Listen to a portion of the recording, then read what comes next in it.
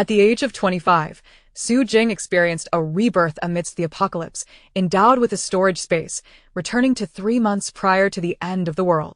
In her previous life, she met betrayal from her boyfriend, leading to her demise within a system dungeon.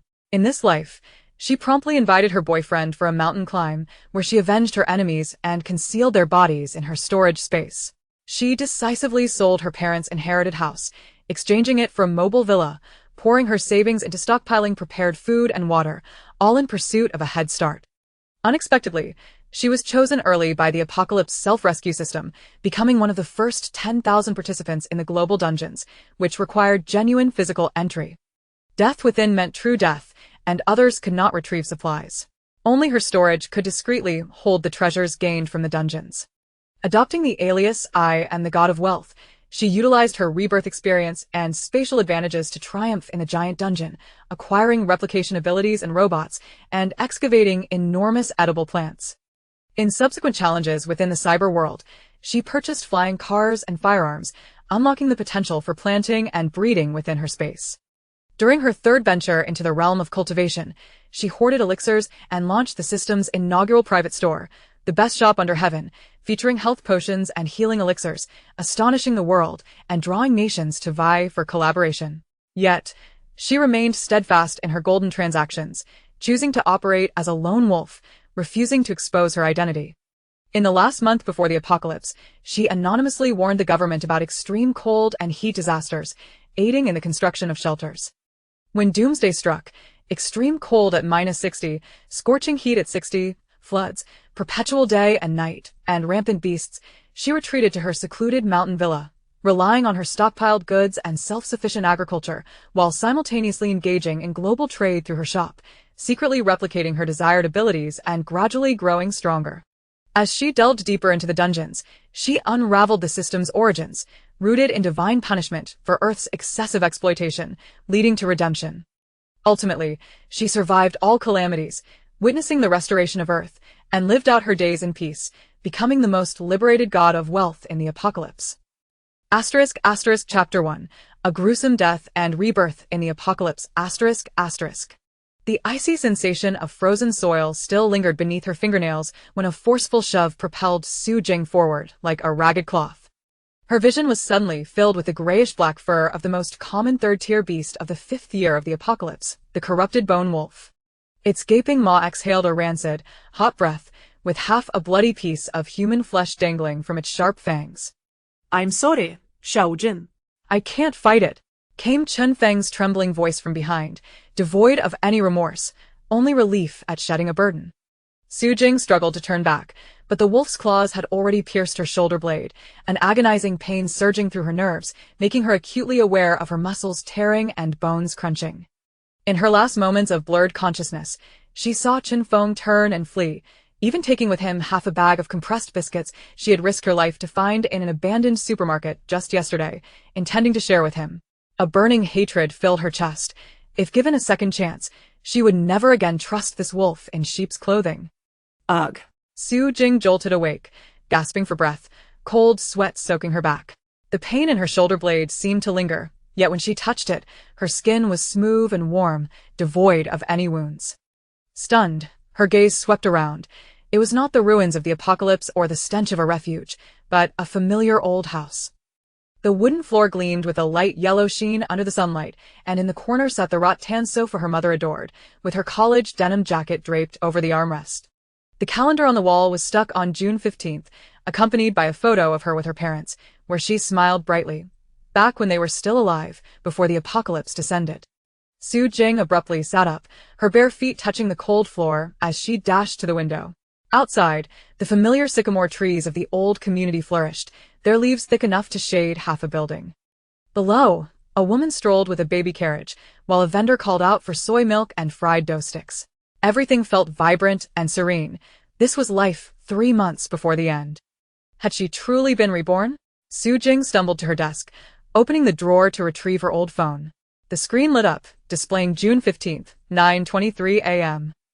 The latest photo was from a mountain climbing trip with Chen Feng last month, where he had his arm around her shoulder, his smile now nauseating to her.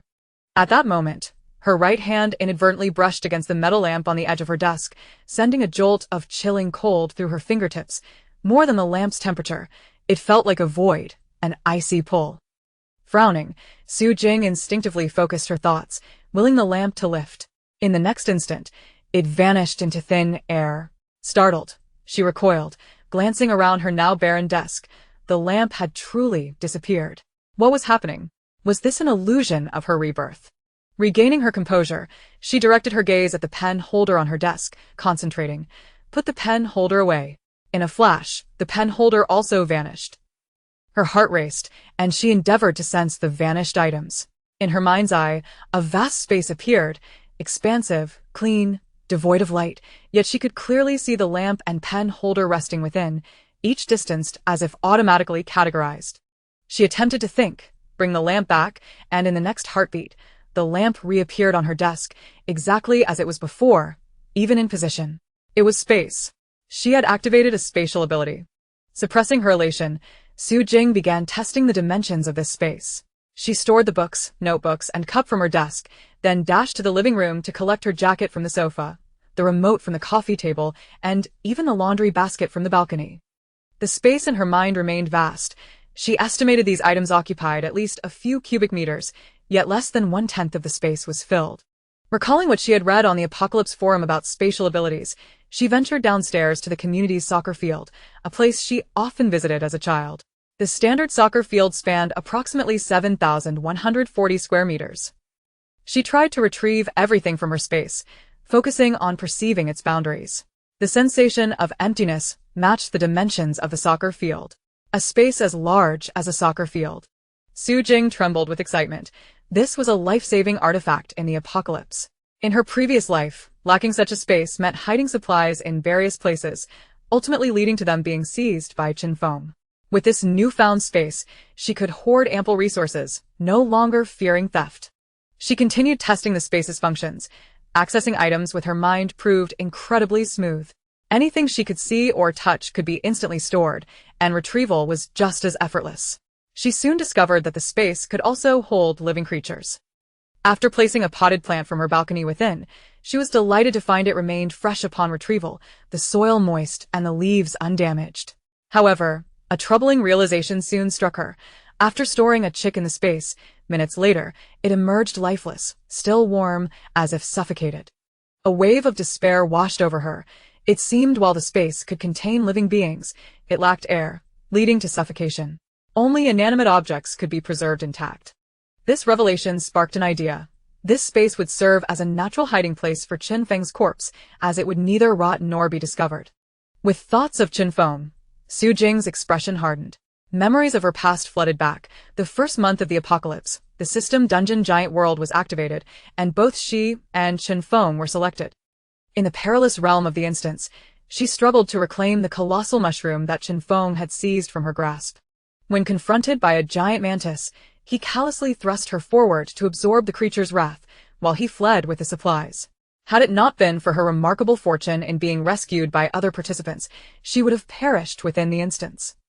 Years later, in the 5th year of the apocalypse, she had hoped that Qinfeng might harbor some lingering affection. To her dismay, he still prioritized his own safety, pushing her towards the corrupted bone wolf. In this life, she vowed never to grant Qinfeng the opportunity to harm her again.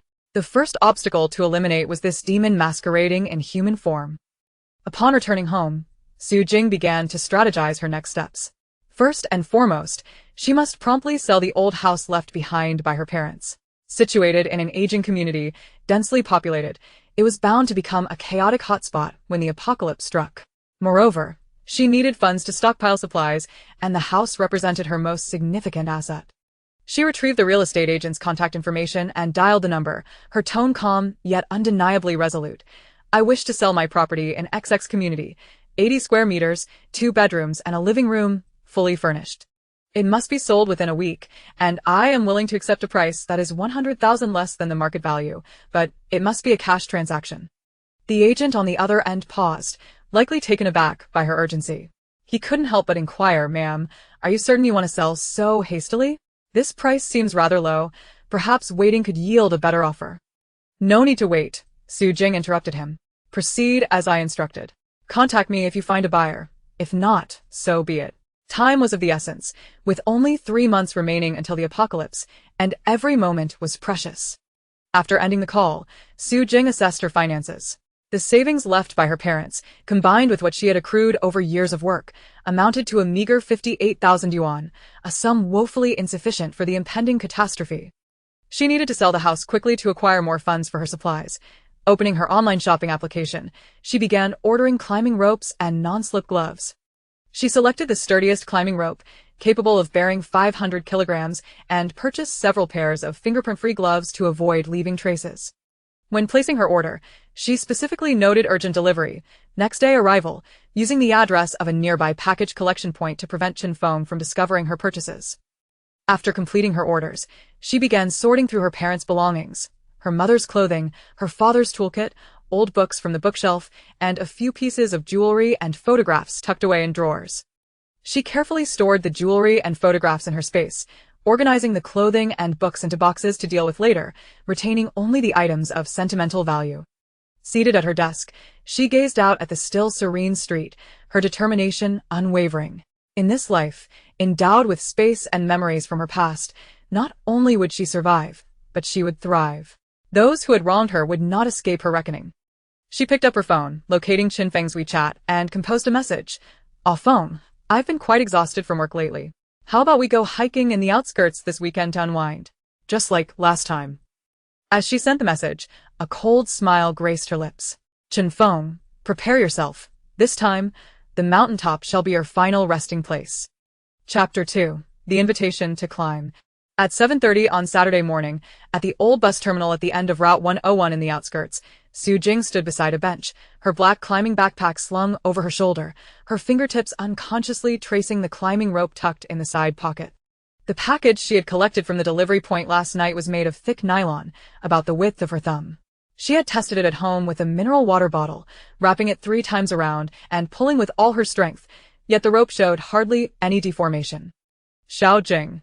Over here." Chen Feng's voice echoed from a distance, and as Su Jing looked up, she saw him approaching, clad in a brand-new windbreaker, a somewhat worn backpack slung over his shoulder, and 2 cups of hot soy milk in his hands. As he drew near, Su Jing noticed that the zipper of his windbreaker was undone, revealing the cotton sweatshirt she had gifted him for his birthday last year. A cold smirk formed on her lips. He forever clung to the good fortune of others while offering not an ounce of sincerity in return. "Have you been waiting long?" Chen Feng handed her one of the soy milk cups, his tone laced with feigned tenderness.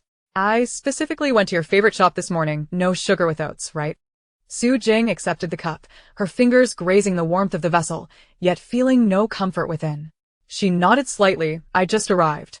"Why are you wearing that sweatshirt? The wind on the mountain can be quite harsh." "I wanted to wear the one you gave me," he replied, tugging at the collar of the sweatshirt. His eyes flicked over to Su Jing's climbing bag. "Is that all you brought? Do you have enough water and snacks?" "I've packed quite a bit. I'll share with you later." "That's sufficient." Su Jing averted her gaze, turning towards the path leading to the wild mountains. "I just want to hike and relax. No need to bring too much." Chen Feng hurriedly kept pace beside her, chattering incessantly. "You mentioned last week that work was exhausting, and I was worried you wouldn't want to come. Honestly, I think you shouldn't work too hard. Girls don't need to earn that much. Once we're married, I can take care of you." Su Jing hesitated, glancing at him. Chen Feng wore a hopeful smile, but his gaze drifted to her wrist, where she wore a silver bracelet left by her mother, handcrafted by an old silversmith. Though it held little monetary value, it was something Chen Feng had always wanted her to sell for quick cash in her past life. Suppressing the rising hatred within her, she forced a smile. "Marriage is still a long way off. Let's focus on living well in the present." "How can it be too early?" Chen Feng caught up with her, reaching out to drape an arm over her shoulder, but Su Jing deftly evaded him. Undeterred, he continued, "My mother asked about you last week. She wants us to meet by the end of the year. By the way, has anyone inquired about the old house your parents left behind? I believe we could sell it and gather some funds for a down payment on a new home. Living in a new place would be wonderful." Su Jing's heart tightened. He was still fixated on that house. In her past life, just before the apocalypse, Chen Feng had harped on selling the house to buy a new one closer to the city center. When she refused, he had secretly contacted an agent and nearly sold the house at a low price while she was distracted. "Let's discuss the house later. Su Jing quickened her pace, her voice growing colder. That house belonged to my parents. I have no intention of selling it for the time being. Chen Feng's expression faltered, and he refrained from further discussing the property, but swiftly shifted topics. By the way, you mentioned your colleague has space abilities, right? They say you can store lots of things in that space. Wouldn't it be great if such a thing were real? We wouldn't need to carry bags when going out. Su Jing's heart skipped a beat. Why was he suddenly bringing up space? Had he discovered her testing it yesterday? She forced herself to remain calm, chuckling lightly. It's all just nonsense. There's no such miraculous thing. If that were the case, who would still go to work? True. Chen Feng scratched his head, though his eyes flickered slightly. I just thought it was amusing, just talking casually. We're almost at the mountaintop platform. Shall we take a break there? Su Jing followed the direction of his pointing finger and noticed a flat stone platform a few dozen meters ahead, surrounded by waist-high shrubs, with an old locust tree at its edge, its dense foliage providing a perfect shield against the view from below. This was precisely the spot she had chosen for her plan. Sure. She nodded, leading the way to the platform, feeling the weight of the climbing rope in her backpack, each step reminding her that the time for vengeance was drawing near. Upon reaching the platform, Chen Feng set down his backpack and retrieved bread and sausages, handing her some. Let's eat a little something to tide us over before we head to the summit. Su Jing accepted the bread, but did not open it, instead sitting on the stone and gazing at the scenery below.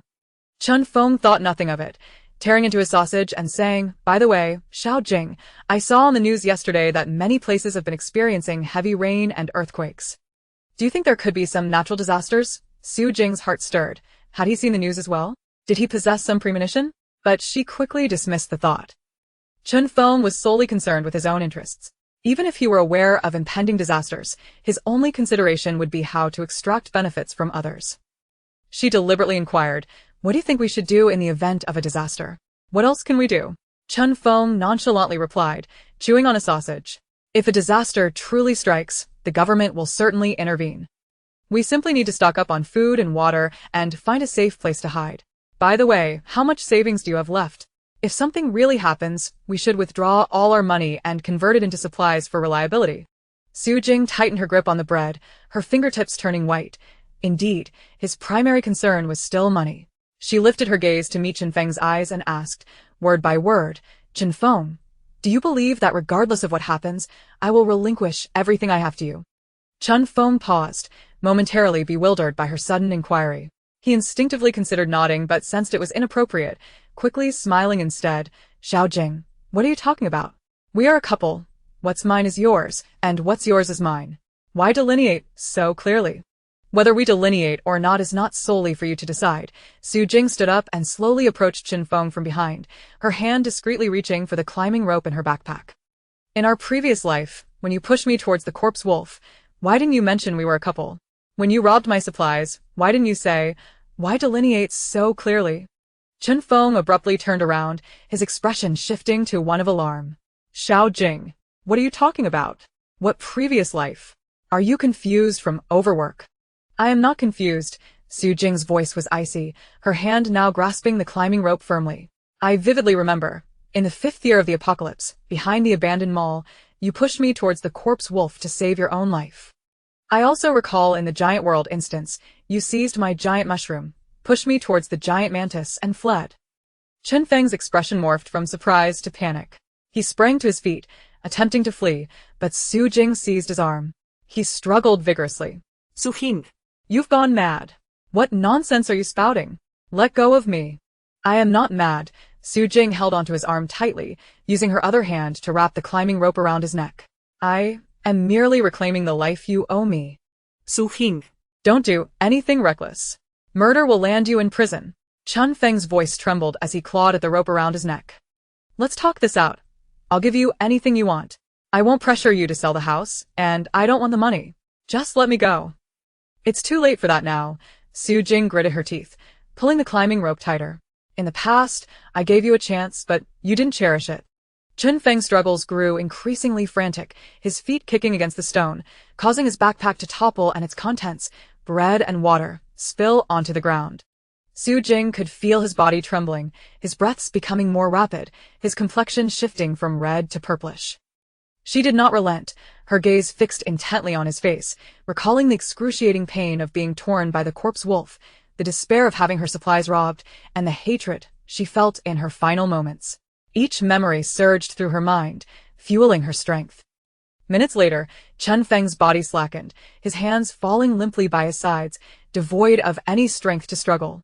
Su Jing released her grip, the climbing rope sliding off his neck, and she crouched beside him, checking for breath. None. She did not immediately attend to the body. Instead, she approached the edge of the platform, ensuring no one was below before returning to Chen Feng's lifeless form. She donned the fingerprint-free gloves she had prepared earlier and collected the scattered bread, water, and Chen Feng's backpack into her space. Then, she meticulously wiped away the footprints on the stone and the marks on the climbing rope with wet wipes. Once finished, she took a deep breath and concentrated her thoughts, commanding, "Retrieve Chen Feng's body into the space." In the next instant, his body vanished into thin air. Su Jing closed her eyes, using her mind to sense that Chen Feng's body lay quietly in the corner of her space, separated from the previously stored lamp and pen holder by a distance, his form unchanged from the moment of death. She exhaled in relief. The space indeed preserved the body intact and left no trace. She inspected the platform once more, confirming nothing was overlooked. The climbing rope was back in the backpack, Chen Feng's items stored in the space. The stone bore no fingerprints, and the ground showed no footprints, as if no one had ever been there. Having completed all of this, Su Jing slung her backpack on and descended the mountain along the path she had come. On her way, she passed a few elderly individuals out for morning exercise, keeping her head down and hastening past without exchanging a word. Upon returning to the bus stop, the early bus had just arrived. She boarded and found a window seat, watching the scenery recede outside, her heart devoid of any turbulence. This was merely the first step in her revenge, and much remained to be done. By the time she returned home, it was already past 10 in the morning. Su Jing first cleaned her climbing backpack and climbing rope, hanging them out on the balcony to dry. Then, she opened Chen Feng's backpack in her space. Besides bread and water, it contained his phone, wallet, and a set of keys. She retrieved the phone and wallet. The phone was dead, but the wallet held several hundred in cash and a bank card. She withdrew the cash, tossing the bank card and phone into the corner of the space. These items were temporarily unnecessary, but could not be left out to avoid leaving traces. Once that was settled, she approached her desk, pulled out the previously found contact information for the real estate agent, and dialed the number again. "Hello, is this Agent Zhang?" Su Jing's voice was colder than before, laced with undeniable resolve. "I am the owner of the property in XX community. I mentioned yesterday that it must be sold within a week. Full payment, 10,000 below market price. Is there a suitable buyer today?" On the other end, Agent Zhang hesitated, likely surprised by her urgency. "Ms. Su, please don't rush. I presented several buyers to you yesterday. One has viewed the property and thinks the price is acceptable, but they want to negotiate down by 20,000 and prefer to pay in 2 installments. I'm still communicating with him." "That's unacceptable," Su Jing interrupted. "The price cannot be lowered further. It must be full payment, in one go. If this buyer cannot meet the terms, find another. I only have 7 days. If it isn't sold within that time frame, I will seek another agent." Agent Zhang fell silent for a few seconds, likely sensing her demands were too stringent, yet he acquiesced. "All right, Miss Su, I'll speak with that buyer again and encourage him to gather the full payment. Additionally, I will present 2 new buyers today. They're looking to purchase with full payment, but I'm unsure if they will find your property appealing." Promptly, Su Jing replied. "Contact me immediately with any updates, day or night. I'm available at all times." After hanging up, Su Jing opened her computer and logged into her online banking, beginning to tally her savings. The bank card left by her parents contained 32,000, while her salary card held 26,000, totaling 58,000. She transferred all the money from her salary card to her parents' bank card, watching the screen display balance, 58,000.00, her heart heavy. This sum was woefully insufficient for survival in the apocalypse. She must sell the house quickly to amass more funds for supplies. She then opened an online shopping app, starting to compile a list of compressed biscuits, bottled water, and vacuum-packed cooked foods. These were the most essential supplies for the apocalypse. She needed to finalize her list quickly so that once the house was sold, she could commence purchasing immediately. Sunlight streamed through the glass, illuminating her desk and making the numbers on her bank card starkly clear. Su Jing gazed at those figures with unwavering determination. Although 58,000 was scant, As long as she acted swiftly and sold the house, she would be able to stockpile sufficient supplies. In this lifetime, she will never again find herself, as in her past life, constrained by a lack of money and resources, subjugated at every turn. Chapter 3. Stockpiling. The following morning at 8 o'clock, the South City Agricultural Products Wholesale Market had just begun its operations. The cacophony of tricycle engines, vendor shouts, and customers haggling mingled with the aromas of grains and fresh produce, creating a vibrant atmosphere in the narrow aisles. Suhing.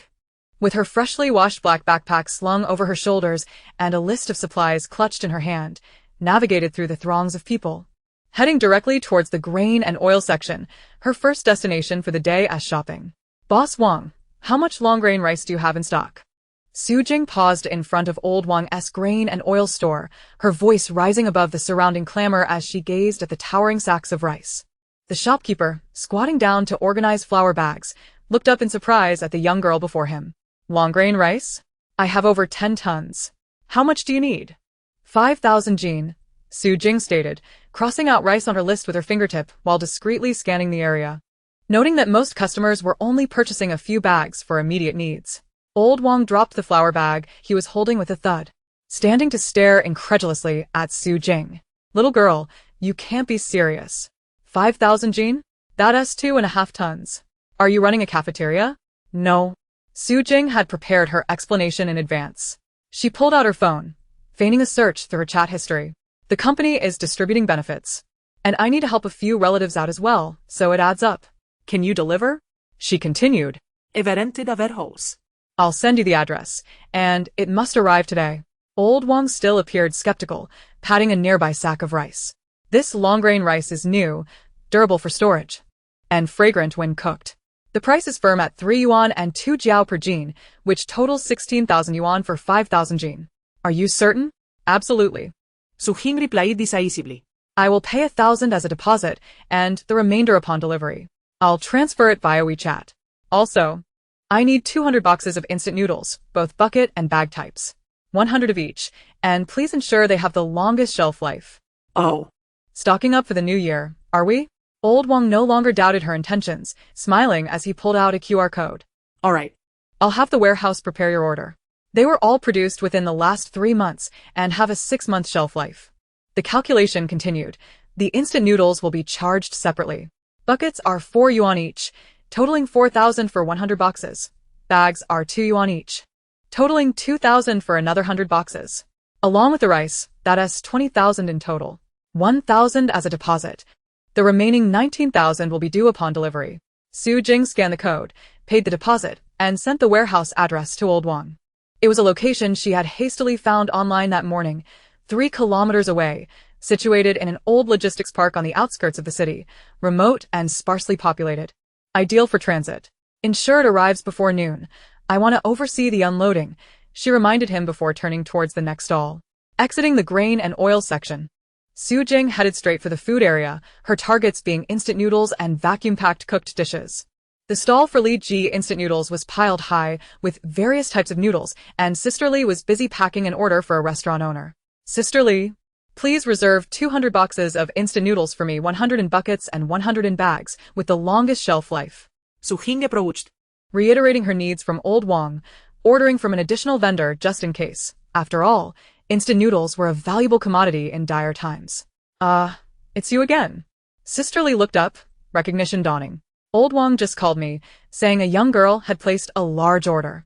I didn't realize it was you. Well, I have a fresh batch of braised beef noodles, both bucket and bag types, with a 6-month shelf life. If you want them, I can give you a discount. 4 yuan for buckets and 2 yuan for bags. The total for 200 boxes will be 10,000. Thank you, Sister Li.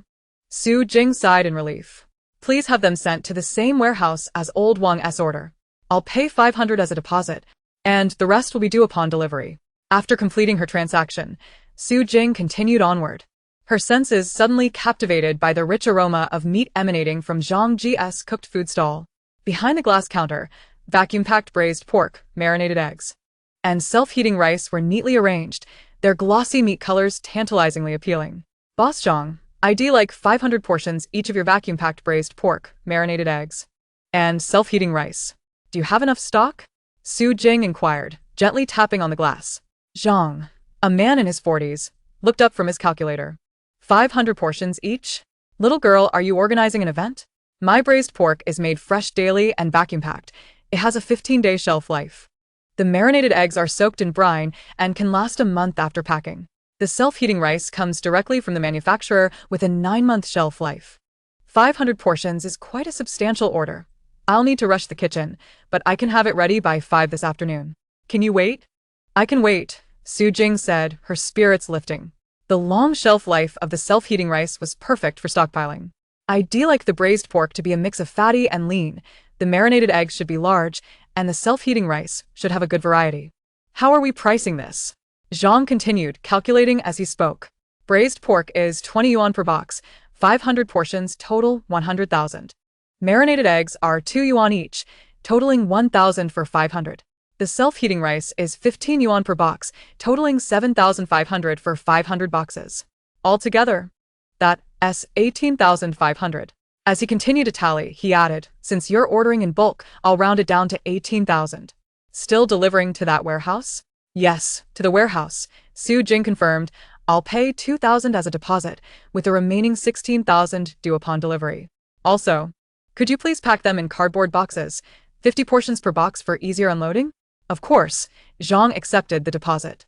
I'll have the truck deliver it by 5 this afternoon. You just need to be at the warehouse. After securing her order for cooked foods, Su Jing proceeded to the beverage section, where Zhao Ge's stall was piled high with bottled water. Zhao Ge, I'd like 1,000 bottles of mineral water.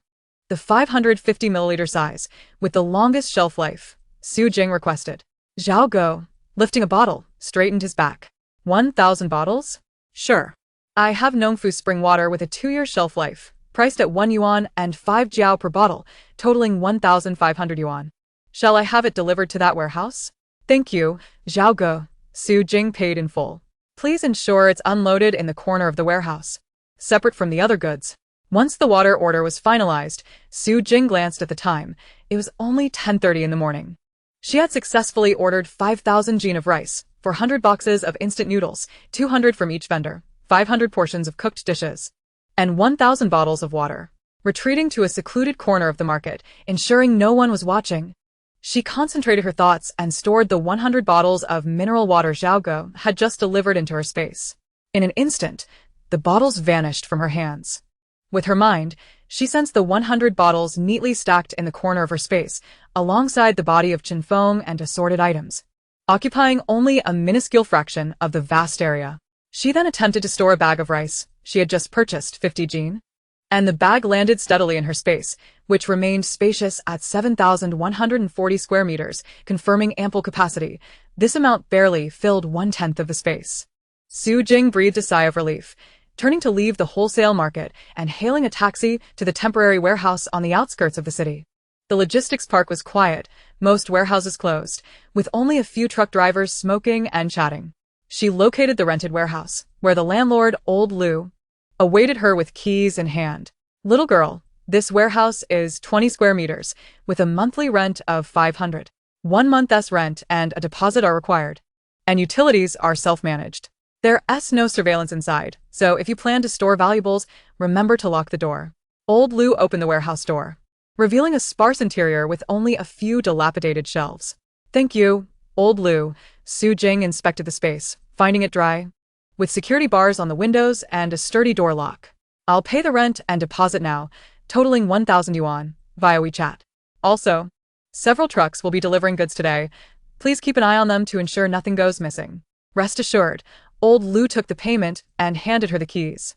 There are no outsiders in this logistics park, just familiar faces. Your goods will be safe. After receiving the keys, Su Jing waited for Old Lu to depart before moving the old shelves to a corner, clearing out a space in the center for her goods. At noon, Mr. Wang's truck arrived first, unloading 5,000 kilograms of rice and 200 boxes of instant noodles, filling one corner of the warehouse. By 1 o'clock in the afternoon, Sister Li's 200 boxes of instant noodles had also arrived, stacked beside Mr. Wang's goods. At 3 in the afternoon, Brother Zhao's 1,000 bottles of water were delivered. Then at 5, Mr. Zhang's cooked food arrived punctually, consisting of 500 portions of braised pork, 500 marinated eggs, and 500 boxes of self-heating rice. all packed into 30 cardboard boxes, neatly arranged in the innermost part of the warehouse. Observing the warehouse brimming with supplies, Su Jing nodded with satisfaction. She locked the warehouse door and hailed a taxi home. Leaning against the back seat of the taxi, Su Jing gazed out at the night scenery. Throughout the day, she had stockpiled ample food and water, with significant space still available. Next, she intended to purchase various outdoor items online. Once everything arrived, she would stow it all away and then relinquish the warehouse, focusing entirely on preparing for the apocalypse. She took out her phone and glanced at a message from the agent indicating that a buyer was willing to pay the full price for her house, $380,000. They would view the property tomorrow morning. Su Jing replied affirmatively, confirming a meeting at 10 o'clock the following morning. Chapter 4. Online shopping on Monday morning at 7. Su Jing was awakened by the notification sound from her phone regarding logistics. She sat up abruptly, grabbing her phone to check. The 2 single tents, 10 down comforters, and 50 pairs of thermal socks she ordered the previous night had already been dispatched at 3 in the morning. The logistics information indicated that they were expected to arrive at the Suburban Logistics Park's temporary warehouse by 10 that morning, followed by a note indicating that they were priority shipments. Feeling relieved, she quickly navigated to the chat with the Outdoor Supplies Store's customer service, sending another message. Could you please confirm that the tents are windproof and waterproof? The down comforters are filled with 90 white duck down and can be worn in temperatures as low as -30 degrees, correct? The thermal socks are thick and lined and have anti-slip soles. Please ensure they match the description, as I am in urgent need. Within 2 minutes, the customer service replied, rest assured. The tents are made of 210D Oxford cloth with a waterproof rating of 2,000 millimeters, resistant to winds of level 6. The down comforters are filled with 90 white duck down, with a loftiness of 600 FP, and have been tested to be warm enough for -30 degrees. The thermal socks are made of 80 combed cotton and 20 spandex, with a thickness of 3 millimeters and silicone anti-slip patterns on the soles. All items have been dispatched as per your specifications, and you may check them upon arrival. If there are any issues, please feel free to contact us. Su Jing put down her phone, quickly washed up, grabbed a piece of bread, and headed out with her backpack. She had a multitude of tasks to accomplish today. To wait for the online orders to arrive, ensure the goods in the warehouse remained undisturbed, and in the dead of night, to store all supplies in her space, while also preparing to sign the sale contract with the buyer the next day. The agent had informed her that the buyer was in the building materials business, financially secure, and eager to acquire the house for employee accommodation, ready to pay the full amount of $380,000 upon her approval. By the time Su Jing arrived at the Suburban Logistics Park, it was just past 9. She first went to the temporary warehouse. Mr. Liu, the landlord, was sitting on a small stool at the warehouse entrance, sipping tea. Upon noticing her, he waved with a smile. Young lady, no one has touched your goods. I even took a peek last night and the door was locked securely. Thank you, Mr. Liu, Su Jing replied, taking the key he handed her. She unlocked the warehouse door, finding it just as she had left it the day before. 5,000 kilograms of rice piled in one corner, 400 boxes of instant noodles stacked in the middle, 1,000 bottles of mineral water, and 30 boxes of cooked food placed on the right side. All the cardboard boxes neatly arranged, showing no signs of disturbance. She walked around the pile of goods and tapped on a bag of rice. It was solid, with no grains spilling out, allowing a weight to lift from her heart. Mr. Liu, I have another batch of outdoor supplies arriving today around 10 o'clock. When they arrive, I'll have them unloaded here. Please keep an eye out, she said, locking the door and walking back to Mr. Liu. Sure thing, Mr. Liu replied, taking a sip of his tea. I have no other tasks today, so I'll be right here. By the way, with all this stockpiling, what business are you starting? Su Jing had already prepared her response and smiled as she replied, I'm not starting a business. I'm just helping some relatives in my hometown stock up. It's remote there, and it's inconvenient for them to buy these items. I collected everything here to send over. Mr. Liu nodded, not pressing further. That makes sense. Logistics are convenient now, and it's thoughtful of you to help your relatives. The two chatted for a short while before the distant sound of a delivery tricycle echoed through the air. Su Jing looked up to see a tricycle emblazoned with the SF Express logo, loaded with 3 large cardboard boxes, tightly sealed with clear tape and tagged with urgent delivery labels. It must be my goods, Su Jing thought, hastening toward it. The delivery man stopped the tricycle, wiped the sweat from his brow, and asked, Are you Su Jing? Here are your 3 urgent packages. Please sign. Su Jing quickly signed the delivery slip and, along with the delivery man, moved the boxes into the warehouse. Each box was heavy. She tried lifting the one containing the down comforters and estimated it weighed at least 50 kilograms. Could you please help me open the boxes? I need to verify the quantity and style before you leave, Su Jing requested of the delivery man. Of course, he replied, pulling out a utility knife to slice open the tape on the first box. Inside were 2 single tents, neatly folded in a blue-gray fabric, accompanied by tent poles, stakes, and guy lines. Su Jing picked one up to unfold. The tent stood 12 meters tall, 21 meters long, and 15 meters wide, featuring a partition for storing backpacks and clothing. The bottom was made of thick PE waterproof material. Everything appears to be in order. Su Jing nodded in approval. The second box contained 10 down comforters, each packaged in vacuum-sealed bags labeled with 90 white duck down. Upon opening one, the comforter fluffed up instantly, feeling soft to the touch, and upon close inspection, it bore no unpleasant odor. The comforters are correct as well. The third box held 50 pairs of thermal socks, with black ankle-length tubes featuring elastic cuffs and silicone anti-slip patterns on the soles. Su Jing opened a pair, noting the dense lining, warm to the touch. The thermal socks are also satisfactory. Thank you, kind sir. After the delivery man departed, Su Jing locked the warehouse door and exchanged farewells with Mr. Liu before hailing a taxi to the city. She needed to confirm with the bank whether the full payment of $380,000 would arrive in real time when the buyer transferred it tomorrow. And she also had to contact the manufacturer of the mobile housing units to inquire about the cost and delivery time for a customized unit with insulation to the temporary warehouse. Arriving at the bank at 11 o'clock, Su Jing approached the customer manager, explaining her situation. I have a transfer of $380,000 expected tomorrow for the sale of my house. I want to confirm if the funds will arrive in real time after the buyer transfers them to my account. Once received, can I transfer the funds immediately? I need them urgently for purchases. The customer manager checked her bank card status, smiling as she replied, your card is a first-class card with no transfer limits. If the buyer uses mobile banking or counter transfer, the funds should arrive in real time, and you'll receive an SMS notification. Once you receive it, you can transfer it out immediately. There's no issue. Feeling reassured, Su Jing took out her phone to contact a reputable manufacturer of mobile housing units near the suburban area. Hello. This is the Qingxin Mobile Housing Factory. How may I assist you? A polite male voice greeted her on the other end. Hello. I would like to customize a single mobile housing unit, 20 square meters, with insulation, independent kitchen and bathroom, fireproof rock wool walls and roof, non-slip flooring, and aluminum alloy doors and windows with anti-theft locks. Additionally, I need it delivered to the temporary warehouse at the Suburban Logistics Park within 15 days. Can you accommodate this? What would the cost be? Su Jing rapidly rattled off her requirements.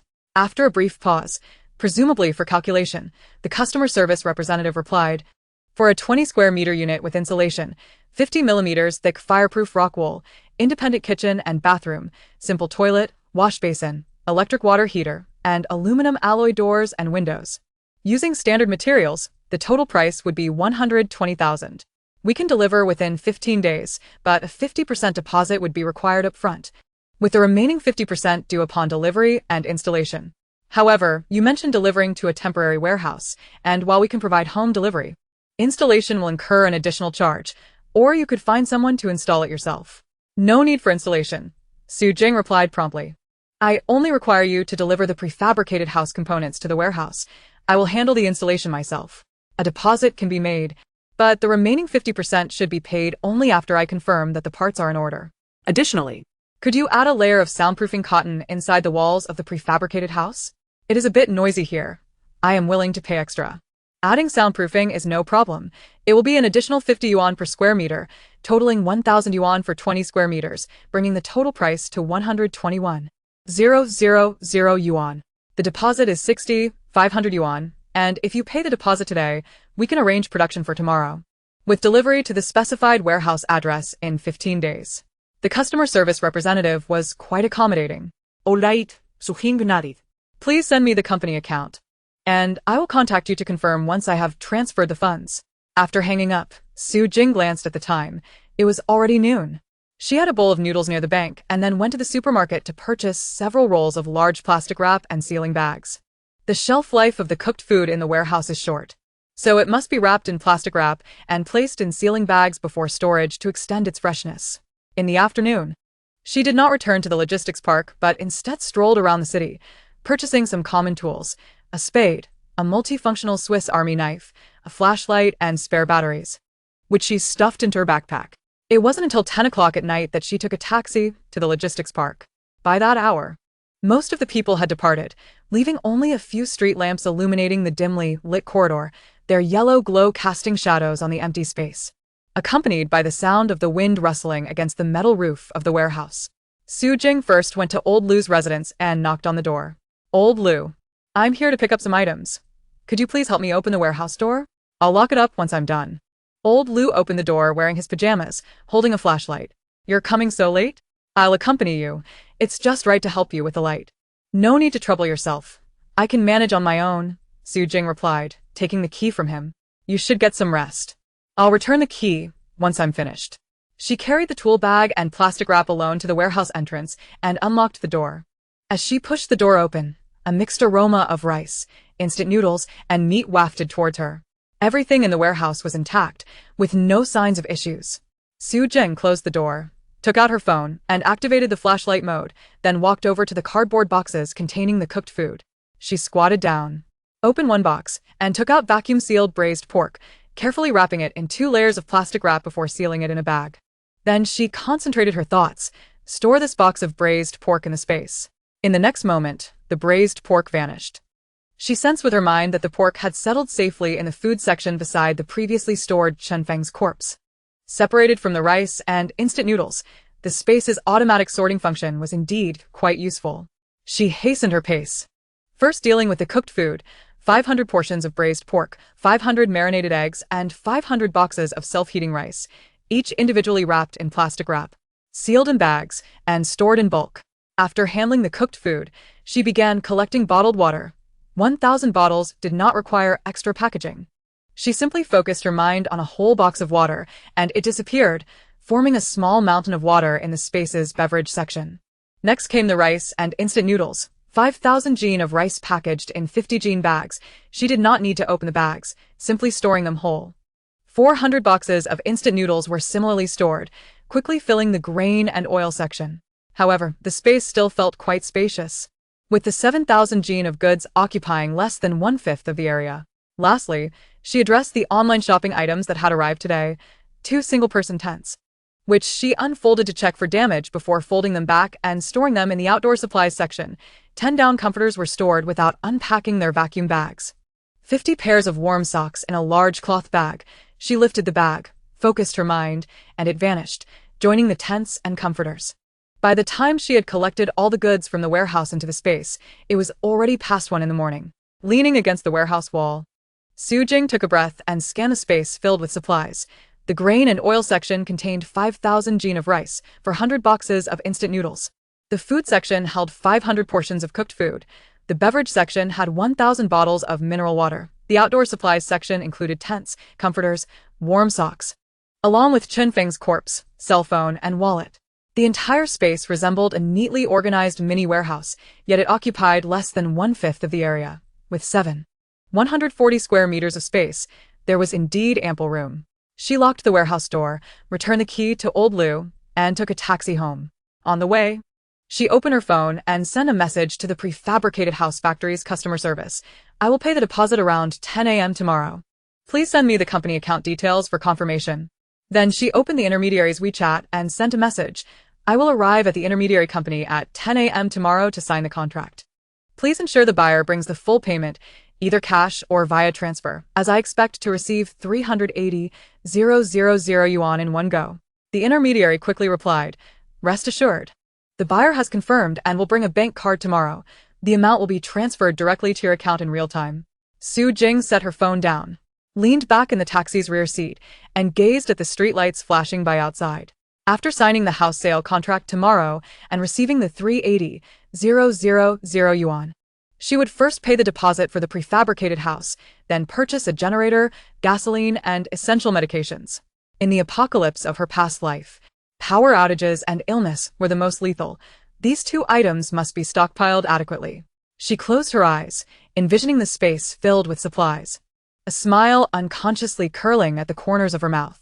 In this life, with a space ample supplies, and the memories of her past, she would surely thrive. Never again having to endure the hardships of her previous existence, struggling in the apocalypse without even a warm meal. When the taxi stopped at the entrance of her old neighborhood, Su-jing paid the fare and slowly walked back home with her backpack. The motion-sensitive lights in the hallway flickered on and off with her steps, casting her elongated shadow upon the weathered walls. After tomorrow, she would bid farewell to the old house she had lived in for over a decade, yet she felt no sorrow, for she knew that the path ahead would be far easier than before. Chapter 5. Activating the apocalypse system in the middle of the night on Tuesday at 10 in the morning, in a small meeting room at the Nanchung Real Estate Agency. Sunlight streamed through the blinds, illuminating the blue tablecloth on the conference table. Su-jing sat on one side, clutching the property deed left by her parents, while across from her sat the buyer, Mr. Wang, a middle-aged man in a black suit with a slight belly, accompanied by Ms. Zhang from the agency, who held the prepared real estate sales contract. Ms. Su, here is the real estate sales contract. Please verify the terms. The property address is Building 3, Unit 2, Room 501 in XX Community, with an area of 802 square meters and a transaction price of 380,000 yuan, to be paid in full. Upon payment today, the transfer procedures will be completed within 3 days. Do you find everything in order? Ms. Zhang pushed the contract in front of Su-jing, pointing to the key terms. Su-jing quickly scanned the contract, her gaze pausing at the payment method section, which stated that Party B, Mr. Wang, would pay Party A, Su-jing, the purchase price of 380,000 yuan in a lump sum on June 20th, 2022x, and that upon receipt of the funds, both parties would complete the property handover, consistent with their previous discussions. She looked up at Mr. Wang. Mr. Wang, will the funds be available today? I urgently need this money. Mr. Wang leaned back in his chair, smiling as he took out his phone. Ms. Su, rest assured. I transferred the money to my mobile banking account yesterday. I can transfer it now. Please provide me with your bank account number, and I will send it over immediately. It will be credited to your account in real time. Su-jing provided her bank account number, and Mr. Wang operated his phone for a few seconds. The meeting room was silent except for the sound of the phone keys being pressed. In less than a minute, Su-jing's phone chimed with a text notification. She quickly opened it, and the screen displayed clearly. Your bank account ending in 8765 has received a transfer of 3,800,000 yuan. Your current balance is 3,858,000 yuan, including the original 5,800 yuan. The sender's name is Wang Jiangwo. She had received it, a total of 380,000 yuan. Su-jing put away her phone, a faint smile of relief gracing her face. With this sum of money, she could arrange for the prefabricated house, generator, and medical supplies. It's settled, Mr. Wang swiftly signed the contract, stating, I am purchasing this house to accommodate our employees. We need to expedite the transfer, so they can move in promptly. Su-jing also affixed her signature and pressed her thumbprint on the document. Sister Zhang carefully stored the 2 copies of the contract and cheerfully remarked, Congratulations to both of you. I will make an appointment at the housing authority tomorrow for the transfer and will notify you once the time is confirmed. Leaving the real estate agency, Su-jing wasted no time and took a taxi straight to the bank. She needed to transfer the deposit for the prefabricated house to avoid any unforeseen delays. Upon arriving at the bank, she approached her previous account manager and requested to transfer 6,500 yuan to the account of the Honest Prefabricated House Factory. MS. Su. What is the purpose of this transfer? The manager inquired as she processed the transaction. The deposit for the prefabricated house, Su-jing replied, simultaneously dialing the customer service number of the factory. Hello, I am Su-jing, the one who contacted you yesterday regarding the custom prefabricated house. I am currently transferring a deposit of 6,500 yuan to your company's account. Please check and confirm receipt. Additionally, could you verify if the prefabricated parts will be delivered to the temporary warehouse at the suburban logistics park on time in 15 days? The customer service representative promptly replied, Understood, MS. Su. We will monitor the account closely and will call you as soon as the funds arrive. There will be no issues with the delivery within 15 days. Production has already been arranged. The parts will be packaged in separate boxes, each labeled for your convenience during assembly. The delivery address remains the Suburban Logistics Park, Warehouse No. 12 in Area A, correct? Yes, that is correct, Su-jing nodded. All parts must be complete, especially the insulation layer and soundproofing material. Nothing must be overlooked.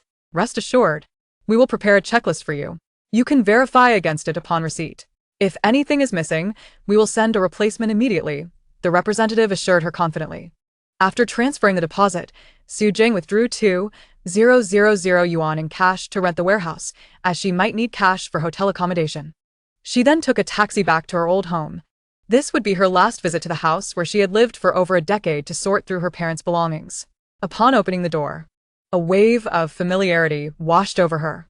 Her mother's knitted sweater still draped over the sofa, and her father's reading glasses rested on the desk, while her childhood awards remained displayed on the bookshelf. Su Jing walked to the bedroom and opened the top drawer of the wardrobe, revealing a red jewelry box containing her mother's silver bracelet, the very one she had worn, her father's copper pocket watch, a family heirloom, and her mother's pearl earrings from her wedding day. Though not valuable, they were cherished tokens of her parents' love. Gingerly, she extracted the jewelry box. Dusting it off with a soft cloth, then concentrated, she would store the jewelry box in her space. In the next moment, the box vanished. She had designated a special area in her space for her parents' mementos, placing it next to their photographs, as if they were still close by. Next, she approached the wall of frames in the living room and removed the family portrait hanging in the center. In the photo, she was around 10 years old, sporting pigtails, seated between her parents, beaming with joy. She also took down pictures of her father in his youth as a soldier and her mother in her early work days, placing them in moisture-proof bags she had prepared to be stored in the designated area of her space. Once the belongings were sorted, it was already past 2 in the afternoon. Su Jing locked the door and handed the key to her downstairs neighbor. Aunt Lee, here's the key to my house. In a few days after the transfer, the new owner will come to collect it. Please help me pass it on. Thank you. Su Jing, are you really moving away so soon? Won't you stay a few more days? Aunt Lee asked, a hint of reluctance in her voice. Having taken care of Su Jing since her parents passed. No, I have to work out of town and selling the house makes it easier. Su Jing replied with a smile, omitting the apocalyptic details, knowing others would not believe her and might think her mad. After leaving the neighborhood, Su Jing took a taxi to the suburban logistics park to discuss renewing her warehouse rental with Uncle Liu, as the prefabricated parts would arrive in 15 days. And she needed to stockpile generators and gasoline before the end of the world.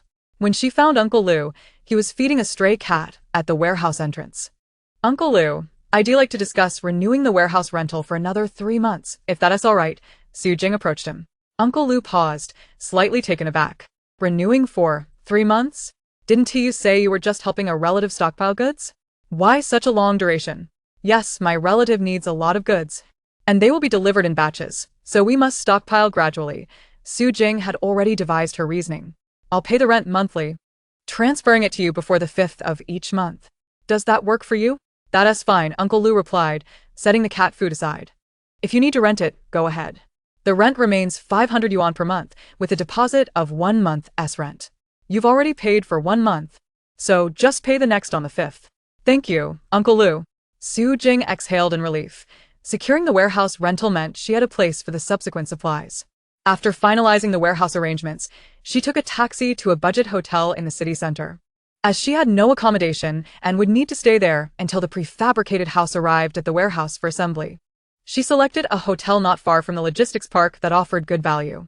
At the front desk, a young woman in her 20s greeted her with a smile. Hello. How many days will you be staying? Would you prefer a king bed or twin beds? I'll stay until the 5th of next month and need a king room on the 2nd floor, preferably a quieter one, Su Jing specified, not wanting to be too high up in case of emergencies, as the 2nd floor would facilitate a quick exit and be less prone to disturbances. All right. Room 208 on the 2nd floor. The deposit is 200 yuan, and the room rate is 120 yuan per day, totaling 800 yuan for 15 days. Plus the 200 yuan deposit, making it 2,000 yuan in total. Would you like to pay in cash or via WeChat? The receptionist calculated the cost swiftly. Su Jing handed over 2,000 yuan in cash. Cash, please, and may I have 2 room cards? Thank you. After receiving the cards, Su Jing took her minimal luggage, a change of clothes, toiletries, and a multi-tool, up to the 2nd floor. Upon opening the door to room 208, she found it small but immaculate, featuring a large bed by the window and a small table beside it, with the bathroom located at the entrance. She placed her belongings on the table, first checking that the window could open. The view overlooked the hotel's backyard. securely walled in. Next, she tested the door lock, which was electronic and could not be opened from outside once locked. Having organized her room, Su Jing leaned against the headboard of the bed and opened her phone to create a new shopping list. Generators, 2 units, gasoline-powered. Gasoline, 500 liters. Commonly used medications, cold medicine, antibiotics, tourniquets, iodine, and compressed biscuits, 200 boxes. She needed to purchase these items as soon as possible, especially the generators, as survival in the apocalypse would be impossible without electricity. Unbeknownst to her, the clock ticked towards 10 in the evening. After completing her evening routine and preparing for bed, she suddenly experienced a sharp headache, followed by a chilling mechanical voice resonating in her mind. Detection of host's spatial abilities activated. The Apocalypse self-rescue system is officially activated. Host Su Jing, ID 739, is among the first 10,000 global participants in this instance. In 24 hours, you will be transported to the Giant World instance. This instance requires your real body to enter. Death within the instance results in death in the real world. Upon completing the instance tasks, you will receive points and material rewards, which can be exchanged for items in the system mall. Su Jing bolted upright, her heart racing. A system. It's the Apocalypse self-rescue system. In her previous life, she had only been chosen a month after the apocalypse began.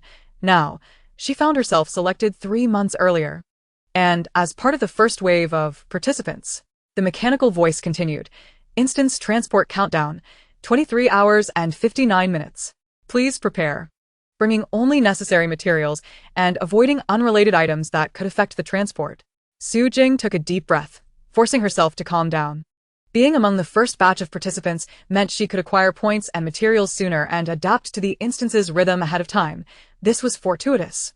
She immediately opened her phone to revise her shopping list, adding more compressed biscuits and medications, as well as high-energy chocolates and energy bars, all of which she needed to bring into the instance. She cast a glance out the window. The hotel's streetlights illuminated the surroundings, and the distant streets lay in serene stillness. Little did anyone know that, in just 24 hours, a life-and-death scenario would unfold, and that 3 months later, the world would face an apocalyptic upheaval. Chapter 6. Ecstasy in securing the first batch of qualification for the instance at 5 in the morning. The light in room 208 of the budget hotel was aglow. Su Jing sat at the edge of her bed, clutching her phone. The screen displaying the procurement list she had just revised. The exhilaration of activating the system still lingered. She had hardly slept through the night, her mind racing with thoughts on how to amass sufficient supplies for the impending instance within the next 24 hours. The instance was set in a world of giants, where she recalled from her past life that the monsters were colossal and swift. Without adequate stamina and emergency supplies, survival was impossible. High-energy foods and commonly used medications were the most urgent necessities. She first opened a food delivery app locating Huimin Wholesale Food City, the largest food wholesale market in the southern city. Within it were several stores dealing in bulk food supplies. She selected a store with a rating of 49, noted for accepting orders around the clock and supporting local delivery, Old One's Wholesale Food Store, and directly dialed the merchant's number. Hello? Who's calling so early? The voice on the other end, still drowsy, belonged to the store owner, Old Wang. Good morning, Mr. Wang. I would like to order a bulk supply of high-energy foods urgently. It needs to be delivered to warehouse No.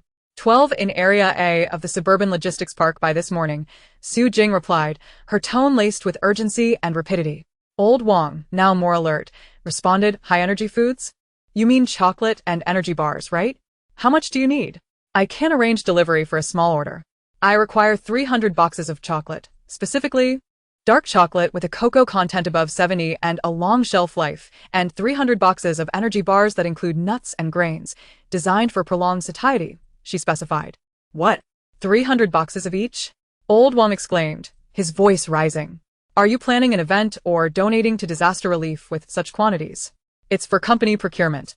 Meant for employees working in remote areas who need sufficient supplies to stave off hunger, Su Jing explained, having prepared her excuse beforehand. Do you have the stock? What are the prices? If you have them, I can pay a deposit right now, but it must arrive at the warehouse before 10 this morning. After a brief pause, presumably while checking inventory, Old Wang replied, we have the stock. The imported chocolate is priced at 30 yuan per 200-gram box. The energy bars are domestic. 25 yuan for a box of 12. The total comes to 16,500 yuan. A deposit of 5,000 yuan, with the remaining 11,500 to be paid upon delivery. Is that acceptable? Absolutely. Su Jing agreed instantly. I will transfer the deposit to your WeChat now. Please expedite the preparation and ensure the driver brings a delivery list for me to verify the quantities. After hanging up, she transferred the 5,000 yuan deposit and then called another pharmacy, Renxin Pharmacy, a chain in the southern city that offered a specialized channel for bulk pharmaceutical purchases. The call was answered by Manager Li, whose voice was brisk and efficient. Hello, Manager Li. I need to order a substantial quantity of commonly used medications.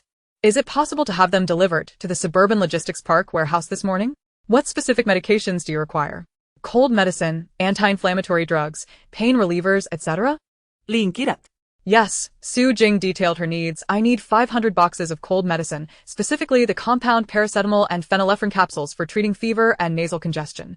200 boxes of antibiotics, amoxicillin capsules, non-allergic. 1,000 elastic medical latex bandages. 500 bottles of iodine disinfectant, 100 milliliters each, 500 bottles of alcohol, and 300 boxes of ibuprofen sustained-release capsules for muscle and wound pain. Can you confirm availability? Li rummaged through her inventory list, replying, we have cold medicine, amoxicillin, and iodine in stock. The bandages and ibuprofen will need to be sourced from other stores, but we can gather everything by 10 this morning. The prices are 8 yuan per box for the cold medicine, totaling 4,000 yuan for 500 boxes. Amoxicillin at 15 yuan per box, totaling 3,000 yuan for 200 boxes.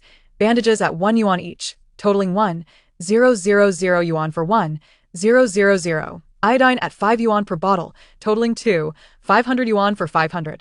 Alcohol at 2 yuan per bottle, totaling 1,000 yuan for 500 bottles, and ibuprofen at 12 yuan per box, totaling 3,600 yuan for 300 boxes. The total is 15,100 yuan, with a 30 deposit required upfront. Sounds good. I will transfer the deposit now. Su Jing calculated the expenses. Food at 16,500 yuan. Pharmaceuticals at 15,100 yuan, totaling 31,600 yuan. This was merely a fraction. She still needed to procure a generator and gasoline. She needed to keep her budget in check. Please remember to have the delivery person bring the medication instructions. I must verify the shelf life, ensuring they have at least a year of validity remaining. Rest assured, we are a legitimate pharmacy, and the medication's shelf life is guaranteed. A delivery list and quality inspection report will accompany the shipment, Li assured her. After transferring the pharmaceutical deposit of 4,230 yuan, Su Jing glanced at the time. It was only 6 in the morning. She quickly freshened up, changed into comfortable athletic wear, and shouldered her hiking backpack, heading to the warehouse. She needed to arrive early to ensure everything was in order and to supervise the unloading, allowing her to discreetly store the supplies without anyone noticing their sudden disappearance. Upon reaching the logistics park just past 7, she found landlord Liu already waiting at the warehouse entrance.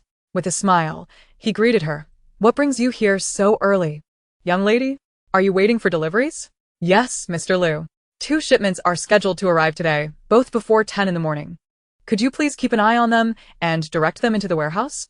I'll just step aside to grab some breakfast and be right back. Su Jing handed the warehouse key to Mr. Liu and went to a nearby breakfast stall to buy soy milk and steamed buns. After a quick meal, she returned to the warehouse to await the deliveries. At 8:30, the first delivery truck arrived, Old Wang's wholesale food delivery vehicle. The driver parked at the warehouse entrance, opened the back, revealing 2 crates filled to the brim, one with chocolate and the other with energy bars. Miss Su, right? Here are your 300 boxes of chocolate and 300 boxes of energy bars. Please verify the quantities, the driver said, handing her the delivery list. Su Jing accepted the list and meticulously checked each item. The chocolate was boxed, each box weighing 200 grams, perfectly filling 10 small crates. The energy bars, 12 per box, totaled 8 crates. The numbers matched. She opened a box of chocolate to inspect its contents. The packaging was intact, with a production date from the previous month and an 18-month shelf life. The energy bars had a production date from the current month and a 12-month shelf life. Both met her requirements. Everything appears to be in order, sir. Please unload it into the warehouse, placing it on the left side, she instructed. The driver and accompanying workers unloaded the goods into the warehouse. Su Jing settled the remaining payment of 11,500 yuan and reminded them, please do not stack the boxes too high. I will need to store other items subsequently. Just as the workers departed, the pharmacy's delivery truck arrived. The driver unloaded several large boxes containing cold medicine, antibiotics, and bandages. The pharmacy had dispatched a pharmacist with a quality inspection report, stating, "Here are the quality inspection reports for all medications. Please check. All have a shelf life exceeding 1 year." The bandages and ibuprofen were sourced from other locations, but they are all fresh stock. Su Jing took the quality inspection report, flipping through it, and opened a box of amoxicillin. The production date was clear, with the validity extending until the end of next year.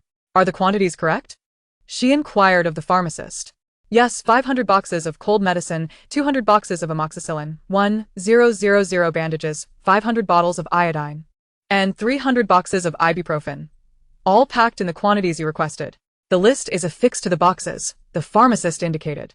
Su Jing paid the remaining balance of 9,870 yuan, observing as the workers carefully unloaded the pharmaceuticals into the right side of the warehouse, separating them from the food supplies. Once all deliveries were complete, she locked the warehouse door and took a deep breath, gazing at the ample supplies before her. These were her lifeline for survival. She walked over to the food section, crouched down, and concentrated her thoughts on a crate of chocolate. "I will store this crate of chocolate in my space." In the next moment, the cardboard box vanished. She sensed with her mind that the chocolate was automatically categorized into the high-energy food zone, neatly arranged beside the instant noodles and prepared meals she had previously stored. Following that, she meticulously collected the remaining chocolate and energy bars, packing them into the space, 300 boxes of chocolate and 300 boxes of energy bars.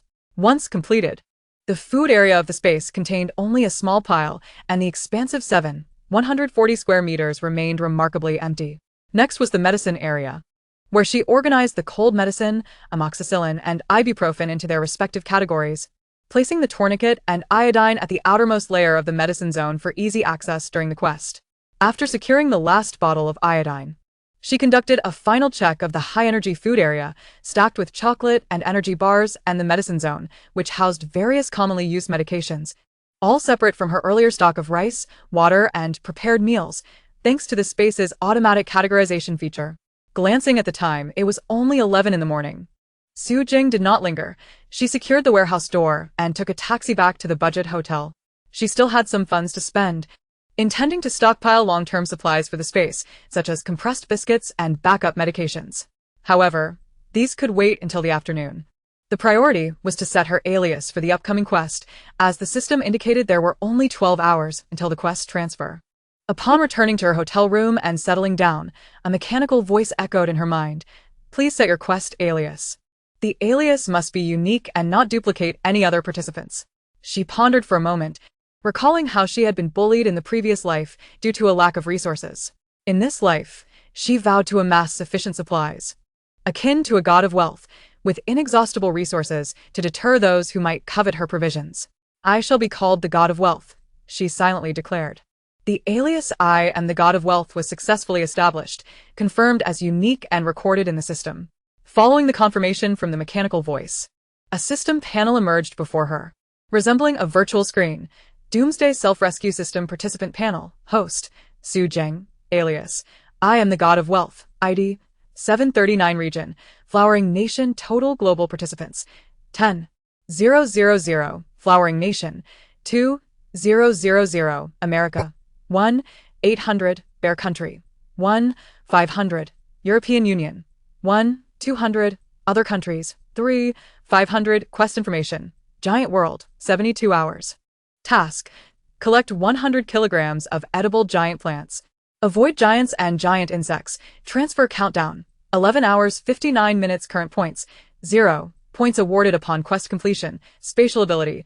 Activated area, 140 square meters. Function, mental access. Automatic classification. Su Jing stared at the panel for several seconds.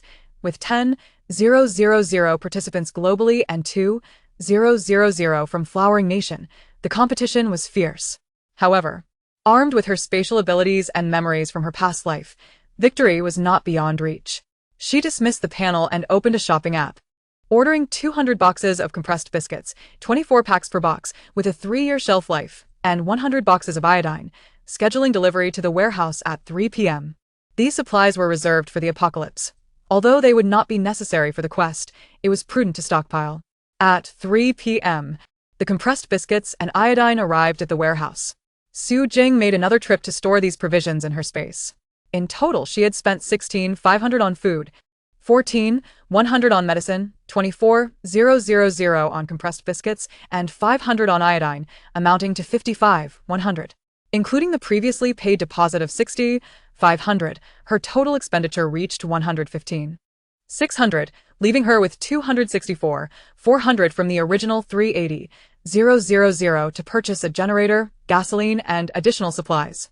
By the time she returned to the hotel, it was already 7 p.m.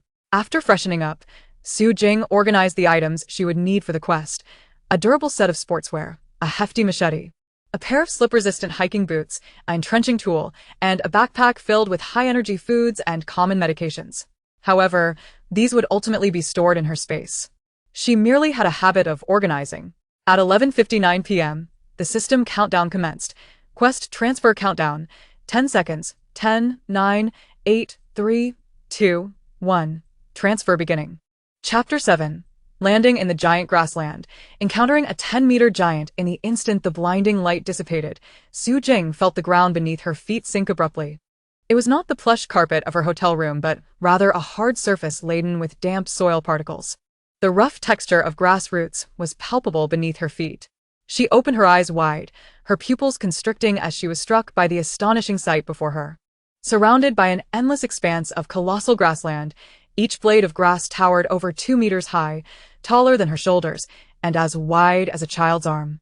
The deep green leaves glistened with dewdrops, refracting the faint light from an unidentified source above. The dense stalks intertwined, forming an impenetrable green jungle, with sunlight barely filtering through the gaps, casting sporadic patches of light. The air was thick with a rich scent of moist earth, mingled with a faint vegetal tang, filling her lungs with a refreshing coolness unlike anything she had experienced in the apocalypse. Yet, beneath this freshness lay a lurking peril. Thud, thud, thud. Suddenly, a deep rumbling echoed from afar, akin to a heavy truck rolling over the ground. Each tremor surged up through her feet, causing the surrounding towering blades of grass to sway gently, sending droplets cascading down. Su Jing's nerves tensed instantly. She had heard tales of the dangers in the giant world. The sound of a giant's footsteps heralded death. Instinctively, she sought refuge behind a nearby grass stalk. Just as she nestled into the shadow, the vibrations grew closer, accompanied by a heavy breathing sound, reminiscent of a bellows being pulled near her ear, the warm gusts rustling the grass, leaves above her. Holding her breath, she cautiously peered through the gaps in the grass stalks. A giant, towering 10 meters high, was striding across the grassland from the other side. His skin was a grayish yellow, rough as aged tree bark, marked with cracks of varying depths. His bare chest was muscular, each step revealing the defined contours of his muscles.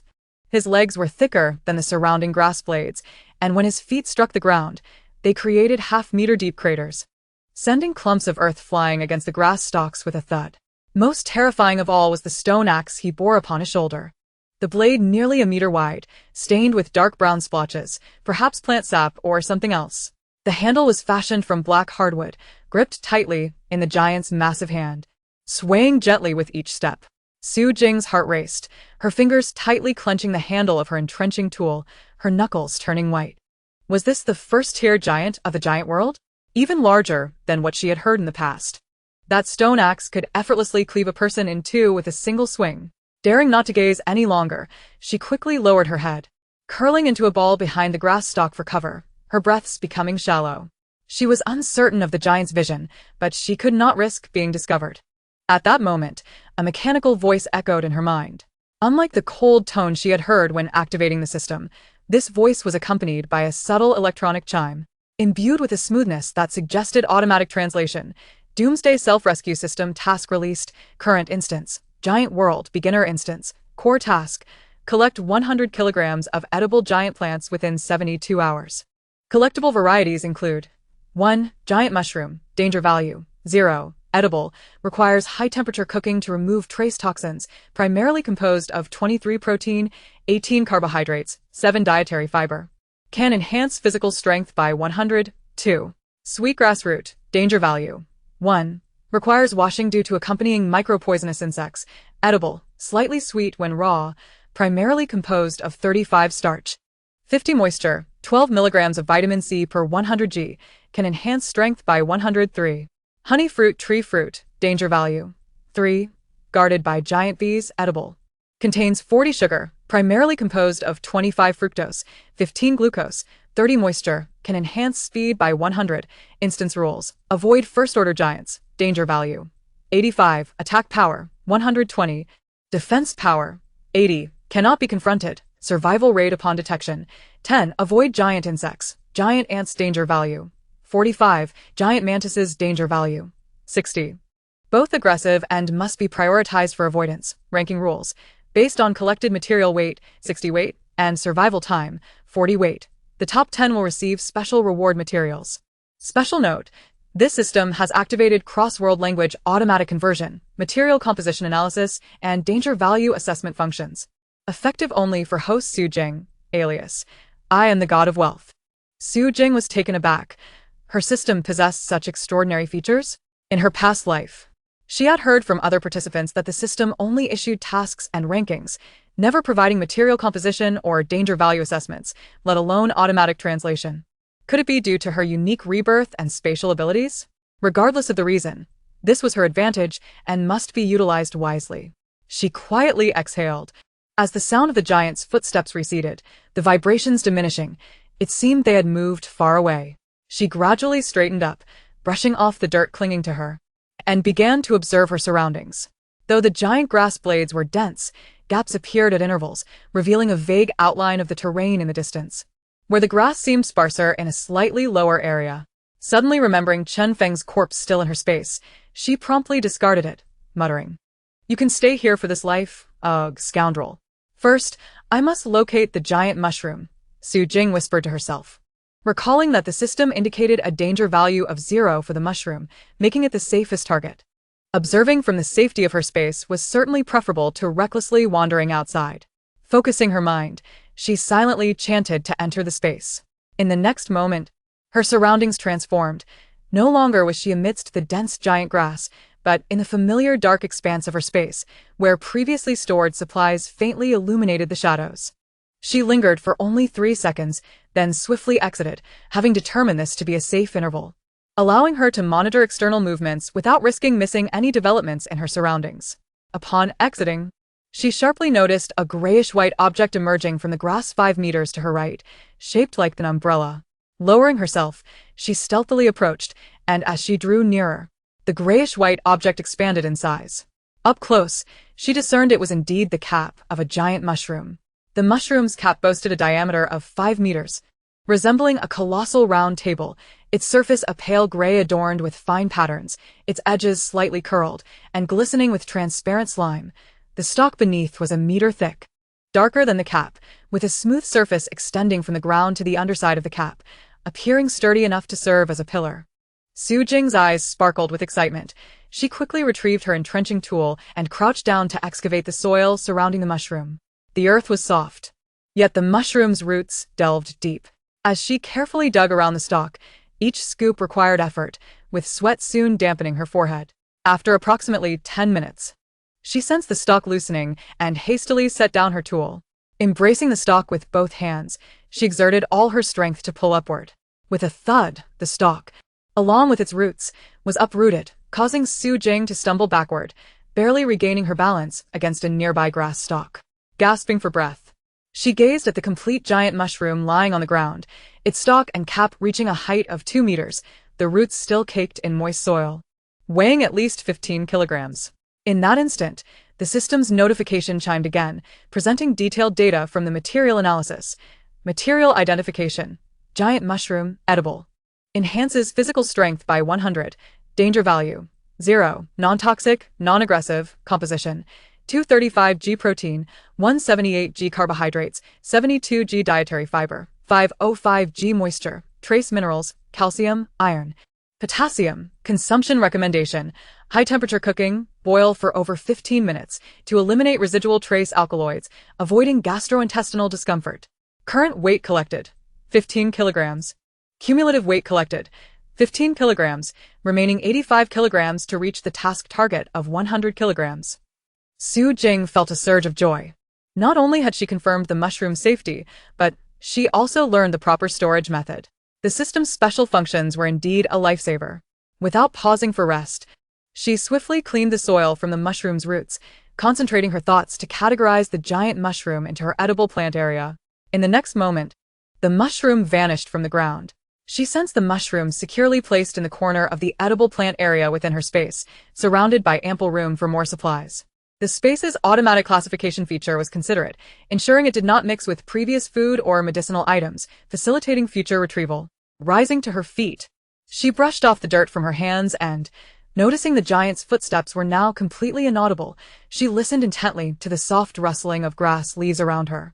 Not daring to become complacent, she once again utilized her space for concealment for 3 seconds, confirming the absence of giants or giant insects before proceeding toward the previously observed lower terrain. There, the grass seemed sparser, likely making it easier to identify other edible plants. Gripping her entrenching tool tightly, she moved with light, swift steps, her eyes scanning the gaps in the grass vigilantly. She knew this was merely the beginning of the instance. 15 kilograms was still far from the 100-kilogram target, with over 70 hours remaining. Time was of the essence, and she must avoid the giants and giant insects that could appear at any moment.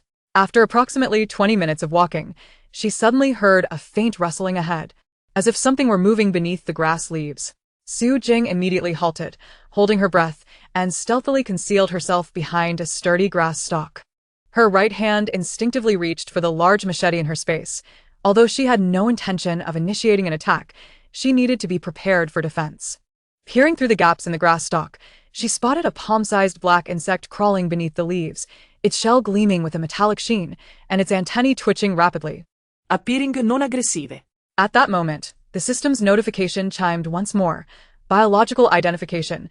Giant grassland bug, harmless. Danger value 0, non-aggressive, feeds on grass leaf sap. Composition 18G protein, inedible.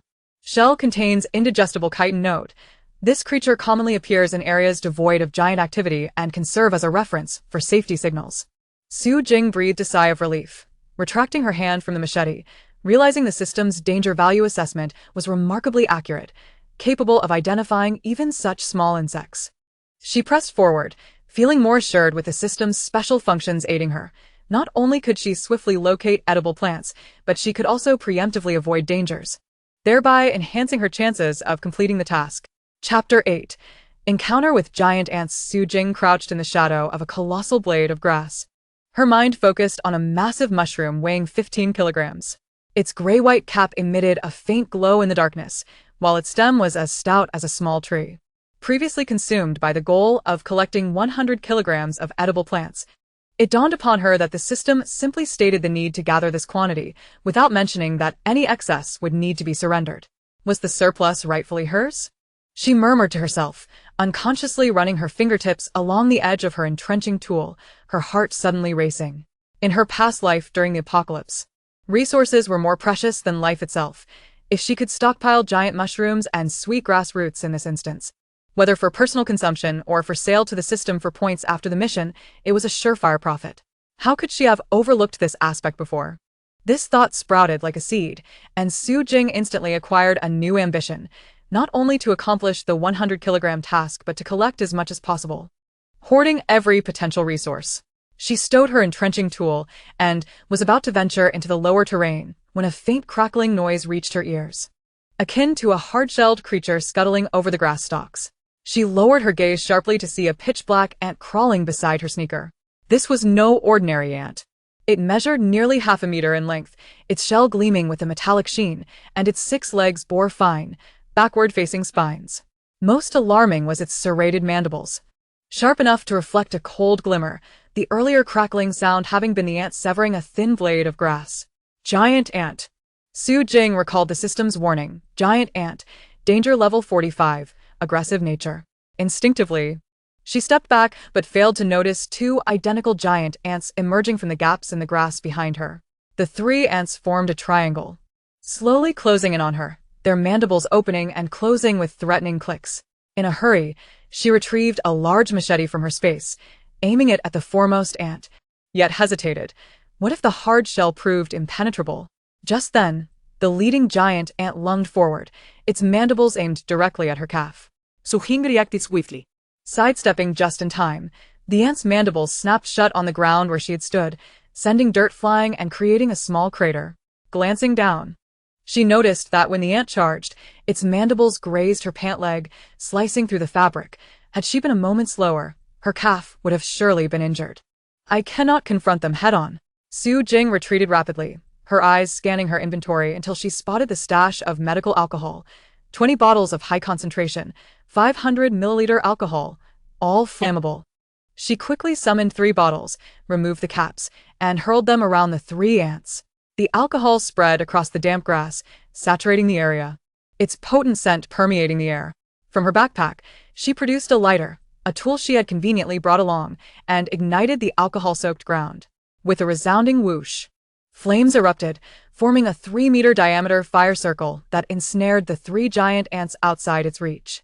The intense heat caused the surrounding grass leaves to sizzle, and the giant ants, fearful of the flames, paced anxiously outside the circle, their mandibles clacking but unwilling to approach the fire. Su Jing exhaled in relief. Seizing the opportunity while the ants were distracted by the blaze, she swiftly retreated until she was out of the fire's range before turning to flee in the opposite direction. She dared not retrace her steps. Who knew how many more giant ants were lurking beneath the grass? After running for approximately 10 minutes, she paused, resting against a thick grass stalk, panting as she glanced back at the clearing. The flames of the fire circle had diminished, but the giant ants likely would not pursue her further. She assessed her situation. Her pants had been torn, but her calf was unharmed, and she still had 17 bottles of alcohol remaining in her inventory. She had narrowly escaped. It was evident she must exercise greater caution in the future. Wiping the sweat from her forehead, she reminded herself that her focus could not solely be on edible plants. She must remain vigilant of her surroundings. Just as she contemplated moving forward, the system's notification chimed in her mind. Environmental scan alert, dense edible sweetgrass roots detected 500 meters to the northeast. Estimated quantity over 50, individual root diameter of 10 to 15 centimeters, individual weight 15 to 20 kilograms, danger level 1. Roots harboring micro-venomous insects must be cleared before consumption. Priority collection advised. Su Jing's eyes brightened. Sweetgrass roots.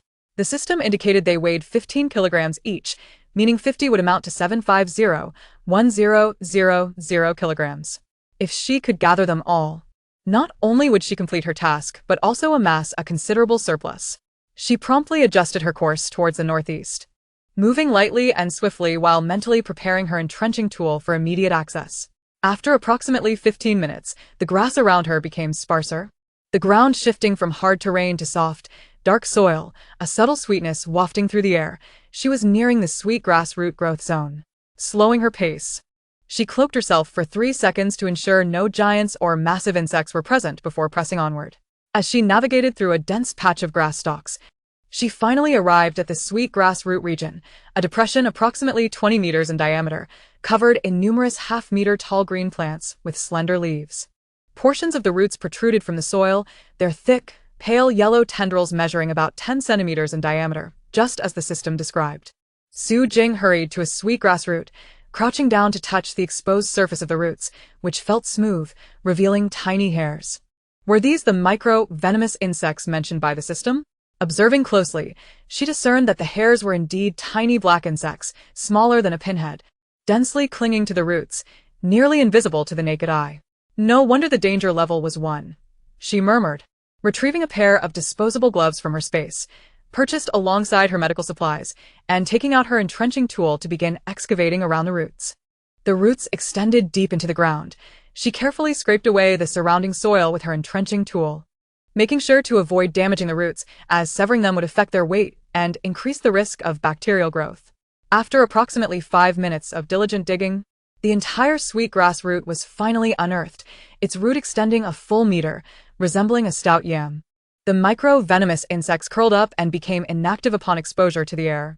Su Jing gently brushed the insects away with her gloved hand, then severed the root with her entrenching tool, lifting it to weigh it, at least 18 kilograms. Substance identification. Sweetgrass root, edible. Increases strength by 1x. Danger level, 0. Micro-venomous insects had detached, non-toxic, composition. Starch 35. 2. Moisture 49. 8. Vitamin C 125 mg 100 g. Trace minerals magnesium. Zinc, consumption suggestion. Eaten raw, mildly sweet. Cooked, it has a soft texture and can substitute for staple foods. Storage suggestion. Store at room temperature in space. Shelf life 15 days. Can be dried for 90 days. Current collection weight 18 kilograms. Cumulative collection weight 168 kilograms. Remaining to complete task 832 kilograms. Filled with joy, Su Jing stored the sweet grass root in the edible plant section of her space and proceeded to excavate the next root. With each excavation, she grew increasingly adept, progressing from 5 minutes per root to 3 minutes, changing gloves twice, her entrenching tool's blade caked in dirt, while sweat trickled down her forehead, absorbed by the earth below. During this period, she encountered a few minor troubles. Twice, while digging, she heard faint vibrations in the distance, prompting her to immediately cease her efforts and conceal herself behind the grass stalks for discreet observation. Confirming that a giant was passing by without approaching the sweet root growth area, she resumed her digging. On another occasion, a giant grassland bug crawled past her feet, which she deftly nudged aside with her spade, posing no threat. As time passed, the sun traversed the sky overhead, and the patches of light filtering through the grass blades gradually shifted their positions. Su Jing glanced at the system panel, noting that a full hour had elapsed since she began her excavation. She paused her work, leaning against a grass stalk to rest momentarily, mentally surveying the sweet roots in her space, 17 in total, averaging 176 kilograms each, culminating in a total weight of 30 kilograms. When combined with the previous 15 kilograms of giant mushrooms, her cumulative collection had reached an impressive 45 kilograms. A smile crept onto Su Jing's lips as she sipped some mineral water from her space. At this pace, she mused, if she continued digging for another 2 hours, she could fulfill her task of 100 kilograms, leaving her with time to gather even more. Rising to her feet, she brushed off the dirt from her clothes, donned her gloves once more, and picked up her spade. There were still plenty of sweet roots left to excavate, and she needed to work swiftly to increase her haul before the giants returned. In the distance, she could faintly hear the footsteps of a giant, farther away this time, with a less pronounced tremor. Unfazed, Su Jing quickened her digging pace, the spade swiftly turning the earth as she unearthed robust sweet roots, clearing them, and storing them in her space, steadily increasing her total weight. Chapter 9. Completing the task leaning against a sturdy grass stalk, Su Jing unscrewed her water bottle and took a sip of refreshing water that soothed her parched throat. She looked down at her spade, noticing that the edge was becoming somewhat dull. Having just excavated 30 kilograms of sweet roots using this spade, her efficiency was waning. This simply wouldn't do. Frowning, she mentally scanned her tool area in space. The folding spade she had purchased at the supermarket remained unopened. It was military grade, with a sharper blade and an extendable handle, making it ideal for hard soil and certainly easier to use on this soft black earth. Immediately, she summoned the folding spade, and upon unfolding it, she felt its lighter weight in her hands. The handle fit perfectly in her palm, and the blade was sharp enough to slice through grass leaves effortlessly. Eager to test its effectiveness, she approached an untouched sweet root, aiming at the surrounding soil. With a decisive thrust, the folding spade easily penetrated the earth, unearthing a substantial clump of soil. Its efficiency was at least double that of her previous spade. Her eyes brightened as she increased her digging speed. The folding spade complemented her movements, allowing her to accurately excavate the soil around the sweet roots without the need for repetitive digging. After a short while, she noticed her arms felt significantly stronger than before. Where she had felt fatigue after 30 minutes of digging previously, she now felt robust even after an hour. Her breathing less labored.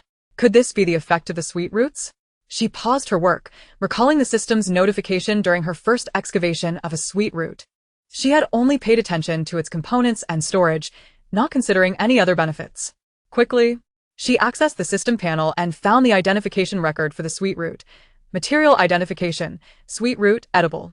Additional note, consuming it can temporarily double the user's strength for 24 hours. With effects stacking upon repeated consumption, contact with the roots while unconsumed has no effect. Su Jing was momentarily taken aback, but soon realized that during her earlier rest, she had casually eaten a small piece of sweet root from her space, only noting its mild sweetness at the time. unaware of its strength-enhancing properties. No wonder she felt so invigorated while digging. Her arm strength had noticeably increased. Even the folding spade felt lighter. This was truly a delightful surprise. Elated, she retrieved another small piece of sweet root from her space and popped it into her mouth. The sweet, sugary flavor melted away, and soon, she felt a warm surge coursing down her throat, further bolstering her arm's strength. Gripping the folding spade tightly, she continued her excavation. This time, even the thickest roots were easily severed, and her efficiency soared. As the sun began to set, the light filtering through the massive grass blades dimmed, and the surrounding temperature dropped slightly. Su Jing pressed on, only retreating behind the grass stalks for discreet observation whenever she heard faint vibrations in the distance. Each time, it was a giant passing by, not approaching the lowland, allowing her to maximize her digging time. The sharpness of the folding spade, combined with the strength boost from the sweet roots, accelerated her digging pace. Initially, she took 3 minutes to unearth one root, which dwindled to 2 minutes, and at times, she could even excavate a smaller root in just 1 minute.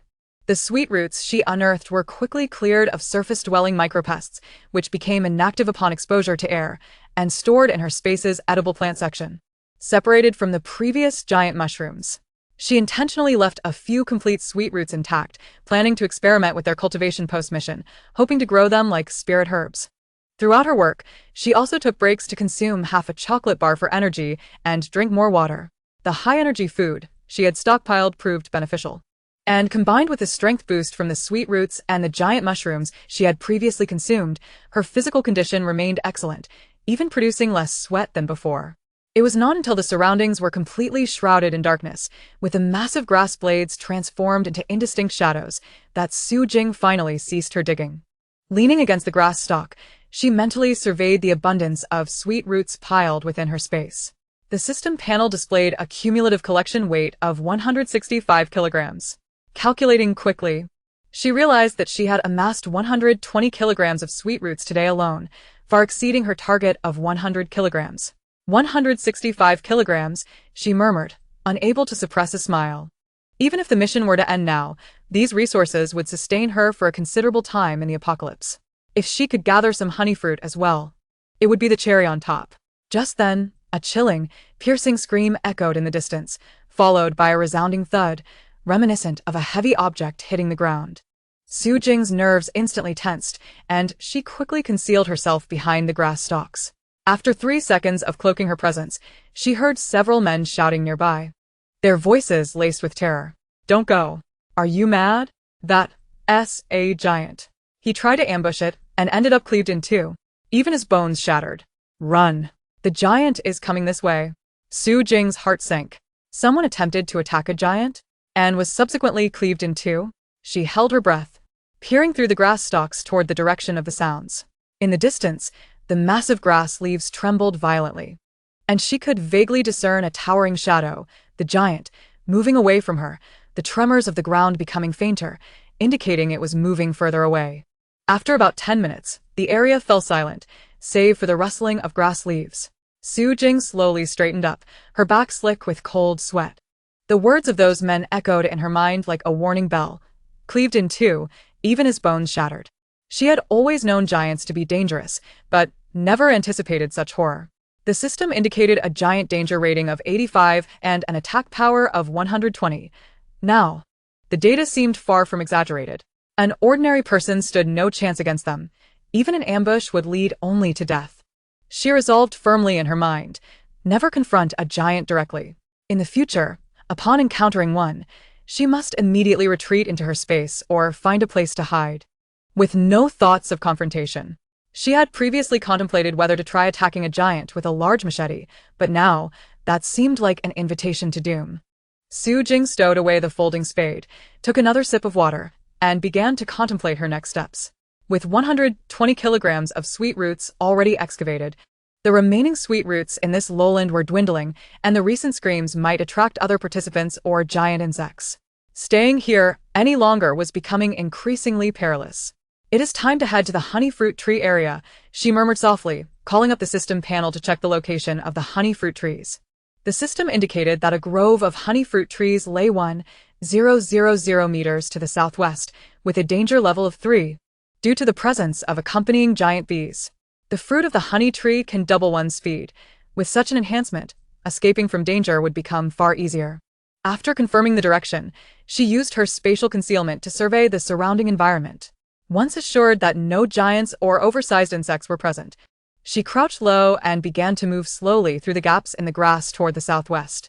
As night deepened, the towering grass blades around her loomed like dark shadows. Occasionally, the air was filled with the sound of unknown insects chirping. However, Su Jing's footsteps remained steady. Bolstered by the power of the sweet grass roots and her previous experiences, she felt confident in her ability to safely reach the honey fruit tree area and gather more supplies. After approximately 20 minutes, a faint buzzing sound reached her ears, resembling the flight of bees. She slowed her pace, aware that she was nearing the honey fruit tree area. The buzzing must be the giant bees indicated by the system. Gripping her folding shovel tightly, she prepared herself for any unexpected situations, contemplating that with a danger level of 3, the giant bees should be easier to handle than the giant ants. As long as she exercised caution, she should be able to collect the honey fruit tree's yield without incident. Chapter 10. Encounter with Robbers Crouching Low. Su Jing navigated through a dense thicket of giant grass blades. The soft, non-sticky soil beneath her feet, combined with the power boost from the sweet grass roots, allowed her to move both swiftly and steadily. The buzzing of the bees grew increasingly distinct. She was less than 200 meters from the honey fruit tree area. Just as she contemplated quickening her pace, she suddenly heard hurried footsteps from behind a patch of grass to her left, accompanied by a harsh command in broken Chinese. "Stop. Don't move." Su Jing's nerves tensed instantly, her grip tightening around the folding shovel as her body subtly pivoted, her gaze alertly directed toward the source of the voice. Two figures sprang from behind the grass, one rotund and the other slender, both with blonde hair and blue eyes typical of American descent. The tall, thin one brandished a black pistol aimed squarely at her chest, while the short, stocky one wielded a military knife, his greedy eyes scanning her backpack. Though her supplies were actually stored in her spatial pocket, the backpack merely served as a decoy. "Hand over your supplies. And the sweet grass roots you've dug up, everything." The tall one stuttered in Chinese, the gun wavering slightly but still locked onto Su Jing's vital points. "Or I'll shoot." His eyes were filled with menace, clearly accustomed to the act of robbery, while the stout one chimed in eagerly. "Hurry up. Don't waste time. We know you've gathered plenty of sweet grass roots and other valuable items." A chill ran through Su Jing as she realized they were aware of her spatial pocket's existence. Had they seen her collecting supplies earlier? Or had another participant leaked this information? She quickly assessed the situation. With a gun in play, a direct confrontation was out of the question. Although the sweet grass roots could double her strength, they would ultimately be no match for a bullet. She needed a clever strategy. Feigning fear, she allowed her body to tremble slightly, gradually lowering her folding shovel and raising her hands above her head. "Don't shoot. I'll give it all. I have just a little sweet grass root, all in my backpack. There's nothing else in the spatial pocket, just some water and chocolate." Seeing her submission, the tall one smirked with derision. "Smart choice. Throw the backpack over here, then open your spatial pocket and take everything out. No tricks." He stepped forward, keeping his gun trained on Su Jing, while the short one circled to her side to prevent any chance of escape. The blade of his knife glinting ominously in the sunlight. Su Jing pretended to comply, bending down to retrieve her backpack while secretly activating her spatial ability. Inside her spatial pocket, alongside the sweet grass roots and food, were several fist-sized stones she had collected during her digging, intended for paving a path, but now serving a different purpose. She deliberately slowed her movements, hoping to lower their guard, while mentally locking onto the heaviest stone, approximately 20 kilograms, and positioning it at the spatial exit, waiting for the perfect moment. "Hurry up. You're dragging this out." The stout one growled, kicking at the nearby grass stalks in frustration. "If you take any longer, I'll slice your face open." Internally, Su Jing scoffed. Though she maintained an outward facade of panic, tossing the backpack to the tall one and pretending to open her spatial pocket. I'll get it now. Please don't shoot." Her hands gestured as if manipulating the spatial pocket, all the while adjusting the stone's position and inching closer to the tall one. The tall one caught the backpack and flung it to the stout one for inspection, his eyes glued to Su Jing's hands, wary of any tricks. "Open it. Don't force me to shoot." Just as the stout one bent down to rummage through the backpack, which contained only 2 bottles of water and half a chocolate bar, While her true supplies remained in the spatial pocket, the tall one's focus on Su Jing's hand movements faltered for an instant. In that moment, she struck. With a mental command, the 20-kilogram stone shot forth from her spatial pocket, propelled by a whoosh of wind, and struck the tall one squarely on the forehead. Thud! The dull sound resounded as the stone connected, blood erupting from his head as he collapsed without a sound, his eyes wide and lifeless, the gun clattering to the ground. Hearing the commotion, the stout one looked up in alarm, witnessing his companion's fall and Su Jing's icy gaze. Panic surged within him. Dropping the backpack, he turned to flee. Monster. You're a monster. Su Jing would not grant him the luxury of escape. With another mental push, a slightly smaller stone, approximately 15 kilograms, soared from her spatial pocket, accurately striking the stout one in the back. Ah! He cried out, losing his balance and tumbling forward into the grass, blood spilling from his mouth as he dropped the knife. Su Jing quickly approached. Retrieving the fallen gun, having learned how to shoot previously, and moving to the side of the stout one, who struggled to rise, her expression unwavering. He looked up at her, eyes filled with terror and pleading. Please don't kill me. I was wrong. I shouldn't have tried to rob you. I beg you. Let me go. When you were about to kill me, did you ever think of sparing my life? Su Jing's voice was cold, devoid of pity. She understood that in this scenario, mercy toward enemies equated to cruelty toward oneself.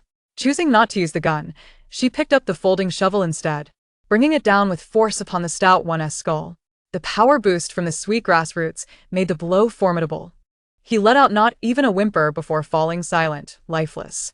Having dispatched the two robbers, Su Jing did not linger. She immediately surveyed her surroundings. Using her spatial ability to collect the handguns, knife, and backpacks of the two men, swiftly cleaning up the blood and the marks left by the stones. She wished to leave no traces that might attract other participants.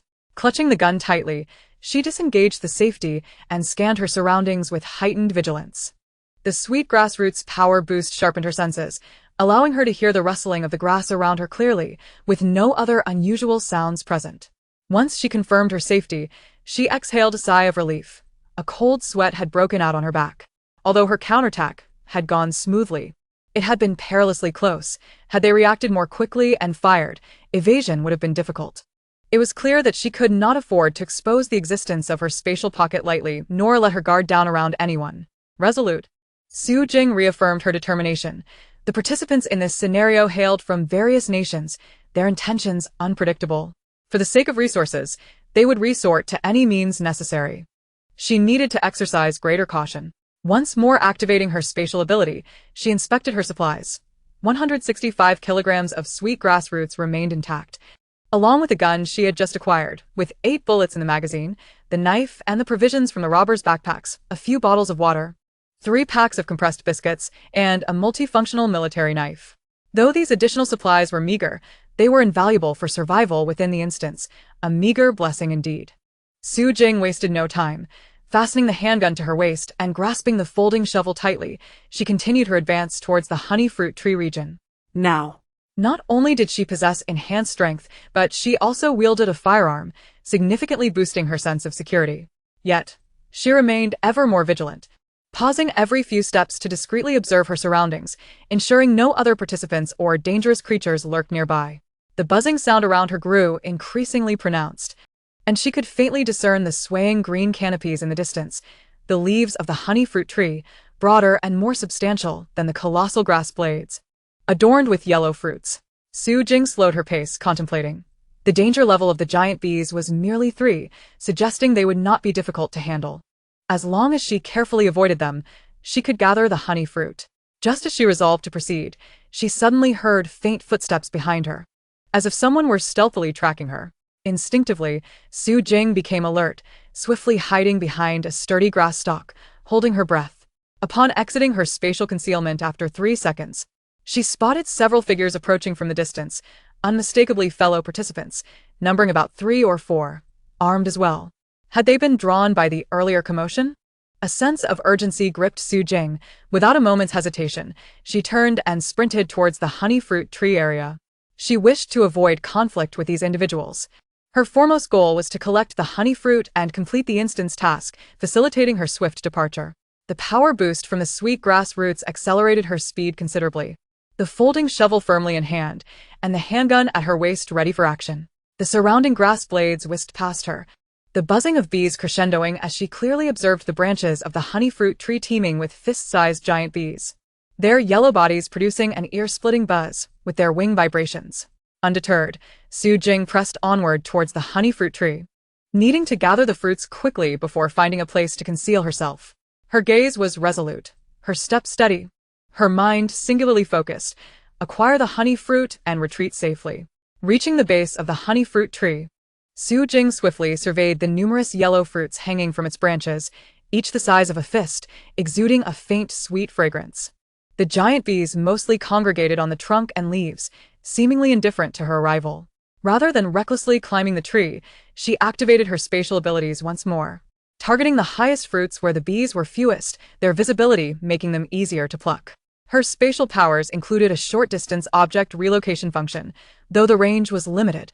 It sufficed for retrieving fruits from the tree. Taking a deep breath, she concentrated her mind, preparing to manipulate her spatial abilities to extract the honey fruits while remaining alert to the movements behind her and the surrounding giant bees, ready to respond to any unforeseen developments. Chapter 11. The giant mantis's sudden assault. Hiding behind a small tree, Su Jing unconsciously rubbed the handle of her folding shovel, her gaze fixed intently on the honey fruit tree 10 meters away. Its trunk was as robust as an ancient locust tree, branches sprawling outward, each adorned with plump honey fruits, their yellow exteriors glimmering softly in the night, larger than watermelons, just out of reach. The most troublesome aspect was the occasional pass of the giant bees, their translucent wings buzzing softly. As she attempted to inch forward, drawing within 15 meters, a subtle alert echoed in her mind. Danger warning. 3 giant bees detected between the branches of the honey fruit tree. Danger level 3. Current proximity is too close. Likely to trigger an attack. It is advised to maintain a distance of over 10 meters for operations. Instantly, Su Jing halted, retreating slightly. Although the bees posed a low danger level, being stung would be unpleasant, and should the swarm be disturbed, not only would collecting the honey fruits become problematic, but her safe exit would also be uncertain. She glanced upward at the highest fruit, dangling from a slender branch, easily breakable with a bit of force. But how could she exert that force without drawing near? Suddenly, she recalled the scene when she had previously thrown stones at the bandits, using her mind to manipulate the blue stones with precision. Could she not employ the spatial short-distance object relocation function to send a weighted item to the tree's apex, breaking the branch and causing the honey fruits to fall? The moment this thought emerged, she swiftly scanned her spatial inventory from when she had dug the sweet grass roots, retrieving a square blue stone approximately half a meter across, weighing around 60 kilograms, perfectly shaped for her purpose. Taking a deep breath, she concentrated her focus, mentally locking onto the blue stone. Then targeting the branch with the most fruit, 5 honey fruits. She silently commanded it to relocate to the midsection of the branch. In an instant, the blue stone materialized in midair, landing squarely on the slender branch with a sharp crack. The branch, unable to withstand the weight, bent downward, and the 5 ripe honey fruits plummeted to the ground like overripe watermelons, rolling into the nearby grass. Su Jing's eyes brightened. Just as she intended to move forward to collect them, the system's alert sounded urgently. Material identification. Honey fruit tree fruit edible. Danger level 0, non-toxic. Composition. Fructose 253.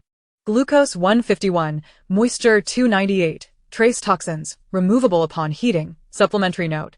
Consuming will temporarily double the user's speed. Effect lasting for 24 hours. Repeated consumption may extend duration, but not intensity. Current collected weight. Single fruit 8 kilograms, total of 5 fruits 40 kilograms. Cumulative collected weight 205 kilograms, goal of 100 kilograms exceeded by 105 kilograms. 205 kilograms. Su Jing felt a surge of elation. Not only had she far surpassed her task objective, but she would also gain a speed boost. The strength enhancement from the sweet grass roots combined with the speed enhancement from the honey fruits would bolster her confidence in facing dangers, whether in combat or flight. Just as she stepped forward to retrieve the honey fruits, a faint rustling sound beneath her feet caught her attention, as if something were swiftly scuttling beneath the grass. What could it be? Instantly, on high alert, she gripped the folding shovel tightly and whirled to face the source of the sound. A patch of grass, nearly her height, was suddenly parted, revealing a strikingly green mantis charging towards her, measuring a formidable 3 meters in length, its forelimbs resembling serrated sides, glinting with a faint purple hue. Evidently laced with venom. Its abdomen segments moved rapidly, and in the blink of an eye, it was less than 5 meters away. A giant mantis. A chill ran down Su Jing's spine. She had heard tales of the prowess of this insect in her past life, the toxin in its forelimbs capable of instant paralysis. A single bite leaving one hopeless. Without time to ponder, her body instinctively recoiled, raising the folding shovel to parry the mantis's striking limb. The impact rang out sharply as the shovel's blade met the mantis's limb, purple venom dripping onto the ground, corroding the earth with a sizzling sound. The strength boost from the sweet grass roots surged forth at that moment, anchoring Su Jing firmly as the mantis's force failed to push her back. Seizing the opportunity, while the mantis's limb was blocked, she swiftly slid to her left. Although the speed enhancement from the honey fruit had yet to fully activate, she had nibbled a small piece while collecting the fruits, and now her steps felt lighter than usual, easily maneuvering to the mantis's rear. The mantis, quick to respond, turned immediately upon realizing its strike had missed, swinging its other forelimb towards Su Jing's back. She sensed the rush of air behind her and quickly bent down, simultaneously retrieving the climbing rope she had prepared earlier, stored during her sweet grass root excavation, capable of bearing 500 kilograms. Swiftly, she coiled the rope into a loop and, taking advantage of the mantis's pivot, hurled the rope with all her might. It ensnared the mantis around its neck, the slender waist connecting its head and abdomen. Break. Su Jing gritted her teeth, gripping the rope tightly and pulling with all her strength. The power boost from the sweet grass roots endowed her arms with remarkable force. And the climbing rope snapped taut, embedding deeply into the mantis's exoskeleton. The mantis struggled violently, its forelimbs flailing wildly against the ground, snapping several stalks of grass. However, its neck was ensnared by a rope, preventing it from turning, and it could only emit hissing threats. Su Jing dared not loosen her grip, aware that if it broke free, she would stand no chance against it. She took 2 steps back, wrapping the rope around the trunk of a nearby sapling. Then pulled the rope taut 2 times, creating a tight knot. This way, she would not have to maintain a constant grip. The tension of the rope would continue to exert pressure on the mantis's neck. After approximately a minute, the mantis's struggles gradually subsided, its forelimb movements slowing, and the pale purple venom ceased to ooze. The segments of its abdomen stopped alternating. Su Jing cautiously approached, prodding the mantis's forelimbs with her folding shovel. It remained unresponsive. She then jabbed at its abdomen, still receiving no reaction, clearly indicating it had perished. A sigh of relief escaped her lips as she leaned against the small tree, panting, her back drenched in cold sweat. The sudden ambush had caught her off guard. Had she reacted a moment slower, the consequences of being struck by the mantis's forelimbs would have been dire. She glanced at the lifeless body of the mantis on the ground, then at the 5 honey fruits rolling in the grass not far away. The fear in her heart was gradually replaced by excitement. Not only had she collected honey fruits, but she had also successfully retaliated against the giant mantis, enhancing her survival capabilities in the instance. Su Jing approached the honey fruits, bending down to pick up one that felt heavy, weighing at least 8 kilograms. Its shell was smooth and emitted a faint floral fragrance. She used her folding shovel to make a small incision in the shell, revealing the orange-yellow flesh within. Unable to resist, she took a bite, the sweetness overwhelming. Infused with the scent of honey, far surpassing the taste of the sweet grass roots she had consumed earlier. Moments after swallowing, a warm sensation flowed down her throat, her legs instantly feeling lighter, and the soreness from her earlier struggle with the mantis vanished. The speed boost from the honey fruit was taking effect. She tried to run a few steps forward, her speed doubled compared to usual, her steps as light as if she were treading on cotton, barely feeling the resistance of the grass blades. Excellent. Su Jing collected the 5 honey fruits one by one into the edible plant section of her space, storing them separately from the sweet grass roots and giant mushrooms. A mental sweep revealed that her space contained a bountiful 205 kilograms of edible plants, with ample room for any additional resources she might gather. She glanced at the system panel, noting the time. The instance had reached its 20th hour, with 52 hours remaining. She had sufficient time to gather more honey fruits, and perhaps find opportunities to stockpile other supplies. Su Jing did not leave immediately. Instead, she approached the giant mantis's corpse. Poking at its exoskeleton with her folding shovel, which was as hard as metal, perhaps it could prove useful in the future. She attempted to use her mind to store the mantis's body in her space, and was pleasantly surprised when it succeeded. The clutter section of her space now contained a mantis corpse, with the system kindly annotating it as a giant mantis corpse. Forelimbs contain venom. Exoskeleton can be processed into weapon materials. She stowed away her folding shovel. Gripping her climbing rope tightly, it had suffered slight wear during her struggle with the mantis and needed inspection, and turned her gaze to another honey fruit tree, where several more honey fruits awaited, taking advantage of the night's cover and the bees' reduced activity to gather more. Adjusting her breathing, she locked onto the blue stone in her space again, aiming for another branch bearing honey fruits. Chapter 12. Rank 1 as dawn broke. Su Jing crouched beneath the honey fruit tree, brushing off the dirt from the 8th honey fruit she had just picked up.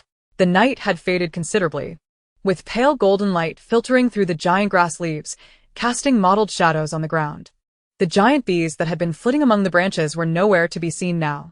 The system had previously indicated that these bees were active at night, retreating into tree hollows during the day, granting her a rare opportunity to collect in peace.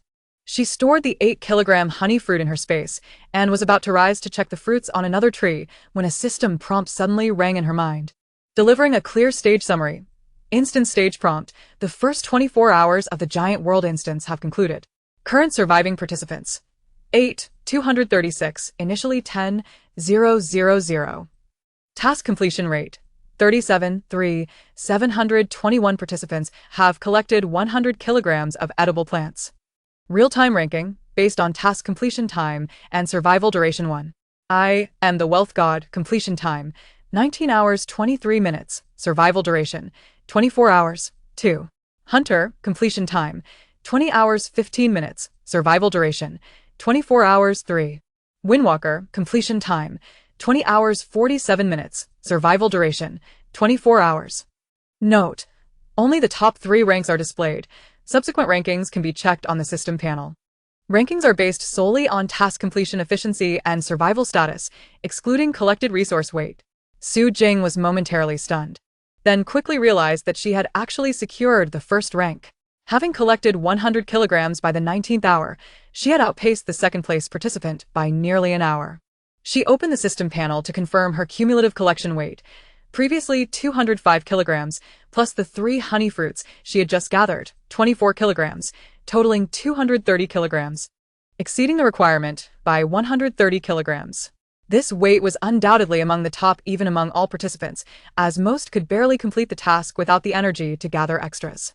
Rank 1, she murmured to herself, her fingertips gliding over the words "I am the Wealth God" on the virtual panel, instilling her with newfound confidence. In her previous life, she had barely scraped through the tasks, ranking at the bottom and failing to secure even the basic rewards. In this life, thanks to her space and the system's unique functions, not only was she thriving, but she was also firmly entrenched in the first position. This stark contrast reinforced her resolve to stockpile resources. While instance rewards were undoubtedly significant, these giant plants that enhanced physical capabilities and provided sustenance were the most concrete guarantees in an apocalyptic world. Just as she was about to continue collecting the remaining honey fruits, the system's prompt sounded once more, this time delivering new environmental exploration information. Environmental expansion prompt: high-value edible plant giant weed detected in the core area of the instance. 1, 200 meters northeast. Edge of the giant tribe. This plant's grains are the size of a fist, yielding 5 kilograms per plant, can be ground into flour for consumption, and doubles the healing speed of wounds for 12 hours upon ingestion. Effects can be stacked with multiple consumptions, but not strength. Core area risk alert. Proximity to the giant tribe increases the activity frequency of first-tier giants by 3 times, danger level 85. And the number of accompanying giant insects, giant beetles, danger level 65, increases. Caution is advised when approaching. Giant wheat? Doubling healing speed? Su Jing's heart raced at this crucial effect.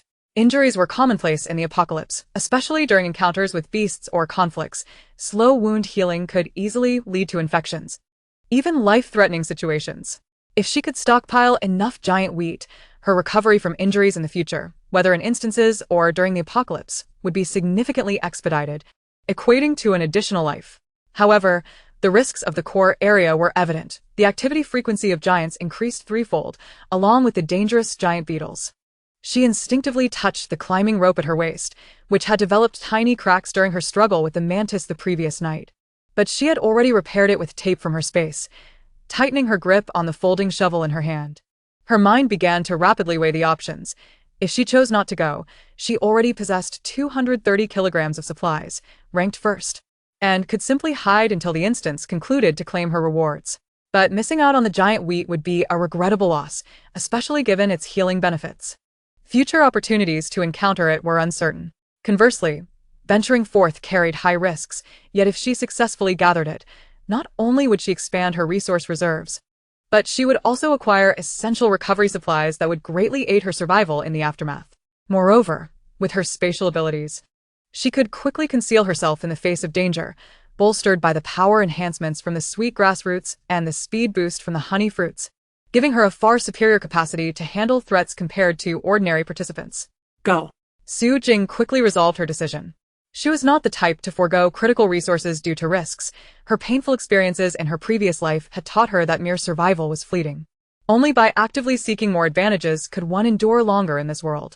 She first approached the tree where she had previously gathered honey fruits, directing her thoughts towards the azure stone in her spatial realm. With a decisive snap, she aimed at a branch bearing 4 honey fruits, causing it to fracture and the fruits to tumble down. Swiftly, she collected them and stored them in her spatial compartment, increasing her total weight by 32 kilograms to a sum of 262 kilograms. It was prudent to stockpile more honey fruits. The enhancement of speed must remain unbroken. She murmured to herself, retrieving a small piece of honey fruit from her spatial realm and savoring it.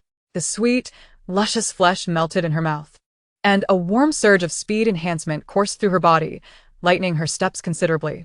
Next, she began to organize her gear, a folding shovel secured at her waist, a climbing rope coiled around her wrist for easy access, and a combat shovel gripped firmly in her hand as a backup weapon. She also conducted an inventory check of her supplies: 262 kilograms of edible plants, 15 kilograms of giant mushrooms, 120 kilograms of sweetgrass roots, and 127 kilograms of honey fruits, sufficient to sustain her until the conclusion of the instance, with plenty left for the apocalypse. Pharmaceuticals and high-energy foods were ample, alleviating any concerns regarding provisions. The core zone lay 200 meters to the northeast, near the edge of the giant tribe. Consulting the system's directional prompt, she adjusted her route. Rather than proceeding in a straight line towards the core area, she opted for a slight detour.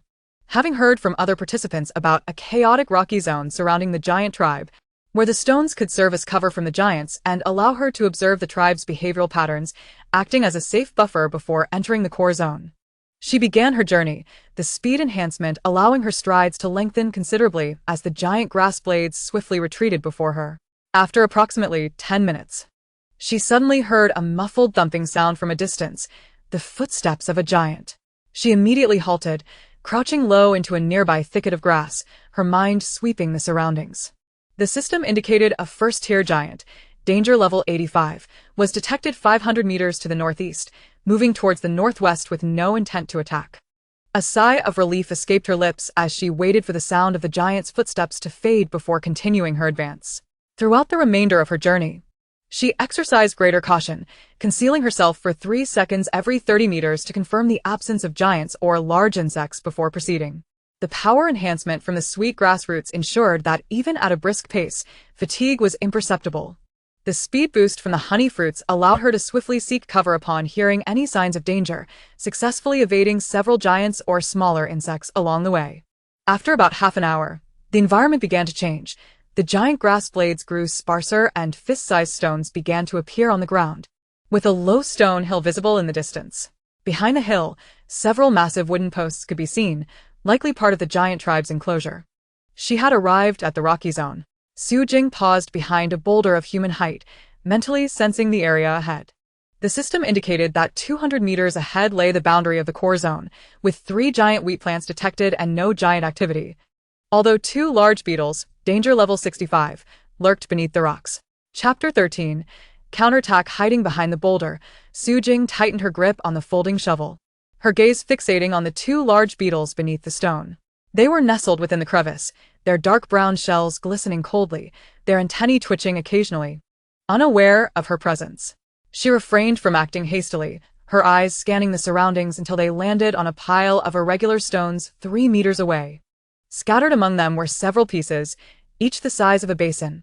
While the edges were not particularly sharp, they were sufficiently hefty, discarded by the giants, with dried soil still clinging to their surfaces, likely remnants from when the stones were previously moved. Perfect for smashing honey fruits. Su Jing's eyes lit up. Previously, she had used the limited azure stones from her spatial realm to break branches, but these stone pieces were abundant and would not deplete her spatial reserves. Crouching low, she carefully maneuvered around the crevice where the beetles resided, approaching the pile of stones. Bending down, she picked up one of the stone pieces. Feeling its considerable weight, approximately 5 kilograms, she tapped it with her fingertip, producing a dull thud without any cracks, confirming its hardness. Assured of its utility, she began to gather them en masse. Picking one up, her thoughts directed it to vanish instantly into her spatial tool compartment. She repeated this action, each piece landing accurately within the compartment without overlapping with other supplies. The system panel registered. Spatial Edition, Giant Stone Piece 1, 220. After collecting the 20th piece, the usable stones in the pile were nearly exhausted, and she finally paused. That would suffice for smashing the honey fruits. Su Jing brushed the dirt off her hands and turned her gaze towards the honey fruit tree not far away. This tree was thicker than the previous one, with 8 honey fruits hanging from its branches, each round and glowing with a pale yellow sheen, appearing quite plump. She did not approach directly, but first retrieved a stone piece from her spatial realm, weighing it in her hand before aiming at the lowest branch, which bore 2 honey fruits, positioned 5 meters above the ground. With a forceful thrust of her arm, the stone piece flew through the air, crashing against the base of the branch, causing it to snap, and the 2 honey fruits, enveloped in leaves, dropped softly onto the cushioned grass blades without breaking. Su Jing hurried over, picked up the honey fruits, brushed off the grass debris, and stored them in her spatial realm. The system prompted. Honey fruits 2, weight 16 kilograms. Cumulative weight, 278 kilograms. Next, she took another stone piece and aimed at a higher branch. This time, the branch was thinner, and she intentionally moderated her force. The branch broke gently, allowing 3 honey fruits to fall steadily. 1 stone piece corresponded to 1 branch, and soon all 8 honey fruits had been successfully collected without a single one being damaged. Each time she picked one, she meticulously checked for any signs of insect damage or cracks before storing it away. Upon collecting the last fruit, the system prompted again. Honey fruits 8, weight 64 kilograms. Cumulative edible plant weight, 294 kilograms. 294 kilograms. Su Jing gazed at the panel S numbers, feeling a wave of relief wash over her. This weight far exceeded the task's requirements, and even if she ceased collecting from that point, it would suffice to sustain her until the conclusion of the instance. Just as she intended to return the remaining stone pieces to her spatial realm and prepare to seek the giant wheat in the core zone, she suddenly heard faint footsteps behind her. They were not the heavy steps of giants, but rather those of humans, and not just one. Su Jing's body tensed instantly as she quickly retreated behind the rock, her grip on the folding shovel tightening even more, beads of cold sweat dampening her fingertips. The footsteps drew nearer. The foremost figure was Luke, a tall and burly man wielding a rusty machete, whom she had previously encountered near the honey fruit tree. Following him were 2 others, similarly armed, scanning their surroundings as if searching for something. That woman must be around here somewhere. Someone saw her heading this way. Luke's voice, laced with hostility, reached Su Jing's ears. A sense of dread filled her. It seemed they were indeed coming for her, likely having tracked her due to her collection activities. She remained still, continuing to conceal herself behind the rock, silently adjusting her breathing, preparing for the impending confrontation. As Luke and his companions approached, the grip on Su Jing's folding shovel became even firmer, despite the cold sweat saturating her palms. The trio's footsteps grew increasingly distinct, with Luke brandishing his rusty machete, its blade glinting coldly under the light, continuing his tirade. That woman is definitely hiding nearby. If we find her and seize her supplies, we can also climb the rankings. The lanky man behind him held a metal rod, his eyes darting around, the grass beneath his feet crunching with each step he took. Boss, she's collected a lot. There's bound to be something suspicious. She might even have weapons, so we need to be cautious. The robust man in the center, carrying a wooden plank, shrugged dismissively, muttering, even if she is skilled, she is still just a woman. With the three of us, we shouldn't have trouble dealing with her. Su Jing's gaze fixed on their positions. The lanky man was on the far right, 2 meters away from the other two, an opportunity to break through. She took a deep breath, the power of the sweet grass root tightening her arm muscles, while the speed boost from the honey fruit kept her heartbeat rapid yet steady. With a mere thought, the climbing rope in the space shot out instantaneously, the end with a metal hook expertly wrapping around the slender figure's ankle, the other end securely fastened in a crevice at the base of the rock. Just as the tall figure took a step forward, his ankle was abruptly yanked. His body akin to a severed kite, crashing to the ground with a thud, the iron rod clattering beside him.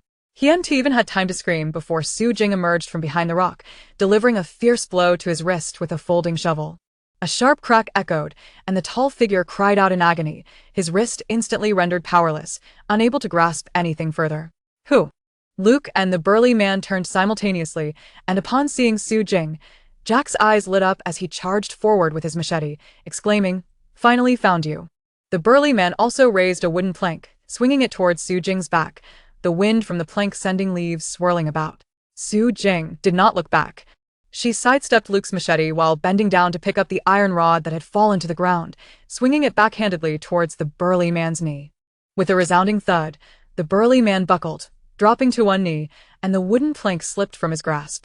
Seizing the opportunity, Su Jing maneuvered behind him, pressing her elbow against the back of his neck and forcefully pushing down. The burly man's face met the decaying leaves with a heavy thud, blood streaming from his nose as he lost consciousness. Witnessing his companions fall one after another, Luke's eyes flickered with a hint of panic, yet he stubbornly swung his blade. Su Jing summoned a heavy stone fragment from the space, a 5-kilogram slab appearing in her hand. She raised it and struck Jack's arm with a solid thump, causing the machete to clatter to the ground as Jack clutched his elbow in pain, cold sweat soaking his clothing. What kind of trick is this? Luke staggered back, his eyes filled with terror, finally realizing that the woman before him was far beyond his capabilities. Su Jing remained silent, advancing step by step, the edge of her folding shovel aimed at his chest. Luke attempted to flee but stumbled over the grass, and Su Jing took the chance to step forward, pressing her knee against his back while the shovel rested against his neck. Who sent you? Luke trembled, his voice quaking, "And no one sent us. We just wanted to take your supplies. Please don't kill me. I'll give you all my supplies." Su Jing's gaze hardened. In this apocalyptic world, showing mercy to enemies was tantamount to cruelty towards oneself. The lessons from her previous life were etched in her memory. Without further ado, she drew the edge of the folding shovel gently across Luke's neck, blood gushing forth as his body convulsed twice before falling silent. Turning to the groaning tall figure, she saw that both Luke and the burly man had ceased to breathe, causing him to panic and scramble away. Su Jing retrieved the fallen machete, her wrist flexing with strength as it sliced through the air like lightning, accurately striking his calf. The tall figure screamed and collapsed, and she approached to deliver a final blow, ensuring his silence. Confirming that all three were lifeless, Su Jing exhaled deeply, leaning against the rock to catch her breath. She glanced at her hands, stained with blood yet steady. Having endured the hell of her past life, such scenes no longer fazed her. Rather than hastily departing, she used the climbing rope to drag the three bodies into a crevice behind the rock, deep enough to obscure them from sight and prevent detection by other participants. After disposing of the bodies, she gathered their weapons, a machete, an iron rod, a wooden plank, and the scant supplies in their backpacks, approximately 15 kilograms of giant mushrooms, storing them within her space. A system notification chimed. Added supplies, 15 kilograms. Total edible plant weight, 309 kilograms. Chapter 14.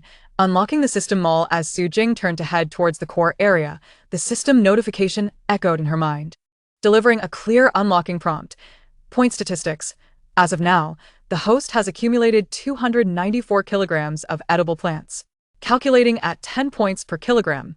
A total of 2,940 points has been earned, meeting the conditions to unlock the system mall.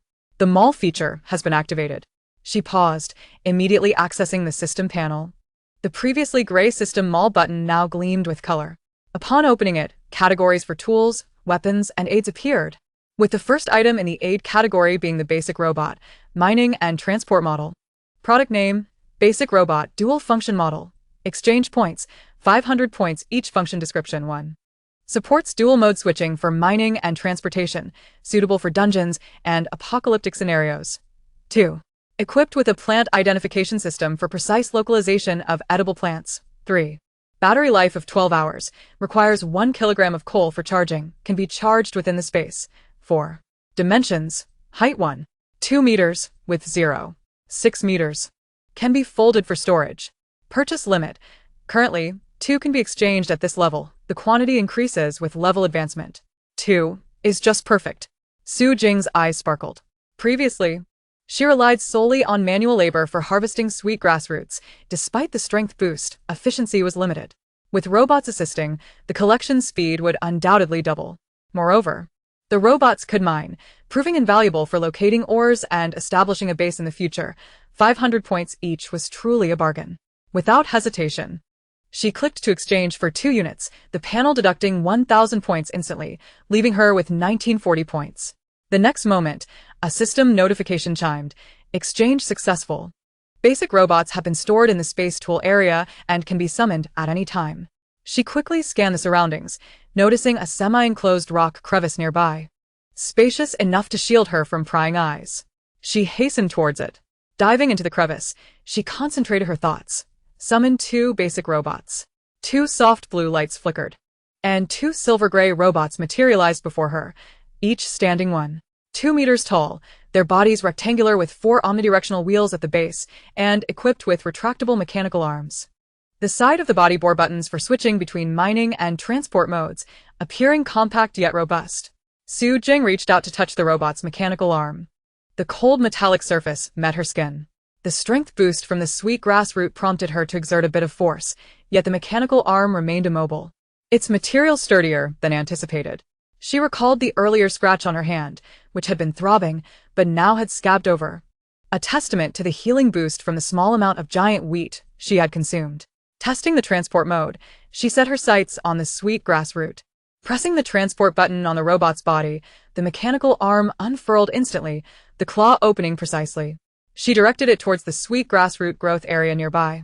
Using her thoughts to command, locate sweet grass roots, excavate, and transport them to the rock crevice, stacking them in piles of 10 kilograms each.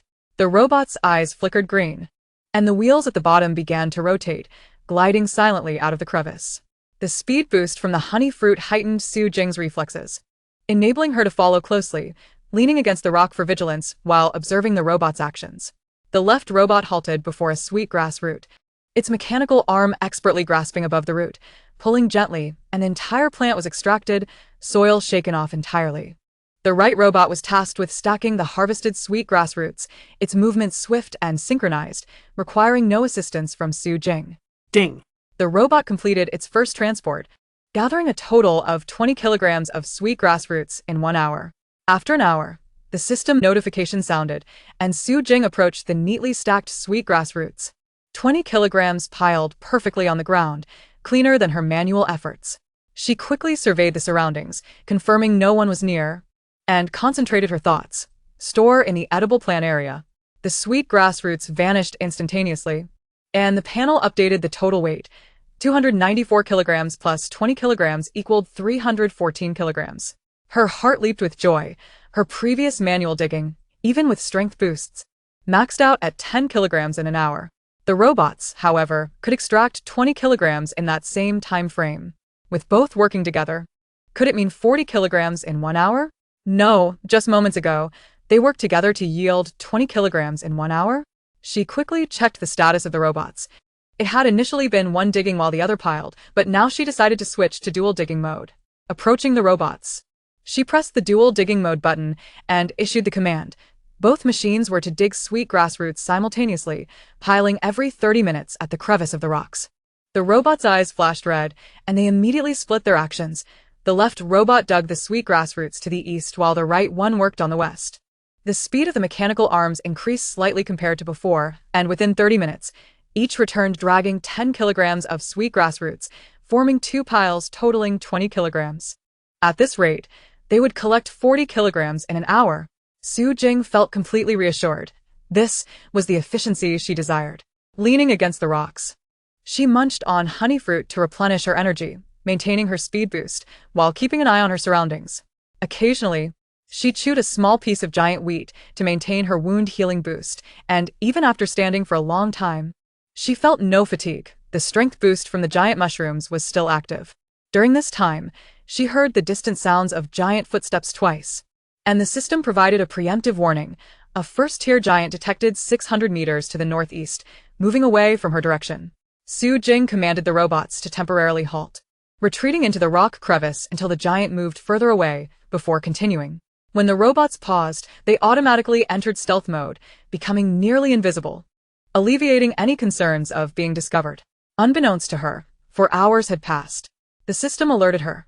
The robots had been working for 4 continuous hours, collecting a total of 160 kilograms of sweetgrass roots with a cumulative weight of 474 kilograms, and the robots had 8 hours of remaining battery life. Su Jing approached the freshly piled sweetgrass roots, using her mind to store them in the edible plant zone of her spatial storage, which was becoming increasingly full. Yet the 7,140 square meters of space still felt sparse, capable of holding several more tons of supplies. She brushed her hand against the robot's chassis. It was not overly hot, and with 8 hours of battery life remaining, there was ample time for further digging. Continuing to dig. She prioritized the sweetgrass roots near the rock crevice, avoiding the core area. She reissued her command, and the robots resumed their work, their omnidirectional wheels gliding silently over the grass. Su Jing sat on the rock, checking her system panel. She had 1940 points remaining, and the shop still had basic laser guns and coal reserves. She planned to exchange coal for recharging when the robot's battery life was low. An hour and 45 minutes later, the system notified her. The robots had 6 hours and 15 minutes of battery life remaining, having collected 230 kilograms of sweetgrass roots, bringing the total weight to 524 kilograms. Su Jing stretched her arms. The strength boost from the sweetgrass roots made her feel no soreness. She walked over to the robots, inspecting the sweetgrass roots they had dug up, all intact and of better quality than manual digging. After collecting another 20 kilograms, she decided to take a 10-minute break to recharge the robots. She adjusted her commands, and the robots continued their work. 10 minutes later, they had dug up another 20 kilograms, bringing the cumulative weight to 544 kilograms. Su Jing stored the sweetgrass roots in her spatial storage and retrieved 1 kilogram of coal, the supplies she had hoarded for the apocalypse, placing it in the robot's charging port where it was swiftly absorbed, causing the battery gauge to rise rapidly to a full 12 hours. Leaning against the rock, she took a sip of mineral water, her gaze drifting towards the core area where the giant wheat still awaited. However, with the robots now assisting her, the efficiency of collecting sweetgrass roots had doubled. It would be more prudent to stockpile more sweetgrass roots. The strength boost was immensely practical before venturing into the core area for the giant wheat. Additionally, the robots could withstand a certain degree of risk. Even if they encountered giant beetles, they could provide some protection. She resolved to stockpile 1,000 kilograms of sweetgrass roots first. With her mind made up, she planned to issue new commands to the robots as soon as the 10-minute break was over, expand the excavation range while avoiding the giant activity zones, and continue collecting sweetgrass roots. Chapter 15. Tracking the giant wheat. As the 10-minute break in front of the rock crevice concluded, Su Jing brushed off her water bottle and walked directly towards the 2 robots. The left robot's battery was fully charged, while the right robot's scanning light flickered steadily in green, silently signaling that the surroundings were safe. Robot A switched to mining mode, focusing on collecting sweetgrass roots. Piling every 30 minutes, Robot B switched to alert mode, scanning a radius of 100 meters and would issue a warning if it detected any giants or humans. Prioritizing evasion commands. She directed her thoughts to issue the commands while simultaneously pressing the mode switch buttons on both robots. The mechanical arm of Robot A instantly transformed into a sharp digging shovel, its omnidirectional wheels gliding silently as it accurately approached the sweetgrass root growth area. In front of a thick root with a diameter of 10 centimeters, the shovel plunged vertically into the frozen soil, gently prying up the entire sweetgrass root along with the soil. The mechanical arm then shook vigorously, causing the soil to fall away and leaving only the clean roots, nearly doubling the efficiency of the previous actions. Meanwhile, Robot B remained by the rocks, a small scanning radar rising from its top, rotating 360 degrees without any blind spots. The scanning light shifted from green to light blue, indicating it was in alert mode. Su Jing leaned against the cold rock, retrieving a small piece of honey fruit from her spatial storage and placing it in her mouth. The sweet, sticky flesh melted on her tongue. The speed boost enveloping her body instantaneously, heightening her sensitivity to the scanning signals transmitted by Robot B. She then chewed a few bites of giant wheat. The slightly astringent taste spread across her tongue, and the wound-healing boost continued to take effect as the scab on the back of her hand, previously scratched by grass blades, began to flake off naturally. 30 minutes later, the system's notification chimed on time. Robot A completed its first pile, collecting 40 kilograms of sweet grass roots. Su Jing approached the neatly stacked piles of sweet grass roots and quickly scanned the screen of Robot B, clearly seeing the message indicating no dangers within 100 meters. She concentrated her thoughts, storing them in the edible plant zone. The sweet grass roots vanished in an instant, and the system panel updated.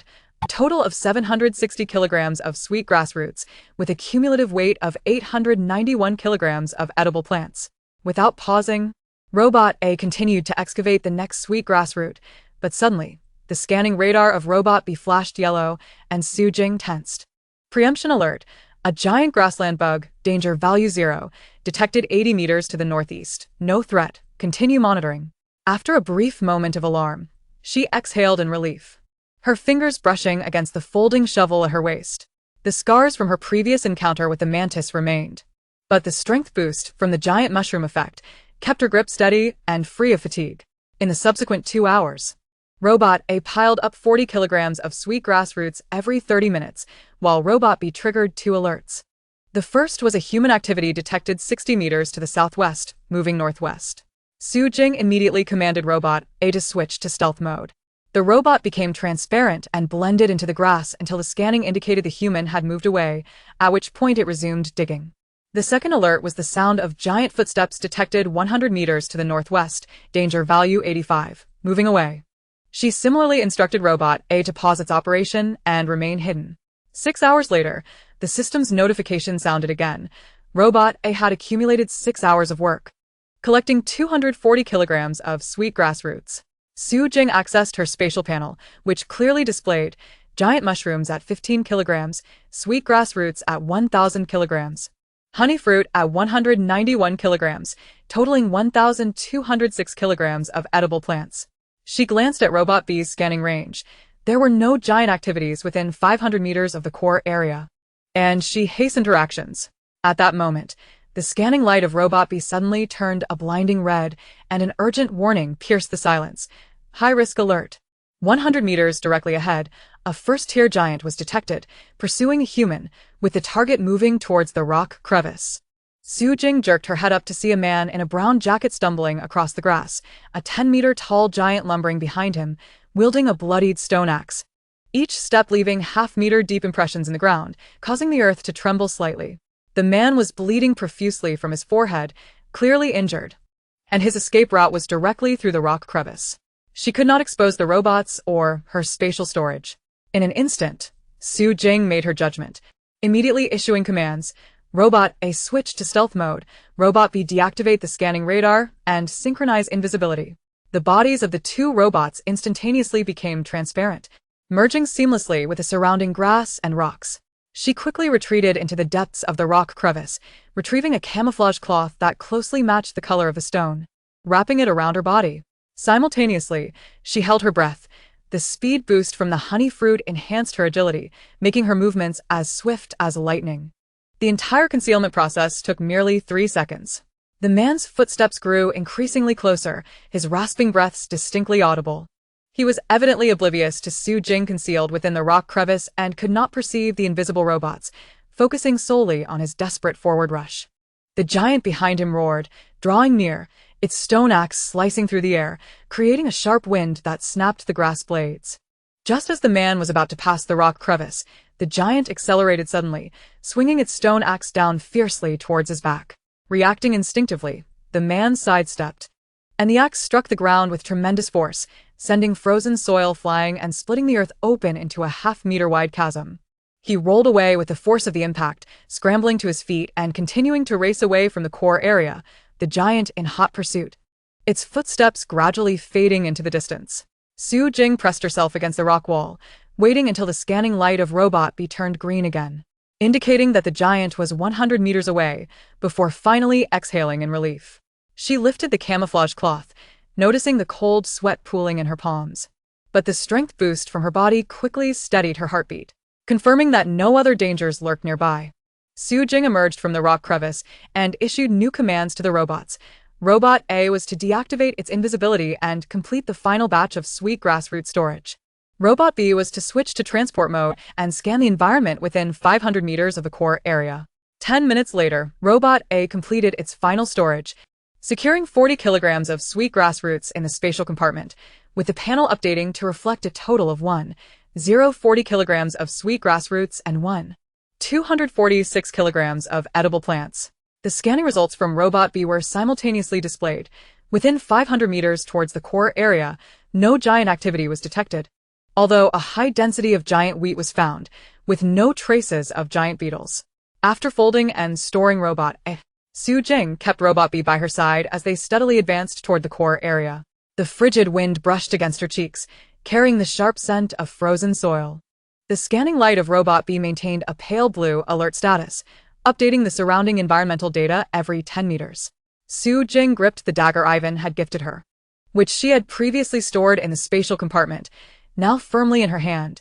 The cold metallic sensation heightened her awareness. The core area lay 500 meters ahead, where the giant wheat grew, the crucial resource for the final chapter of the quest. Unbeknownst to her, this seemingly safe area might still harbor undetected dangers. Chapter 16. Approaching the giant tribe's edge, Su Jing arrived at a dense patch of grass, where the soil beneath her feet transitioned from soft black earth to hard ground interspersed with gravel. 20 meters ahead stood the stone wall of the giant tribe, constructed from rough stone blocks stacked to a height of 5 meters, with dark green vines crawling along its surface, glistening in the morning light. She paused, lightly tapping the button on the robot's body, having previously only known that the robot could mine and transport. Suddenly, a system prompt echoed in her mind, providing additional functional information. Tool hint: the primary robot supports environmental camouflage transformation, allowing it to switch to a non-biological form, such as stone or grass, achieving a 100 integration with the environment. Non-advanced detection cannot identify it and must be manually triggered. Camouflage transformation? Just what she needed. Su Jing's eyes brightened as she pressed the camouflage button on the side of the robot's body. A pale blue light flickered around the robot, and its silver-gray exterior quickly lost its metallic sheen, transforming into a gray-brown stone that matched the surrounding gravel in size and surface texture. Unless one looked closely, it would be impossible to distinguish the robot from an actual stone. She crouched down, running her fingers over the stone's surface. The cold sensation was indistinguishable from genuine rock, and she felt completely at ease. Then, she adjusted her breathing and concentrated her thoughts, entering the spatial gap to observe. In the next moment, the scenery around her morphed into darkness within the space, enabling her to clearly see the environment surrounding the stone wall while remaining undetected. This was a new application she had discovered for the spatial gap, allowing her to observe without being noticed for no more than 3 seconds at a time. After 3 seconds, Su Jing exited the spatial gap, and the system prompt chimed in synchrony. Environmental alert: 10 meters east of the stone wall. 16 stalks of giant wheat detected, each 2 meters tall, with grains the size of fists, weighing 5 kilograms each. Edible. Consuming them accelerates wound healing by 100, non-toxic. 5 meters directly in front of the stone wall, there are 2 giant guard dogs, each 3 meters long, covered in black fur, with exposed fangs, danger level 70. Highly sensitive sense of smell, extremely reactive to living beings, currently in patrol mode, circling the stone wall every 10 minutes. She once again entered the spatial gap, focusing her gaze on the 16 stalks of giant wheat east of the stone wall, which stood tall and golden, their heads plump with grains the size of fists, swaying gently in the wind, precisely as described by the system. Meanwhile, the 2 guard dogs in front of the stone wall were sniffing the grass, their muscles tense beneath their black fur. Occasionally, they raised their heads, their crimson eyes scanning the surroundings. Even the slightest movement of grass a mere half-meter away drawing their attention. Their heightened sense of smell precluded any direct approach. Su Jing exited the gap, lying low in the grass, using the blades to obscure her form. She recalled the vacuum-packed jerky she had stored in the spatial compartment, purchased in bulk at the market. With over 100 packages remaining, its rich aroma perfect for diverting the guard dogs. She retrieved a package of jerky from the spatial compartment, tearing a small opening. The enticing scent wafted through the air, causing the distant guard dogs to perk up their ears and turn their heads towards her direction, emitting low growls. Quickly, Su Jing resealed the jerky, stowing it back in the spatial compartment, and the guard dogs returned to their sniffing, continuing their patrol. Indeed, they were sensitive to scent. A plan began to form in her mind as she once again entered the spatial gap. Carefully observing the movements of the guard dogs, the first guard dog, the left one, led the way, sniffing every 5 meters. The second, the right one, followed closely behind, maintaining a watchful gaze towards the stone wall, less concerned with the ground beneath them. They circled the stone wall in exactly 10 minutes.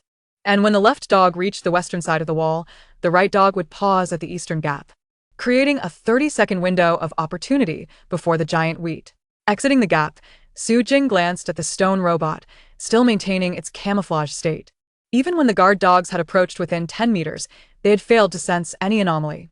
She gently nudged the robot's sensory module with her thoughts. Receiving the system prompt, the robot's camouflage status was normal and ready to receive commands, able to switch to mining mode at any moment. She recalled her previous encounter with Ivan and the other participants without spatial compartments. Even if they found the giant wheat, they could not collect it in bulk as she could, nor extract it from the quest. Only her spatial compartment could store this life-saving resource. The giant wheat that accelerated wound healing. For the next 20 minutes, Su Jing observed twice more through the spatial gap, confirming that the guard dog's patrol pattern remained unchanged, a complete circle every 10 minutes, with a 30-second gap at the eastern side of the stone wall. She placed the jerky on the grass beside her, adjusting the robot's position to move the stone 5 meters closer to the eastern side of the wall, facilitating the subsequent mode switch for harvesting. When the left dog reached the western side, she would throw the jerky to the northern side of the wall to divert both guard dogs, allowing the robot to seize the opportunity to harvest. Gripping the jerky tightly, Su Jing's gaze remained fixed on the guard dogs in front of the stone wall. The left dog had now moved to the southern side, with the right dog closely trailing behind. In just 5 minutes, the first gap would occur. She felt the climbing rope on her wrist and checked the quantity of jerky in the spatial compartment. With 100 packages, there was more than enough to lure the guard dogs away. Even if one attempt failed, she could always throw more. The robot's battery life was still at 8 hours, ample time to harvest the 16 stalks of giant wheat, totaling 80 kilograms. The wind swept in from the direction of the stone wall, carrying with it the pungent scent of vines. Su Jing lowered her breath, waiting for the opportune moment to arrive. This was a batch of crucial supplies within the instance. Acquiring them would elevate her cumulative collection to a new level. More importantly, the wound healing enhancement provided by the giant wheat would offer her an additional layer of security in this apocalyptic world. Chapter 17. The jerky diverts the guard dogs. Su Jing lay prone on the grass, her fingertips pinching 2 vacuum-sealed bags of jerky, her knuckles whitening from exertion. Her gaze was fixed intently on the guard dog by the stone wall. The left dog had just approached the western side of the wall, its tail tucked between its legs, nose to the ground sniffing. The right dog stood at the eastern side, its head turned towards the tribe's interior, observing the previously noted 30-second window. Now was the time, she whispered softly, flicking her wrist to send both bags of jerky arcing towards the grass 10 meters north of the stone wall. The bags landed with a faint rustle, and as the packaging tore open, a rich, meaty aroma wafted through the air towards the guard dogs. The right dog's ears perked up first, its crimson eyes darting towards the source of the enticing scent. A low growl emanated from its throat as it dug its claws into the ground twice before turning and sprinting northward. The left dog, hearing the commotion, lifted its head and followed the scent as well. The attention of both guard dogs was completely diverted by the jerky, moving them far away from the area of giant wheat on the eastern side of the stone wall. Su Jing did not dare to hesitate. She pressed her fingertips against a nearby stone, instantly deactivating her disguise. A faint blue light flickered, and the robot restored its silver-gray body, its mechanical arm clicking as it transitioned into harvesting mode. She mentally commanded, "Locate 16 stalks of giant wheat to the east of the stone wall. Harvest the wheat, with grains, stack every 5 stalks into a pile, and act swiftly. Complete this within 30 seconds." The robot's eyes flashed with green light, and its omnidirectional wheels glided silently to the first stalk of giant wheat. The mechanical arm's claw precisely grasped the midsection of the stalk, gently bending it with a barely audible snap. The stalk, laden with ripe grains, was severed, and the arm quickly shook off the attached soil, neatly placing it on the ground. 1 stalk, 2 stalks, 3 stalks. The robot's movements were astonishingly swift. While the enhancement from the sweet grass roots benefited Su Jing, her mental commands were even quicker. Each grasp, severance, and placement was executed flawlessly. In less than 20 seconds, all 16 stalks of giant wheat had been harvested, arranged into 3 piles at the base of the stone wall. Su Jing cast a quick glance northward. The 2 guard dogs were still preoccupied with tearing apart the jerky. The packaging shredded to pieces, and they would not return for a while. She immediately stood up and briskly walked over to the wheat piles. Concentrating her thoughts, store in the edible plant section of her space, categorizing the giant wheat separately. The 3 piles of giant wheat vanished in an instant, and a system notification chimed in her mind. Substance identification. Giant wheat, edible. Danger level 0, non-toxic. Supplementary note. Eating accelerates wound healing by 100. Effect lasts for 12 hours. Duration stacks with repeated consumption. Current collection weight, 5 kilograms per stalk, 16 stalks totaling 80 kilograms. Cumulative collection weight, 874 kilograms, 80 kilograms, 954 kilograms, 100 kilograms. Task goal, exceeding by 854 kilograms. She let out a sigh of relief, her fingertips brushing over the small wound on her hand, previously scratched by grass leaves and still scabbing yesterday. Now completely healed, leaving only a faint mark. It was the effect of the half-stalk of giant wheat she had consumed earlier. Just as she contemplated having the robot disguise itself again, a sudden howl echoed from the north. The left dog had finished the jerky and glanced towards the stone wall. Seemingly intent on returning, Su Jing's heart raced, and she hurriedly commanded the robot to switch back to its disguise, blending into the stone at the base of the wall. She crouched down, using grass leaves to shield her body, while retrieving 2 more bags of jerky from her space and tossing them further north. The enticing aroma wafted again, halting the left dog's footsteps as it turned to pursue the scent, with the right dog following suit. Only then did Su Jing straighten up, leaning against the stone wall and catching her breath. The previous 30 seconds had been exceedingly tense. Had the robot acted more slowly, or the guard dogs returned prematurely, the consequences would have been dire. She mentally scanned the edible plant section of her space. The giant wheat was nestled between the sweet grass roots and honey fruits, the golden spikes faintly glowing in the darkness. The 80 kilograms of wheat only occupied a small area of the 7,140 square meters of space. Not to mention the current 954 kilograms. Even if she collected several thousand more kilograms, there would still be ample room. She needed to act quickly before the guard dogs returned and see if there were more giant wheat. Su Hing her bir et. Concentrating her thoughts as she entered the spatial gap. Through the fissure, she glimpsed several scattered stalks of giant wheat amidst the grass to the east of the stone wall. And further in the distance at the edge of the tribe, a denser thicket of wheat appeared to beckon. Exiting the gap, a system notification chimed synchronously. Environmental alert. 20 meters east of the stone wall, detected 24 scattered stalks of giant wheat. 50 meters at the edge of the tribe, detected a dense cluster of giant wheat, approximately 200 stalks. No guard dogs present. A giant patrol will pass by in 1 hour. Su Jing's eyes lit up. With the 24 scattered stalks, coupled with the 200 dense stalks, if harvested entirely, she could at least collect another 1,120 kilograms, 224 stalks at 5 kilograms each.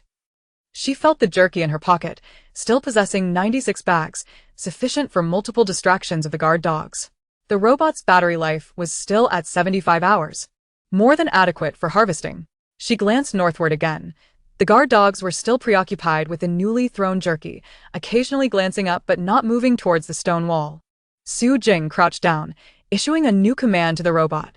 Deactivate disguise.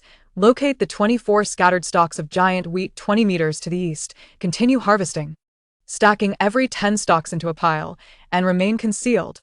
The robot reactivated its body and silently glided towards the distant grassland. Su Jing remained at the base of the stone wall, clutching the jerky, her gaze oscillating between the guard dogs and the robot. This was merely the beginning. She aimed to seize every stalk of giant wheat she could find during the patrol's absence, amassing the essential supplies for wound healing in this apocalyptic era. The mechanical arm emitted a faint click once more. The 17th stalk of giant wheat was harvested. A subtle smile crept onto Su Jing's lips as her cumulative weight continued to rise, the supplies in her space multiplying. In this lifetime, she would no longer struggle in the apocalypse due to a lack of resources as she had in her past existence. Chapter 18. The robot harvests wheat in bulk. Su Jing leaned against a stone wall, her gaze fixed on the robot's movements as its silver-gray body glided to the scattered giant wheat 20 meters to the east. The mechanical arm clicked into action, precisely grasping the middle of the first stalk. With a gentle bend, the snap was nearly drowned out by the wind, and the stalk, heavy with grains, fell to the ground. The mechanical arm quickly shook off the soil, gathering the stalks together. In less than 5 minutes, all 24 scattered stalks of giant wheat had been harvested and formed into 2 small piles. Su Jing quickly approached, her fingertips gliding over the tops of the piles. Concentrating her thoughts, store in the edible plant section of her space, categorizing under giant wheat. The piles of wheat vanished instantly, and a system notification chimed in her mind, added 120 kilograms, cumulative weight 1,074 kilograms. Not pausing, she turned her gaze towards the dense thicket of wheat at the edge of the tribe, 50 meters away. The golden stalks grew in contiguous clusters, their heavy heads stretching out of sight. The system had previously warned of a giant patrol approaching in 1 hour. She needed to harvest a portion before that happened. Switching to bulk harvesting mode, she commanded the robot to stack every 50 stalks into a pile, prioritizing those closer to the outer edge. Simultaneously, she retrieved several bags of jerky from her space. She had already used a considerable amount to distract the guard dogs and needed to conserve the rest for potential emergencies. The robot's eyes flashed red, its wheels accelerating as it glided into the dense thicket of wheat. The mechanical arm's movements noticeably quickened, harvesting 10 stalks every 30 seconds. In less than 3 minutes, 50 stalks of giant wheat were piled into a mound with a 2-meter diameter. Su Jing stood at the edge of the thicket, not needing to approach. With a mere thought, she could store the large mound of wheat in her space, achieving at least 5 times the efficiency compared to harvesting individual stalks. In the midst of her efforts, the system suddenly issued a warning. Giant patrol approaching, 300 meters away. Moving towards the wheat thicket, Su Jing immediately halted the robot and rushed over to press the disguise button on its body. A flash of pale blue light flickered, and the robot instantly transformed into a long, rectangular stone block, seamlessly blending into the rubble alongside the wheat stalks. She crouched deep among the wheat, hugging her knees and holding her breath.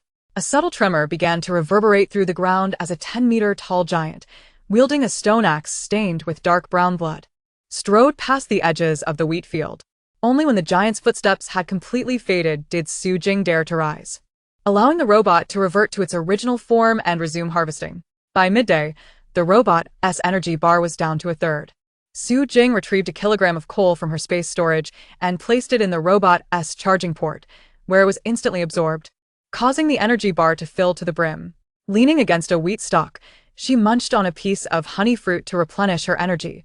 The sweet, gooey flesh melted in her mouth, instantly enhancing her speed. She also took a bite of the giant wheat grain, its taste slightly astringent. The cuts on her fingers, previously inflicted by the wheat stalks, had ceased to bleed, the healing effect still at work. The afternoon harvesting proceeded with greater ease. Occasionally, a guard dog would approach, prompting Su Jing to toss out half a pack of jerky, its savory aroma wafting through the air, instantly diverting the dog's attention as it dashed after the treat. Oblivious to the movements within the wheat, the robot continued its relentless work, its mechanical arms tirelessly stacking wheat piles, which Su Jing systematically collected into her space. As the sun began to dip towards the horizon, she had harvested 180 out of 200 stalks from the dense wheat field. Upon completing the final 20 stalks, the system emitted a notification, an additional 100 kilograms, with a daily total of 1,200 kilograms, bringing the cumulative weight to 2,074 kilograms. Su Jing accessed the edible plant zone in her space, where the giant wheat had formed a small hill, accompanied by sweet grass roots and honey fruit. Together, these 3 resources occupied merely 1/8 of the available space. With 7,140 square meters still largely unfilled, she could easily accommodate several thousand more kilograms. Just as she contemplated switching the robot back to disguise mode to find a place to rest, the system suddenly issued an urgent alert. 5 humans were approaching from the southwest, armed with pistols and machetes, led by the very thief she had previously encountered, likely planning an ambush. A wave of dread washed over Su Jing. These were foreigners. She had let him escape, only to discover he had returned with reinforcements. Quickly scanning the robot's body, she noticed a defense button on the side that she had previously overlooked. As her fingertip brushed the button, the system announced, "Defense mode activated." The mechanical arm could now launch electric needles with a range of 5 meters, capable of paralyzing a target for 5 minutes. Without hesitation, she directed the robot to face southwest, where a slender silver electric needle sprang forth from the arm's tip. She hid behind the wheat pile, gripping her folding shovel tightly. Peering through the gaps in the wheat, she saw the grass rustling as 5 figures emerged, the leader raising a silver pistol, aiming it directly at the robot's body. Behind him, 2 men wielded machetes, while the others clutched sharpened wooden sticks, their eyes gleaming with avarice as they advanced towards the robot. "Leave the robot. Otherwise, you won't be leaving today." The man's voice was laced with menace, his pace quickening.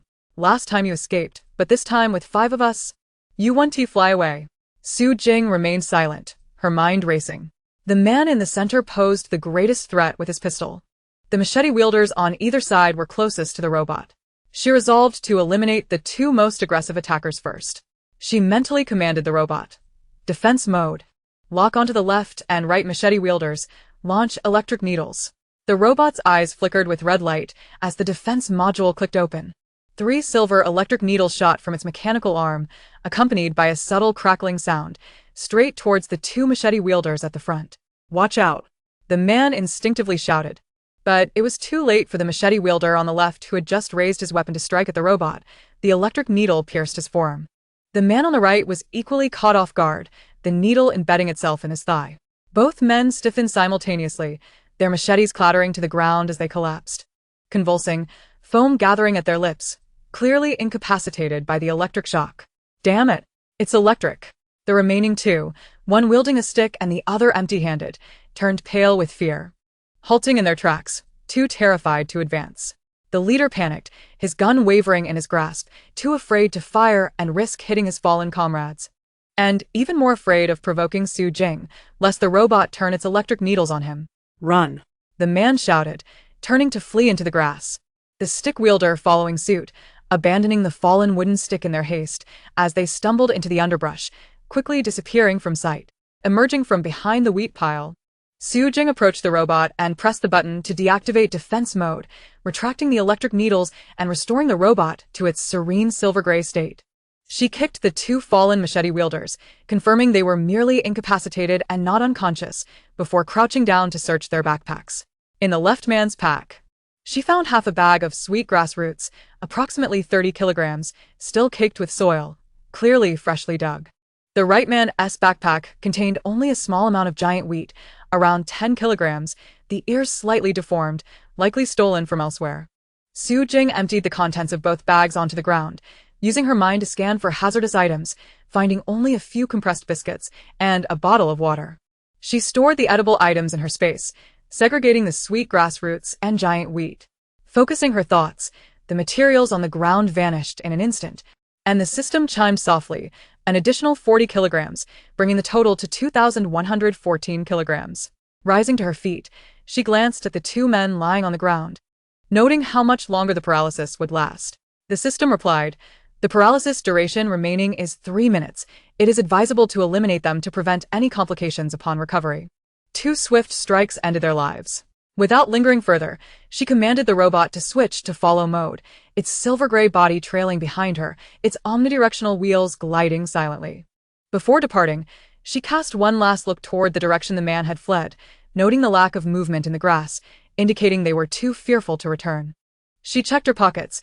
The jerky she had previously had was gone, but the recently acquired compressed biscuits would suffice for a while. More importantly, the men's supplies included a small amount of giant wheat, which, though scant, could replenish her earlier losses. The core zone was denser with giant wheat, and with the robot having 8 hours of operational time left, it was an opportune moment for a full day of harvesting. Resolutely, Su Jing quickened her pace towards the core zone, the recent ambush having made her acutely aware that humans posed a threat more insidious than giants. She needed to harvest the giant wheat swiftly and distance herself from those who sought to steal her resources. The robot followed closely, occasionally scanning the surroundings, the system issuing sporadic alerts. Human activity detected 100 meters to the northwest, maintain distance. Giant footsteps detected 200 meters to the northeast, no threat. Su Jing instructed the robot to remain vigilant, ready to activate defense mode at the first sign of danger. After approximately 20 minutes, the wheat stalks ahead grew denser, their golden ears forming a continuous expanse in the light, even more lush than at the edge of the previous tribe. The core zone had arrived. Su Jing halted, Surveying the thick wheat before her, then glanced at the robot, a smile curling at the corners of her lips. It was time to harvest with full force. Chapter 19. Intensive harvesting of giant wheat in the core zone. Su Jing stood at the edge of the wheat field in the core zone, her fingertips swiftly gliding across the robot's touchscreen to summon the parameters for the intensive harvesting mode. She adjusted the mechanical arm's opening angle from 60 to 90 degrees, set the cutting force to a light setting to prevent splintering when cutting the stalks, and fixed the stacking distance at 2 meters to ensure each stack of wheat, with grains, weighed approximately 25 kilograms, facilitating subsequent bulk collection into her space. Activate, she commanded, targeting a 10-meter radius of wheat, prioritizing the harvesting of plants with a maturity level exceeding 90%. With a mental directive, she pressed the robot's start button. The robot's eyes flickered with a green work light as its omnidirectional wheels silently glided into the wheat field. The mechanical arm clicked open, precisely targeting the midsection of the first towering wheat stalk, nearly 2 meters high, with a giant clamp. With a gentle bend, a soft snap echoed, severing the stalk along with its full ear of wheat. The mechanical arm then trembled slightly, shaking off the damp earth clinging to the base, and neatly placing it at the pre-designated stacking point. 1 stack, 2 stacks, 3 stacks. The robot's movements were so swift they nearly left an afterimage. Su Jing stood at the periphery of the wheat field, requiring no proximity. She merely focused her thoughts on the neatly piled wheat stalks, silently commanding them into her spatial storage. Instantly, the entire pile vanished, while the cumulative weight displayed on the system panel visibly surged. 2,114 kilograms, 2,139 kilograms, 2,164 kilograms. In less than an hour, the robot completed its first round of harvesting within a radius of 10 meters, amassing 12 piles of 300 kilograms of giant wheat. Su Jing accessed her spatial awareness of edible plants, noting that the mound of giant wheat had grown taller, while the sweet grass roots and honey fruits nearby appeared particularly diminutive, still occupying less than 1/5 of the space. The efficiency was 3 times faster than at the edge of the tribe. The core area was indeed dense. She murmured to herself, extracting a small piece of honey fruit from her space and popping it into her mouth. The sweet, rich flesh melted away, instantly enhancing her speed and enabling her to more swiftly capture the robot's operational status, allowing for timely adjustments to her commands. Midway through, the system suddenly emitted a gentle alert. 200 meters northeast, a first-order giant is patrolling along a fixed route, entering the harvesting area in 5 minutes. Su Jing promptly issued a command to the robot to pause its camouflage. A pale blue light flickered, and the robot instantly transformed into an elongated, gray-brown stone, perfectly blending into the pile of rubble between the wheat stalks. She crouched deep within the stalks, hugging her knees and holding her breath. The ground gradually trembled with faint vibrations as the 10-meter-tall giant, wielding a stone axe, strode past the edge of the wheat field. Its rough, gray-yellow skin glistened under the light, and the dark brown stains along the axe's edge brushed against the tops of the wheat stalks, bending a cluster of wheat heads. Su Jing watched as the giant's footfalls left shallow impressions in the earth with each step. Only when the giant's footsteps completely faded into the southeast did she rise, pressing the robot's camouflage disengage button and restarting the harvesting program. At noon, the robot's power gauge dropped to 30. Su Jing approached the robot, retrieving 1 kilogram of coal from her space and aiming it at the charging port. The coal was instantly absorbed, and the power gauge surged to a full 100.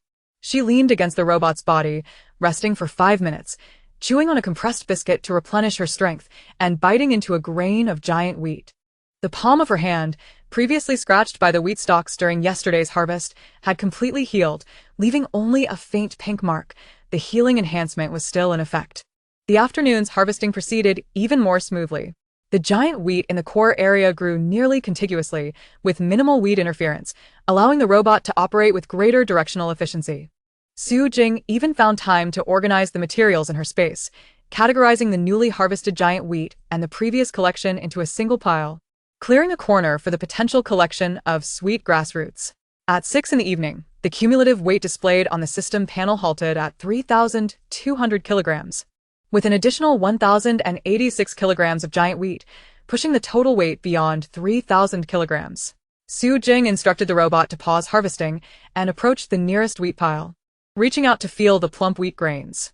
She pinched one, discovering the delicate, starchy texture inside, confirming its suitability for milling, enough to sustain her for quite some time in this apocalyptic world. Just then, a system prompt echoed in her mind, accompanied by a countdown reminder. Dungeon countdown alert. 12 hours remaining. Approximately 70 of the giant wheat in the core area has been harvested. It is advisable to expand the collection area at the tribe's periphery, 800 meters southwest, where a dense patch of sweet grass roots has been detected, estimated reserves exceeding 500 kilograms, which can supplement strength-enhancing resources. Su Jing paused for a moment, pulling up the system map, marking the outer expansion collection area as a low-risk zone. The activity frequency of giants was low, with only a few giant grassland worms present, making it suitable for collecting sweet grass roots. After contemplating, she concluded that the core area's giant wheat was ample, and the sweet grass roots would enhance her strength, beneficial for both dealing with the dangers of finishing the dungeon and for endurance in the apocalypse. It was indeed time to expand her collection. Switching modes from concentrated harvesting to navigation following, she set her sights on the tribe's outer expansion collection area, carefully avoiding the patrol routes of the giants. She issued new commands to the robot, simultaneously retrieving an entrenching shovel from her space to attach to her waist, as manual assistance might be required for digging up the sweet grass roots. While the robot's eyes flashed with a blue navigation light, its omnidirectional wheels turned toward the southwest, slightly tilting its body in readiness for movement. Su Jing followed closely behind the robot, her steps light and swift. Chapter 20. Encountering the boss leader, Su Jing trailed the robot along the stony path at the tribe's periphery, her entrenching shovel secure to her waist, her fingertips unconsciously grazing the robot's touchscreen. After walking just 50 meters, the robot suddenly halted, its eyes flickering with a yellow detection light, and the system prompt chimed in unison, detected a dense cluster of giant mushrooms, approximately 50 specimens, 15 meters ahead. Each weighs 15 kilograms and is edible, enhancing bodily strength by 100 for 24 hours upon consumption. She hastily approached, parting the half-human high grass to reveal a sprawling expanse of grayish-white giant mushroom caps, each approximately 5 meters in diameter, with stout stems resembling barrels, their roots embedded in the soft black earth, denser than those previously unearthed in the grassland, making them ideal for the robot's bulk excavation. Switching to mining mode, the mechanical arm adjusted for wide excavation, piling every 10 specimens into a stack while shaking off the root soil. Su Jing pressed the mode button on the robot, and the mechanical arm clicked open. The shovels, with extending to 30 centimeters, targeting the outer side of the first mushroom's root, she gently inserted the shovel into the soil, skillfully avoiding the main root, tracing a circle around the stem, and lifting upward. The entire mushroom, stem and cap intact, was successfully excavated, with the mechanical arm rapidly shaking off the soil, leaving only the clean mushroom body. In less than 10 minutes, all 50 giant mushrooms were excavated, forming 5 piles, each weighing 150 kilograms. Su Jing stood beside the piles, without the need to bend down, and with a mere thought, commanded them into her spatial storage, categorizing the giant mushrooms separately. They vanished instantly, and the system panel updated, 3,950 kilograms. She reached into her pocket, retrieving the last small piece of mushroom, chewing on its slightly chewy texture imbued with a hint of freshness. Soon, a warm surge flowed through her chest, and the enhancement to her bodily strength took effect. Alleviating the mild discomfort she had felt while wielding the shovel, even her breathing became steadier. Continuing toward the edge of the core area, she prioritized harvesting the uncollected giant wheat. Su Jing issued navigation commands to the robot, which resumed its movement along the gaps between the grass leaves, heading northeast to the previously marked area of unharvested giant wheat, where the system estimated reserves exceeded 3,000 kilograms. Upon arriving at the destination, she beheld vast swathes of golden wheat swaying in the wind, the ears even more plumped than those in the core area. The robot swiftly glided into the wheat field, switching back to concentrated harvesting mode, with the mechanical arms clamp capable of severing 15 stalks per minute. In under an hour, it had amassed 8 piles of 200 kilograms of wheat stalks. Su Jing stood at the periphery, commanding bulk storage with her thoughts. As the numbers on the panel fluctuated, 3,950 kilograms, 4,150 kilograms, 4,350 kilograms. During the process, the system issued 2 alerts regarding the approaching giant patrol, prompting Su Jing to direct the robot to pause and switch to its stone disguise, seamlessly integrating into the pile of rubble beside the wheat field. Even the gray-yellow patterns matching those of the stones. As the giant, axe in hand, passed by, it remained blissfully unaware of any anomaly. Once the giant had moved on, the robot promptly resumed its operations, maintaining its efficiency without any disruption. At 2 p.m., the robot's power gauge dropped to 20. Su Jing retrieved 2 kilograms of coal from her space, dividing it into 2 portions to insert into the charging port. The coal was instantly absorbed, and the power gauge surged to full, with the robot's temperature normalizing. She leaned against the mushroom stalk to rest for 10 minutes, chewing on a piece of compressed biscuit, and then took a bite of the giant wheat grain, which had been scratched on her forearm by grass blades yesterday. At this moment, the wound had completely healed, with a doubling effect still in progress, leaving no scars behind. By 6 in the evening, the countdown for the dungeon dropped to 3 hours remaining, and the cumulative weight on the system panel was fixed at 6,664 kilograms, which included 750 kilograms of giant mushrooms and an additional 2,714 kilograms of giant wheat. Su Jing commanded the robot to pause harvesting and called up the spatial perception of the edible plant area, where the mound of giant wheat occupied nearly 1/3 of the space. The adjacent giant mushrooms and sweetgrass roots were neatly stacked, and although the 7,140 square meters of space still had gaps, it was sufficient for her consumption in the early days of the apocalypse. Just as she was about to switch the robot to follow and retreat mode, the system suddenly emitted a sharp warning sound, and the red alarm light on the virtual panel flashed frantically. High-risk alert. A boss-level giant leader, 15 meters tall, appeared 30 meters ahead, wielding a massive stone hammer. With a danger level of 180, attack power of 300, and defense power of 200, moving towards her position and set to arrive in 1 minute. Su Jing's heart tightened, and she looked up to see the grass blades being forcefully pushed aside.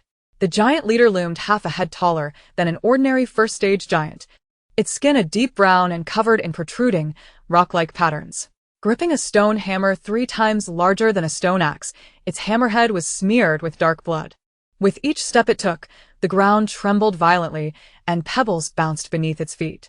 Robot, activate defense mode, launch electric needles to divert its attention, and move northwest. She mentally commanded, stepping back 2 paces while concentrating all her energy.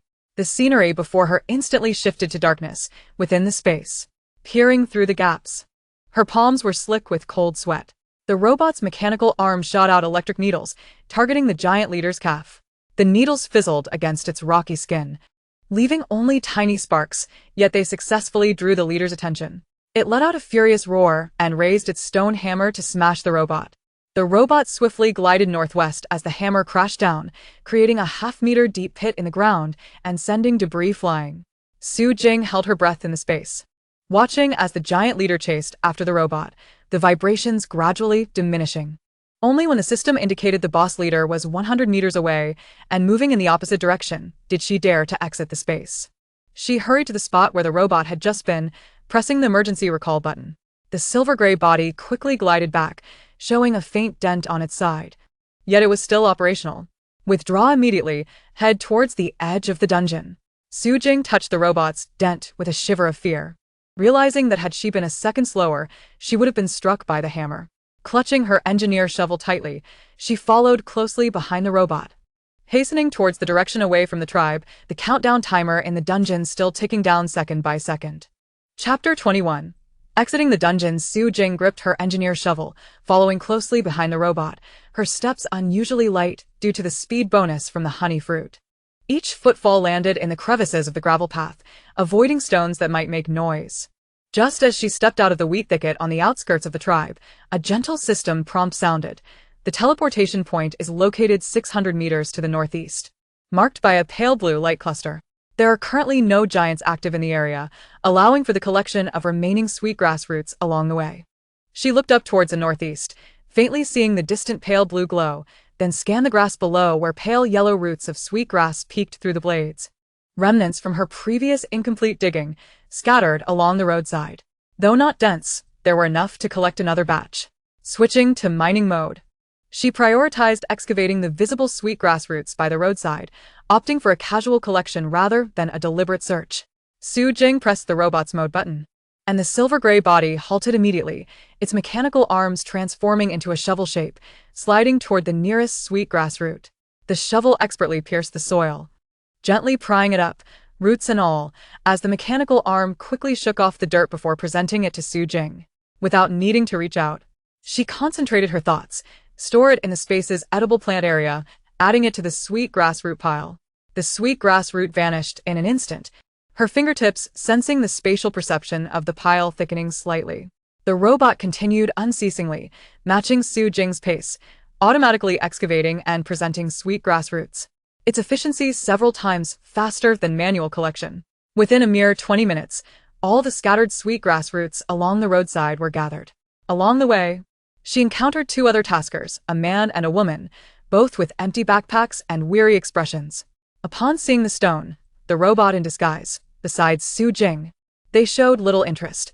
In their eyes, completing a task of 100 kilograms was sufficient, as resources in the dungeon could not be taken out, making further effort unnecessary. Su Jing chose not to engage, quickening her pace to avoid their direction. Her spatial ability to carry resources was her unique advantage, one she had no intention of revealing. System ranking prompt. Current dungeon real-time ranking. 1. I am the wealth god. Task completion rate 100. Resource reserves far exceeding other participants. 2. Hunter. Task completion rate 100. 3. Windwalker. Task completion rate 100. Stable ranking. No changes anticipated. The system notification brought a sigh of relief to Su Jing. Since the beginning of the dungeon, she had never fallen from the first place, and with only an hour remaining until the end, her position was secure. After another 10 minutes, the pale blue teleportation point finally came into clearer view. It was a light cluster with a diameter of 5 meters, hovering 1 meter above the ground, its surface sparkling with tiny light points. Surrounding it were 7 or 8 taskers, all engrossed in their system panels, occasionally conversing, their discussions revolving around the hope of completing their tasks and being able to leave alive. Su Jing approached the edge of the teleportation point with the robot, instructing it to revert to its disguised state, transforming into an inconspicuous stone at her feet. Leaning against a nearby grass stalk, she accessed the system panel, which displayed a cumulative resource reserve of nearly 30,000 pounds. The specific numbers were not detailed, but she could sense through the spatial perception that in the edible plant area, the giant wheat, sweetgrass roots, honey fruits, and giant mushrooms were neatly categorized, occupying some space but far from full. With an hour still remaining until the teleportation, are you also here to wait for the end? A boy in a black tracksuit initiated a conversation. His backpack was noticeably deflated, indicating he hadn't brought much in terms of resources. Lin Feng. I only dug up 100 kilograms of sweetgrass roots, enough for the task. You can't take more out anyway. What about you? About the same? Just completing the task is enough, Su Jing replied vaguely, without elaborating on her ability to carry nearly 30,000 pounds of resources, or revealing that the stone at her feet was a robot. Lin Feng didn't press further, merely sighing, "This dungeon is too dangerous. I saw someone get cleaved in half by a giant, and others being chased by giant mantises. Just making it to the teleportation point is already a blessing." Su Jing remained silent, her gaze sweeping over the teleportation point where no one seemed to notice her. Everyone was focused on the countdown, occasionally glancing at the light cluster with expressions of anticipation. She touched the stone at her feet, confirming the robot's status was normal, and checked the resources in the space. All the giant plants were intact, and the robot's power reserves were sufficient to last until the dungeon exit, bringing her complete reassurance. As time passed, more and more taskers gathered around the teleportation point. When the countdown reached 30 minutes remaining, nearly 20 people had assembled. Everyone instinctively kept their distance from the light cluster, aware that prematurely touching the system had been warned against. Doing so would be deemed a violation, resulting in the cancellation of rewards. Su Jing leaned against the grass stalk, refraining from engaging with others, occasionally mentally scanning the neatly stacked resources within the space. The two robots, one in disguise, the other within the space, remained intact, and once they exited the dungeon, she could have them organize and categorize everything properly. 10 minutes remaining in the dungeon. All participants prepare for teleportation. After teleportation, you will return to your initial location prior to entering the dungeon. The system prompt echoed in everyone's minds, and the pale blue light cluster around the teleportation point suddenly brightened, the light points flickering faster.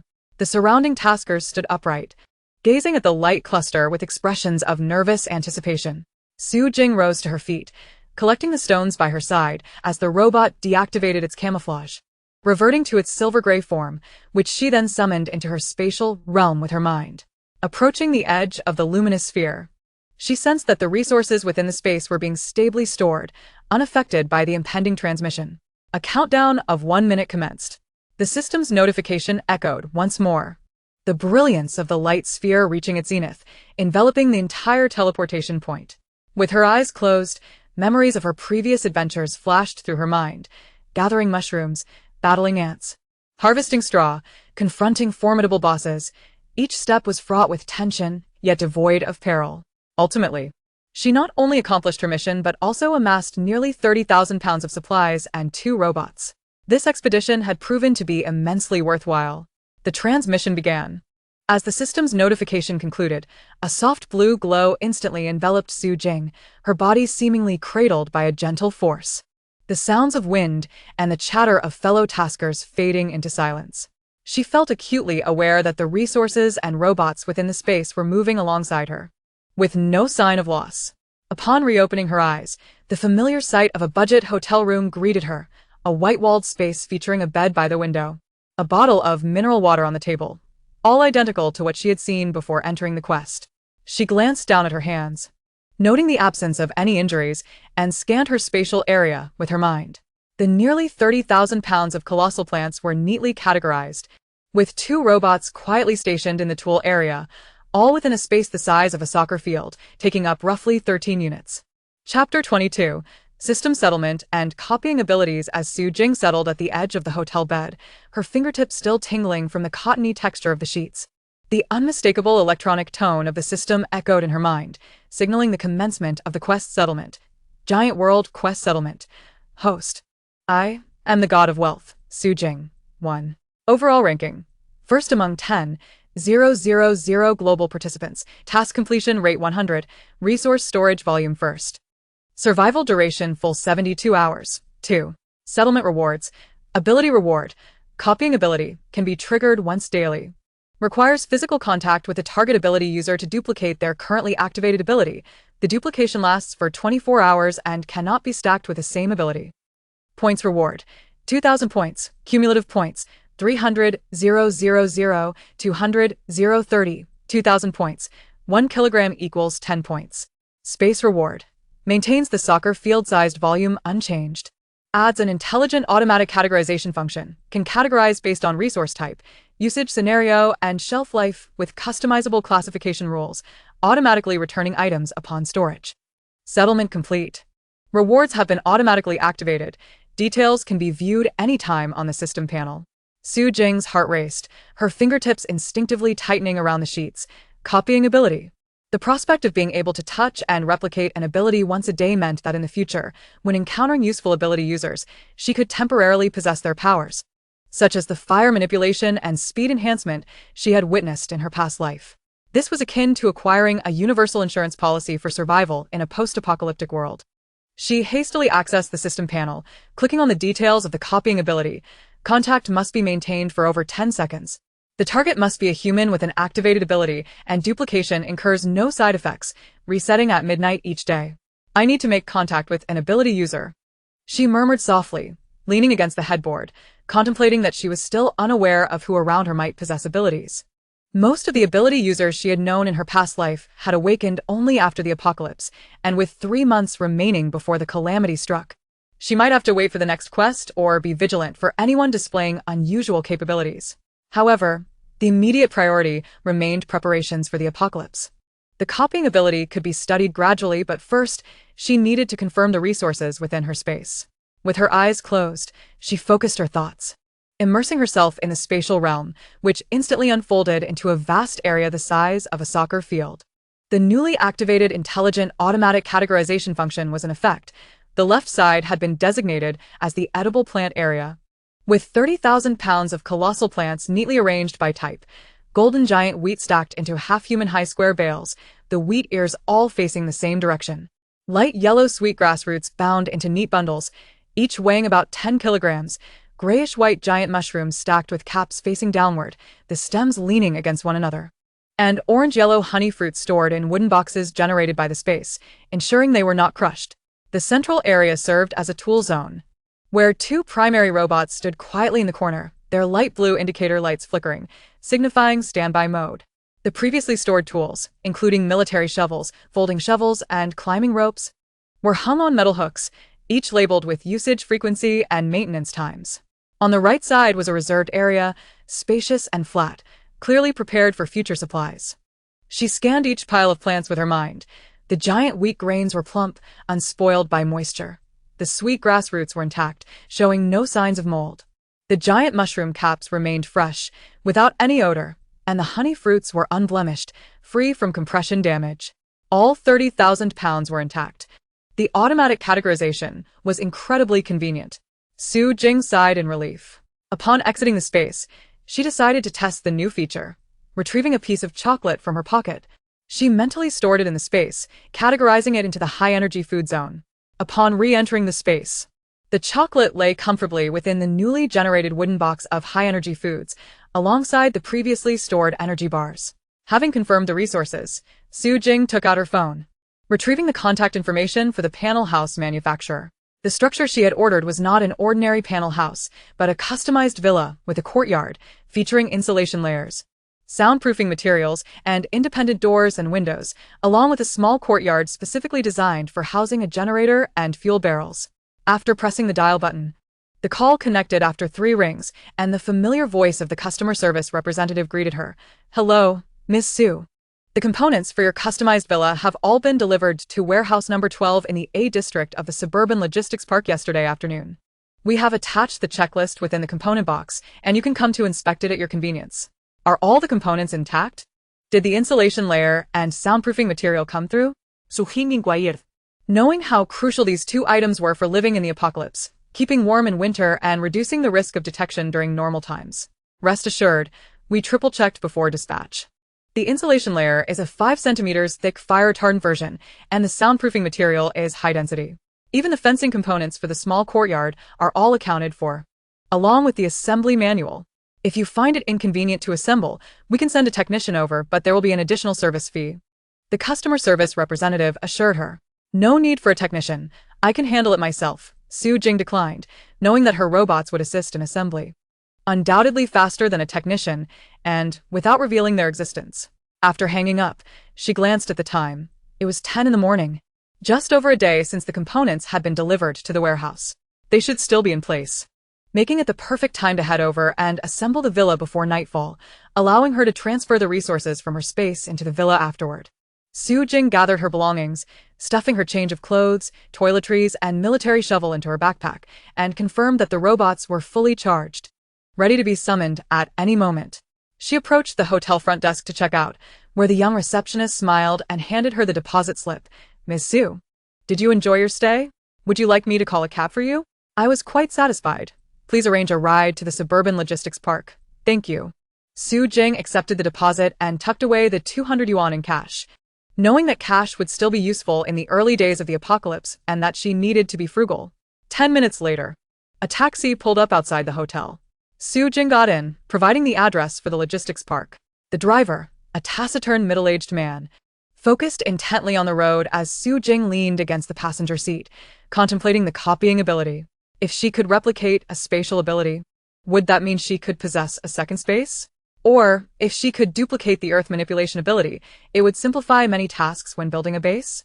However, with no clear target at present, she decided to set those thoughts aside until she encountered an ability user.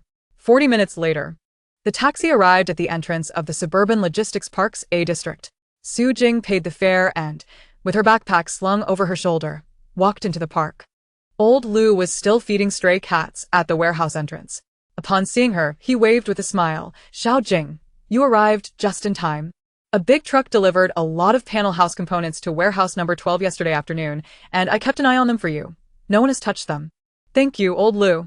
Su Jing took the warehouse key handed to her by old Liu and swiftly walked to the entrance of warehouse number 12.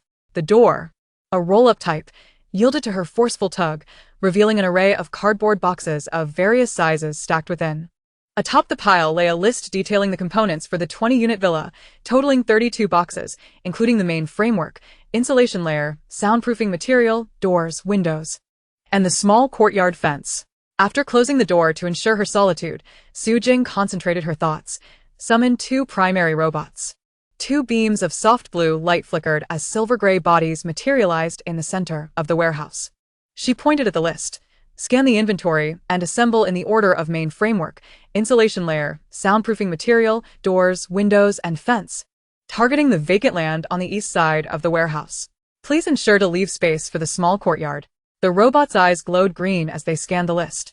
Then immediately divided their tasks. Robot number 1 was assigned to transport the components, extracting the steel pipes for the main framework from the boxes and arranging them by size on the eastern plot.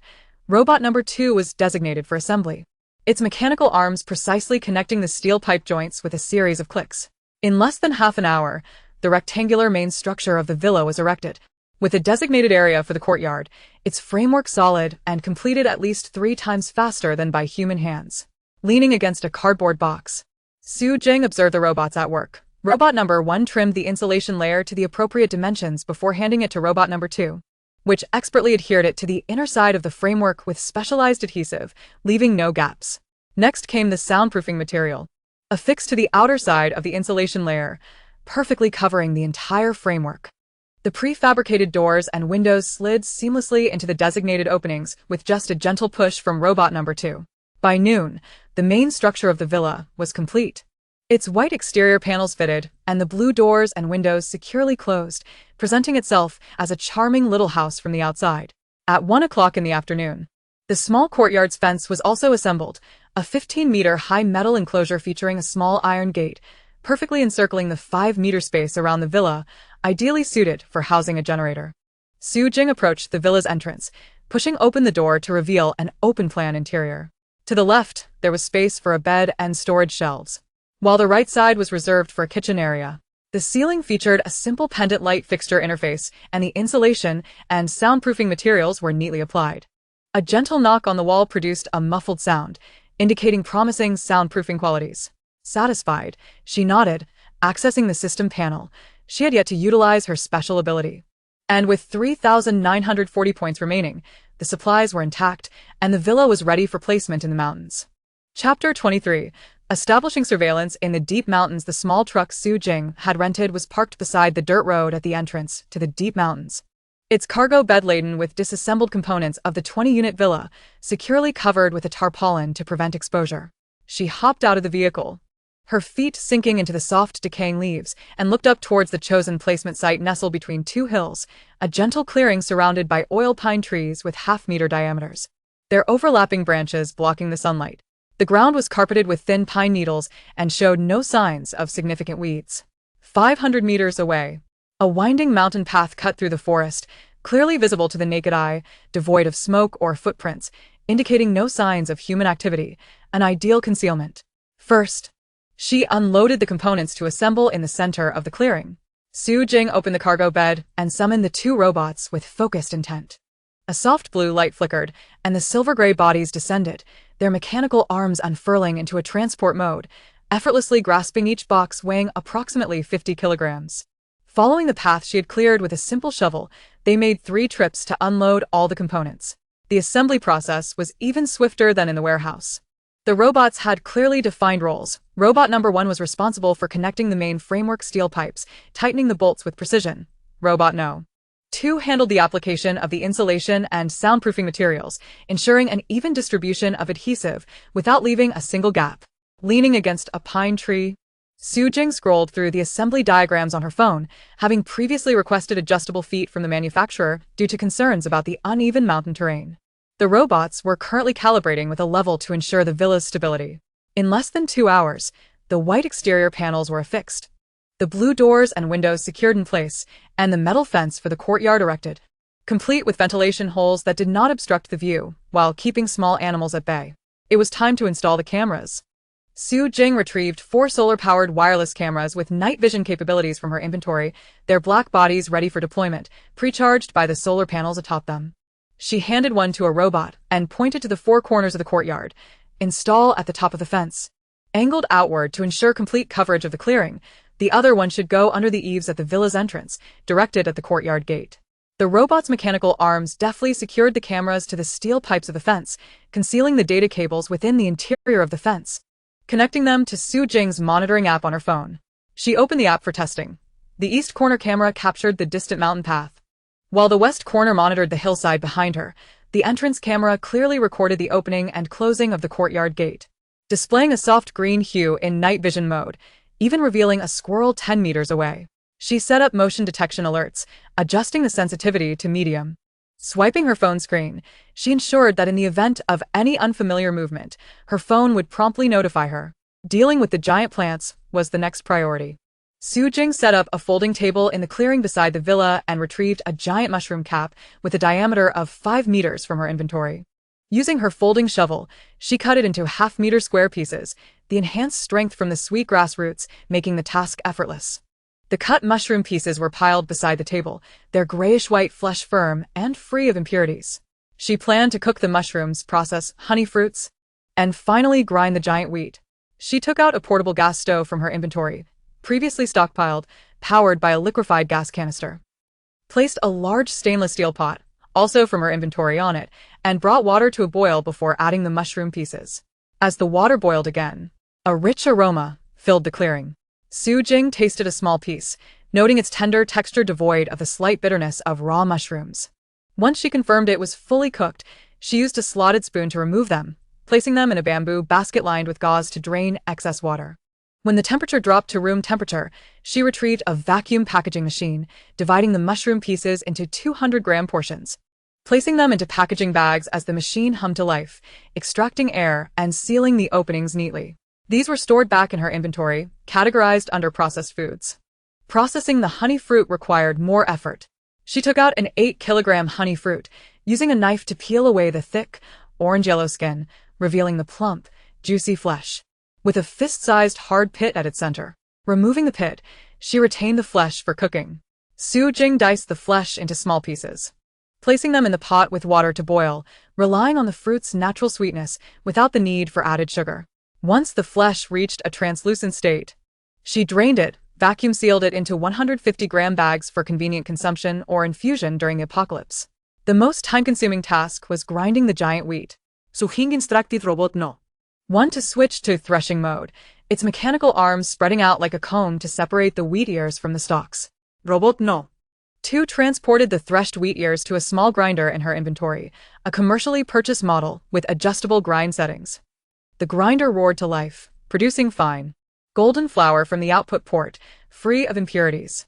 Su Jing sifted it through a fine mesh to eliminate any coarse particles before sealing it into bags, each containing 1 kilogram, and labeling them with giant wheat flour along with the packaging date. With the assistance of the robots, she completed the processing of 500 kilograms of giant plants in one afternoon, 200 kilograms of mushrooms, 150 kilograms of honey fruits, and 150 kilograms of giant wheat flour. Leaning against the villa's door frame, sipping mineral water from her inventory, Su Jing observed the peaceful scene on her phone's monitoring feed, with only the rustling of leaves in the breeze breaking the silence. At that moment, a system notification chimed in her mind. System function update.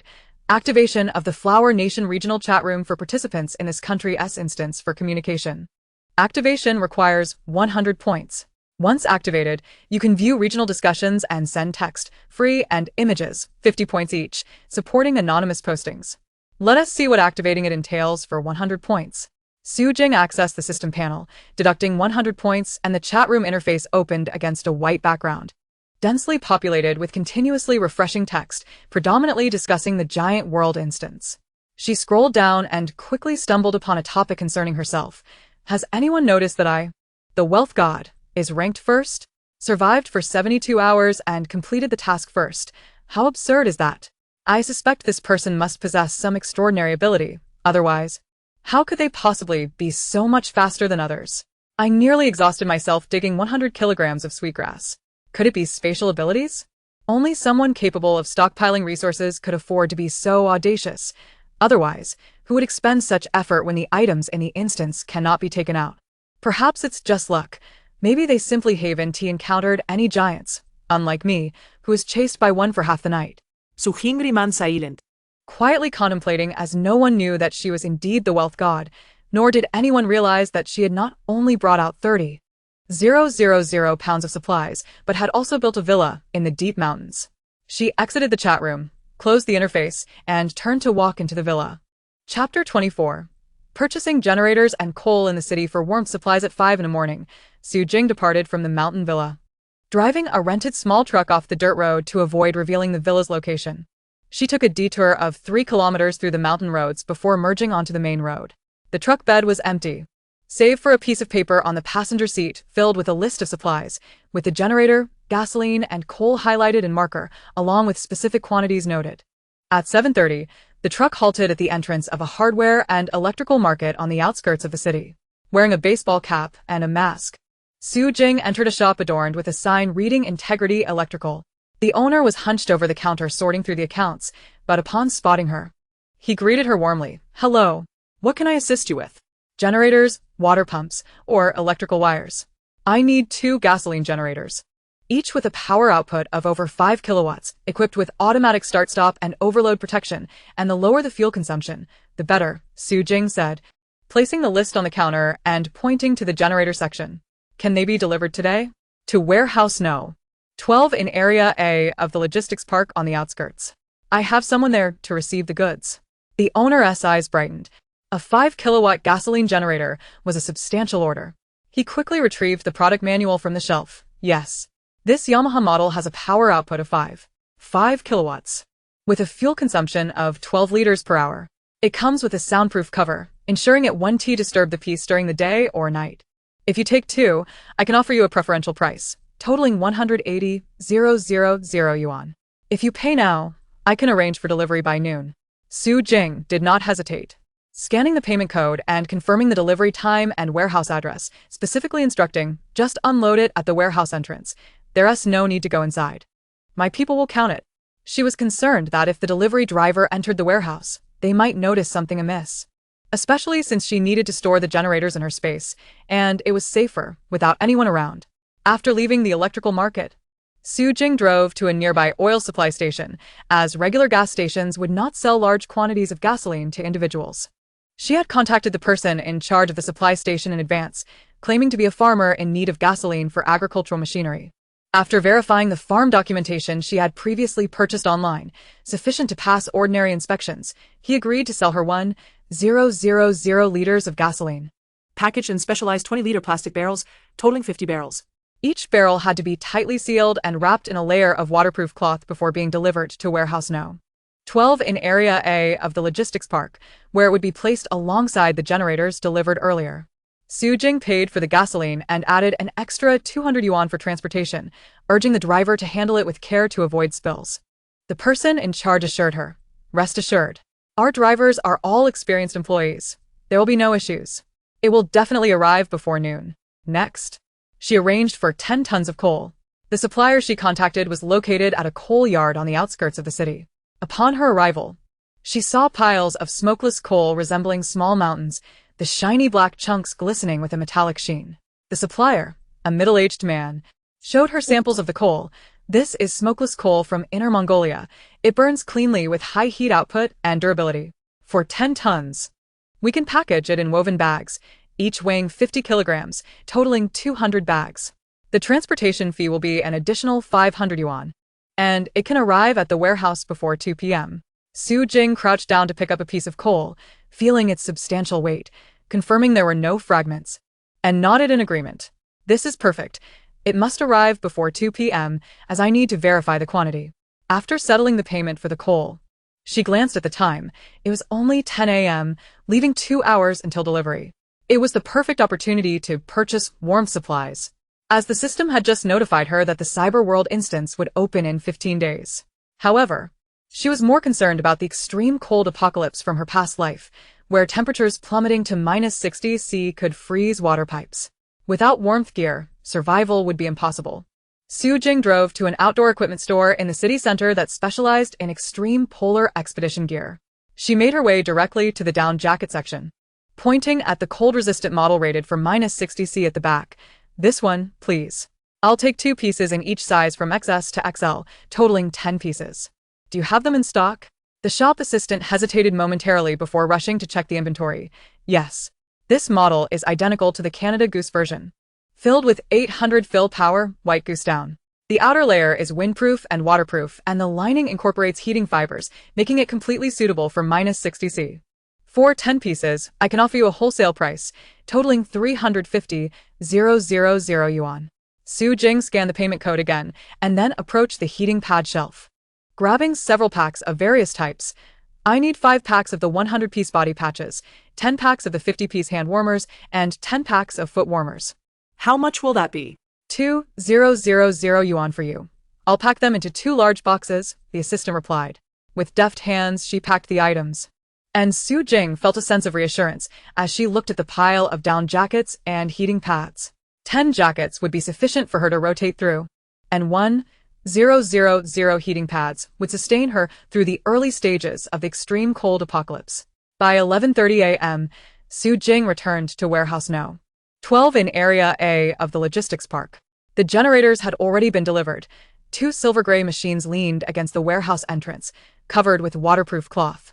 1,000 liters of gasoline were neatly arranged in 50 blue plastic barrels, lined up in 2 rows. By 1:30 p.m., the 10 tons of coal also arrived, with 200 bags of black woven sacks piled into a small mound, marked with the words "smokeless coal."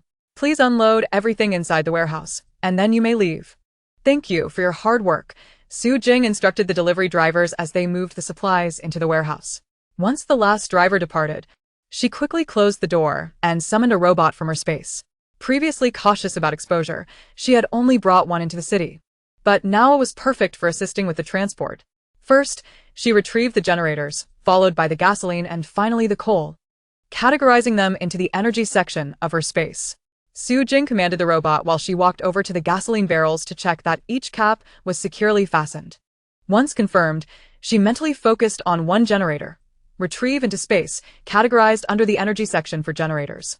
The generator vanished in an instant, and upon looking at her space, she saw the newly designated energy area automatically divided, with the generator securely resting on a metal rack. The robot efficiently assisted in transporting the coal, with its mechanical arm capable of grasping 5 bags at once. Within half an hour, all 200 bags were swiftly moved into the space. Su Jing manually handled the gasoline barrels, mentally categorizing each one as she retrieved it to the energy section for gasoline. The 50 barrels of gasoline were neatly arranged beside the coal, maintaining a safe distance to avoid collisions. Finally, Su Jing stored the 10 down jackets and 1,000 heating pads in the warmth section of her space. Just as she intended to exit the space, a system notification echoed in her mind. Instance announcement. A new instance. Cyber World will open in 15 days. This instance is technology-themed. It is advisable to prepare electronic devices, charging equipment, and radiation protection gear in advance. Specific information will be disclosed 3 days prior to the instance opening. A technology-themed instance in the cyber world, Su Jing murmured to herself, her fingers unconsciously tracing the surface of the generator. Now was not the time to think about instances. After the apocalyptic outbreak in her previous life, the first 3 months of extreme cold at -60°C claimed nearly a third of the population, followed by scorching heat of the same temperature. And finally the emergence of monstrous beasts. Many perished during the first winter due to inadequate preparations for the extreme cold. She approached the table in the warehouse, picking up a pen and paper. The address of the Emergency Management Department surfaced in her mind. She had seen it in the news before. Located in the administrative building in the city center. "I must write an anonymous letter to alert them to prepare for the extreme cold, the scorching heat, and the beasts." Su Jing tightened her grip on the pen, writing the words "Apocalypse Warning Letter" on the paper, her pen poised above the page. Pondering how to compose it so as to neither reveal her identity nor fail to capture the attention of the Emergency Management Department.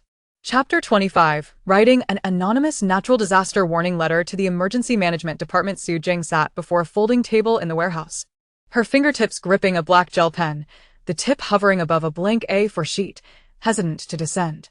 A stack of freshly printed logistics forms sat at the corner of the table, alongside a half-consumed bottle of mineral water. Droplets condensing on its surface dripped onto the paper, creating a small damp stain. She stared at the draft of the apocalyptic warning letter, the words Doomsday warning too overt, risking being dismissed as a prank. She needed to adopt a more prudent phrasing. The notion of rebirth could not be mentioned, nor could she assert knowledge. She must rely on objective expressions of credible information sources. She murmured to herself. Rewriting the beginning.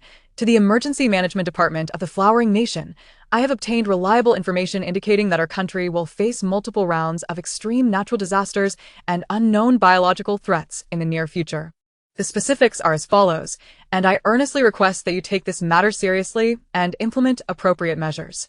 As she began detailing the extreme cold, she paused for a few seconds, memories of the chilling temperatures of -60 degrees from her past life vividly surfacing. Water pipes in her community had burst. Hallways were encrusted with ice, and households without heating were frozen stiff within 3 days. She penned, Phase 1. Over the next 10 to 15 days, temperatures will plummet to -60 degrees, persisting for over 15 days, potentially leading to ruptured water and power supply systems, paralyzed transportation, and life-threatening conditions for those exposed to the outdoors for more than 10 minutes. It is imperative to stockpile warm materials, extreme cold clothing, heat packs, and backup energy sources, gasoline generators, coal. Next came the extreme heat. Phase 2. Following the end of the cold spell, 57 days later, temperatures will soar to -60 degrees, lasting over 10 days, which may trigger droughts and wildfires. Therefore, it is essential to stockpile drinking water and cooling devices, air conditioners, ice, and to avoid outdoor activities during the afternoon. She recalled the previous life during high temperatures when rivers evaporated to their beds, supermarkets were stripped of bottled water, and many succumbed to heat stroke. Yet, she refrained from excessive detail, fearing it would seem contrived, focusing instead on the key impacts and recommended responses. The most challenging aspect was the monstrous beasts, which had only emerged post-apocalypse in her past life, initially as small mutated insects, later evolving into large, fiercely aggressive animals. She pondered her phrasing. Phase 3. 10 to 15 days after the heat wave, unknown mutated creatures, tentatively referred to as monsters, will appear, exhibiting aggressive behavior and potentially causing structural damage and harm to humans. It is crucial to establish defensive measures, metal fences, protective nets, and stockpile defensive weaponry, knives, ranged tools. Finally, in the recommendations section, she drew from her experience of building a villa. Recommendations. 1. Prioritize the construction of centralized shelters underground or in high-altitude areas, equipped with insulation, independent energy sources, and water storage systems. 2. Organize the stockpiling of essential supplies, food, medicine, water, across various regions to ensure equitable distribution. 3.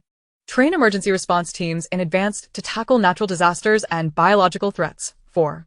Release warnings through official channels to guide the public in preparation.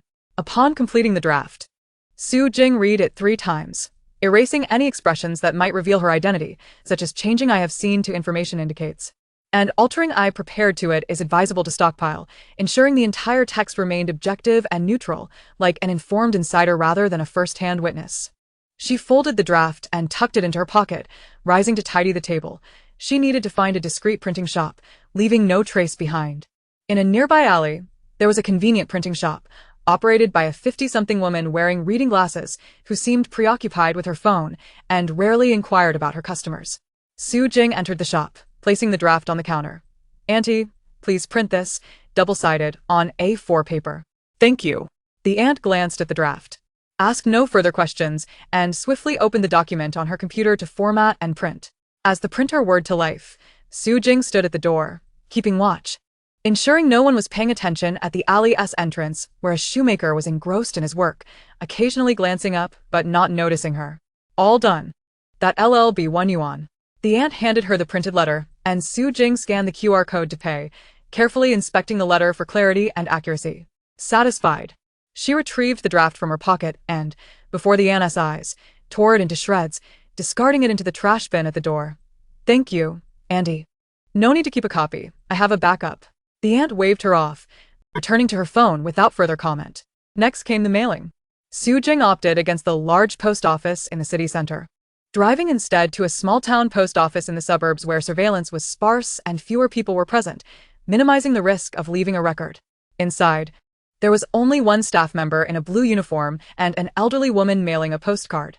Approaching the counter, Su Jing produced a white envelope she had prepared earlier, containing the printed warning letter, addressing it simply to the Emergency Management Department of the Flowering Nation, devoid of any sender details. Comrade. Please send this to the Emergency Management Department in the capital. How many stamps do I need?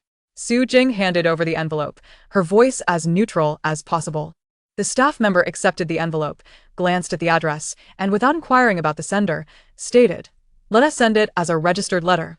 It can be tracked, so it's less likely to go missing. The postage is 8 yuan and you'll need to fill out a form." Su Jing took the form, writing anonymous in the sender S section. The staff member hesitated but ultimately did not press further, affixing the stamp and postmark before placing it into the mailbag behind her. "It will be sent out tomorrow. It should arrive in about 3 days." Su Jing nodded, not lingering, turning to exit the post office. Glancing in the rearview mirror to ensure no one was observing her at the entrance, feeling a wave of relief wash over her. By the time she returned to the warehouse, night had fallen. Su Jing activated the flashlight on her phone, illuminating the folding table, and accessed the system panel to verify the condition of her supplies. However, she noticed a new button at the bottom of the system marketplace labeled Private Store Entrance, indicating a requirement of 5,000 points to unlock, allowing for independent sale of supplies and supporting cross-instance transactions. She was momentarily taken aback. Quickly checking her points balance, after deducting 100 for the chat room activation and an excess of 30,000 for completing tasks, along with her previous balance, the panel displayed a current total of 301,900 points. The 5,000 points were negligible to her at this moment. Unlock Private Store. She clicked the button, and her points were instantly deducted by 5,000, transforming the button into My Private Store, with 3 options below: Store Settings, Product Management, and Order Management. She first clicked on Store Settings. The store name field was empty, reflecting on her desire for a secure trading space during the apocalypse. She decided to name it the First Store of the World, a name that was both imposing and memorable. Upon entering the First Store of the World, the system confirmed the name was available, and the store homepage was instantly generated. A black background with golden letters for the store name, displaying an awaiting product list, and a store level of 1. Su Jing clicked on Product Management, her eyes scanning the blank list, momentarily unsure of what to sell. The space contained 30,000 pounds of giant plants, generators, gasoline, and robots, but these might be more useful within the instance. In the apocalypse, they would be scarce. She needed to carefully consider what to offer and what to reserve for her own use. Leaning against a cardboard box in the warehouse, she gazed at the screen displaying the First Store of the World, a smile creeping onto her lips. Regardless of whether the warning would be heeded, she now possessed greater confidence. Her private store might serve as another safeguard in both the instance and the apocalypse. As night deepened and the wind howled outside the warehouse, Su Jing closed the system panel, preparing to return to the mountain villa the next day to continue organizing the interior. There was no rush to decide on the products for her private store. Chapter 26, 300,000 points shocking the world chat room as Su Jing settled into the driver's seat of the delivery truck, the engine yet to roar to life. Her phone erupted with notifications from the regional chat room of the Flowering Nation, the red-unread number skyrocketing from 0 to 99 in mere seconds. Frowning, she opened the interface to find the white background inundated with cascading messages discussing points, drowning out previous conversations about instance experiences. Wow. Have you all seen the points leaderboard? What is going on with the points of the God of Wealth? 302,000? Am I seeing things? The user ID Cat Who Loves Cola posted, punctuated with exclamation marks and followed by 3 wide-eyed emoticons. No sooner had this message been sent than it was immediately overwhelmed by dozens of replies. I saw it too.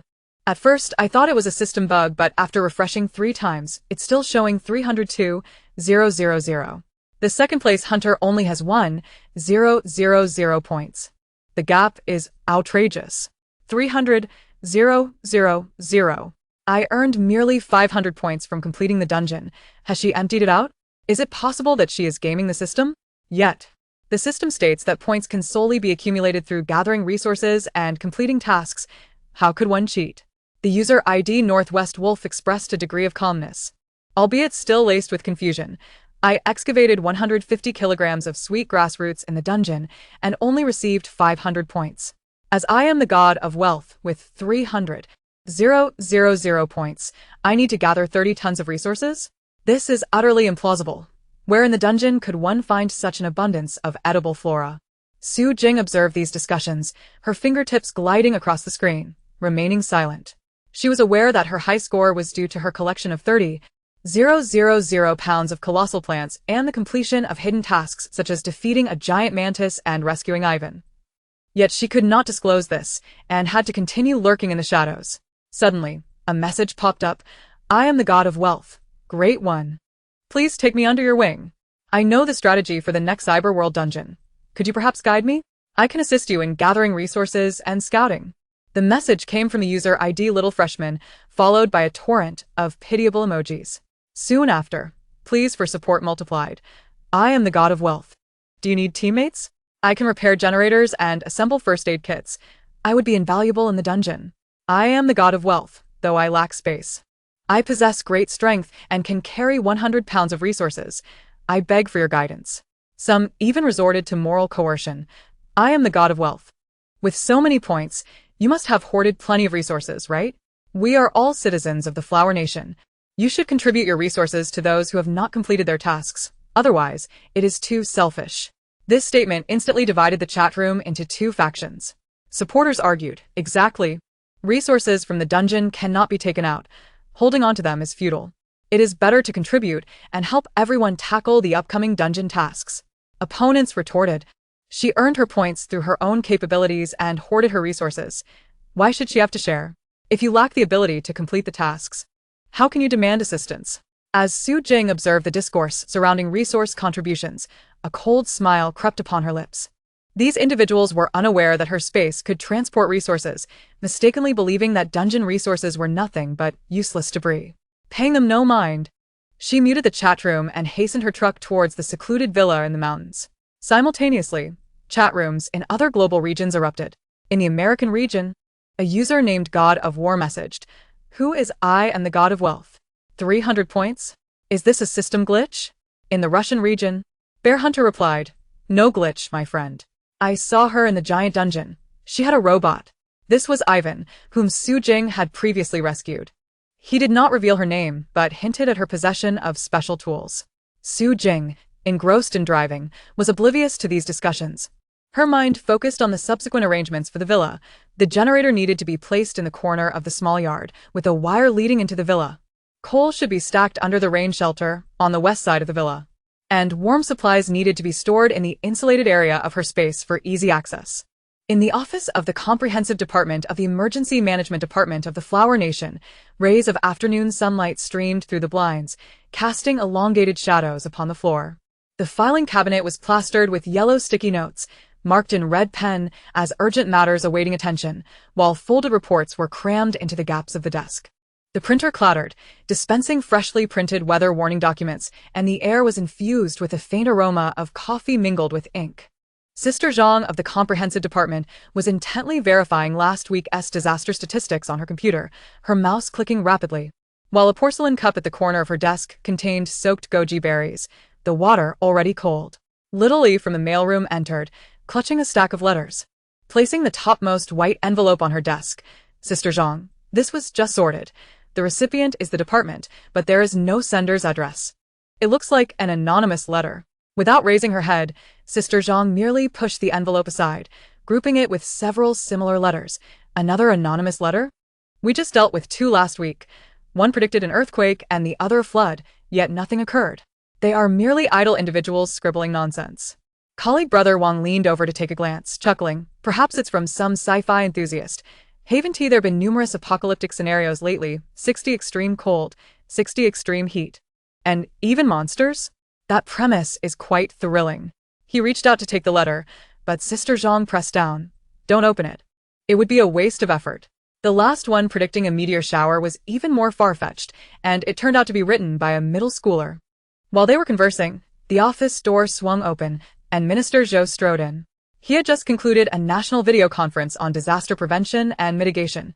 His suit jacket draped over his arm, the cuffs of his shirt rolled up to his forearms, revealing a vintage mechanical watch on his wrist. His brow still furrowed from the meeting. Xiao Zhang, have the response plans for last week's extreme weather been drafted? The Meteorological Bureau forecasts a cold wave next week. Minister Zhou's voice was slightly hoarse, having just consumed half a bottle of mineral water. Sister Zhang promptly stood, rummaging through the pile of documents to retrieve the plan. Minister Zhou, it's prepared. Please take a look. It primarily addresses countermeasures for low-temperature freezing, including high-speed de-icing and electrical grid protection. As she handed over the plan, her elbow inadvertently knocked over the anonymous letter on the desk, causing the envelope to fall to the ground and revealing a corner of the printed letter inside, with the phrase 60 extreme cold landing right by Minister Zhou's feet. Minister Zhou bent down to pick up the envelope, his fingertips brushing the yellowed edges, glancing at the recipient, the Emergency Management Department of the Flower Nation. He turned it over to confirm the absence of a sender's address and postage, noting only the postal stamp from a suburban town. What is this? He inquired of Sister Zhang, his fingers already prying open the envelope. It's just an anonymous letter, probably another prank, predicting extreme cold, extreme heat, and monsters, suggesting we build shelters. I haven't had the chance to address it yet, Sister Zhang quickly explained, fearing that Minister Zhou would perceive their work as careless. Such letters arrived several times a month, most of which were baseless speculations. Minister Zhou remained silent, extracting the A4 paper within and lowering his gaze to read intently. The paper was of ordinary print quality, the text written in a 5-point song font, devoid of any handwritten notes. Beginning with a formal salutation to the Emergency Management Department of the Flower Nation, followed by 3 distinct phases: extreme cold, extreme heat, and monsters. Each with specified timelines: extreme cold to occur within 10 to 15 days, lasting over 15 days, extreme heat following 57 days after the extreme cold, lasting over 10 days, and monsters appearing 10 to 15 days after the extreme heat, even detailing specific resources needed: clothing for extreme cold, heating pads, gasoline generators over 5 kilowatts, anthracite coal, and recommendations for shelters in underground or high-altitude areas, including insulation layers, independent energy systems, and water storage systems, along with defensive facilities specified as metal fences and protective nets. Minister Zhou's brow gradually furrowed, his fingers lightly tracing the words gasoline generators over 5 kilowatts. He raised his head to inquire of Sister Zhang, when was this letter received? Which post office is the stamp from? It just arrived from the mailroom this morning. The stamp is from a suburban post office, but I didn't catch the specific town, Sister Zhang replied, noticing Minister Zhou's serious demeanor. She quickly took out her phone to check the delivery record. Little mentioned it was sent as a registered letter, with logistics indicating it was dispatched from the outskirts yesterday. A prank wouldn't be so detailed. Minister Zhou spread the letter on the desk, pointing at the sentence indicating that exposure outdoors for more than 10 minutes during extreme cold could be life-threatening. Look, this timeline is very specific. It's not just a random fabrication, and the suggested generator power of over 5 kilowatts with automatic start-stop features. This is knowledge only an expert would possess. An average person wouldn't know such parameters. Wang Gu also gathered to take a look. The playful expression from before had vanished. Zhou Bu, what you said is indeed insightful. The last letter concerning the earthquake merely mentioned an impending tremor without any concrete details. Moreover, it referenced monstrous beasts, suggesting mutated creatures. If it were fabricated, one would typically refer to extraterrestrial monsters, but the term mutated creatures seems to imply a more substantiated conjecture. Old Zhou nodded, gesturing towards the shelters constructed underground or in high-altitude regions. We have previously formulated extreme low-temperature response plans, considering the thermal insulation of subterranean spaces. High-altitude areas, due to prolonged low temperatures, require even greater protection. The recommendations in this letter align with our professional contingency plans, indicating it was not penned by an amateur. He picked up his phone and dialed Secretary Xiao Chen. Xiao Chen, please come to the comprehensive office at once, bringing a copy of the Emergency Information Reporting Process form. Also, contact the technical department to trace the logistics of the anonymous registered letter we received today, determine which post office sent it, and whether the sender left any contact information. Even vague surveillance footage should be retrieved. After hanging up, old Zhou turned to Sister Zhang. Do not dismiss this letter as a prank. Compile its contents into an electronic version, marking the urgent information for verification. I intend to report it to the Deputy Prime Minister in charge. stating that an anonymous letter has provided detailed warnings about extreme natural disasters and biological threats, with specific details that may hold significant reference value. Reporting to the Deputy Prime Minister, Sister Zhang was taken aback, not anticipating that this seemingly ordinary anonymous letter would garner such high regard. Extreme weather and unknown biological threats are matters of great concern for the safety of the populace, even if there is merely a 1 in 10,000 chance of truth. We cannot afford to overlook it. Old Zhou's fingers lightly tapped the table, his gaze serious. Look here, it states 1 month before the apocalypse. Time is of the essence. If extreme cold truly approaches and we are unprepared, the consequences would be dire. Soon, Secretary Xiao Chen arrived with the forms and a notebook. Old Zhou handed her the letter. First, transcribe the contents, ensuring no detail is overlooked, especially regarding time frames and material suggestions. Then liaise with the technical department for the logistics inquiry. Inform me immediately upon obtaining results. Xiao Chen nodded, promptly seated herself at an adjacent empty table, and began recording.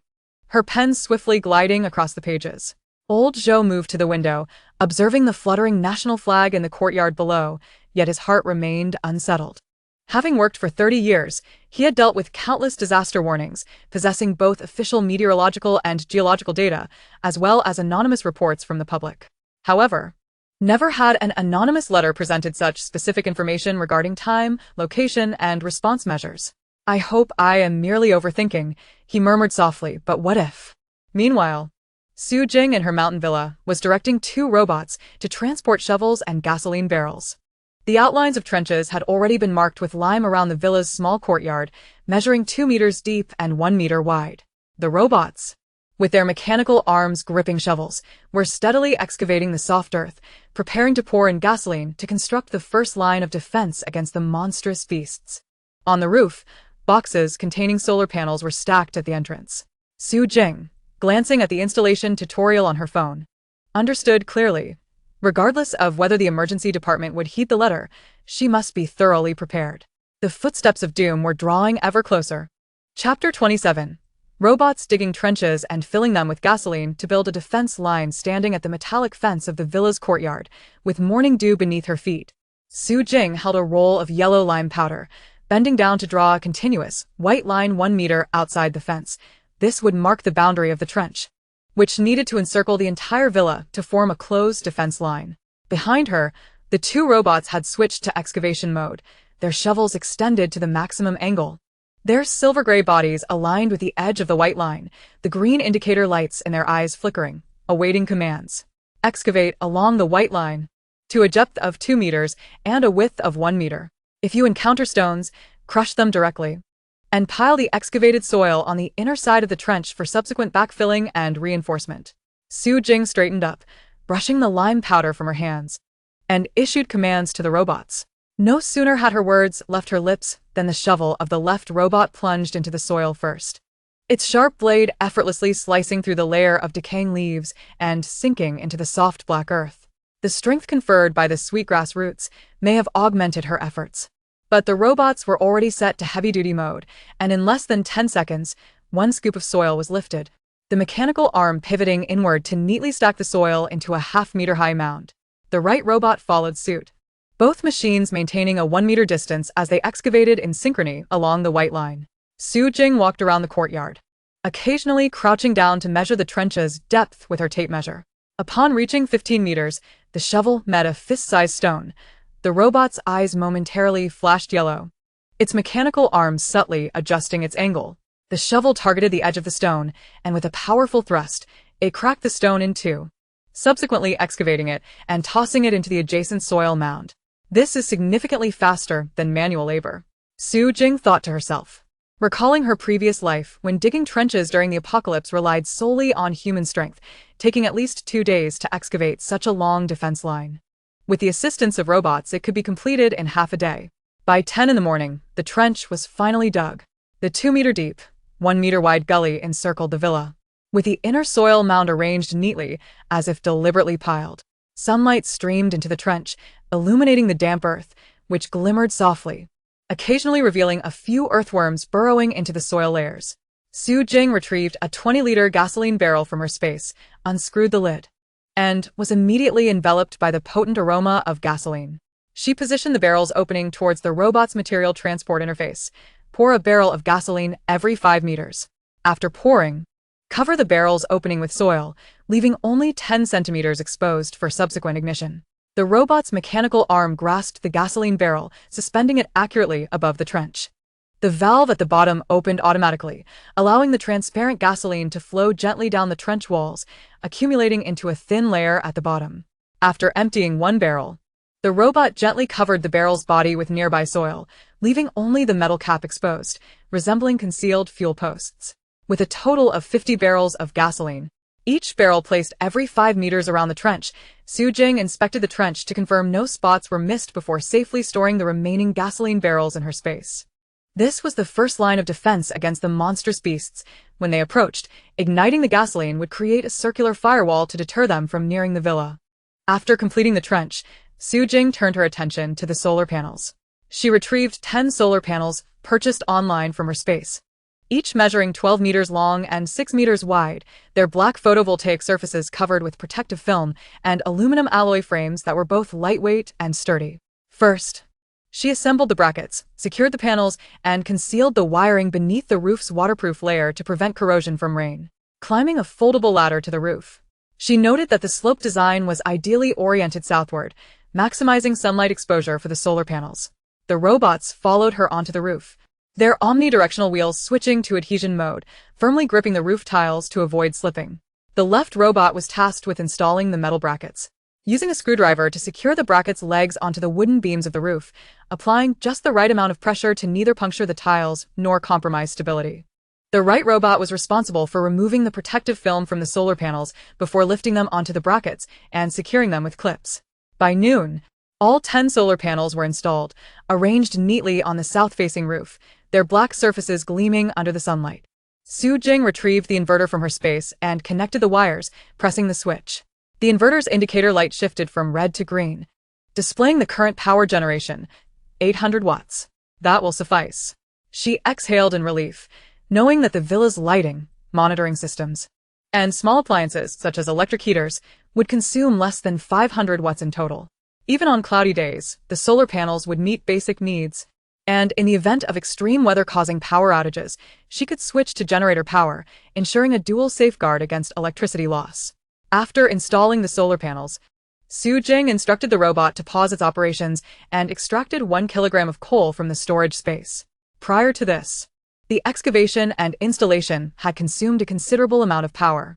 Once the coal was absorbed, the robot's endurance bar quickly rose from 60 to 100. Next, she set the patrol mode. Su Jing approached the villa's entrance and accessed the robot's control panel. Selecting the automatic patrol option in the security settings, patrol range, 50 meters around the villa, patrol route, clockwise circular path, upon detecting moving objects. Issue a warning followed by an electric deterrent. If the threat continues to approach, trigger the alarm and send location details to my mobile device. The robot's eyes flashed blue, confirming the settings were successful. It then descended from the rooftop and began its patrol around the villa. Standing at the door, Su Jing watched as the robot's silhouette vanished into the edge of the woods. She then glanced up at the solar panels forming a defensive line on the rooftop. Ensuring power supply and patrol security, the basic safety measures for the villa were now in place. She felt her phone in her pocket, which notified her that the Cyberworld instance would open in 10 days. During this time, it was imperative to test the generator and heating equipment to ensure they functioned properly in the extreme cold, while also keeping the robot in optimal condition, thus ensuring the villa's safety during her absence in the instance. In the evening, Su Jing retrieved 2 gasoline generators from the storage space, placing them under the rain shelter in the corner of the small courtyard. Of the 1,000 liters of gasoline previously stored, over 800 liters remained, sufficient for prolonged generator operation. She connected the generators to the villa's electrical wiring and pressed the start button. The generator hummed to life, its sound significantly muted by the soundproof cover. The lights inside the villa illuminated instantly, and the monitoring app displayed the current power source, gasoline generator. Su Jing nodded in satisfaction and retrieved an electric heater from the storage space, plugging it into the socket inside. Warm air soon began to flow from the heater, gradually raising the temperature within. Chapter 28. Supplementing medical supplies. Su Jing sat in a folding chair in the villa's living room, closed her eyes, and focused her thoughts. In the next moment, She immersed herself in a space the size of a football field. The intelligent automatic categorization function had already organized the supplies meticulously. Her consciousness hovered in midair, inspecting each section.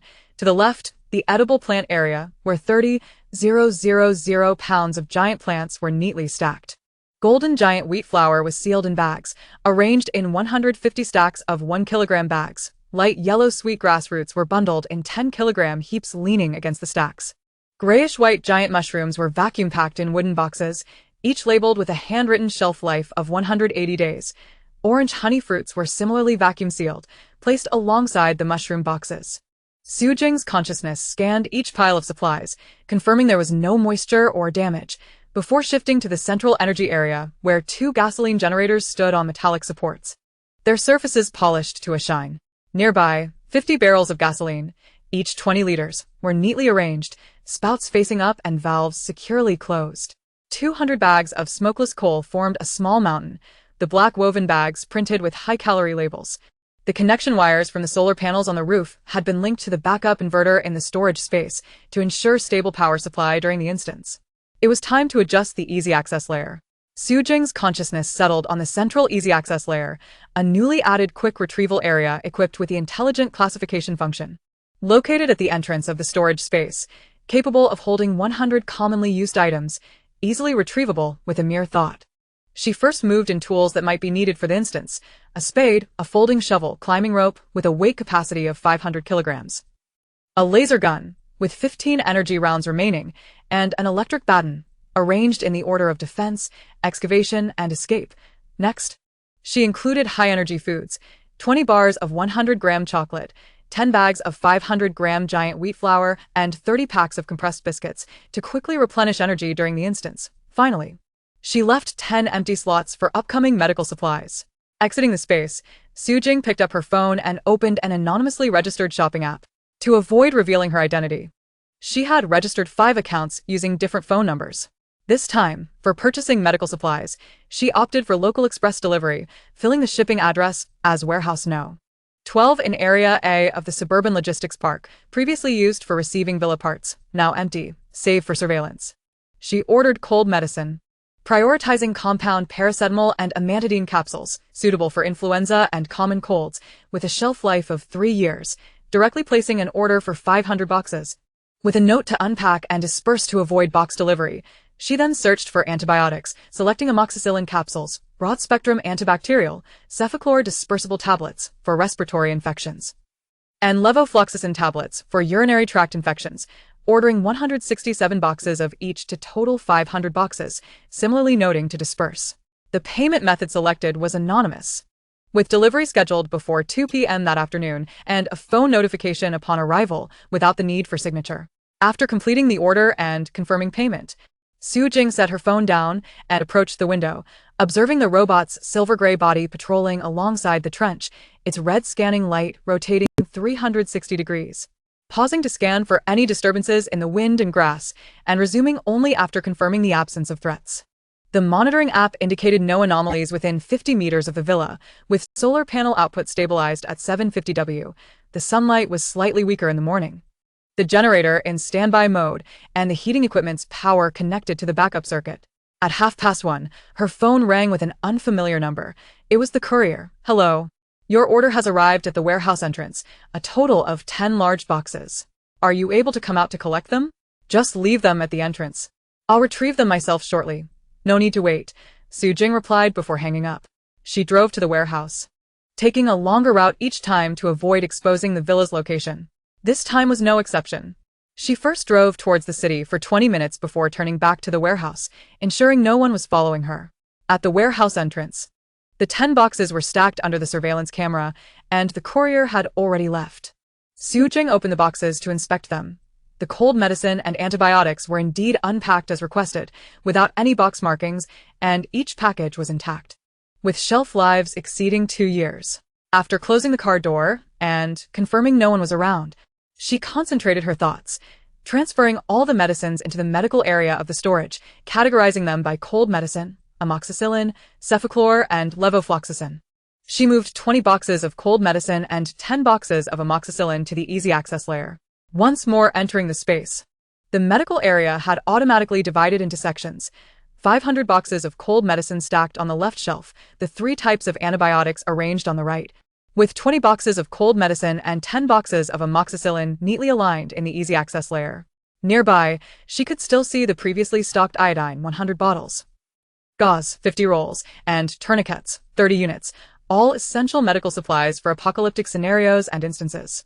Su Jing's consciousness swept through the entire space.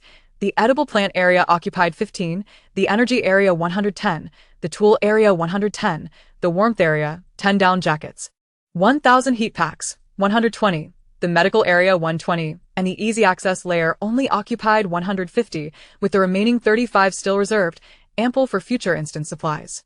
It was time to recharge the robot. Exiting the space, Su Jing walked to the yard where the 2 robots were patrolling at the entrance. She pressed the charging button on the robot's body, and the mechanical arm automatically retrieved 1 kilogram of coal from the space, shoving it into the charging port. The coal was instantly absorbed, and the indicator light on the robot changed from green to red, charging. The screen displayed an estimated charging time of 2 hours, with a full charge providing 12 hours of endurance. She then accessed the robot's control panel, confirming the villa's automatic patrol mode, patrol range of 50 meters. Scanning every 30 minutes and, upon encountering threats, moving objects exceeding 0.5 meters, issuing an electric deterrent first, if ineffective, triggering the villa alarm and sending real-time location footage to her phone. Having completed these tasks, Su Jing leaned against the villa's door frame and picked up her phone to scroll through the news. The headline that popped up was about the nation issuing a recall order for overseas citizens, urging them to return home within 15 days, offering free flights and quarantine guarantees. In the comment section below, media from the United States and the European Union questioned whether this was related to an unknown threat, but officials had yet to respond. Su Jing paid little attention to her surroundings. Her focus was on the system notification regarding the opening of the Cyber World instance in 10 days. She retrieved her stockpiled radiation-proof suit, military grade, purchased online, a fully charged laptop, and 10 power banks, all fully charged, moving them to an easily accessible layer. She also checked the energy cartridges for her laser gun, confirming their sufficiency. As evening approached, the robot completed its charging and resumed its patrol. The solar panels had stored enough energy in the backup batteries, 10, each with a capacity of 10,000 mAh. The heating equipment was functioning normally, maintaining a stable temperature of 22 degrees Celsius in the villa. Su Jing entered the living room, connected her phone to the villa's surveillance system to ensure she could remotely monitor the footage during the instance, then sat in a folding chair, closed her eyes, and once again immersed herself in the space. Chapter 29. The recall order sparks international doubts. The chandelier in the Ministry of Foreign Affairs press conference hall shone brightly, the beige backdrop prominently displaying the black characters of the Ministry of Foreign Affairs of the Flower Nation. The hall was filled with reporters from various countries, their cameras' red indicator lights glowing in unison, the sound of shutters clicking incessantly, and an atmosphere thick with anxious inquiries. All attention was directed towards the recall order for overseas citizens announced by the Flower Nation the previous day. May I ask the spokesperson, is your country's sudden issuance of a recall order, requiring citizens to return within 15 days, related to the recent circulating anonymous Doomsday warning letter? The CNN reporter was the first to raise her hand, her voice deliberately sharp. It has been reported that your country's emergency management department received an anonymous letter mentioning threats such as extreme cold and monstrous beasts. Is the recall order a response to these unknown risks? Just as the spokesperson was about to respond, a reporter from the European Union news agency interjected. We have noted that your country has recently been intensively requisitioning construction equipment in several provinces, which seems to suggest the construction of large underground facilities. Is there a connection between this and the recall order? Will the safety of EU citizens in the Flower Nation be ensured?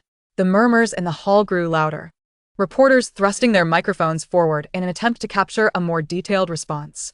At that moment, the side door of the press conference swung open, and Minister Zhou of the Emergency Management Department strode in briskly, dressed in a dark gray suit, his tie meticulously arranged, a folded document clutched in his hand, and his expression calm as usual. Upon seeing him, the spokesperson immediately stepped aside to make way, regarding the public concerns about livelihood guarantees and issues related to overseas citizens. I invite Minister Zhou of the Emergency Management Department to provide additional insights. Minister Zhou approached the podium, lightly tapping the microphone with his fingertips, and the bustling hall fell silent. First, I would like to thank all the reporters for their attention to the rights of our citizens. His voice resonated throughout the venue. Steady and deliberate. The issuance of the Overseas Citizen Recall Order is fundamentally aimed at safeguarding the lives and property of our compatriots abroad. Recently, extreme weather patterns have emerged globally, and the risk of conflict has increased in certain areas. As a responsible nation, we have the obligation to facilitate our overseas citizens' return to their homeland. This is merely a normal guide for population movement and is unrelated to any rumors. Then why the urgent 15-day deadline? The CNN reporter pressed on. Moreover, your country's emergency department has recently procured a large number of generators and insulation materials, which does not align with the scale needed for normal weather responses. Minister Zhou took a sip from the water cup on the table before responding slowly. The 15-day deadline is a comprehensive consideration of international flight scheduling and citizens' preparation time. It is not an emergency. As for the procurement of materials, it is intended to address the routine low-temperature conditions of winter. Our northern regions routinely stockpile disaster prevention materials in advance.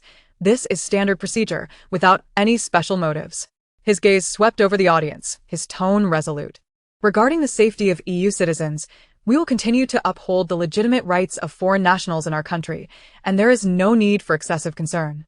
After the press conference concluded, Minister Zhou did not linger and directly returned to the Emergency Management Department by car. Upon entering the office building, Sister Zhang from the Comprehensive Division approached him with a stack of documents. Minister Zhou, here are the site selection plans for shelter construction submitted from various regions. 127 underground site points covering key areas such as Northeast, North China, and Northwest. Additionally, there is a supply procurement list. We have ordered 20,000 units of 5 kilowatt gasoline generators, and the insulation material is sufficient to cover 1 million square meters. Minister Zhou accepted the documents and swiftly entered the conference room, where department heads were already seated. The projection screen displayed the National Shelter Construction Progress Chart, with 30 key projects marked in red, indicating the completion of their main structures within 7 days. No time to waste. Minister Zhou placed the documents on the table, pointing at the northeast area on the screen. The extreme cold mentioned in the anonymous letter is expected to hit the north first. The 3 underground shelters in the northeast must commence construction as a priority. Mobilize the construction teams today to erect the framework as swiftly as possible, ensuring the insulation used is 5 centimeters thick and fire-resistant. Generators and coal must be transported to the site ahead of time to guarantee functionality upon completion.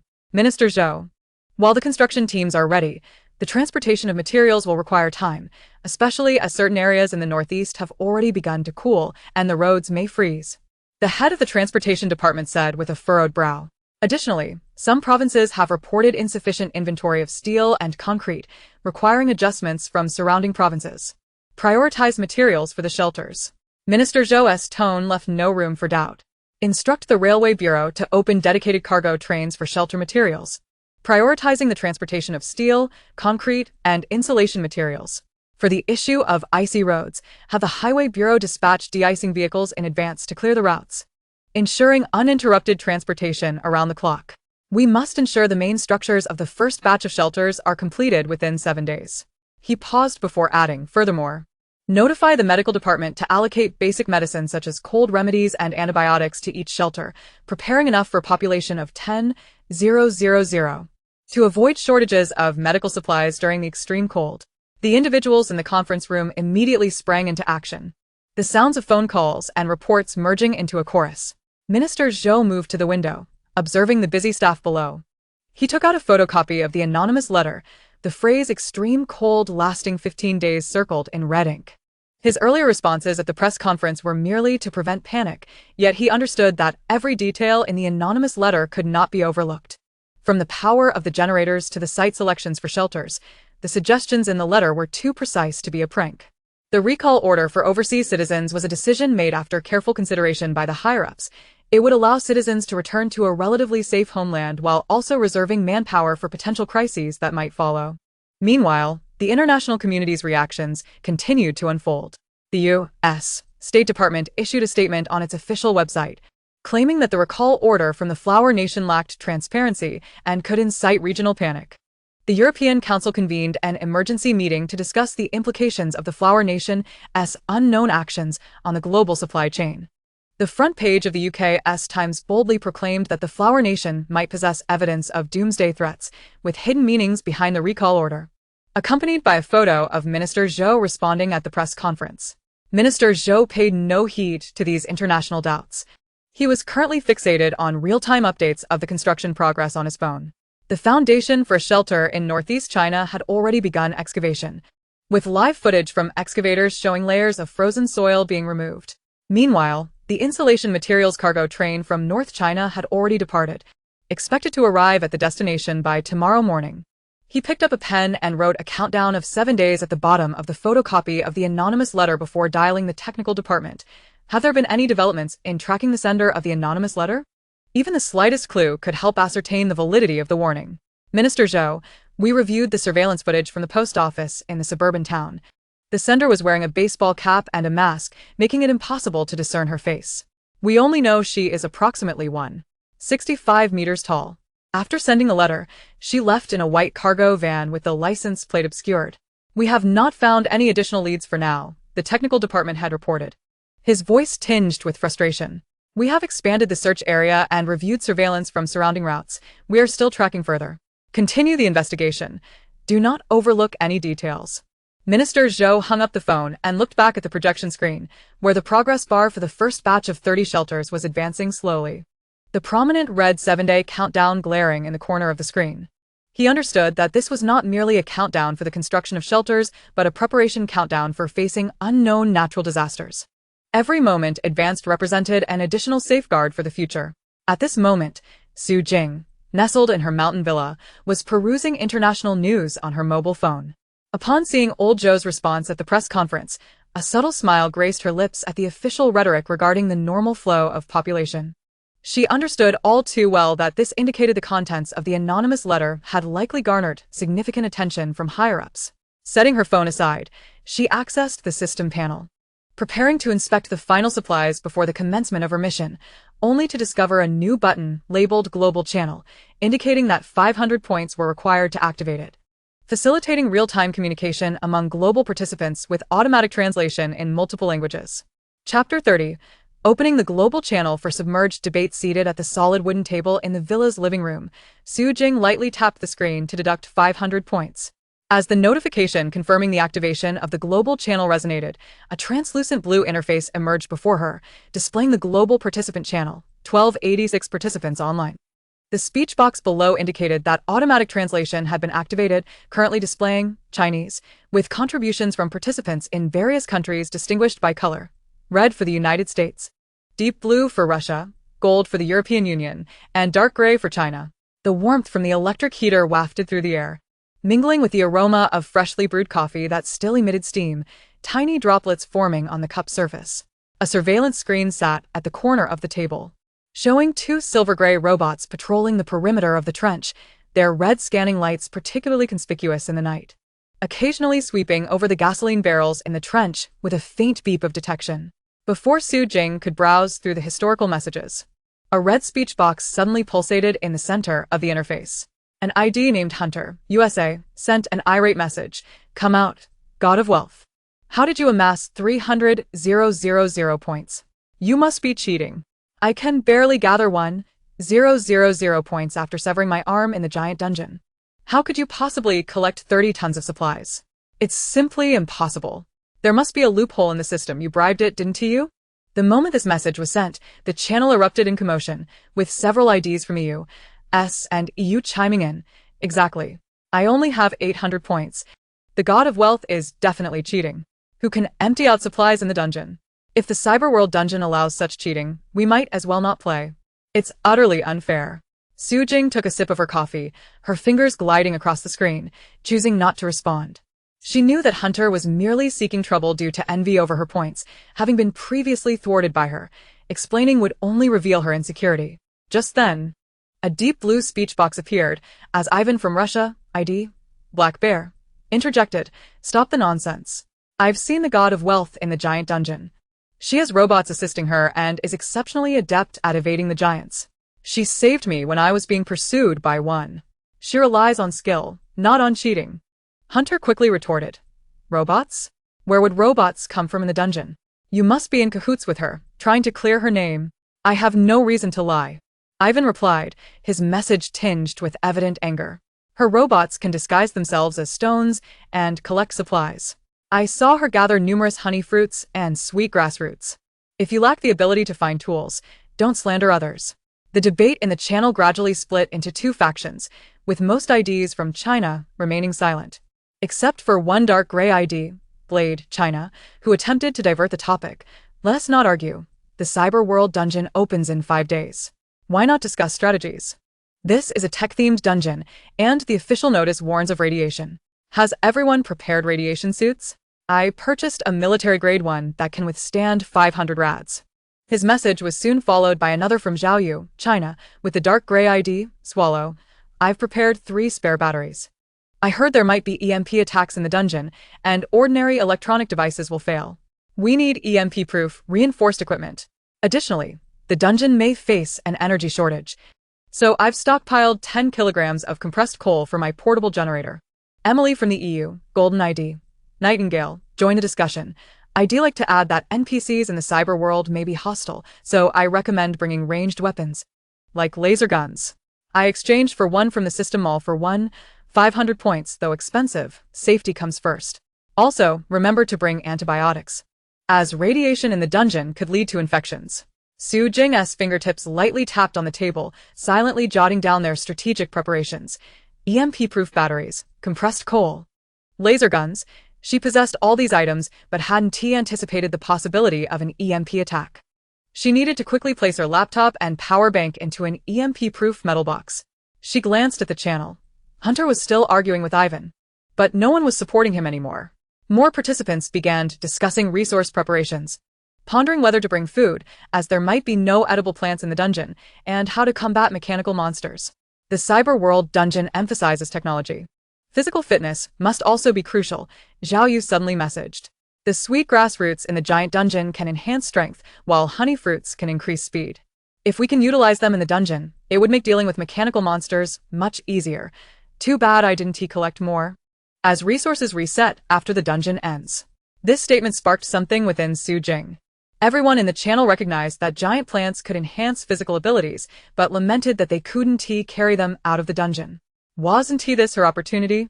Her space could preserve resources, allowing her to stockpile these ability-enhancing items, thereby earning points and establishing connections within the dungeon, for instance, selling to those in need, which could be beneficial later. She closed the global channel, lifted her coffee, and walked to the window, observing the robots in the yard, one using its mechanical arm to inspect the gasoline barrels in the trench, while the other patrolled beneath the rooftop solar panels. Su Jing contemplated her strategy, knowing that dried giant mushrooms could enhance physical strength, sweetgrass roots could boost power, and honey fruits could accelerate speed, all essentials for the dungeon and the post-apocalyptic world. She considered pricing them attractively. 10 points for 100 grams of dried mushrooms, 20 points for 1 pound of sweetgrass roots and honey fruits. This pricing would be enticing and facilitate rapid accumulation of points. Returning to her desk, she accessed the product management interface of the No. 1 store, and in the blank list, she first entered dried giant mushrooms, describing them as 10 points for 100 grams. With the effect of doubling physical strength for 24 hours, she then input sweetgrass roots and honey fruits, similarly annotating their points and effects. Finally, she added a note in the purchasing guidelines stating that bulk purchases, 10 pounds or more, could contact the store owner privately. Having completed this, Su Jing did not rush to leave, but instead opened the surveillance app, confirming that there were no anomalies within 50 meters of the villa. The solar panels were generating a stable 600 W, powered at night by storage batteries, and the generator was on standby, functioning normally. She stretched lazily, lifting her now-cooled coffee, fully aware that it would be more advantageous to wait until the morning to gather resources, as the channel would be buzzing with discussions about strategies, thus attracting more attention. Chapter 31. Physical resources. Shocking, the globe morning sunlight streamed through the villa's blue windows, casting diamond-shaped patterns on the living room floor. The air infused with the refreshing scent of mountain flora. Seated at the solid wooden table, Su Jing's fingertips gently tapped on the product management interface of the system panel. As she confirmed her commands, for lines of product information with golden borders instantaneously refreshed on the homepage of the No. 1 store. With the system's electronic notification clearly ringing, product successful. 1. Dried giant mushrooms. 10 points for 100 grams. Consumption doubles physical strength for 24 hours. Stock 500 kilograms. 2. Sweet grass roots. 20 points for 1 pound. Consumption doubles physical power for 24 hours. Stock 1,000 kilograms.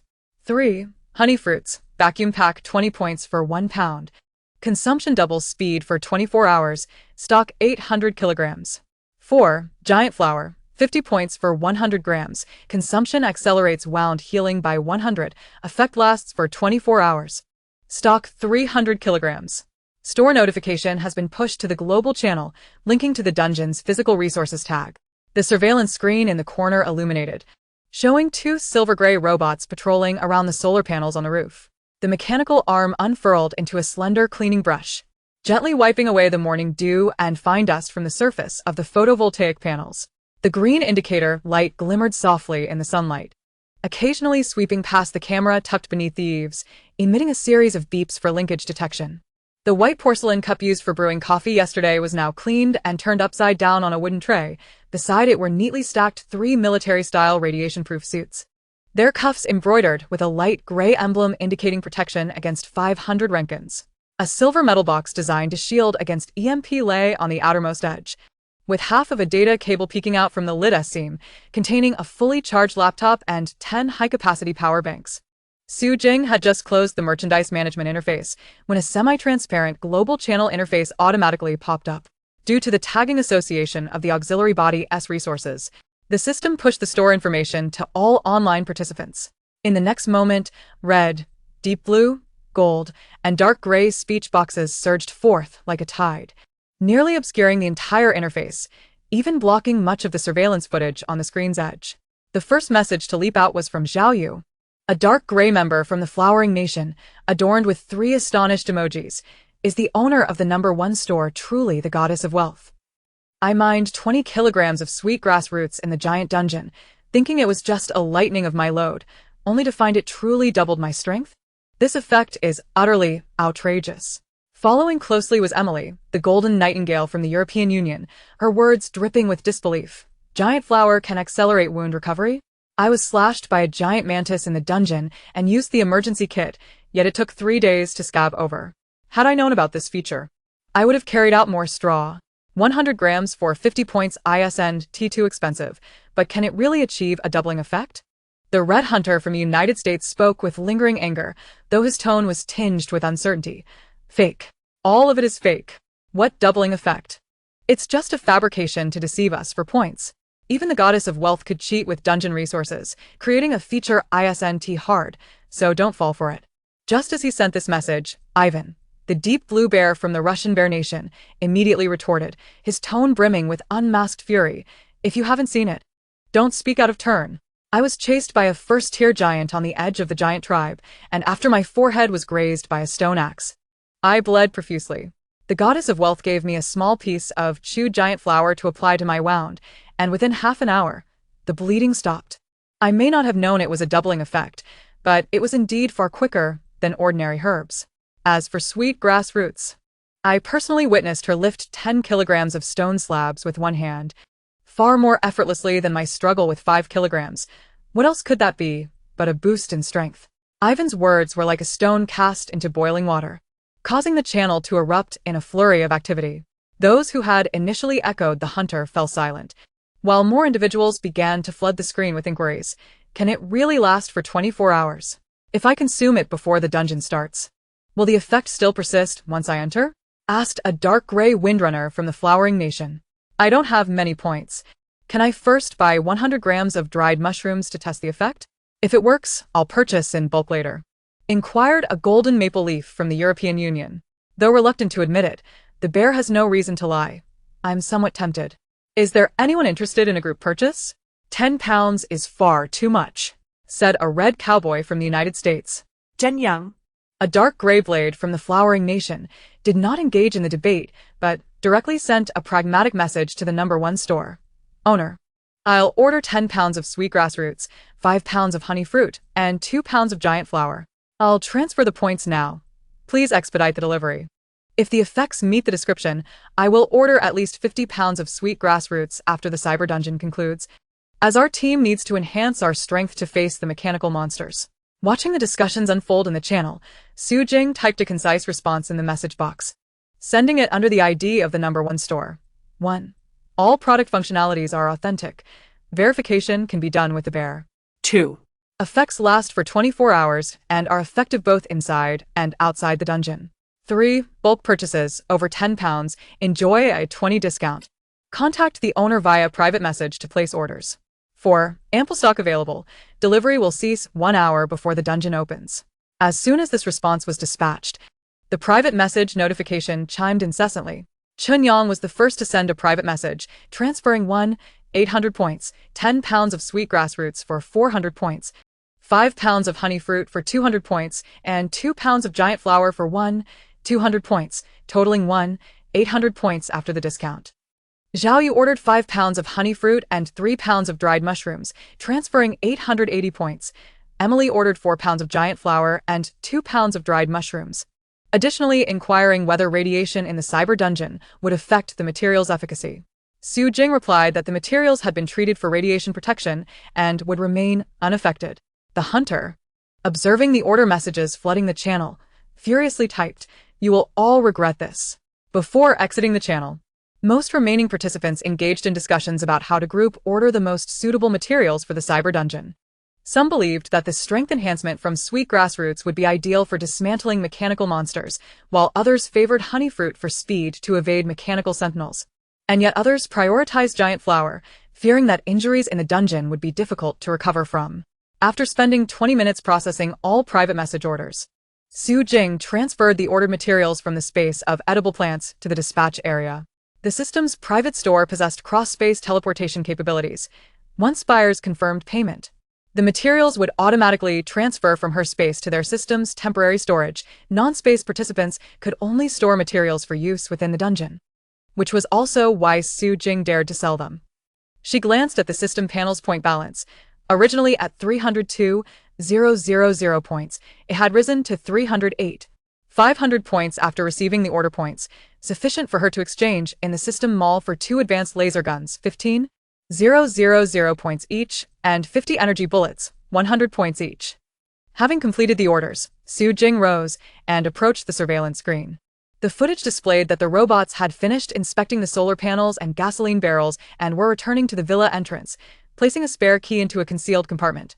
A contingency plan that Su Jing had set up in case she was unable to return promptly after the dungeon concluded, allowing the robots to use the key to enter the villa and check on the supplies.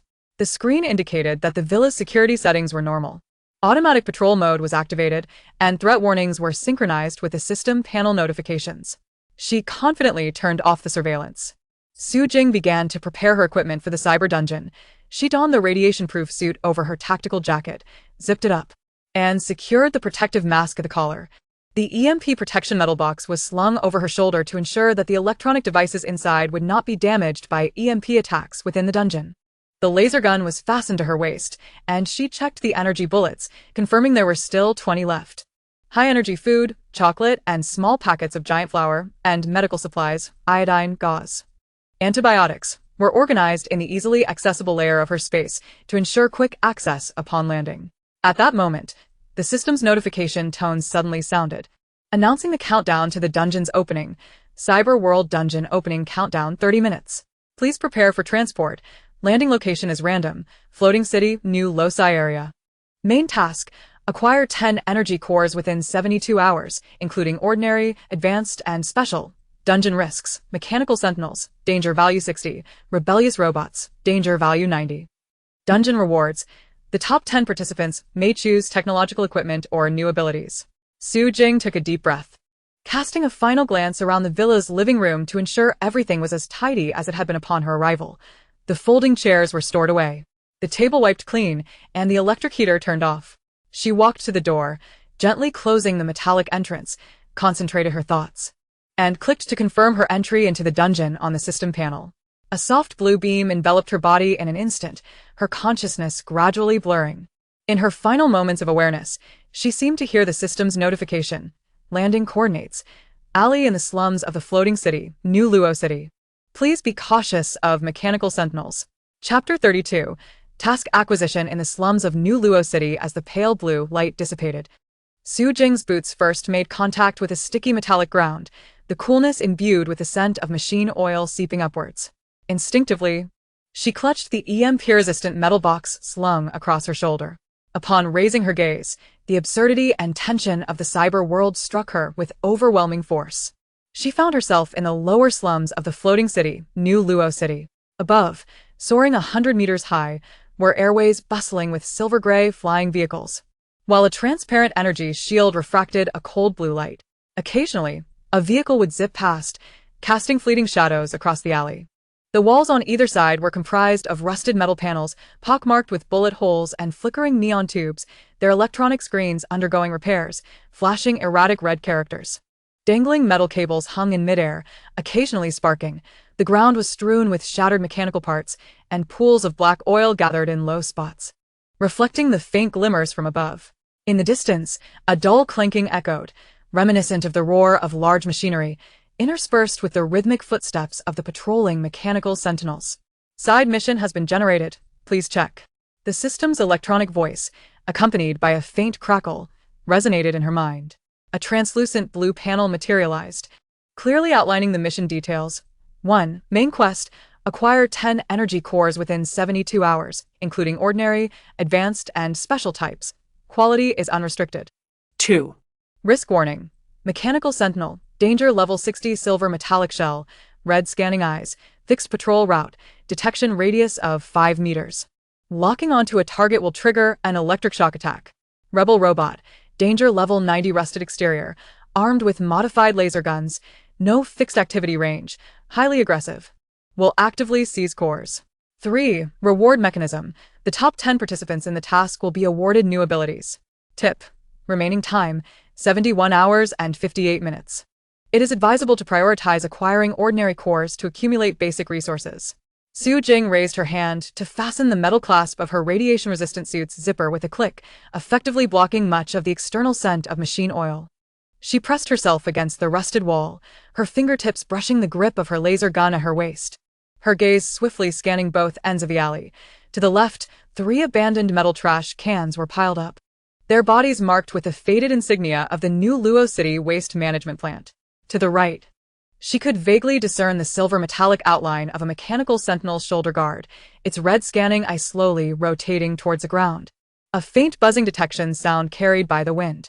Just as she intended to withdraw her head, a warm sensation suddenly grasped her wrist gently.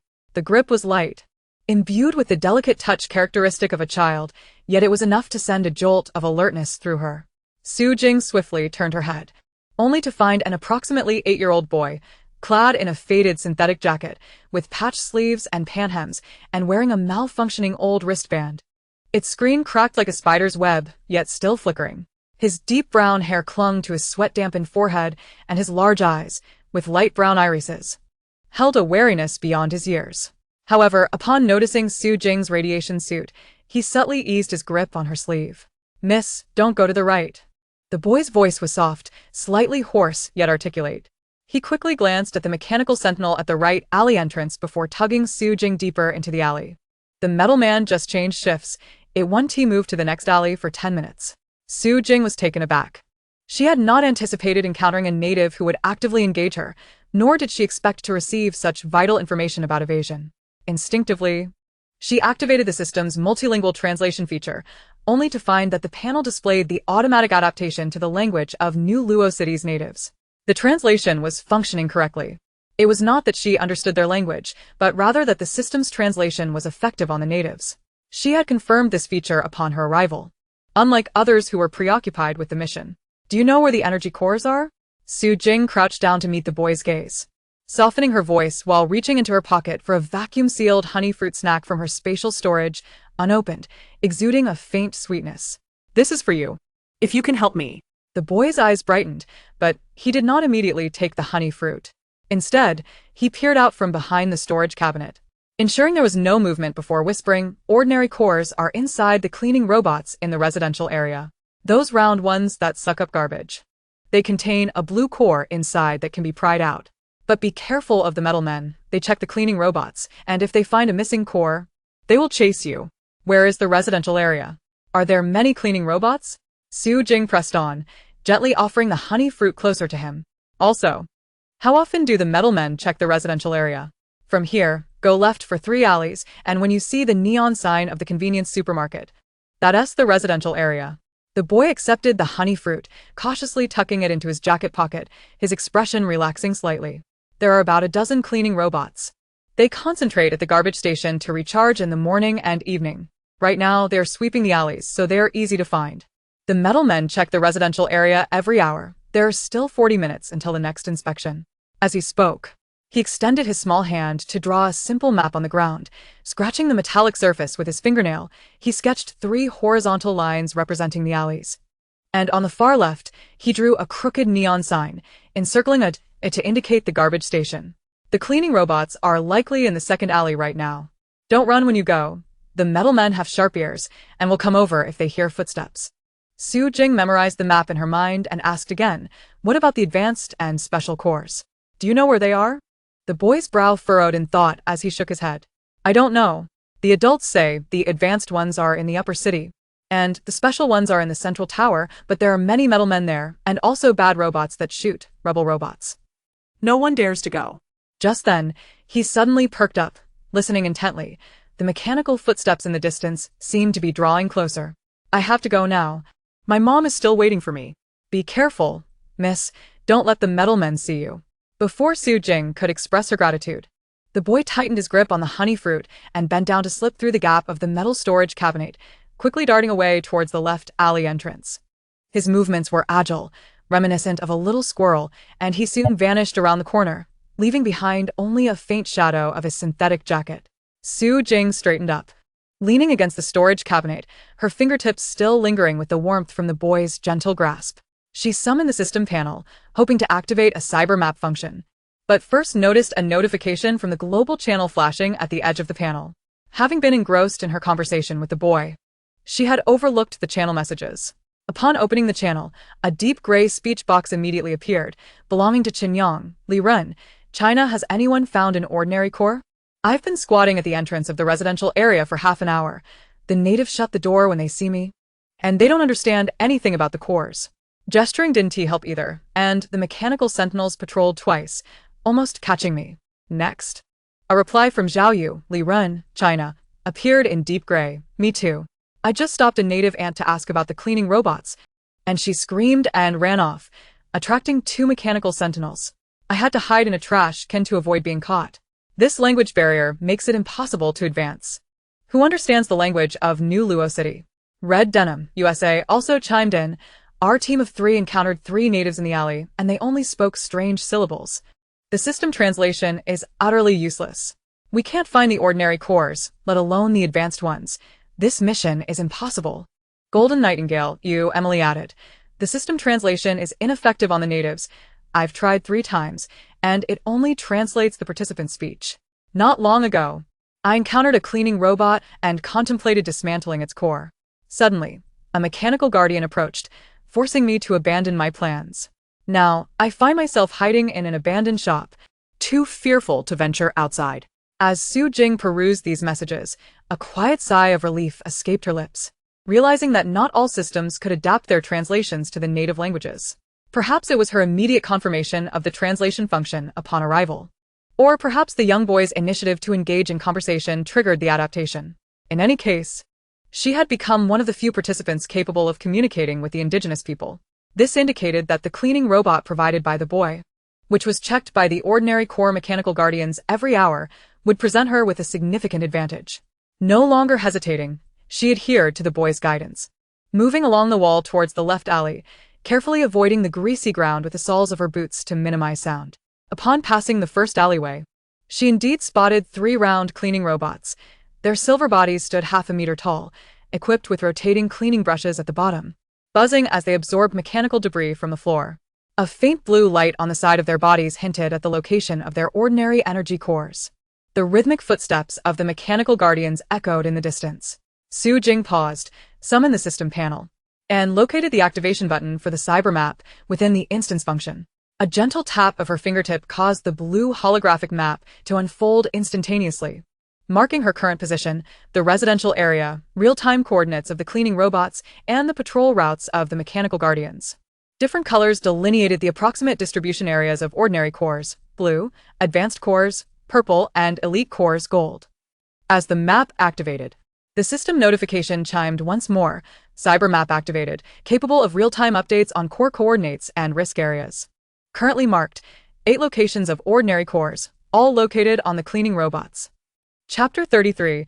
Serving the guests well. Su Jing continued along the metallic perimeter of the residential area, her boots making a faint clicking sound on the interlocking metal surface. She deliberately softened her footsteps, avoiding protruding mechanical parts on the ground to prevent unnecessary noise. The residential area appeared more orderly than the alley, flanked by rows of low metallic houses, each door fitted with a simple electronic lock, their screens glowing faintly in a standby green light. Scattered at the entrances were several small household robots, some using mechanical arms to wipe door frames, while others dragged mini cleaning boxes to sweep the floors. The buzzing of their operations mingled with the sounds of synthetic food being heated inside, creating a unique atmosphere characteristic of the cyber slums. Following the boy's hints, she paused beneath the flickering neon sign of a convenience supermarket. The sign was damaged, with the word convenient only half illuminated, while the remaining letters of supermarket flickered with an unstable orange glow. Next to the supermarket stood a metallic house number 3, with a yellowed piece of paper taped to the door, featuring a simple robot drawing, a depiction of the kind woman the boy had mentioned, who was willing to help. Su Jing raised her hand and knocked on the metallic door with moderate force. It was neither too light to go unheard nor too heavy to attract the neighbor's attention. She heard faint footsteps from within, followed by the electronic lock's beep of verification. A small window was open slightly, revealing a pair of cautious brown eyes. "Who is it?" "I was sent by the boy I met in the alley. He said you know how to safely retrieve the blue core." Su Jing softened her tone and produced 2 small vacuum-sealed packets of honey fruit from her pocket, raising them to the small window. "This is a token of gratitude. Nothing harmful, and it can help recharge your robot." The eyes behind the window scrutinized the honey fruit for several seconds before glancing over Su Jing's anti-radiation suit, noting the absence of any aggressive markings or visible weapons. Slowly, the woman pushed open the metallic door. The woman, appearing to be around 30, wore a dark gray work jacket with oil stains on the sleeves, a small screwdriver in hand, clearly having just been repairing a robot.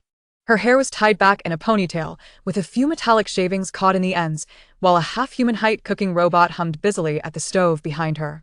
"Come in, don't linger at the door. The patrol route of the Metal Guardians passes through here." She stepped aside to let Su Jing enter, glancing warily at the alley before closing the door. The interior was modest, with a cooking robot and a simple stove on the left and a metallic table on the right, scattered with loose screws and a worn paper manual. A small cleaning robot was charging in the corner, its blue core's light barely visible. "He said you need an energy core?" The woman approached the metallic table, handing Su Jing the manual. The cover read New Luo City Household Robot Repair Guide, Slum Edition, with several key points circled in black marker on the inside pages. "Do not directly dismantle the core shell. It will trigger an alarm. Follow the steps on page 12 of the manual. First, disconnect the robot's power interface. Then unscrew the spare screws on the side, and you can remove the core without affecting the robot's basic operations." Grateful, Su Jing accepted the manual and flipped to page 12, where clear step-by-step diagrams illustrated the process. First, find the red power button on the robot's back and hold it for 3 seconds to cut the power. Second, use the screwdriver to unscrew the 4 spare screws on the side of the body to open the small cover. Third, gently pull out the core's connection wire to retrieve the blue core. Handwritten notes at the edge read, "Universal for cleaning and cooking robots. Do not touch industrial robots, as it will trigger community alarms." "Thank you, ma'am. This manual is incredibly useful." Su Jing placed the honey fruit on the table and pointed to the charging cleaning robot. "May I try this one first?" After retrieving the core, "I promise to reassemble the robot without affecting its functionality." The woman nodded, returning to adjust the cooking robot. "Go ahead. This cleaning robot's core is nearly out of power, so taking it out is just right. I'll swap in a spare." Su Jing followed the steps outlined in the manual, moving to the cleaning robot, locating the red power button on its back, and holding it for 3 seconds. The robot's operational hum ceased instantly, and the blue core's light dimmed.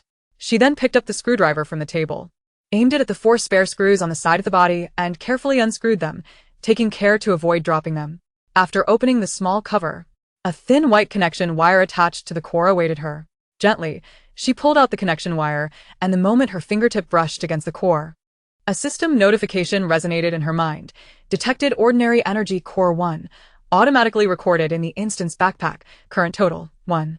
She stored the retrieved core in an EMP-proof metal box and followed the manual steps to replace the spare screws, pressing the power button to restart the cleaning robot. Although it lacked the core, its basic cleaning functions remained operational, albeit requiring an external power source. See, it's not broken. It can still sweep the floor. Su Jing indicated for the woman to inspect, also gesturing towards the small sweeping robot at the door. Can I take that one too? I'll leave you another piece of honey fruit. The woman eyed the now-functioning cleaning robot, her wariness diminishing somewhat. Sure, that one belongs to my neighbor. Its core is nearly out of power as well, so taking it out is perfect for him to replace it. Following the same procedure, Su Jing quickly extracted the second ordinary core from the sweeping robot, and the system notification updated her total to 2 cores. She secured the second core and left another piece of honey fruit, just as she was about to express her gratitude when a knock echoed from outside, accompanied by an elderly voice. Lena, is your robot repaired yet? My cooking robot is having issues too. The woman, Lena, walked to the door to open it. Upon seeing Su Jing, the elderly lady paused momentarily. Who is this? This is the person helping me retrieve the core. She 1T damaged the robot and even left something to recharge it, Lena said, gesturing towards the honey fruit on the table. Turning back to Su Jing, she added, this is Aunt Martha from next door. She has a cooking robot and its core is nearly depleted too. If you're still in need, could you assist her in retrieving it? She will compensate you, perhaps with half a bag of synthetic rice. Su Jing's eyes lit up with excitement. Not only could she acquire additional cores, but she could also gain the trust of the indigenous people and replenish her food supplies, 3 benefits in one. She immediately nodded. Of course, I'll follow the manual to retrieve it, ensuring the robot remains functional. Aunt Martha smiled as she welcomed Su Jing into the adjacent room, where the cooking robot stood beside the stove, its screen indicating a low power status. Following the procedure, Su Jing swiftly retrieved the third core, which had not yet been recorded, as she needed to assist Aunt Martha with the equipment first. As anticipated, Aunt Martha produced half a bag of synthetic rice from the cupboard and handed it to her, saying, this is a token of gratitude. If you require more, I can inquire with other neighbors. Many of their robots are nearly out of power and are in need of assistance. Taking the synthetic rice, Su Jing felt a sense of reassurance.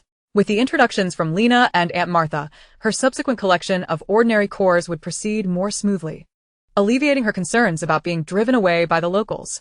She glanced at the system panel. She currently had 2 ordinary cores, with 8 more needed to reach her goal of 10. Meanwhile, in the global channel, Chunyang was still sending messages of complaint. I just wanted to dismantle a household robot, but the locals chased me away with a wrench, claiming I would ruin their cooking device. Zhao Yu chimed in. I found 3 cleaning robots, but as soon as I unscrewed one screw, an alarm went off, and the mechanical guards nearly arrived. I had to flee.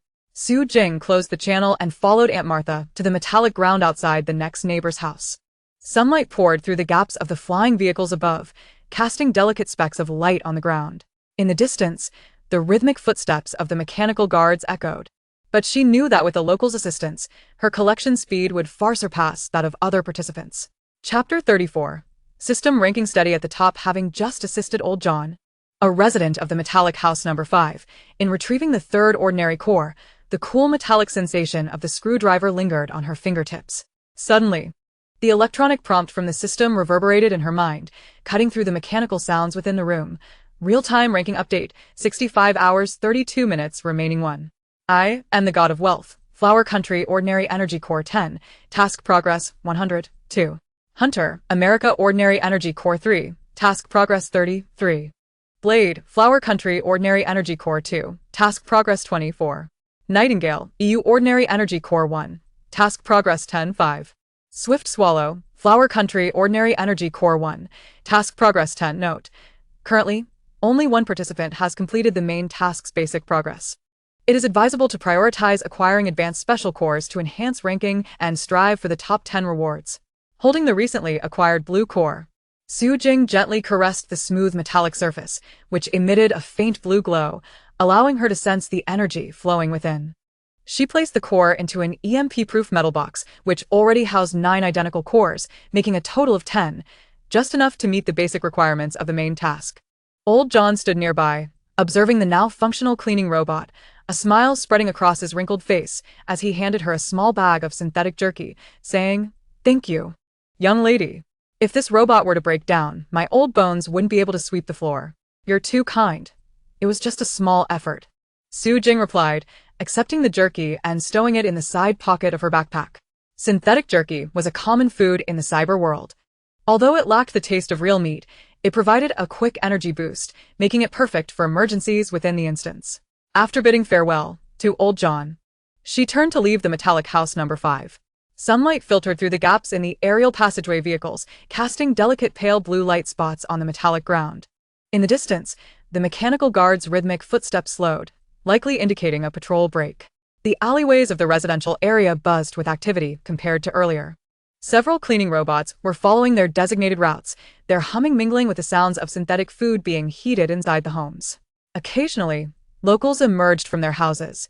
Upon seeing Su Jing, the initial wariness in their eyes had faded, and some even nodded in greeting. Most were neighbors introduced by Lena and Aunt Martha. Aware that she was a girl who repaired robots and did not cause destruction, Su Jing walked along the alley, intending to exit the residential area and head towards the upper city as suggested by the little boy in search of advanced cores. Just as she reached the neon sign of the convenience store, her wrist was gently tugged, the force as light as when she encountered the boy in the alley. Turning around, she saw the small boy in a patched jacket pulling out a palm-sized silver sheet from his pocket, his expression earnest. "Sister, this is for you," the boy said, extending the silver sheet towards Su Jing. The sheet was as thin as paper, with a faint adhesive surface and tiny circuit patterns along its edges. "This is an electromagnetic shielding sticker. My father secretly removed it while fixing metal beings. If you stick it inside your clothing, it can block scans from metal beings, making it hard for them to detect you." Su Jing held the shielding sticker, feeling a slight coolness emanating from it. She looked down at the boy and asked, "Is your father a robot repairman? Why don't you keep this for yourself?" "My father is no longer here. The rogue robots destroyed his factory," the boy replied, his voice lowering momentarily, but he quickly raised his head, his gaze resolute. "I have no use for it. You are going to the upper city, right? There are many metal beings there. This will help you. Remember to stick it on the inside of your radiation suit and keep it dry. It lasts for 6 hours. As he spoke, he helped Su Jing press the shielding sticker against the collar of her radiation suit. It adhered firmly, almost imperceptibly. Save for the delicate texture she could feel with her fingertips. Su Jing's heart warmed. She pulled out a large piece of vacuum-sealed honey fruit jerky from her backpack, larger than what she had given him before, and handed it to the boy. "Take this. It's sweeter than the last one, and makes for a good snack. If you encounter any danger, hide in house number 3 and find Aunt Lena. She'll help you." The boy carefully accepted the honey fruit jerky, tucking it into his clothing, and reminded her, "Sister, be careful of the rogue robots near the central tower," before turning and dashing back into the alley, quickly disappearing around the corner of a metallic house, leaving only the flickering shadow of his patched jacket behind. Su Jing touched the shielding sticker at her collar, calling up the system panel, and indeed, a new item appeared in her inventory, the electromagnetic shielding sticker, temporary designation. Noting its effect, blocks mechanical guard scanning detection, 6 hours duration, non-stacking use. Just as she intended to close the panel, a series of private message alerts chimed incessantly, revealing a string of new requests for assistance in retrieving cores. From resident Anna, New Liao City District 2. Aunt Lena said, "You can safely retrieve cores. I have 2 cooking robots at home. Their cores are nearly out of power. Can you come to District 2 to help me? The reward is 1 bag of synthetic rice and a new screwdriver." From resident Tony, New Liao City District 4. Aunt Martha referred me. "I repair robots and know where there are cleaning robots that haven't been checked by the metal beings. Can you come to District 4? Help me retrieve 5 cores. And I will give you a robot malfunction simulator that can make the metal beings think the robot is broken and not check it." From resident Lucy, New Liao City District 1. I saw you help old John with his robot. My cleaning robot's core is stuck and cannot be retrieved. Can you assist? The reward is 2 small energy batteries, which can charge your devices. Su Jing quickly skimmed through the private messages, somewhat surprised to find that merely assisting a few households introduced by Lena and Aunt Martha had spread her reputation to other neighborhoods. She replied to Anna and Lucy, stating she would return to help in 6 hours and messaged Tony that she would contact him after retrieving the cores, as the robot malfunction simulator would be a valuable asset for her subsequent core collection, reducing the risk of detection by mechanical guards. Having addressed the private messages, Su Jing proceeded along the metallic wall surrounding the residential area towards the upper city. Passing a fork in the alley, she spotted Qinyang being blocked at the entrance by 2 locals. One, a man in work attire holding a wrench, and the other, an elderly woman standing in front of a cleaning robot, angrily voicing her discontent. Qinyang, clutching a screwdriver, had reddened cheeks, but due to the language barrier, he could only gesture frantically, beads of sweat forming on his forehead.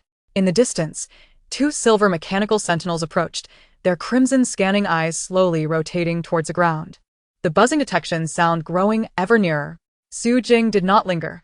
She swiftly maneuvered along the wall, acutely aware that without the trust of the indigenous people and the correct method to extract the core, even with tools in hand, it would be exceedingly difficult to obtain the core, let alone evade the mechanical guardians. She touched the electromagnetic shielding patch at her collar, feeling the faint energy it emitted. The outline of the upper city became increasingly distinct, towering metallic edifices, their exteriors clad in reflective metal panels, and a denser array of aerial vehicles traversing the skies. Occasionally, mechanical sentinels bearing red insignias patrolled the entrances of the buildings, standing nearly half a meter taller than those in the slums, brandishing crackling electric batons.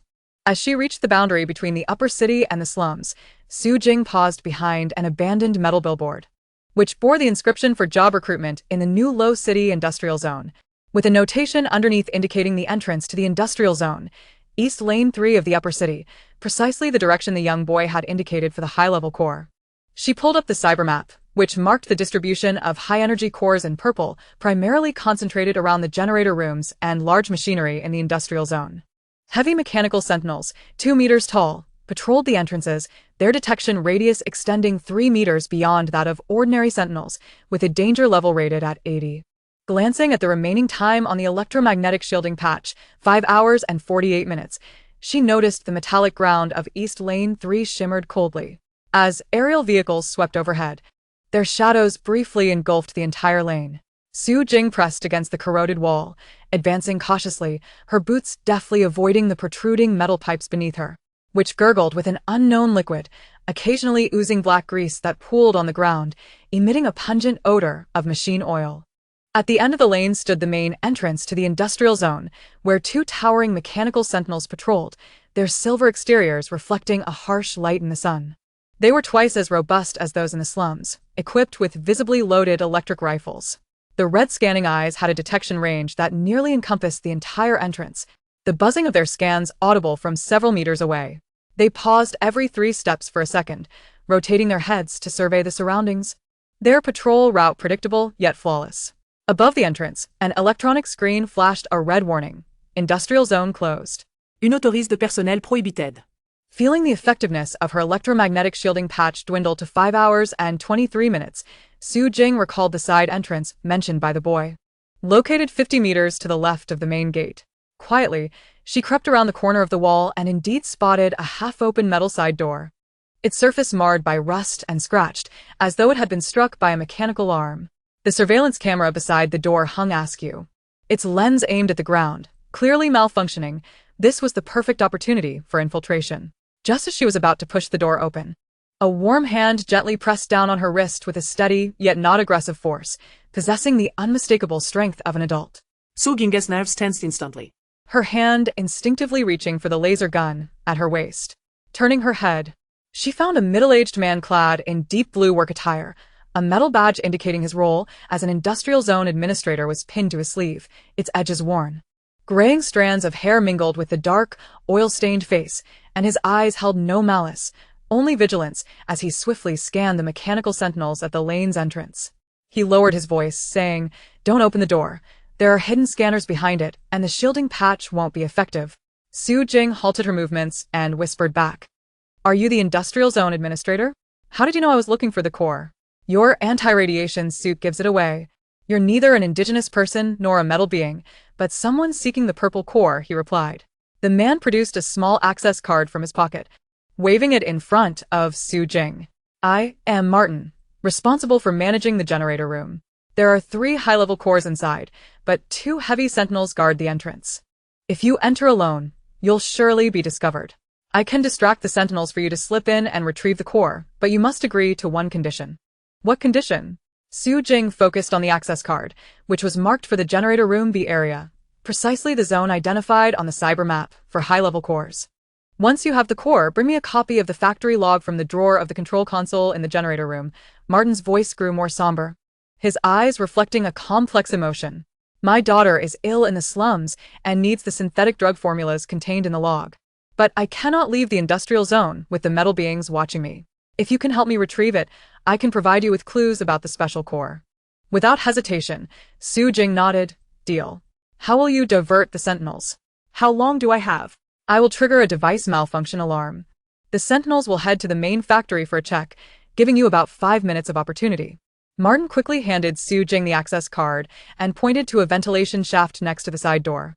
Don't use the door. Crawl through the vent. Go straight for 10 meters, and you will reach the back door of the generator room. Use the access card to open it. Inside, there are 3 large generators. And beneath each control panel, there is a hidden compartment where the cores are stored. Do not press the red button on the generators, as it will trigger a power outage alarm. As he spoke, Martin pulled a small alarm device from his work suit pocket and pressed it. Suddenly, a sharp beeping echoed from the main factory, and red malfunction lights illuminated. The 2 heavy mechanical sentinels turned immediately towards the sound, their heavy footsteps echoing on the metallic ground, quickly fading into the distance of the lane. Quickly, the 5-minute countdown has begun. Martin Erid, giving Su Jing a push. Then sprinting towards the main factory, deliberately shouting, "Equipment malfunction. Someone come fix it." His voice would draw the attention of nearby patrolling sentinels, granting Su Jing additional time. Su Jing immediately dropped to the ground and pried open the metal grill of the ventilation shaft. The space was cramped, just enough for a person to crawl through. The inner walls lined with soundproofing material, muffling the sounds from outside. With her mouth holding the access card, she braced herself against the inner wall and crawled forward, relying solely on her sense of touch to navigate the darkness.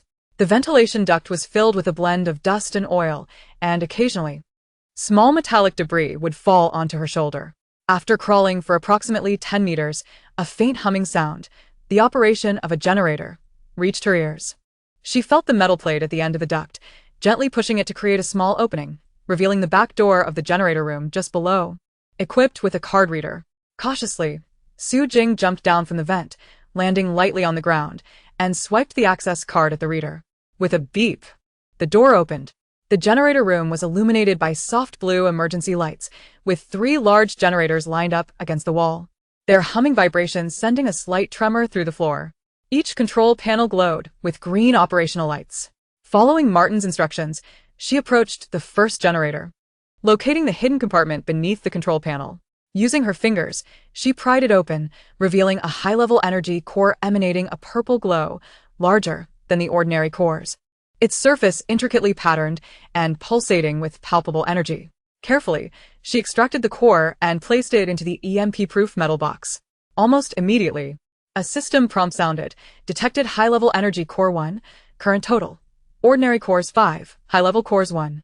To create space for the subsequent high-level cores, she had previously stored 5 ordinary cores in her system backpack, leaving only 5 inside the metal box. Not daring to waste time, she quickly moved to the second and third generators, employing the same method to retrieve the remaining 2 high-level cores.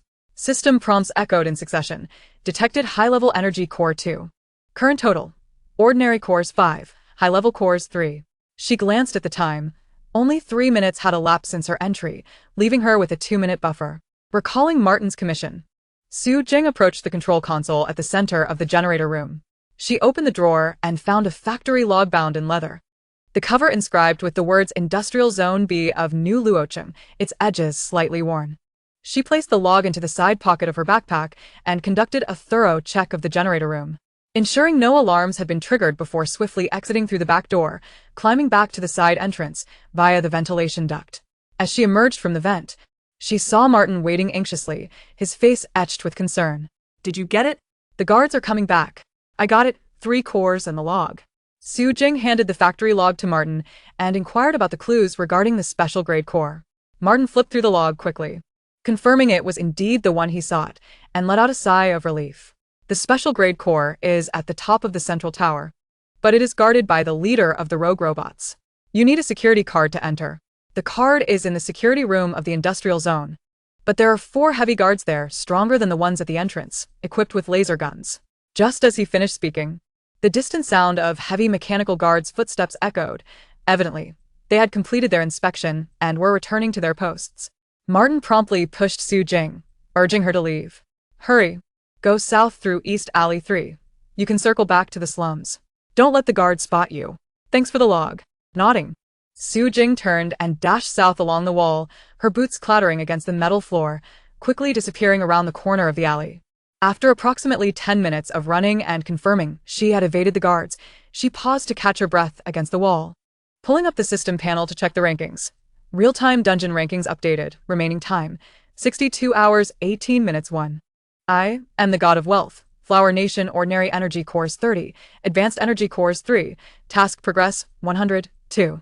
Hunter, America Ordinary Energy Cores 4. Task Progress 43. Blade, Flower Nation Ordinary Energy Cores 3. Task Progress 34. Nightingale, EU Ordinary Energy Cores 2. Task Progress 25. Black Bear, Russia Ordinary Energy Cores 2. Task Progress 20. The global channel notifications were flashing below the rankings. Su Jing opened it to find a message from Qin Yang of the Blade, Flower Nation, filled with anger and helplessness, who went to the industrial zone. The heavy mechanical guards there are overwhelming.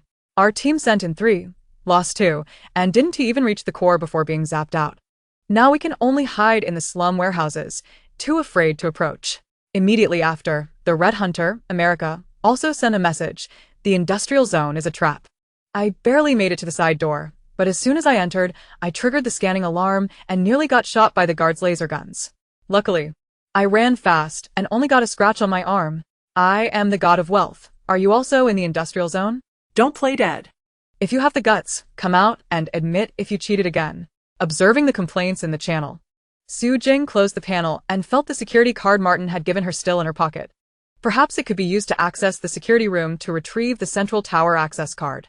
She adjusted her radiation suit, confirmed the electromagnetic shielding patch was still effective, and headed towards the slums to address the indigenous people's private message orders, collect Tony's robot malfunction simulator, and plan her visit to the security room for clues regarding the special grade core. Chapter 36. Continued search for advanced cores in the industrial zone. Su Jing walked along the seams of the metal floor in the slums towards Metal House Number 4, her boots leaving faint dark traces of oil on the ground, quickly cleaned by a passing cleaning robot. Upon reaching the entrance, she spotted Tony standing on the steps in soiled work attire, clutching a silver square device. Seeing her approach, he immediately rushed forward, his face radiating gratitude. You're here. I followed your instructions and replaced the cores of both robots at home with spares. They're running even smoother now. Tony handed her the silver device. Palm-sized with a red button on the side, the surface emblazoned with the words Robot Malfunction Simulator. This is for you. Pressing it will emit a signal simulating a robot malfunction. The metal guards will prioritize checking the faulty robot, leaving you unbothered. I also spoke with an old colleague from the factory, who said there are still advanced cores in the backup generator room and the old machinery repair room in the industrial zone. But you must avoid the guard shift change at 3 p.m. Su Jing accepted the malfunction simulator, pressing the red button to emit a faint beep as the screen lit up with a light green signal wave. This is even better than I expected. Thank you. She retrieved the dried honey fruit she had promised Tony from her backpack. Here, take this for your children as a snack. Tony accepted the dried fruit, stuffing it into his work pocket, and lowered his voice to add, the backup generator room is at the northwest corner of the industrial zone, guarded by only one heavy guard. The old repair room is on the northeast side, housing several discarded industrial robots, with cores still intact. Just be careful of the exposed wiring inside, so you don't get electrocuted. Su Jing noted the locations, bidding farewell to Tony before moving on. With an hour remaining until 3 p.m., she aimed to enter the industrial zone just before the guard shift change. She retraced her previous route to East Alley 3. The electromagnetic shielding patch still effective for 3 hours. Gripping the malfunction simulator, she lightened her steps toward the northwest backup generator room.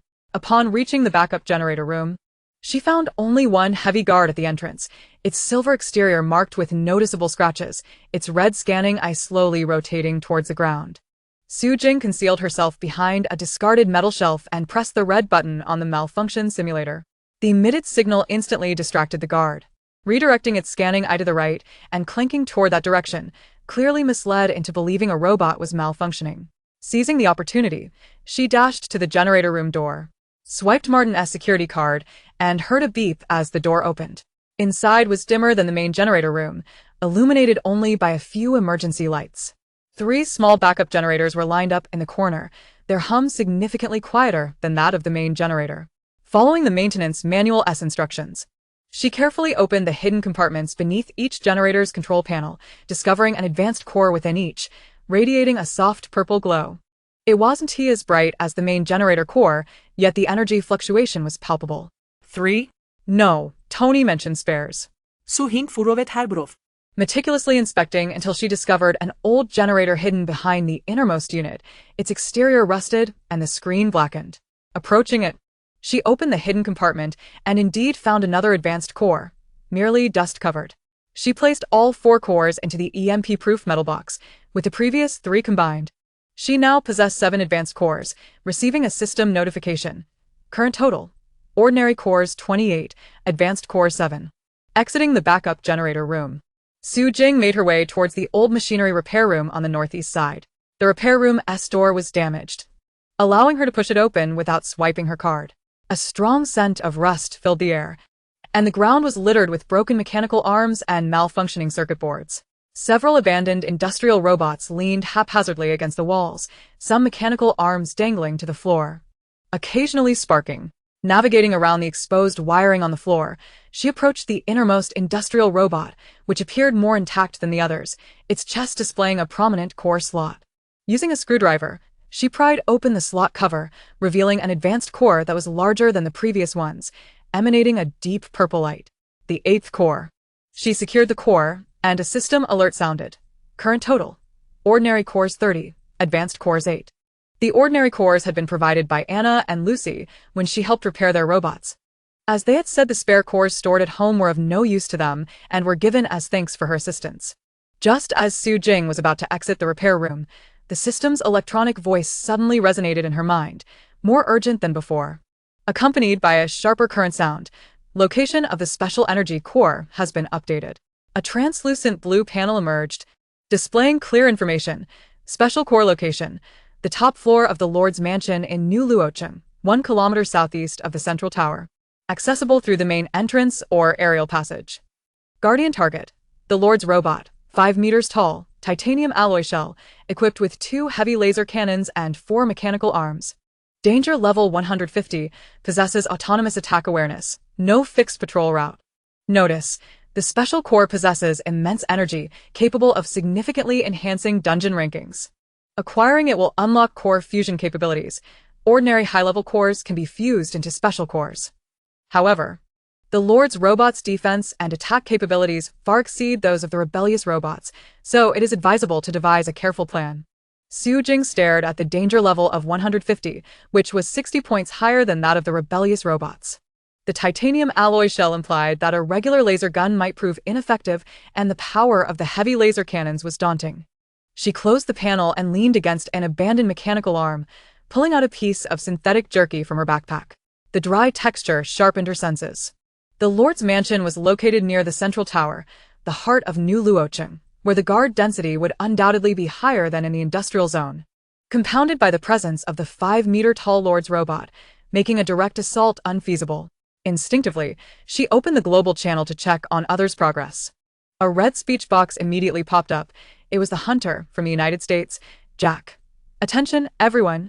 I've just received news that the special core is on the top floor of the Lord's Mansion. However, the Guardian robot is too formidable. I propose we form a team of 20 to storm in and seize the core, dividing the spoils according to contribution. Anyone interested, message me. We'll gather in the western alley of the slums in an hour. As soon as his message was sent, Ivan, the dark blue bear from Russia, immediately countered, "Don't waste your efforts. I, the god of wealth, already possess 8 high-level cores and rank first. She must have known the location of the special core long ago. By the time you gather your team, she may have already obtained it. Moreover, if you can't even handle the heavy guards in the industrial zone, How do you expect to take on the 5-meter Lord's robot? It's sheer folly. Emily, the Golden Nightingale from the European Union, remained neutral, merely sending a message of caution. Does anyone know the specific attack patterns of the Lord's robot? Are there any weaknesses? Without reliable intelligence, forming a team will only increase casualties. I suggest gathering intelligence first before devising a plan. The channel quickly divided into two factions. Those supporting Jack's team were mostly lower-ranking participants who had not secured many cores, while those opposing him were individuals who had previously suffered in the industrial zone and understood the strength of the guards. Others, like Emily, maintained a silent watch. Observing these exchanges, Su Jing closed the channel, realizing that Jack's intention was to exploit others as cannon fodder while he reaped the benefits. Ivan's words, though exaggerated, struck at the heart of the matter. Time was of the essence, and they needed to quickly discover the weaknesses of the Lord's robot to obtain the special core. She touched the robot malfunction simulator in her pocket, recalling Martin's words about rebellious robots operating in the central tower. Perhaps she could leverage the conflict between the rebellious robots and the Lord's robot to her advantage. Chapter 37. The gift of a map. Su Jing walked along the metal walkway on the southeastern side of the central tower toward the Lord's mansion.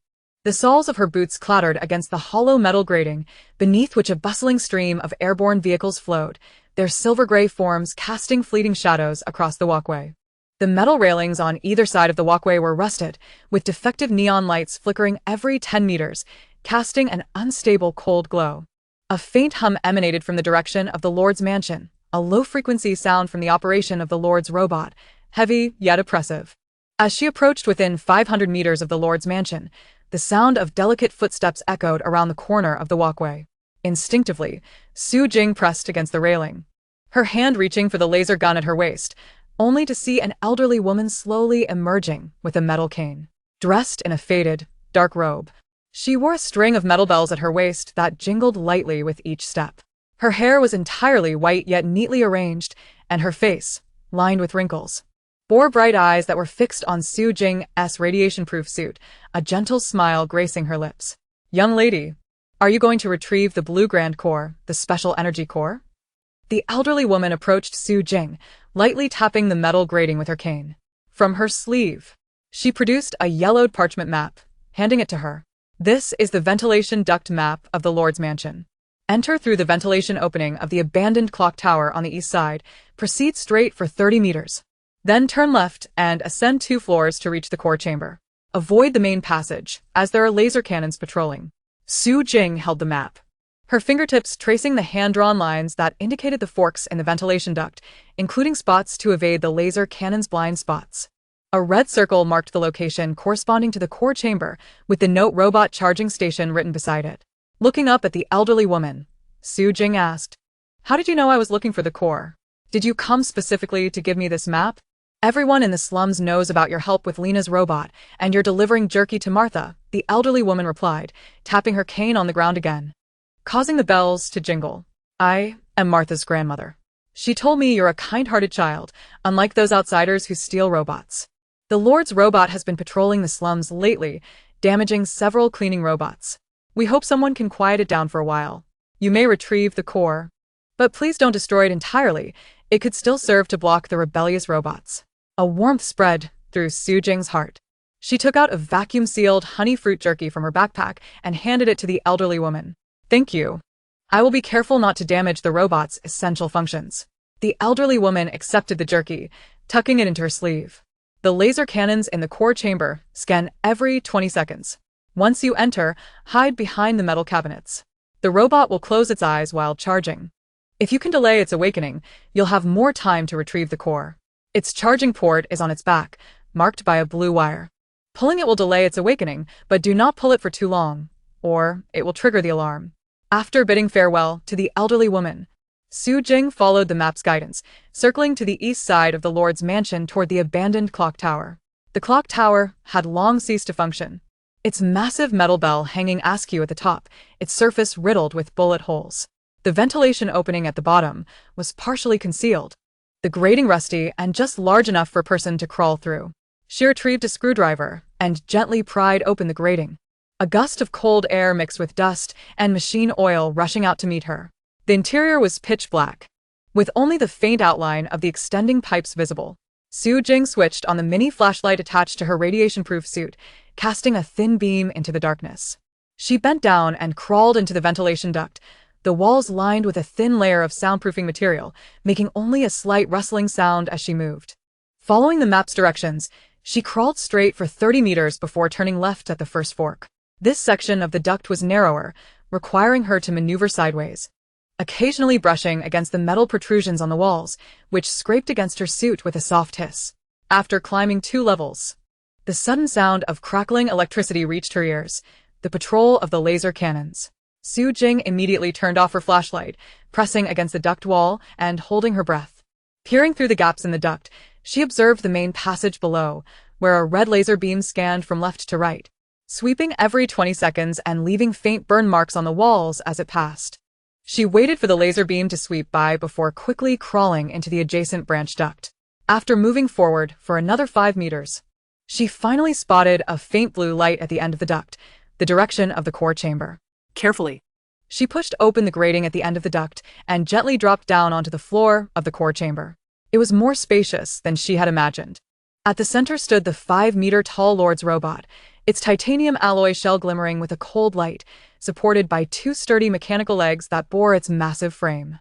A blue charging cable was inserted into its back, connecting to a charging port on the wall. Its eyes were tightly closed, and the core slot on its chest emitted a soft blue glow, precisely where the special core was located. Various instruments adorned the metal cabinets surrounding the chamber, their screens illuminated with green operational lights, and a laser cannon in the corner was trained on the core slot, scanning every 20 seconds. Su Jing concealed herself behind the nearest metallic cabinet to the platform, retrieving the electromagnetic disruptor she had exchanged for 5,000 points in the system mall. With a mere thought, the black device materialized in her hand. The disruptor, roughly the size of a palm, featured a side knob indicating interference intensity: low, medium, and high. Following the advice of the elderly woman, she stealthily approached the robot's rear. Confirming the location of the charging cable, a blue cord as thick as a wrist, connected to the robot's charging port. Next to the port, a red indicator light blinked rhythmically, signaling that it was in the process of charging. Setting the disruptor to medium intensity, she drew it near the charging port and activated it. A faint hum emanated from the device, and the screen illuminated with soft green ripples. Instantly, the red indicator light on the robot's back began to flicker erratically, while the charging panel on the wall displayed a chaotic red error message. The system's notification echoed in Su Jing's mind: electromagnetic interference activated. Lord Robot's awakening time delayed by 10 minutes, current remaining delay time, 9 minutes 58 seconds. She exhaled in relief and quickly maneuvered to the front of the robot. Standing before the core slot, a transparent energy shield shimmered with a faint blue glow. Su Jing retrieved the factory log she had obtained from Martin. Flipping to the final page, which detailed the method to disable the core slot shield, press and hold the black button on the left side of the slot for 3 seconds. Following the log's instructions, she located the black button and pressed it down for 3 seconds, causing the energy shield to vanish with a low hum, revealing a deep blue-hued supercore, twice the size of a high-level core, with energy patterns flowing across its surface like water, pulsating with immense power. Just as she reached for the core to remove it, distant shouts and the sound of metal clashing broke her concentration, coming from the direction of the Lord's estate.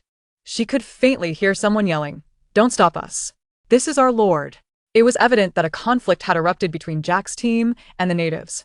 Without a moment's hesitation, she hastened her movements, grasping the edges of the super core and gently pulling it upwards. The core slid out smoothly, warm to the touch, its energy fluctuations stronger than any core she had encountered before. At that very instant, the robot's eyes ignited with a crimson glow, and the charging cable on its back snapped with a loud crack. An urgent notification blared in her mind. Warning: Lord Robot's awakening delay has ended, entering combat mode. A wave of anxiety washed over Su Jing as she recalled the elderly woman's words about targeting the circuit lines. Swiftly, she drew her laser gun and aimed at the blue wiring on the robot's knee, squeezing the trigger. The red beam struck the wiring, and sparks erupted from the robot's knee. The mechanical leg that had been raised clanged heavily against the platform, immobilized. It let out an enraged roar as the laser cannon in its chest began to charge, but with its legs incapacitated, it could only fire at the ceiling, blasting a gaping hole in the metal overhead. Seizing the opportunity, Su Jing scrambled back into the ventilation duct. Just as she secured the grate, the sound of the robot's furious impacts echoed from the core chamber. Following the map's guidance, she quickly crawled back, peering through the gaps in the duct toward the entrance of the Lord's estate. Jack and his 4 companions were surrounded by a dozen natives, who brandished metal wrenches and iron rods, shouting, "Don't steal our Lord. Get out of the Lord's estate." Jack and his team, armed with laser guns, hesitated to fire, retreating awkwardly under the intimidating presence of the natives.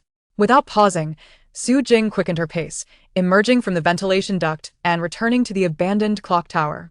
The distant roars of the robot and the booming of the laser cannon faded away, while the sounds of Jack's team grew more distant.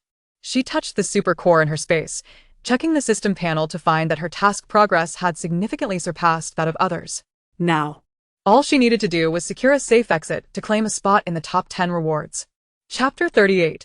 System indications for the black market as Su Jing crawled out of the ventilation opening of the abandoned clock tower. The setting sun filtered through the gaps of the aerial pathways in New Luo City, casting elongated patches of pale golden light on the metallic ground. Dust from the ventilation ducts clung to her boots, swept away by a gust of wind carrying the scent of machine oil. She brushed off the dust from her radiation-proof suit and checked the electromagnetic shielding patch at her collar. Noting that it still had 1 hour and 20 minutes of effectiveness left, ample time for her to return to the industrial zone and find a secure place to rest. Retracing her steps along the walkway, the sounds of the laser cannon from the direction of the Lord's estate had diminished, leaving only faint clanging noises, likely a result of the Lord robot's inability to move due to damage to its leg circuitry. As she passed the edge of the slums, she spotted a group of natives gathered around a damaged cleaning robot, attempting repairs. Lena and Martha were among them. Upon seeing Su Jing pass by, Martha waved from a distance, calling out, "Little girl, are you all right?" "We heard many loud noises." Su Jing paused, smiling and nodding, "I'm fine. I've already obtained what I wanted, so don't worry." She refrained from disclosing details about the core, fearing it might bring trouble to the natives. After a brief farewell, she continued toward the industrial zone, where Martin's generator room awaited, relatively secluded, making it suitable for a temporary respite.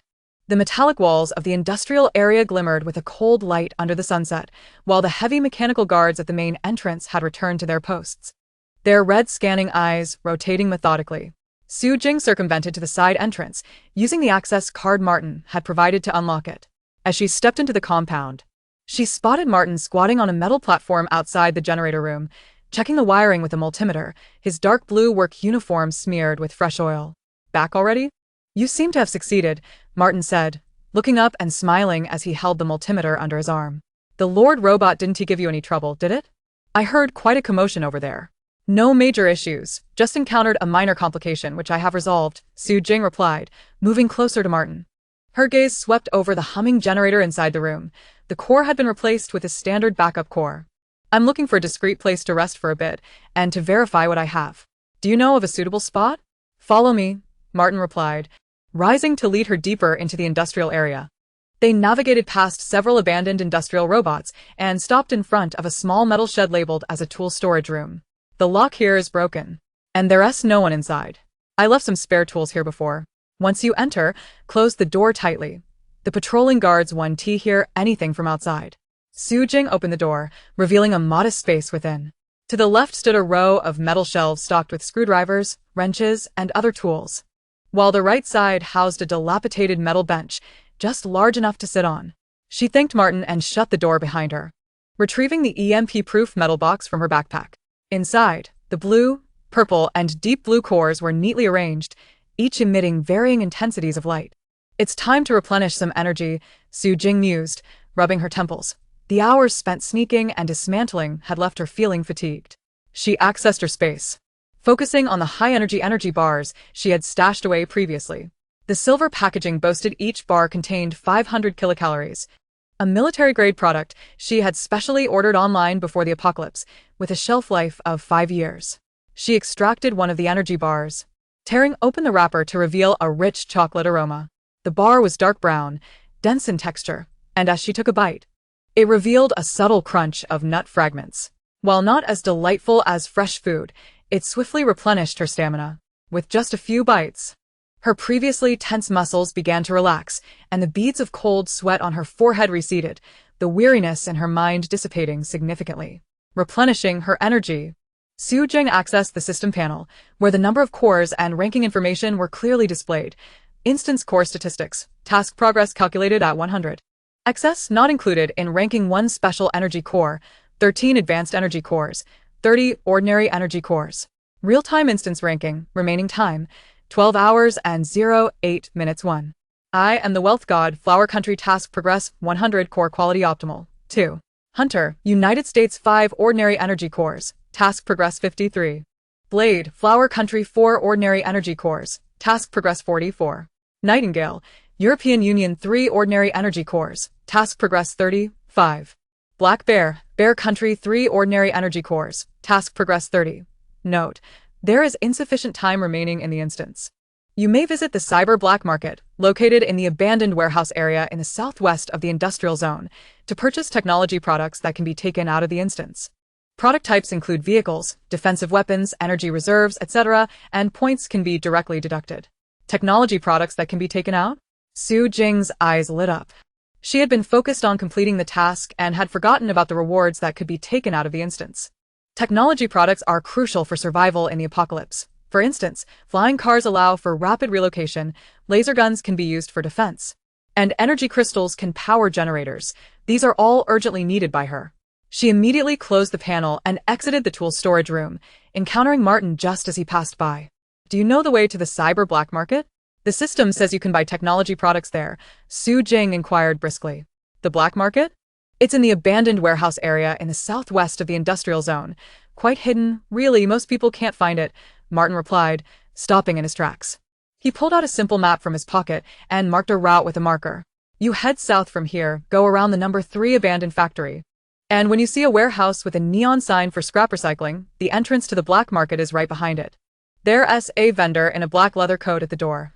Mention my name, and he'll let you in. Remember, don't buy refurbished goods. They may be cheap but are prone to breaking. When you buy, make sure to have the vendor test the equipment. Su Jing took the map, thanked him, and promptly set off along the marked route. On her way south, she encountered 2 patrolling mechanical guards. She took out the robot malfunction simulator that Tony had given her and pressed the red button. The device emitted a simulated malfunction signal that instantly enveloped the guards, causing them to turn and head towards the source of the signal. Seizing the opportunity, Su Jing swiftly crossed out of the guard's patrol range and continued towards the abandoned warehouse area. Along the way, she instinctively opened the global channel. The red speech box was still conspicuous. It was Jack, the hunter from the United States. Damn natives. How dare they block us? If I weren't afraid of triggering an alarm, I would have used my laser gun on them. Now that I Haven T acquired the special core, I've wasted half a day. Does anyone know where the cyber black market is? Message me, and I'll pay 100 points for the address. Zhao Yu from the dark gray flying swallow, Flower Country, replied, I'm also looking for the black market. I just asked a few natives, but they wouldn't say anything. They seem very afraid of being discovered by the metalmen. Emily from the Golden Nightingale, European Union, sent a message. I heard the black market is in the abandoned warehouse area, but I don't know the specific location. Is anyone willing to team up to search together? It's safer in numbers. Ignoring the messages in the channel, Su Jing closed the interface and quickened her pace. After circumventing the number 3 abandoned factory, she indeed spotted a neon sign for scrap recycling, half of which was broken, leaving only the words scrap glowing faintly in orange. Behind the warehouse was a concealed metal door, beside which stood a vendor clad in a black leather coat, holding a synthetic cigarette and watching passers-by intently. Are you the girl introduced by Martin? The vendor asked as Su Jing approached, his voice raspy from smoking. Suhin nodded. Yes. Martin said, you could let me into the black market. The vendor discarded his cigarette butt, extinguished it with his foot, and pushed open the metal door. Go in. There are plenty of stalls inside. If you see something you like, just talk to the vendor directly. Don't touch others' goods. It could lead to conflicts. Also, a few vendors inside deal with bad robots, so avoid interacting with them. Their goods are mostly stolen and unsafe. Upon entering, Su Jing was greeted by a vibrant scene. The vast underground warehouse was divided into numerous stalls, each adorned with flickering neon signs, some advertising flying car sales, others marking laser, weapon wholesale, and still more displaying piles of energy crystals. The cacophony of vendors hawking their wares, the clattering of mechanical parts, and synthesized music intertwined to create the unique bustle of the cyber black market. Slowing her pace, her gaze swept across the stalls. The first stall on the left displayed several models of silver flying cars, alongside an actual vehicle with a streamlined body and blue hovering devices at the bottom. In the middle stall, black laser guns were neatly arranged on a metal rack, their barrels gleaming coldly. To the right, a vendor was testing the energy density of a mountain of orange energy crystals. Taking a deep breath, she approached the first flying car stall. Chapter 39. Entering the black market as Su Jing reached the first flying car stall on the left. The vendor, a young native in his 20s, peeked out from behind the metal shelf. Dressed similarly to Martin in deep blue work attire, his sleeves were stained with fresh machine oil. And he wore a pair of worn black goggles with a small scratch on the lenses. He was holding a wrench, seemingly having just repaired a miniature car model. "You're the girl who helped Aunt Lena fix the robots, right?"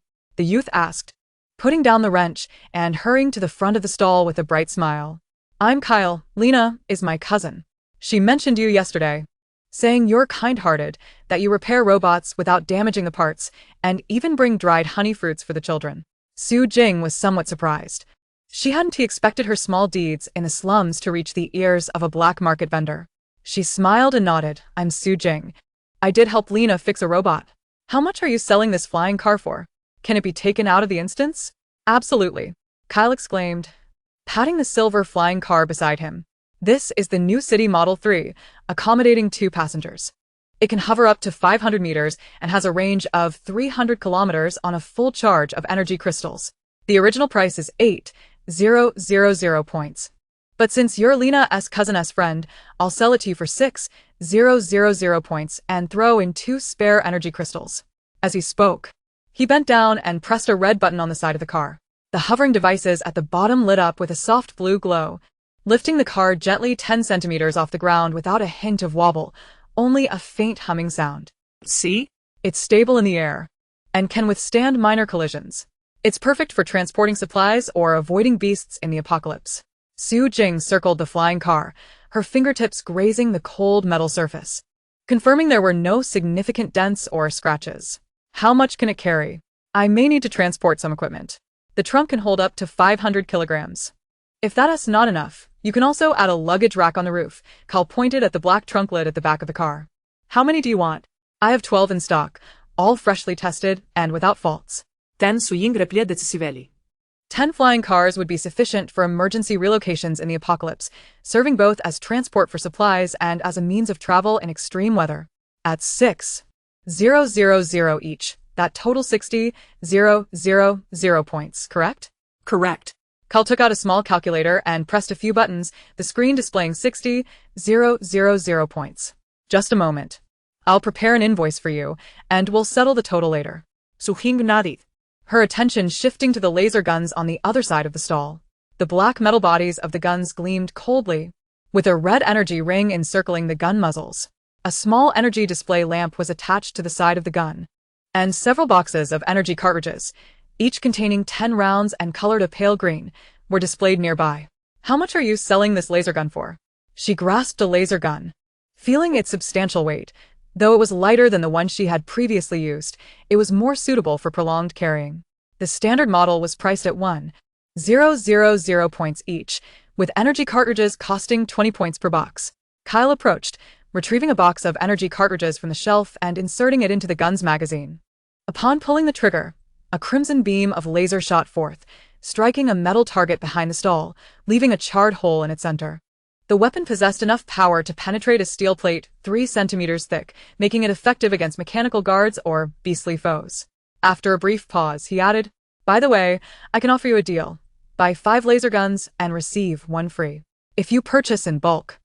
I can also include additional boxes of energy cartridges as a favor for helping my cousin. I wouldn't want you to feel at a loss." Su Jing contemplated.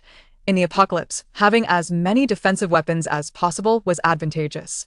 She already possessed a laser gun in her space, but acquiring additional ones to share with potential companions or to confront a large-scale beast attack would be prudent.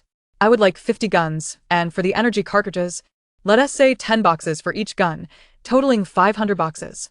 Kyle's eyes brightened as he swiftly grabbed a calculator, with the buy 5 get 1 free offer. Purchasing 50 guns would mean only paying for 42, amounting to 42,000 points. The energy cartridges would be 20,000 points for 500 boxes. I'll waive the extra charge for you, so that's 9,000 points, bringing the total to 51,000 points. Thank you, Su Jing replied, her gaze drifting to the pile of energy crystals at the back of the stall. The orange-yellow crystals formed a small hill half a meter high, each about the size of a fist and shimmering with a soft luster. Kyle had previously mentioned that flying cars relied on energy crystals for their range, and generators could also utilize them. They were the most vital energy reserves in this dystopian world. How much are the energy crystals? She inquired, approaching the pile and lifting one to gauge its weight, feeling a slight energy fluctuation on its surface. They're sold individually, at 10 points each. If you buy in bulk, it's 9 points each. Kyle picked up a crystal and placed it on a nearby energy tester, which immediately displayed an energy density of 85, high quality. These were salvaged from old generators in the industrial district. All have energy densities above 80, far superior to the refurbished crystals sold outside, which only have a density of 50 and are priced at 8 points each, truly exploiting outsiders. I'll take 10,000 crystals. Without hesitation, Su Jing calculated the cost at 9 points each, totaling 90,000 points, enough for the flying cars and generators to last a considerable time, even amidst potential energy shortages in the apocalypse. Kyle was genuinely taken aback, pausing for a few seconds before responding, 10,000? All right, I'll fetch some boxes to pack them. They're all sealed metal containers, moisture-proof and shock-resistant, making it convenient for you to transport. He turned and dragged out several silver metal boxes, each capable of holding 1,000 crystals. Let me give you a better deal. 9 points each, so 10,000 crystals would amount to 89,000 points. How does that sound? Su Jing nodded in agreement. Kyle immediately began to fill the boxes with crystals, routinely checking a few with a tester to ensure the energy density met the standard. Seizing the opportunity, Su Jing accessed her space, revealing sufficient room in the energy section. 10 flying cars could stand upright, while the 50 laser guns and energy cartridges could be placed on a metal rack with the 10,000 crystals stacked neatly beside the generator. Once Kyle had prepared everything, he produced a handwritten invoice and handed it to Su Jing. Take a look, 10 flying cars at 60,000 points. 50 laser guns and 500 boxes of energy cartridges at 51,000 points and 10,000 energy crystals at 89,000 points. The total is 200,000 points, precisely. Su Jing confirmed the accuracy of the invoice and accessed her system panel, deducting 200,000 points from her total of 308,500, leaving her with 108,500 points. The points have been transferred. Please check. Kyle picked up a small point receiver from the stall, and the screen displayed the receipt of 200,000 points. He smiled, pocketing the receiver. Received. How will you carry these items? Do you need assistance moving them outside? No, I can manage on my own. Su Jing walked over to the flying car, focusing her thoughts, and silently commanded the silver vehicle to enter her space. It instantly vanished from sight, appearing steadily beside the metal rack in her energy section. Next, she sequentially stored the laser guns, energy cartridges, and metal boxes containing crystals into her space, emptying over half of the stall's contents in under 5 minutes. Kyle watched in astonishment. Though he refrained from asking, he surmised that Su Jing possessed a unique storage method. He simply smiled, saying, "If you ever need more technological products or if these items require repairs, feel free to find me in the black market anytime. I'll still offer you a discount." After expressing her gratitude, Su Jing was about to leave the stall when a notification from the global channel popped up on her system panel, rapidly refreshing with red and dark gray speech bubbles. Upon opening it, she saw a message from Zhao Yu of the dark gray team Fian from Huagua, expressing her exasperation. "The prices in the black market are exorbitant. Our team pooled points for ages, and we could only afford 2 ordinary handguns, which the stall owner marked up from 500 to 1,000 points, claiming that's the price for outsiders." Shortly after, Chen Yang of the dark gray team Lijian from Huagua chimed in, "I experienced the same. I wanted to buy an energy crystal, and the stall owner quoted me 8 points, but upon seeing I was an outsider, He jacked it up to 24 points, 3 times the price. He even told me to scram if I didn't want to buy. His attitude was appalling, utterly unapproachable. Jack from the Red Team Hunter from USA also lamented, "I searched high and low and couldn't even find a trace of flying cars. The stall owners either hid from us or demanded outrageous prices. This black market is clearly set up for the locals. We can hardly procure anything." As Su Jing observed the grievances in the channel, she quietly felt grateful that, due to her previous assistance to Lena, Marcia, and others in repairing robots, she had gained the trust of the locals. Otherwise, she might have faced the same inflated prices as Zhao Yu and Qinyang, or even been unable to procure the urgently needed supplies. She closed the channel, waved at Kyle, and turned towards the exit of the black market. Chapter 40. The natives' gift ammunition. As Su Jing emerged from the black market, the sun had dipped below the aerial pathways of New Luo City, casting fragmented shadows on the ground as the pale golden afterglow filtered through the metal walkway's lattice. She retraced her steps towards the tool storage room in the industrial district, the temporary resting point agreed upon with Martin. With less than 10 hours remaining until the end of the instance, she planned to organize her space supplies there while awaiting transportation. The scent of machine oil in the air was more pronounced than during the day, mingled with a hint of burnt residue. The distinct crackling sound of rebel robots echoed from a distance, clearer than what she had heard near the Lord's residence before. Su Jing tightened her grip on the laser gun at her waist, her finger poised on the trigger guard, her footsteps light. According to prior risk alerts, rebel robots, infected by a virus, would indiscriminately attack all living beings and moved 3 times faster than mechanical guards, necessitating utmost vigilance. As she approached the midpoint of the metal walkway separating the industrial zone from the slums, a sudden loud crash reverberated through the air as an abandoned industrial robot was violently hurled, crashing into the walkway's railing, its metal shell crumpling and parts scattering across the ground. Almost immediately, 3 rebel robots burst forth from around the corner of the walkway. Their shells were riddled with rusted holes, the once silver metal plates now coated in dark red viral slime, their scanning eyes flashing erratically. Wires hung from their mechanical arms, sparking with every step they took, accompanied by a cacophony of electrical shrieks. In an instant, Su Jing darted to the side, seeking refuge behind a discarded metal pipe. She quickly drew her laser gun, activating the energy safety. The display light on the side of the weapon glowed green, indicating a full charge. Peering through the gap in the pipe, she observed the 3 rebel robots advancing in a triangular formation, with the central robot's mechanical arm modified into a crude blade, while the 2 flanking ones wielded rusted metal pipes, violently hacking at the abandoned machinery on either side of the walkway, clearly in a state of uncontrollable frenzy. In the midst of the unfolding chaos, the rogue machine was the first to detect Su Jing. Its crimson scanning eye locked onto her position, emitting a ferocious roar as it brandished its mechanical blade, the edge glinting coldly in the fading light. Su Jing inhaled deeply, aiming for the core of the rogue machine, the Achilles heel of all mechanical entities, even those infected by viruses. She squeezed the trigger, and a red laser beam shot forth, striking the core with precision. The rogue machine froze, its crimson eye extinguished, and its massive form collapsed onto the walkway with a resounding crash, scattering metallic debris. The remaining 2 rogue machines, witnessing the demise of their comrade, became even more frenzied, flanking Su Jing from either side. The machine on the left swung a metallic pipe, attempting to shatter the conduit where she sought refuge, while the one on the right maneuvered behind her, aiming to sever her escape route. Assessing the situation rapidly, Su Jing pivoted and targeted the core of the right-side machine, firing a laser beam that penetrated its corroded exterior. The core erupted in an instant, and the rogue machine fell with a thud, its mechanical arm twitching involuntarily. At that moment, the left-side machine charged towards the conduit, its metallic pipe striking with a resounding thump, sending vibrations through Su Jing's arm. Using the recoil to propel herself backward, she adjusted the angle of her weapon, aiming at the vulnerable core circuitry exposed by viral corrosion. The laser beam fired, igniting the circuitry in flames, and the crackling sound of electricity ceased abruptly. The rogue machine swayed before crashing heavily to the ground, utterly inert. With a sigh of relief, Su Jing lowered her laser gun, her fingertips tingling from the earlier tension.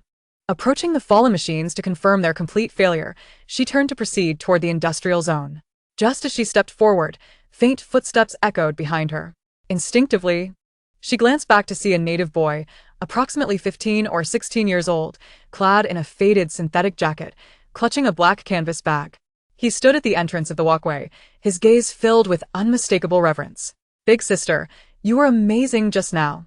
The boy rushed over, extending the canvas bag towards Su Jing. "I'm Tom, the neighbor of Aunt Masha. She told me to give you this if I found you. Inside are enhanced energy capsules that can amplify your laser gun's power and penetrate the thick shells of rogue machines." Su Jing accepted the bag, unzipping it to reveal 20 neatly stacked boxes of pale pink energy capsules, adorned with a crimson pattern, each box boasting a label claiming a 15-fold increase in power. She looked up at Tom, puzzled.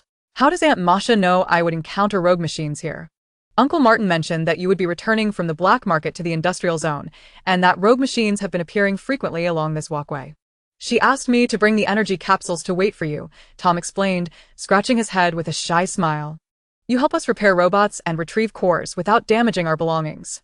We wanted to assist you too. These energy capsules were secretly saved by my father from the factory. They work better than those sold on the black market." A warmth spread through Su Jing's heart, and she rummaged through her backpack, retrieving 2 vacuum-sealed packs of honey fruit dried snacks, offering them to Tom. "Thank you, and please extend my gratitude to Aunt Masha and your father. Take this. It's very sweet and will replenish your energy." Tom cautiously accepted the snacks, tucking them into his jacket pocket, and earnestly advised, "Big sister, there may still be rogue machines ahead on the walkway. Be careful. If it becomes too dangerous, run towards the slums. We'll help divert them. I'll be cautious." Su Jing nodded, bidding farewell to Tom before continuing toward the industrial zone, the weight of the enhanced energy capsules on her shoulder instilling a sense of reassurance. From the initial kindness of the little boy to Lena, Aunt Masha, Uncle Martin, and now Tom, the warmth of the natives formed a comforting refuge amidst the cold, mechanical world of cyberspace. Upon reaching the edge of the industrial zone, Su Jing checked the system panel, noting that less than 2 hours remained in the mission. In the global channel, Jack continued to lament the inability to find a safe resting spot, having encountered rogue machines and lost a laser gun.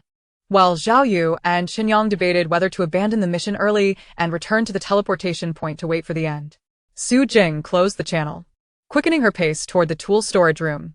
She needed to stow the newly acquired enhanced energy capsules in the spatial weapon area and conduct a thorough inventory check of all supplies to ensure nothing would be overlooked on her return journey. A nagging feeling told her that following the completion of this mission, the specter of the apocalypse would loom closer, and the technological artifacts she brought back from the cyber world would be pivotal in safeguarding her villa against the bitter cold and monstrous beasts. As she neared the tool storage room, a familiar jingling sound caught her attention, the metallic bell from the boy's waist.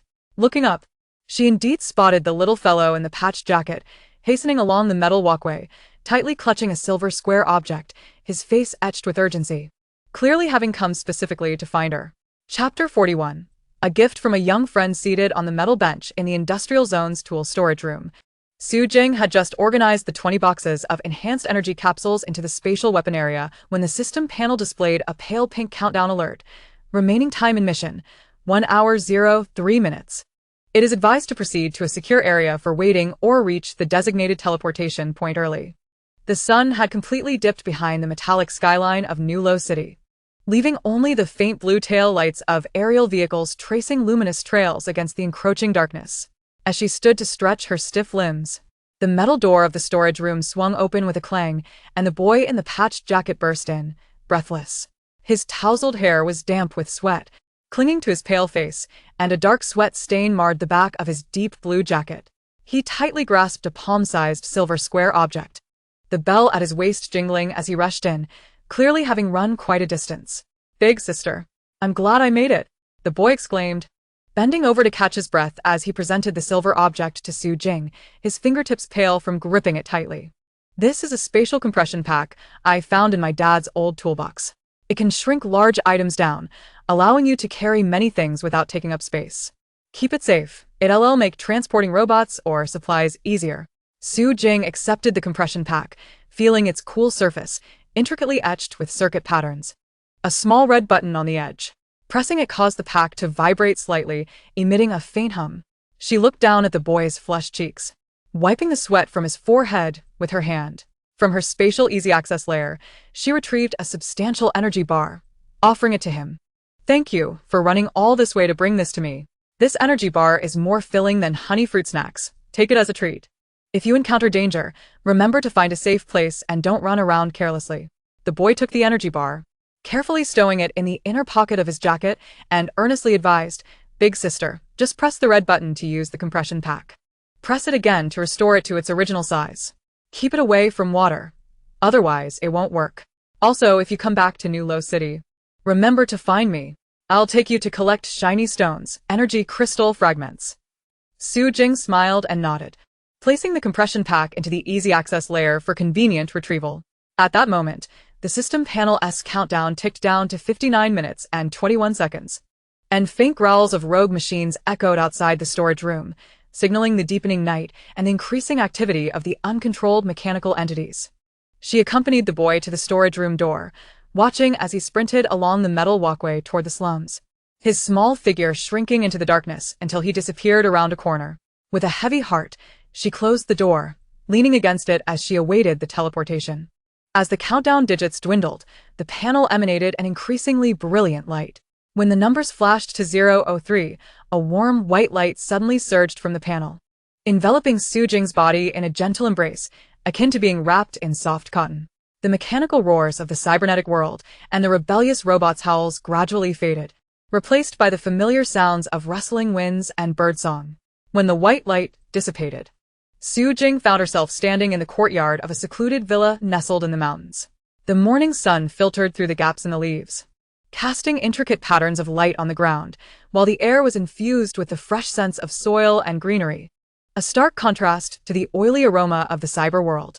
Two silver-gray robots continued their patrol along the trenches. Upon spotting her, their red scanning lights paused momentarily, emitting friendly beeping sounds before resuming their patrol.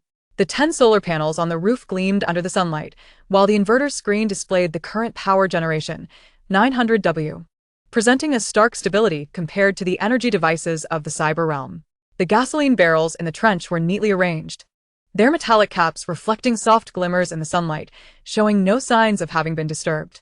Taking a deep breath, Su Jing approached the villa's entrance, retrieving her keys to unlock the door. The furnishings in the living room were identical to how she had left them.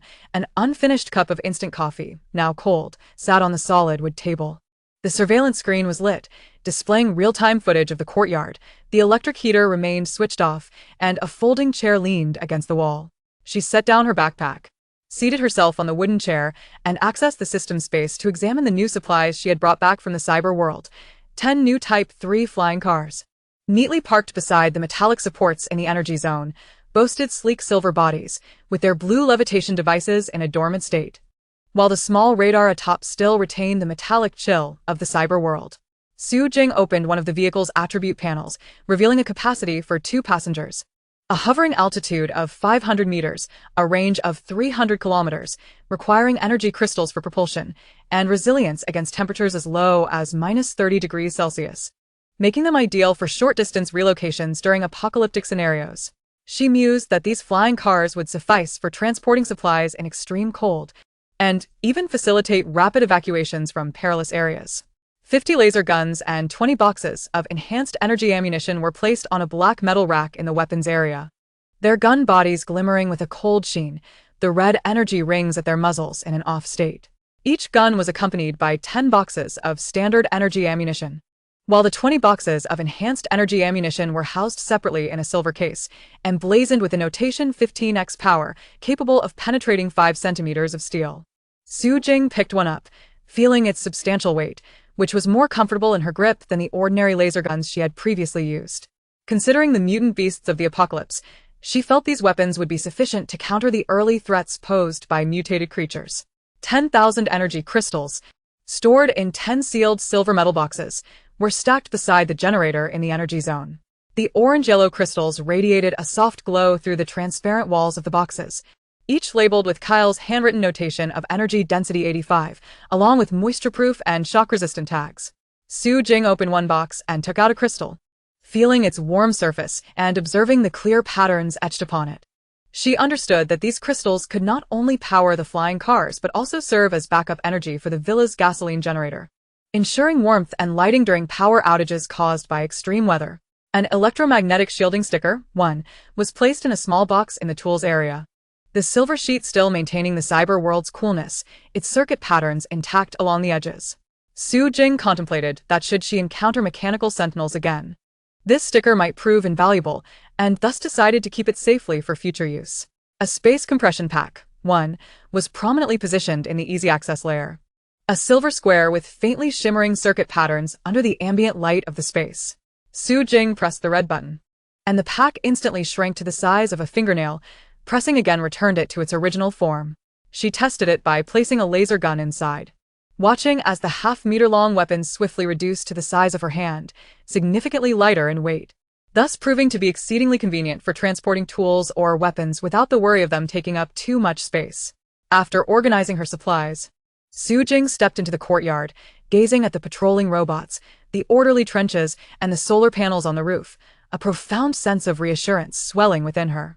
From the initial anonymous alert to the construction of the mountain villa, and then to the acquisition of resources from the cyber realm, she had been meticulously preparing for the apocalypse. The advanced technological products she had brought back from the cyber world undoubtedly fortified her preparations. Just as she reached out to touch the reflective surface of the solar panel, a familiar system notification chimed in her mind, resonating with a clear electronic quality. Distinctly different from the crackling sounds of the cyber world, the cyber world instance has concluded. Settlement of the instance will commence shortly. Current participant rankings are locked, and rewards will be distributed based on final standings. Please be prepared. Chapter 42. Reward Space Upgrade Card. The moment Su Jing's fingertip grazed the cool surface of the solar panel, the system notification reverberated in her mind with unprecedented clarity, bearing a metallic resonance that overshadowed the beeping of the patrolling robots in the courtyard. Settlement of the cyber world instance begins. All participant rankings are now locked. Rewards will be distributed in accordance with final standings. Please be attentive to your notifications. A semi-transparent blue panel unfurled before her, larger and brighter than before, its top adorned with golden lettering indicating the final global participant rankings. Her ID, I am the god of wealth from the Flower Nation, confidently held the first position, followed by the striking completion rate of 100 core quality optimal, highlighting a glaring disparity compared to second place Jack's 50. Beneath the panel, 3 reward boxes framed in gold emerged in succession, their glow soft yet irresistibly captivating. Congratulations on achieving the first place reward. The reward list is as follows. 1. Space Upgrade Card. Upon use, it expands the current system space from the size of a soccer field, approximately 50 cubic meters, to 100 cubic meters.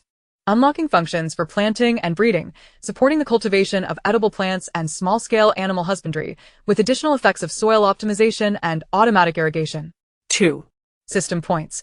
5,000 points have been automatically transferred to your account, bringing your total to 113,500, originally 108,500 plus 5,000. 3. Mastery of Technology Ability. Passive permanently unlocks the ability to modify and repair cybernetic equipment, allowing for rapid identification of mechanical faults and optimization of equipment performance, doubling the effectiveness of technology products brought back from the cyber world, with a 50 efficiency boost when using related tools. Su Jing's gaze fixated on the rewards displayed on the panel, her fingers instinctively tightening. The expansion of her space was what she had yearned for the most. She had not anticipated not only to reach 100 cubic meters, but also to unlock the functions for planting and breeding.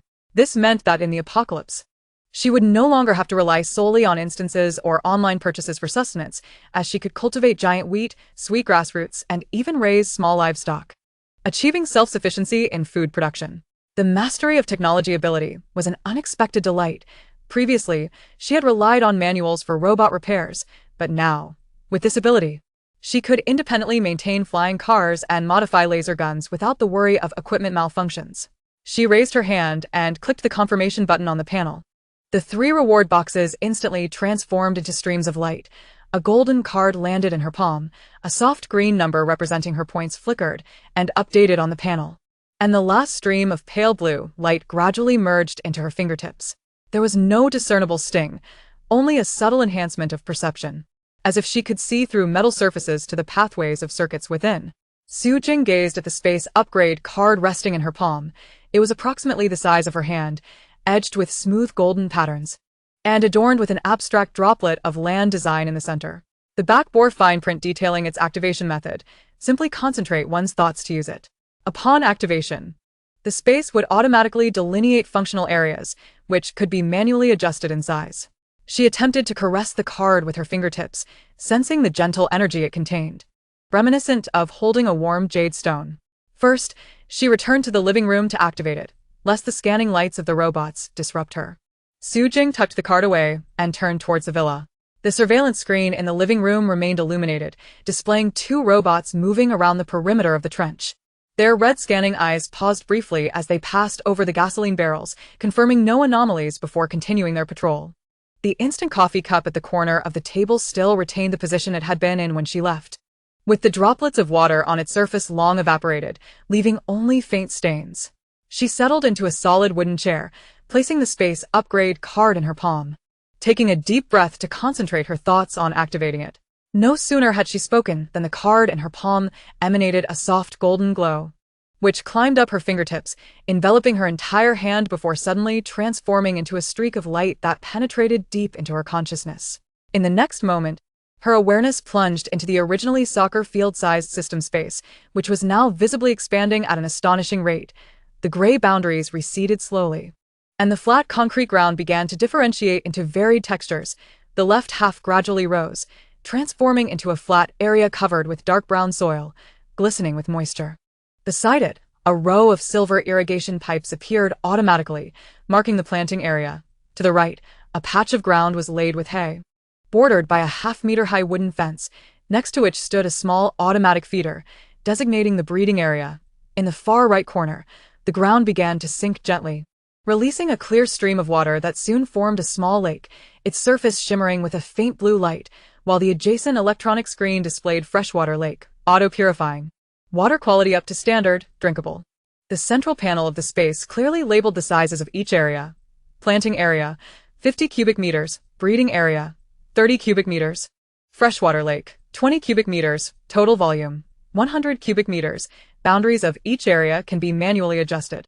Su Jing's consciousness hovered above the clearly defined areas, instantly formulating a plan to cultivate giant wheat and sweetgrass roots in the planting area, both of which are edible and can enhance physical capabilities. Moreover, she had previously collected a significant number of seeds in the giant dungeon, which would now come in handy. The breeding area would remain vacant for the time being until she encountered suitable small creatures for domestication, such as rabbits or chickens. Her priority was to plant the crops first to stabilize food reserves.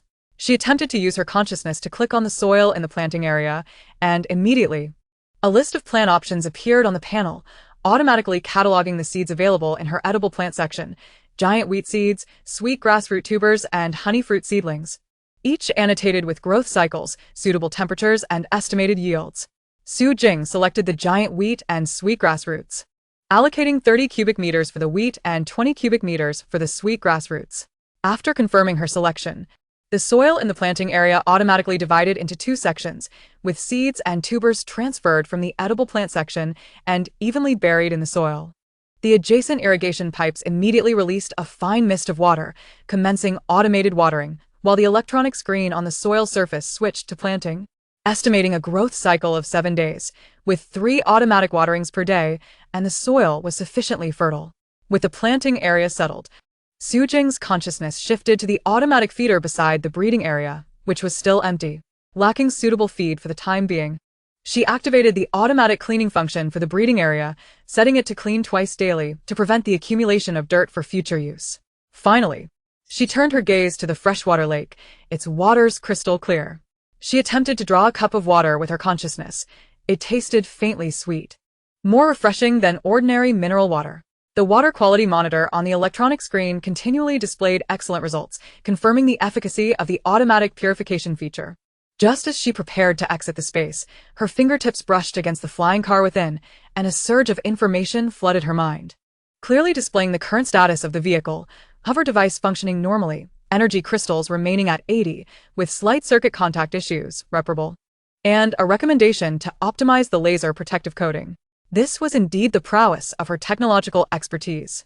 Su Jing immediately summoned the repair tools with her consciousness and swiftly addressed the circuit issue as indicated, applying a new layer of protective coating to the vehicle.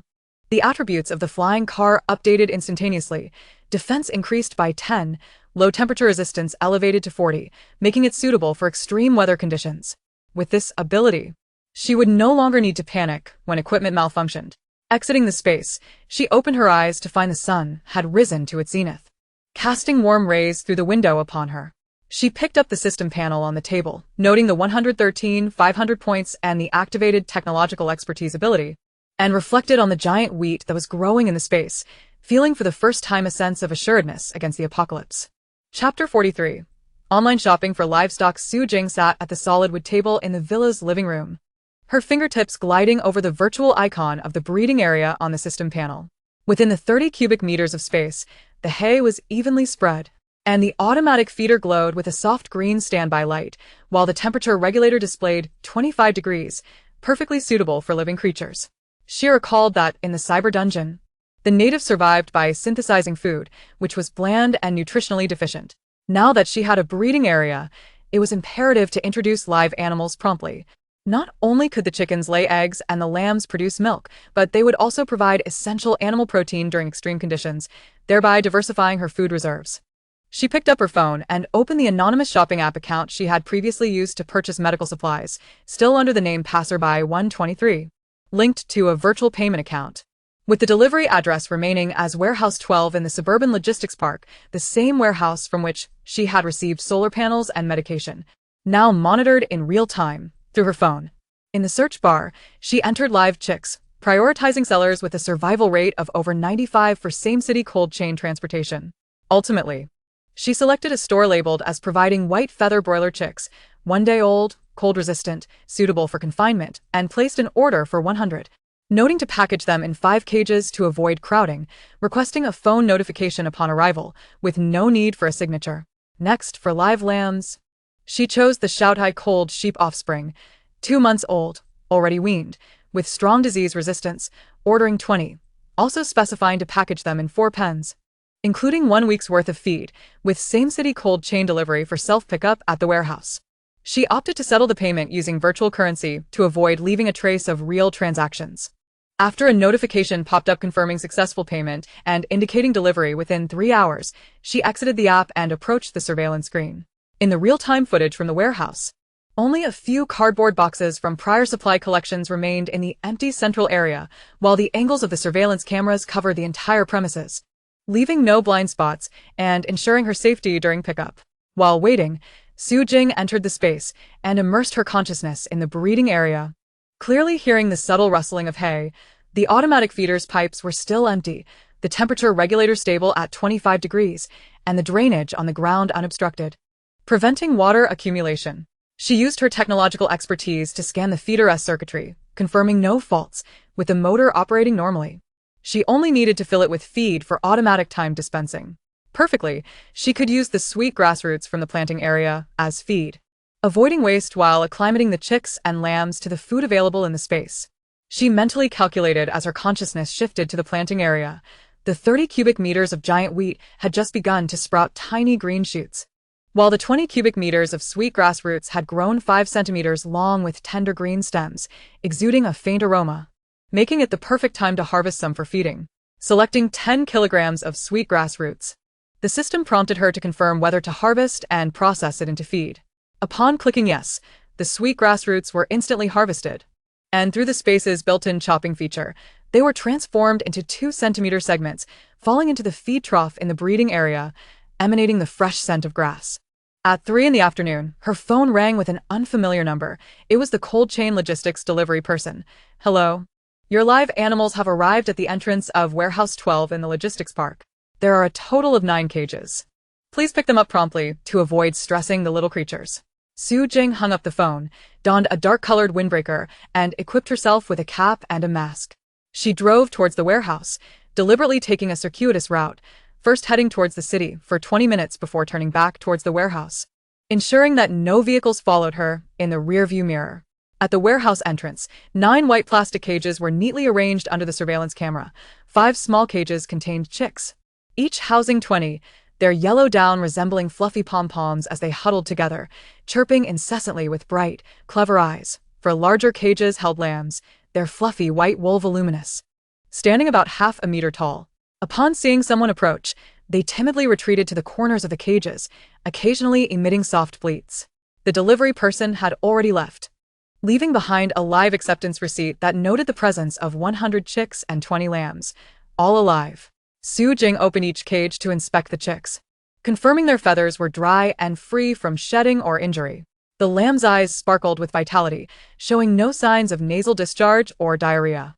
After ensuring that all were healthy, she closed the car door and concentrated her thoughts, summoning all the cages into the spatial breeding area, releasing them automatically into the enclosure and securing the cage doors. In the next instant, the 9 cages vanished, and her consciousness dove into the spatial breeding area. The chicks, once freed, paused for a few seconds before scattering. Some pecked eagerly at the sweet grass roots in the feeding trough, while others curiously circled the enclosure. The lambs slowly exited their cages, lowering their heads to nibble on the hay strewn on the ground, occasionally glancing around without the previous timidity. The automatic feeder detected the presence of live animals. The screen flashing, 120 live entities detected, automatic feeding mode activated. Current feed is sufficient. Next feeding time, 9 a.m. tomorrow. Just as Su Jing contemplated exiting the space, a system notification chimed in. The live entities have successfully entered the breeding area. Please note the following. 1. Feeding frequency. Feed once daily, using sweet grass roots, giant wheat after maturity, or external feed. A fasting period exceeding 24 hours will result in a decline in health. 2. Growth cycle. Chicks are expected to enter the laying period in 7 days, producing 1 egg per day per chick, which can be consumed directly or used to hatch new chicks. Lambs are expected to mature in 3 months, producing approximately 2 liters of milk daily. 3. Environmental maintenance. The breeding area temperature must be maintained between 15 to 30 degrees Celsius. The system has activated automatic temperature control. Waste must be cleared once a week to prevent bacterial growth. Reading the notification, Su Jing felt a sense of reassurance. In 7 days, she would have eggs. And in 3 months, lamb's milk. Coupled with the giant wheat and sweetgrass roots from the planting area, the food chain in this post-apocalyptic world could essentially be closed off, alleviating her concerns about food shortages. She scanned the chicks with her consciousness and noticed a few bold ones already pecking at the sweetgrass roots, relishing the feed. While the lambs began to approach the trough eagerly, a warmth spread through her heart. These small lives represented not only a food reserve, but also a flicker of vitality amidst the apocalypse. After exiting the space, Su Jing drove back to the villa. On the way, she recalled the accumulated technological resources in the space. 10 flying vehicles, 10,000 energy crystals, 50 laser guns, and 1 electromagnetic shielding sticker. Previously, selling giant plants had garnered a considerable number of points, and now that technological resources were even scarcer, they would undoubtedly attract more participants in the future to purchase, allowing her to accumulate more points for future use. Gripping the steering wheel, she began calculating her pricing. Energy crystals at 100 points each, laser guns at 1,000 points apiece. Ensuring they were neither too expensive to deter buyers nor too cheap to compromise her profits, thereby reserving points for potential future endeavors or equipment upgrades. Chapter 44. Bulk purchase. By the authorities, Su Jing was crouched in the villa's yard, checking the charging status of the robots. The charging port of the left side robot had just absorbed 1 kilogram of coal, the indicator light shifting from red to green, with the screen displaying a 12-hour battery life and normal patrol mode. Just as she straightened up, a sudden vibration from the system panel coursed through her fingertips, and a translucent blue interface appeared before her, topped with a message from an anonymous user, verified by the system's security. Unlike the messages from regular participants, this one bore a faint red designation, indicating a level of priority. She sidestepped the robot's patrol route and approached the metallic fence at the trench's edge. Lightly tapping the panel, the message content unfurled. Hello, esteemed owner of the #1 shop in the world. We require a bulk purchase of the following materials. 1. Edible plants, sweet grass roots, giant wheat, giant mushrooms, honey fruits. The more, the better. 2. Technological resources, 10 laser guns, 1,000 energy crystals. Payment will be made in gold, and specific quantities can be negotiated. The materials will be used for public welfare. Awaiting your response. Su Jing's fingers paused on the panel.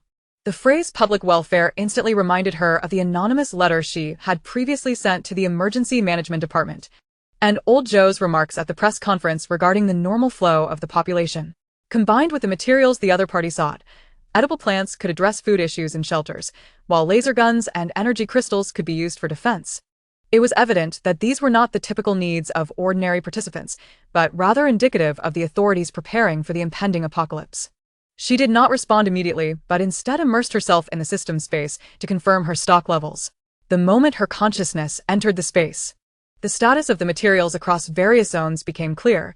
In the edible plant section, sweetgrass roots were piled into a 1,000-kilogram block. Giant wheat flour sealed in bags totaled 30,000 gene, with an additional 20,000 gene of unprocessed giant wheat grain. 500 kilograms of giant mushrooms were vacuum-packed, and 800 kilograms of honey fruits were also vacuum-sealed, all materials within their shelf life and free from moisture or damage. In the weapon section, 50 laser guns were neatly arranged on a metal rack, each accompanied by 10 boxes of standard energy rounds and 20 boxes of enhanced energy rounds stored separately. In the energy section, 10,000 energy crystals were sealed in 10 metal boxes, each exhibiting an energy density of 85, with no losses. Her inventory was more than sufficient, even allowing for extra supply. With confidence, Su Jing exited the space and typed a response on the panel. Available supplies: 500 kilograms of sweet grass roots, 10,000 gene of giant wheat unprocessed, 200 kilograms of giant mushrooms, 300 kilograms of honey fruits, 10 laser guns, each with 10 boxes of standard energy rounds, and 1,000 energy crystals, requiring 1,000 kilograms of gold for settlement. Do you agree? Less than a minute after sending the message, a reply arrived, brief and direct. Agreed. 1,000 kilograms of gold. The transaction will be completed through system transmission. We will initiate the transaction request in 10 minutes. Please keep an eye out for it. Su Jing walked into the villa's living room, seated herself on a solid wooden chair, and activated the system's trading function. The interface displayed an anonymous buyer ready to initiate the transaction, with a note indicating system guarantee, ensuring the synchronous transmission of materials and payment for security. She casually picked up a water cup from the table and took a sip of warm water. Her gaze falling upon the surveillance screen, 2 robots were patrolling along the trench, their red scanning eyes emitting beeping sounds as they passed over the gasoline barrels. From the distant mountains and forests came the faint sounds of birds chirping. Everything appeared tranquil, yet beneath the surface, currents of change were stirring before the arrival of the apocalypse. As the 10-minute mark arrived, a notification suddenly appeared on the system panel, indicating that a trade request had been initiated, accompanied by a detailed transaction list. Trading parties: seller, the best shop, flower country, buyer, anonymous user, system security verification passed, transaction items: 1 sweet grass roots 500 kilograms, 2 giant wheat grain 10,000 gene, 3 giant mushrooms 200 kilograms, 4 honey fruits 300 kilograms, 5 laser guns 10 units, including 100 boxes of ordinary energy bullets, 6 energy crystals 1,000 pieces. Settlement item: gold 1,000 kg, purity 999. Transaction method: system's synchronous transfer, with items being moved from the seller's space to the buyer's designated storage point, and settlement items being transferred from the buyer's storage point to the seller's space. The transaction process is irreversible. At the moment Su Jing clicked to confirm the transaction, the corresponding items in the space began to move automatically. Sweetgrass roots, giant wheat, mushrooms, and honey fruits were drawn from their respective areas. Converging in the central transaction transfer zone, the 10 laser guns and 1,000 energy crystals were also automatically filtered out and placed with the food items. Meanwhile, a soft golden light suddenly emanated from the center of the living room as 1,000 kg of gold appeared in block form, slowly descending into the palm of Su Jing. The gold blocks varied in size, their surfaces shimmering with a cold metallic luster, heavy in her hand, allowing her to distinctly feel their density and weight. She immediately stored the gold in the valuable items section of her space. Just as she finished storing the gold, the system notification sounded. Transaction complete. Items have been successfully transferred to the buyer's designated storage point. Settlement item: 1,000 kg of gold has been deposited into the seller's space. Transaction record has been saved and can be viewed at any time. Su Jing accessed the transaction record, confirming that all items had been successfully transferred and the quantity of gold was accurate, before letting out a sigh of relief. She walked to the window, watching the solar panels in the yard glisten under the setting sun, contemplating her next plan. The 1,000 kg of gold needed to be melted down into standard gold bars for easier sale on the black market. And the proceeds could be used for bulk purchasing of other necessary supplies for the apocalypse, such as additional generators, insulation materials, and feed for the space's breeding area. She opened the robot's control panel, inputting the task for melting gold bars. 1. Retrieve 1,000 kg of gold from the space and place it in the villa's metal furnace. 2. Melt the gold into 10,000 standard gold bars of 100 grams each, with the bars marked with a 100G label.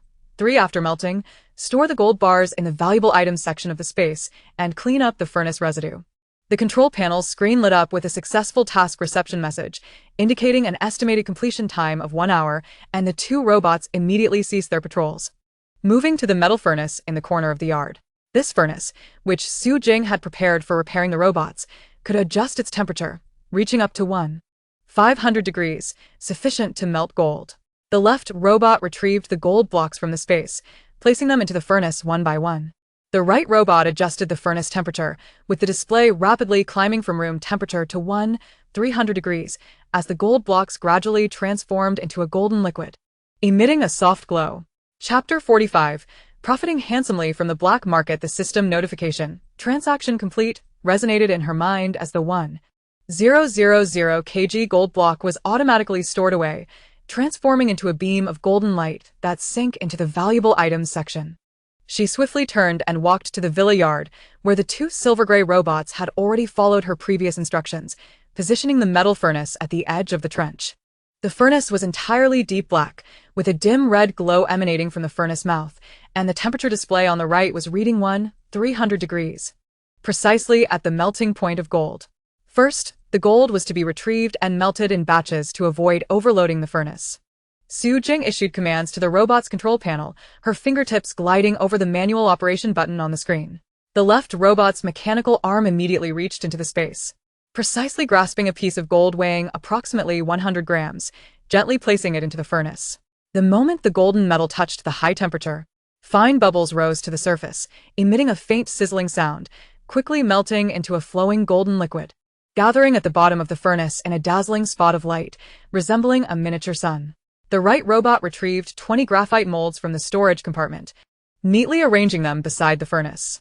Each mold was of the 100-gram specification, with clear 100G markings etched into the inner wall, and the edges polished smooth to prevent the gold bars from sticking together after forming. Once the first piece of gold was completely melted, the right robot adjusted the angle of the furnace, its mechanical arm steady as a rock, evenly pouring the liquid gold into the first mold. The gold liquid cooled rapidly within the mold, solidifying from liquid to solid state in mere seconds, its surface gleaming with a hard metallic luster, the original bright gold color slightly dulled to a matte reddish gold hue. Su Jing crouched beside the mold, watching the gold bar gradually cool. When her fingertips gently touched the outer wall of the mold, feeling its warmth without being too hot, she signaled the robot to extract the gold bar. The mechanical arm carefully lifted the mold, inverting it over a metal tray lined with velvet. As a sharply defined 100-gram gold bar plopped onto the velvet, the 100G inscription clearly visible on its surface. She picked up the gold bar and scanned it with the system's built-in purity detection function, the panel instantaneously displaying a purity of 999, indicating no impurities and conforming to standard gold bar specifications, allowing her to relax and let the robots continue their work. For the next half hour, the two robots worked in perfect harmony. The left robot was responsible for retrieving gold from the space and feeding it into the furnace, while the right robot handled pouring, demolding, and cooling. 200 100-gram gold bars were soon neatly stacked on the tray, resembling a row of gleaming metal bricks. After inspecting the last gold bar and confirming there were no deformations or purity issues, she instructed the robots to store all the bars in the valuable items section of her space. It was time to sell on the black market. Cash was needed for rapid stockpiling. Su Jing stood up, brushing off the dust from her pants, and entered the villa to change into a dark hooded sweatshirt. She donned a baseball cap and mask and switched her phone to an anonymous SIM card, not registered under her name, used solely for black market transactions, before grabbing an empty black backpack. Inside, she only placed a card reader for an anonymous bank card used for transfers, avoiding carrying too many items that might draw attention. As she drove towards the Logistics Park A area, warehouse number 12 on the outskirts of the city, Su Jing deliberately took 3 longer routes, first heading into the bustling downtown area for 20 minutes, then turning onto a country road in the suburbs, and finally driving along the outer walls of the logistics park. After confirming in the rear-view mirror that no one was following her, she parked in a concealed spot at the back door of the warehouse. The warehouse's surveillance had already been connected to her phone in the real-time footage. The empty space at the center held only a metal table for transactions, with no other personnel in sight. Just as she entered the warehouse, a middle-aged man in a black trench coat and sunglasses emerged from the shadows. It was the black market intermediary, Old Ghost, with whom she had previously transacted, holding a silver gold testing box, followed by a gold tester wearing white gloves. "Miss Sue, long time no see. Is the cargo ready?" Old Ghost's voice was low and cautious, scanning Su Jing's backpack without further inquiry. Su Jing nodded, retrieving 5 gold bars from her space and placing them on the metal table. "Test these 5 first. Purity 999. The remaining 195 are in the car. We can proceed with the transaction once confirmed." The gold tester immediately stepped forward, opening the gold testing box containing tools such as a density meter, spectrometer, and touchstone. He first scratched the surface of the gold bar with a touchstone, leaving a reddish gold streak, then illuminated it with a spectrometer, which quickly displayed a purity of 9,992, confirming its quality. "No problem. As per our previous agreement, 70 million. Transfer to the anonymous account you provided." Old Ghost pulled out his phone, navigating to the transfer interface. After Su Jing provided the account information, within a minute, her anonymous phone received a bank notification. "Your account ending in 6789 has received a transfer of 7,000,000,000 yuan note. Metal waste recovery payment." Masking the true nature of the gold transaction to avoid scrutiny from the bank's risk control. Upon confirming the arrival of funds, Su Jing allowed the associates of Old Gue to retrieve the remaining 195 gold bars from the vehicle. She remained at the warehouse entrance, monitoring the entire transaction through her mobile device. The associates of Old Gue placed the gold bars into a verification box, where the assayer sampled 3 bars and, upon validation, both parties signed the transaction document using pseudonyms. The document was immediately torn and incinerated, leaving no trace of paper evidence. "Should you have further stock, do reach out to me. The price is negotiable."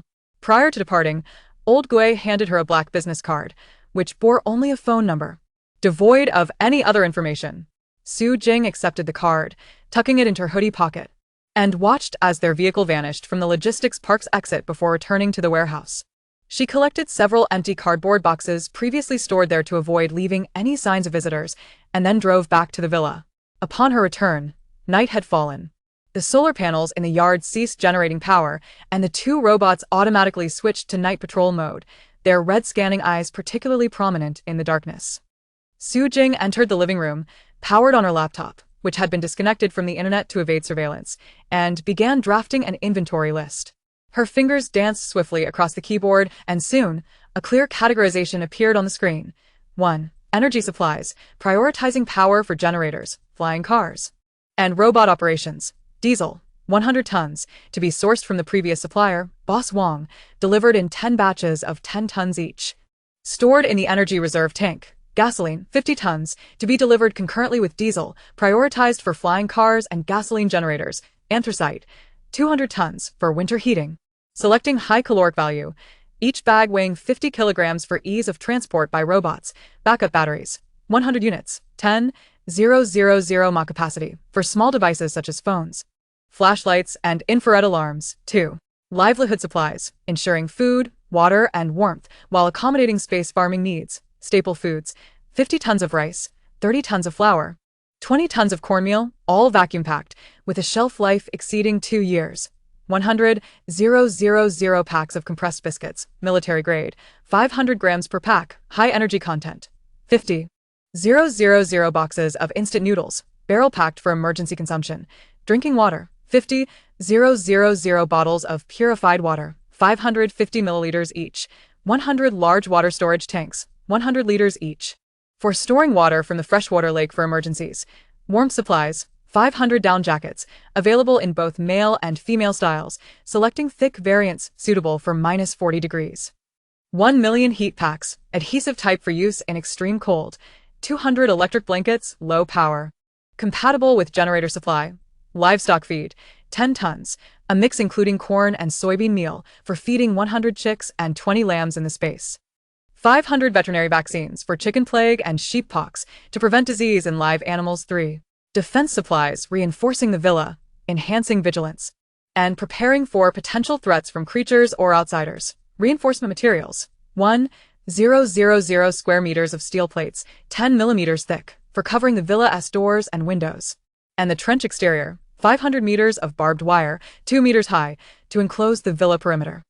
200 concrete precast panels for reinforcing the trench bottom to prevent collapse. Surveillance equipment, 100 infrared alarms, to be installed within a 50-meter radius of the villa, automatically alerting when approached by humans or animals. 50 surveillance cameras, night vision, replacing old equipment to achieve comprehensive coverage.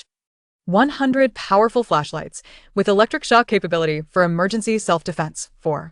Medical supplies, supplementing medical resources to address common ailments and injuries. Cold medicine. 2,000 boxes of compound paracetamol-amantadine capsules, 3-year shelf life for flu and common colds. Antibiotics. 1,000 boxes of amoxicillin capsules, 500 boxes of cefaclor dispersible tablets, 500 boxes of levofloxacin tablets, broad-spectrum antibiotics to combat bacterial infections. Wound care supplies. 1,000 bottles of iodine, 500 rolls of gauze, 1,000 tourniquets, 2,000 first aid kits, including bandages, disinfecting cotton, and pain relievers for treating injuries. Chronic disease medications, 500 boxes of antihypertensives, 300 boxes of antidiabetics for potential chronic disease patients. Once the list was completed, Su Jing immediately contacted various suppliers using an anonymous phone, all of whom had previously collaborated with her and understood her bulk purchasing needs without questioning their purpose. Boss Wong confirmed that the first batch of diesel and gasoline would arrive within 3 days, while the staple food supplier promised to deliver in 5 batches, starting next Monday with 20 tons each. Suppliers of defense materials and pharmaceuticals also responded promptly, confirming the availability of stock for phased delivery to the designated warehouse. She leaned back in her chair, gazing at the dense order confirmations on her computer screen, her fingertips gliding over the system panel. The global channel notification was flashing, and the Red Hunter, Jack from the United States, was spamming the channel. Who has surplus laser guns and energy crystals? High prices paid. If points are insufficient, materials can be exchanged. A cold smile curled at the corners of Su Jing's lips as she closed the channel.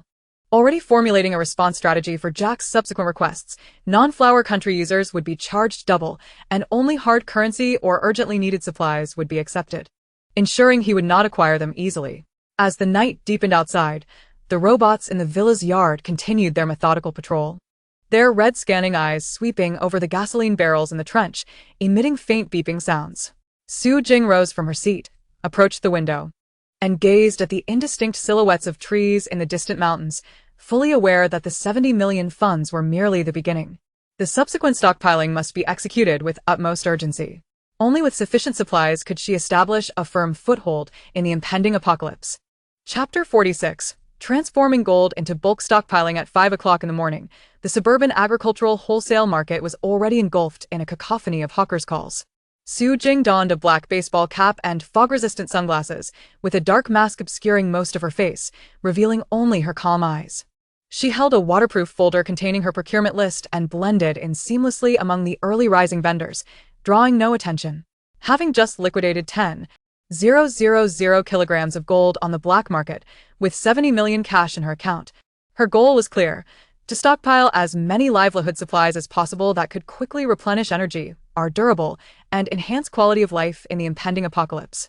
She headed directly to the innermost part of the market, to Dingxing Commerce, the largest comprehensive distributor in the wholesale market, covering multiple categories including deli meats, snacks, beverages, and daily necessities. She had previously dealt with them when ordering emergency supplies online, and the owner, Brotherly, was straightforward and accustomed to large clients who required bulk purchases without questioning their purpose.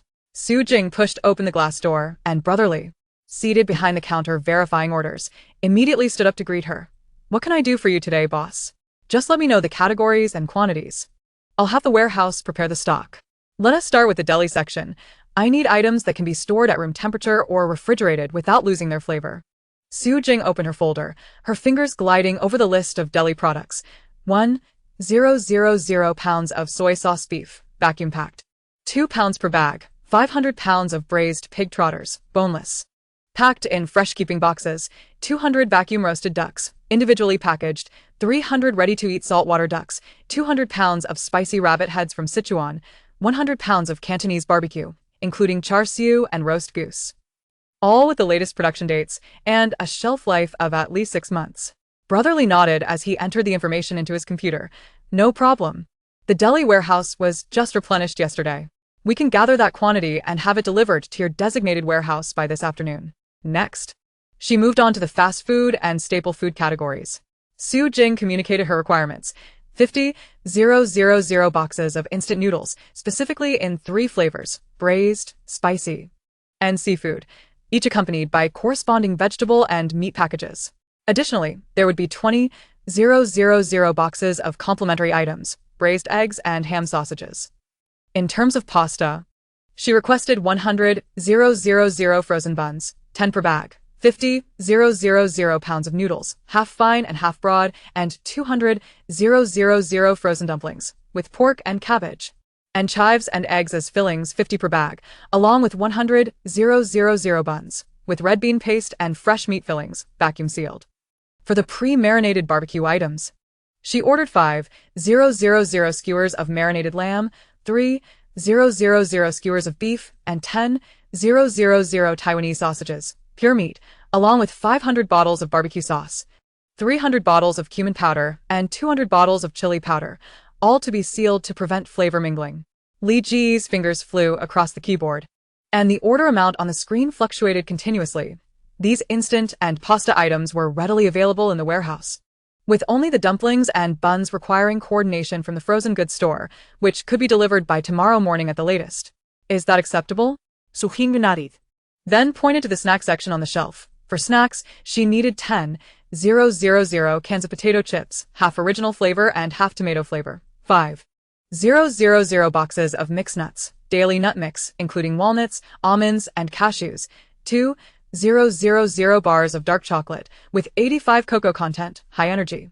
10,000 packs of spicy strips, various brands, individually wrapped. 500 pounds of beef jerky, dried and durable, and 5,000 boxes of biscuits, half soda and half filled, all requiring moisture-proof packaging. Beverages and condiments were vital for enhancing the quality of life in a post-apocalyptic scenario. So Su Jing was particularly meticulous while placing her order. For beverages, she required 10,000 bottles of Coca-Cola, 500 milliliters, 20,000 bottles of orange juice, 1L, NFC freshly squeezed, 5,000 bottles of lemon-flavored soda, and 3,000 bottles of functional drinks to replenish electrolytes.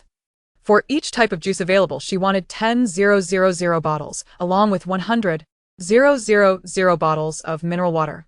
As for condiments, she ordered 1,000 bottles of light soy sauce, 500 milliliters, 500 bottles of dark soy sauce, 800 bottles of oyster sauce, 600 bottles of cooking wine, 500 sets of spice packets, 5 spice, spicy, and savory flavors, 2,000 packs of hot pot base, half clear broth and half beef oil, plus 1,000 bottles of cooking oil, 500 bottles each of canola and peanut oil, 500 pounds of iodized salt, and 300 pounds of white sugar.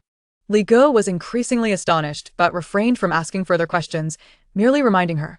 The quantity of condiments and beverages is quite substantial, requiring 2 delivery trucks. However, rest assured, all items are freshly produced, with a shelf life of at least 1 year. Su Jing continued, reporting on daily necessities and fresh produce. For daily necessities, she requested 5,000 packs of sanitary pads, with day, night, and panty liner variants each occupying 10,000 bundles of toilet paper, each containing 10 rolls, made from virgin wood pulp, 5,000 boxes of facial tissues, and 3,000 packs of baby wipes, alcohol-free, suitable for hands and face, along with 1,000 bottles of concentrated laundry detergent. For skincare products, she requested 2,000 bottles of moisturizing cream, suitable for dry skin and usable in sub-zero temperatures, 3,000 tubes of hand cream, and 5,000 pieces of hydrating masks, individually packaged for easy storage.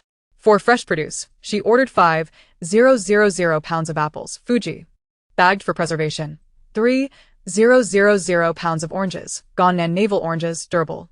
2,000 pounds of kiwis, firm, with a shelf life of 1 month, and 1,000 pounds each of spinach, lettuce, and broccoli, vacuum sealed with wet paper towels at the roots to extend freshness.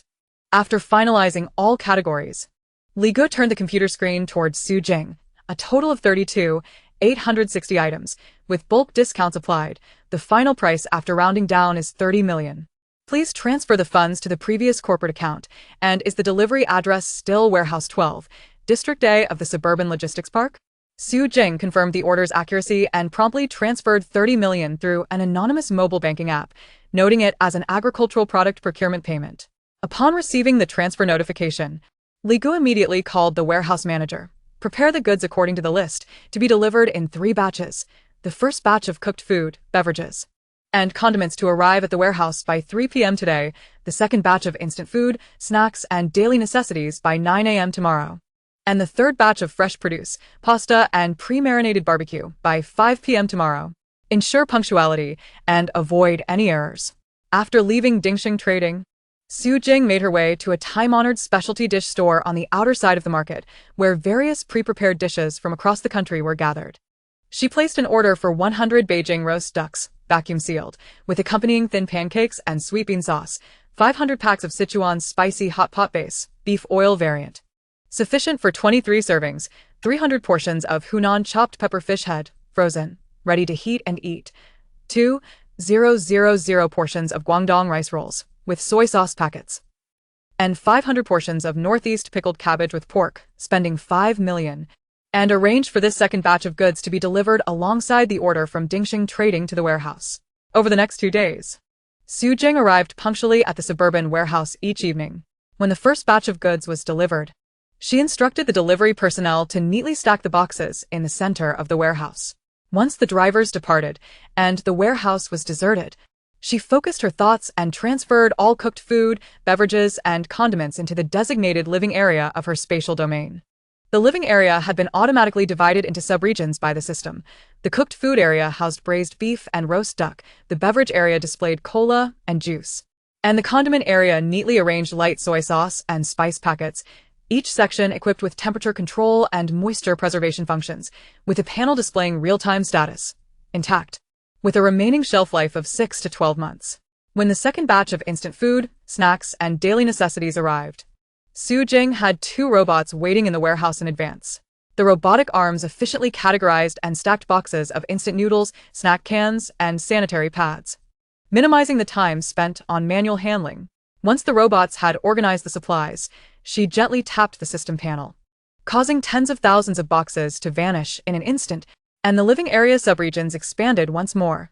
The instant food area now resembled a mountain of noodles and dumplings, the snack area overflowed with potato chips and nuts, and the daily necessities area had toilet paper and laundry detergent stacked like supermarket shelves, while skincare products were separately stored in moisture-proof drawers to prevent crushing damage. When the third batch of fresh produce and pre-marinated barbecue arrived, Su Jing specifically checked the freshness. The apple skins were smooth and unblemished. The vacuum packaging of the vegetables was intact without leaks, and the frozen skewers still bore a layer of frost. She directed the robots to place the fresh produce in the cold storage area of her spatial domain, with a system-unlocked subfunction, maintaining a constant temperature of 5 degrees, extending freshness for up to 1 month, while the pre-marinated barbecue items were stored in the freezing zone at -18 degrees, suitable for long-term storage, and finally, the specialty dishes were placed within the cooked food area, categorized alongside the braised beef and roast duck. As the final box of Hunan chopped pepper fish head was stored within the spatial domain, Su Jing accessed the system panel to check that the living area now contained over 30,000 items, encompassing 7 categories: cooked food, instant food, snacks, beverages, fresh produce, daily necessities, and skincare products, with a total expenditure of 35 million, leaving 35 million in cash in her account for future purchases of energy, defensive materials, and other supplies. Just as she closed the panel, the warehouse's metal door swayed gently in the evening breeze, and the system notification sound suddenly rang out, with 3 private message alerts popping up at the edges of the panel. Chapter 47. Foreign purchase prices skyrocket tenfold as the private message alerts from the system faded. The global channel erupted in excitement, with red, gold, and deep blue speech boxes flashing across the screen. Some shared videos demonstrating their ability to lift 50-kilogram stones without breaking a sweat after purchasing sweet grassroots from the top store. Others lamented their insufficient points to secure core supplies, and many speculated wildly about whether the store owner would next offer advanced equipment such as laser guns and energy shields, causing the discussion to trend to the top of the global channel. Meanwhile, Su Jing sat at a solid wooden table in her villa's living room, her fingertips lightly tapping the surface as her gaze swept over the 3 private messages from different countries displayed on the panel. The United States, the European Union, and Russia all had a unified request for the procurement of laser guns and energy crystals, albeit with varying tones and approaches. A faint, indifferent smile curved her lips as her fingers quickly struck the screen, crafting a response strategy that would impose a tenfold price increase, treating all parties equally. The transformation of an abandoned automobile factory in the United States is marked by the jarring clamor of metal colliding, shattering the factory's eerie silence. Jack, in a fit of frustration, kicks over a box of mechanical parts in the corner, sending silver gears scattering across the floor, mingling with the grime beneath. Surrounding a metal table before him, for teammates wear grave expressions.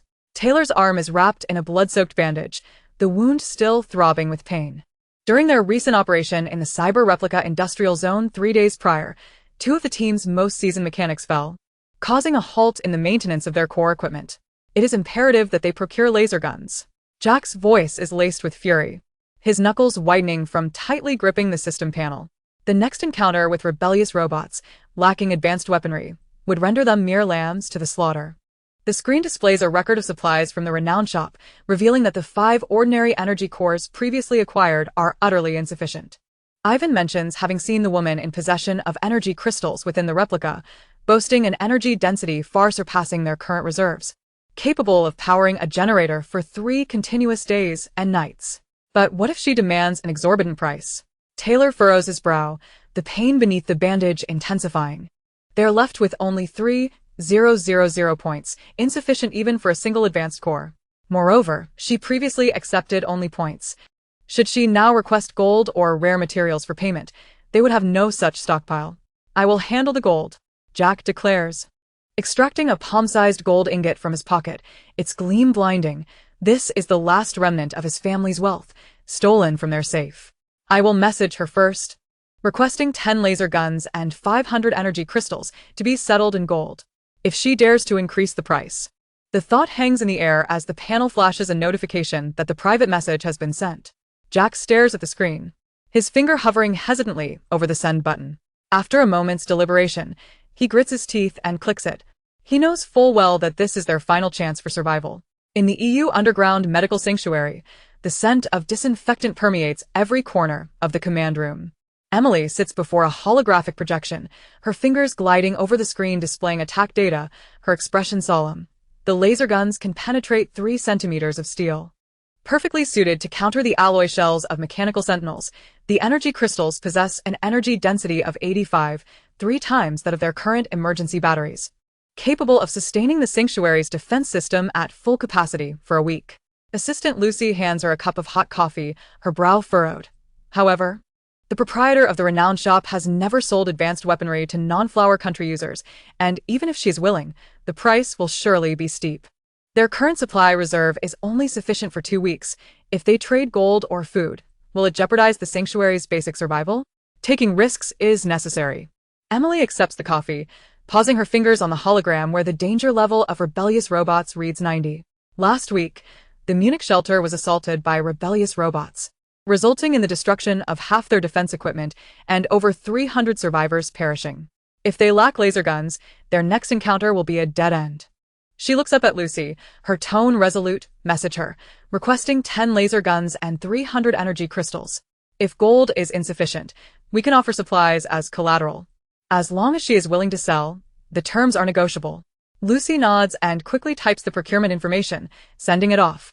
The 2 of them fixate on the screen, the air thick with oppressive tension, unaware that what awaits them are exorbitant prices without room for negotiation.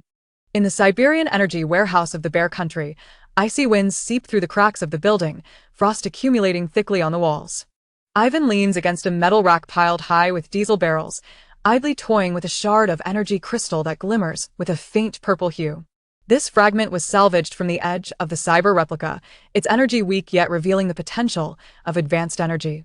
His subordinate, Wolf, is counting the supplies in the warehouse, the heavy winter gear failing to shield him from the biting cold.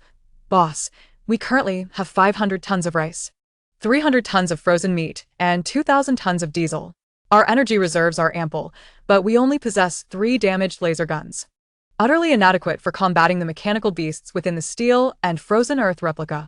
The proprietor of the renowned shop has goods available. Ivan tucks the crystal fragment into his pocket, his gaze sharp. He has heard from others at different bases that her laser guns are immensely powerful, capable of penetrating 5 centimeters of steel. Regardless of her asking price, it is essential to acquire 10. Otherwise, they won't even gain entry to the next replica. He pauses to add, message her directly, offering supplies in exchange for 10 laser guns. If she dares to raise the price, we will leverage diesel as a bargaining chip. Energy is worth more than gold in this apocalypse. Wolf nods, promptly composing the message to send. Both believe that their substantial energy reserves will afford them some negotiating leverage. Yet they remain oblivious to the fact that they will be met with equally harsh terms as the other 2 parties. Su Jing glances at the 3 private messages, her fingers swiftly striking the screen, sending out 3 replies simultaneously, devoid of any extraneous explanations. Only cold terms and prices. To Jack, United States 10 laser guns, 500 energy crystals. To be settled with 1,000 tons of rice flour, 1,000 tons of meat and seafood, 10,000 tons of energy. Points or gold will not be accepted. Only material settlements. To Emily, EU 10 laser guns, 300 energy crystals, to be settled with 1,000 tons of rice flour, 800 tons of meat and seafood, 8,000 tons of energy. Only material settlements, no negotiations accepted. To Ivan, Bear Country 10 laser guns, to be settled with 1,000 tons of rice flour, 500 tons of meat and seafood, 5,000 tons of energy. Only material settlements. Transaction qualification will be revoked if not confirmed within 24 hours. As soon as the replies are sent, Jack's private message erupts with indignation. This is robbery. 10-fold prices. Heartless shopkeeper. Su Jing casts a glance, dismissing it entirely. 10 minutes later, Jack's message arrives once more.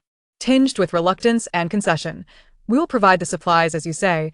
Initiate the system transfer promptly. If you attempt any tricks, I will ensure you find no foothold in any replica. Clearly, he has no other choice. Emily's response, however, is far calmer, lacking anger. Only pragmatic confirmation. The required supplies are ready. Kindly provide the system transaction link. We need to receive the weapons within 24 hours. Or, it will impact the defense deployment of the sanctuary. Upon seeing the reply, Ivan pounds his fist against a nearby diesel barrel, creating a dull thud. Is she insane? 10-fold price. And only accepting supplies. Wolf is equally taken aback, unable to believe his eyes. Boss, this price is exorbitant. We would have to sacrifice half our food reserves. Is it worth it? Ivan remains silent for a moment, his gaze sweeping over the towering piles of diesel barrels in the warehouse. And grits his teeth. It is worth it. Without laser guns, the next replica will lead to total annihilation. No amount of food will matter. He promptly replies to Su Jing, I accept the terms. Initiate the system transaction now, and have the supplies transported immediately. Su Jing activates the cross-server trading function, establishing transaction links with the 3 parties. The transaction with Jack commences first, the system panel displaying. The buyer has initiated the supply transfer of 1,000 tons of rice flour, 1,000 tons of meat and seafood, and 10,000 tons of diesel, now entering the transfer queue. Su Jing clicks to confirm receipt, her consciousness sinking into the spatial realm, where mountains of supplies suddenly accumulate in the living area, sealed bags of rice flour arranged neatly, frozen meat and seafood automatically stored in a designated cold storage area. In the energy zone, countless barrels of diesel are neatly stacked, nearly occupying half the space. Simultaneously, 10 laser guns and 500 energy crystals are extracted from the spatial armory and enter the transfer queue. In Jack's base, Taylor is the first to seize a laser gun, pulling the trigger as a red beam instantly pierces through a nearby thick iron plate, leaving behind a charred hole. The previously tense atmosphere erupts into cheers. Its power exceeds our expectations. It was worth it. The transaction with Emily follows closely. With 800 tons of meat and seafood, including salmon, steak, and frozen shrimp, and 8,000 tons of gasoline being transferred into the spatial realm, further heightening the accumulation of supplies in both the living and energy zones. After the successful transport of 10 laser guns and 300 energy crystals, Lucy excitedly reported to Emily in the underground shelter of the European Union, pointing her detection device at the weapons. The energy is fully charged, with a range of up to 500 meters, and the penetration capability is 5 times stronger than our previous arms. Emily nodded, her tense expression finally relaxing slightly. With these weapons, the shelter's defensive capabilities would be significantly enhanced. The final transaction with Ivan involved the transport of 500 tons of rice flour, 500 tons of frozen beef, and 5,000 tons of diesel into space, alongside the synchronized delivery of the 10 laser guns. In the energy warehouse of the Russian Bear Nation, Wolf meticulously inspected each laser gun and reported to Ivan, "Boss, all weapons are intact and the power test meets standards, capable of easily penetrating 5 centimeters of steel." Although Ivan felt pained by the steep price paid, he understood the necessity of this deal. With these weapons, they could gain an advantage in the perilous apocalyptic scenario. With all 3 transactions completed, Su Jing accessed the space panel. Observing the updated total of supplies, 3,000 tons of rice flour, 2,300 tons of meat and seafood, and 23,000 tons of energy. Coupled with previously stockpiled supplies, the living and energy zones were fully packed, leaving only a narrow passage for movement. Stretching her limbs, her gaze fell upon 10 flying cars in the corner of the energy zone. Previously, while utilizing her technological prowess to detect abilities, she noted that there was considerable room for improvement in the endurance and defensive capabilities of these flying vehicles. Now that supplies were ample, she seized the opportunity to transform them, preparing for the next exploration or potential exodus. As Su Jing's consciousness delved into space, her fingertips lightly touched one of the silver-gray flying cars, instantly activating her technological proficiency ability. Countless complex circuit patterns, mechanical structures, and performance parameters vividly emerged in her mind. The suspension device could be upgraded to accommodate higher-density energy crystal interfaces, enhancing stability and load capacity. An additional layer of 10mm reinforced steel could be affixed to the outer shell, bolstering defense against low-intensity attacks. The endurance battery could be expanded by linking 3 energy crystals, tripling the range. The control system could be optimized to include smart navigation and danger warning functions, adapting to the complex terrain of the apocalypse. With her eyes closed, she focused her consciousness on refining the transformation plan, her fingertips tracing the air as a series of modification commands were transmitted to the processing equipment in the space through her abilities. The mechanical arms within the space automatically activated, retrieving reinforced steel plates, energy crystals, and various components from the supply zone, beginning the disassembly, modification, and assembly of the flying cars. Sparks from metal cutting flew, and the precise sounds of parts being installed resonated, as the upgrade and transformation project surrounding the flying cars quietly unfolded in the silent corners of the apocalyptic space. Chapter 48. Modifying the flying cars as Su Jing's consciousness immersed itself in the system space.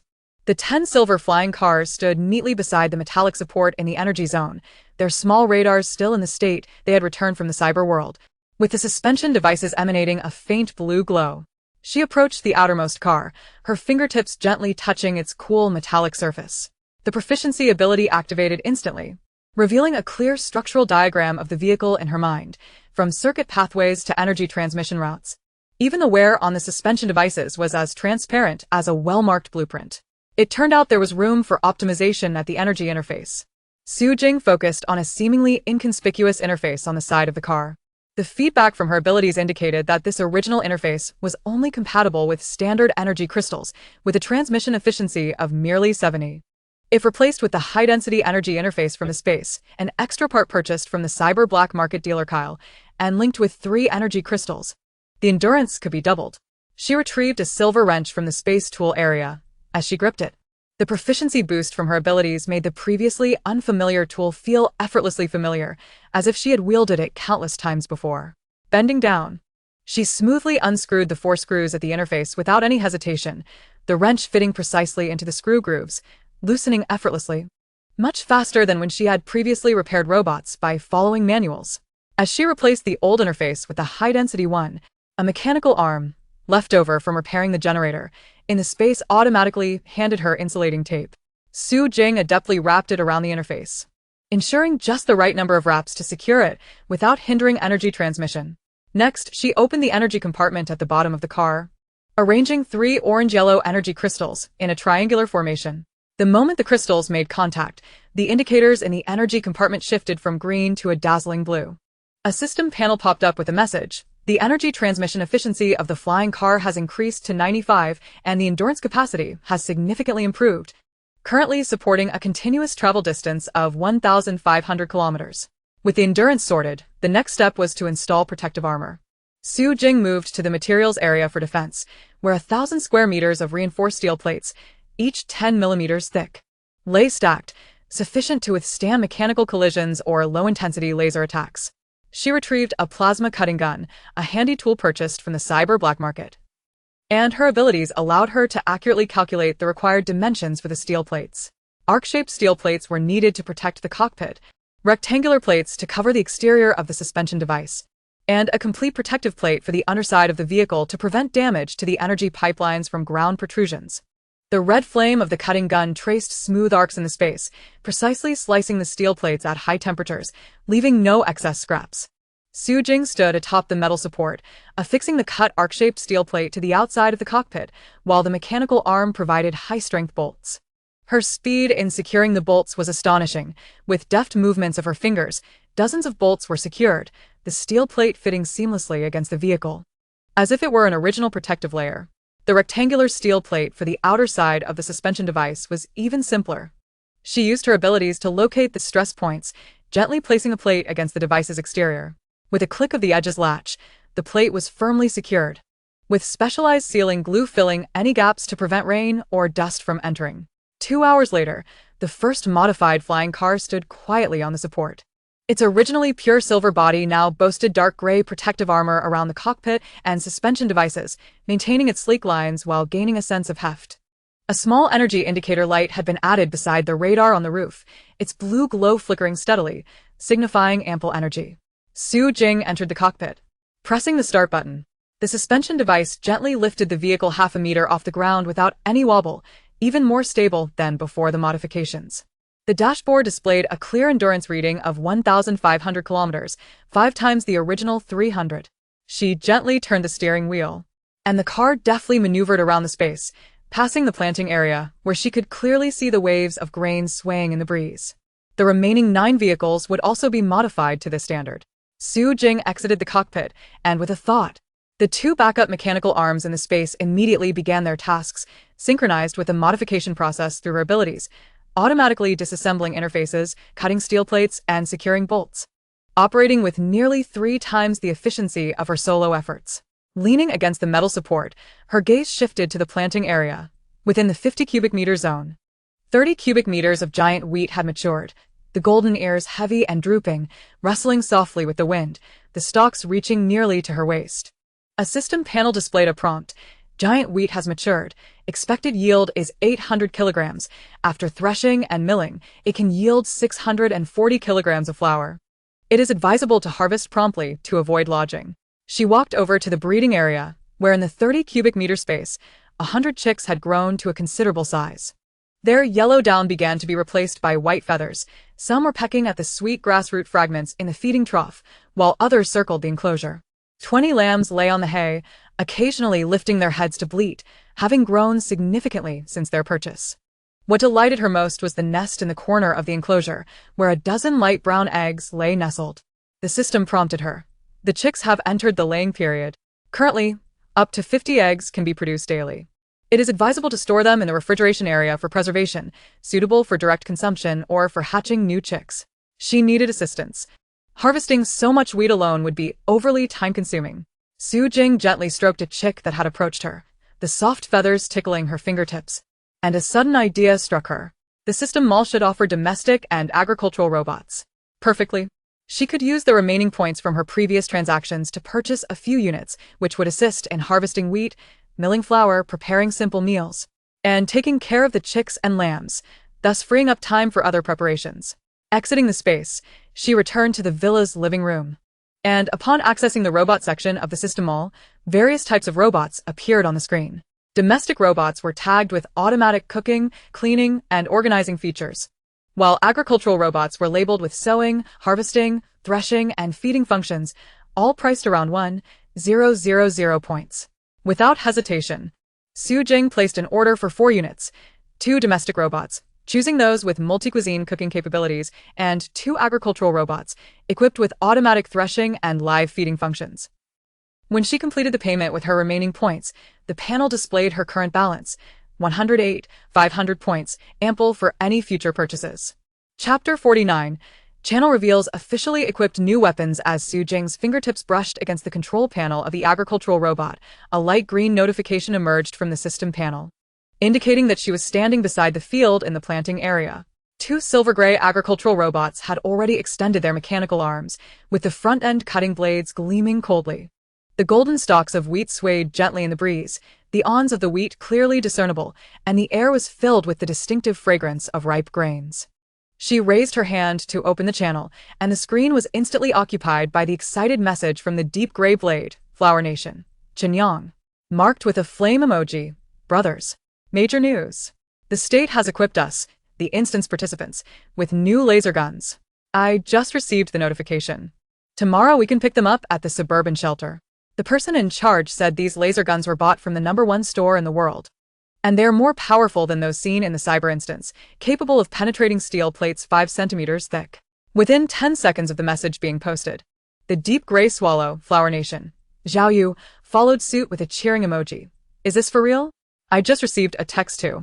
It says not only laser guns, but also 20 energy crystals.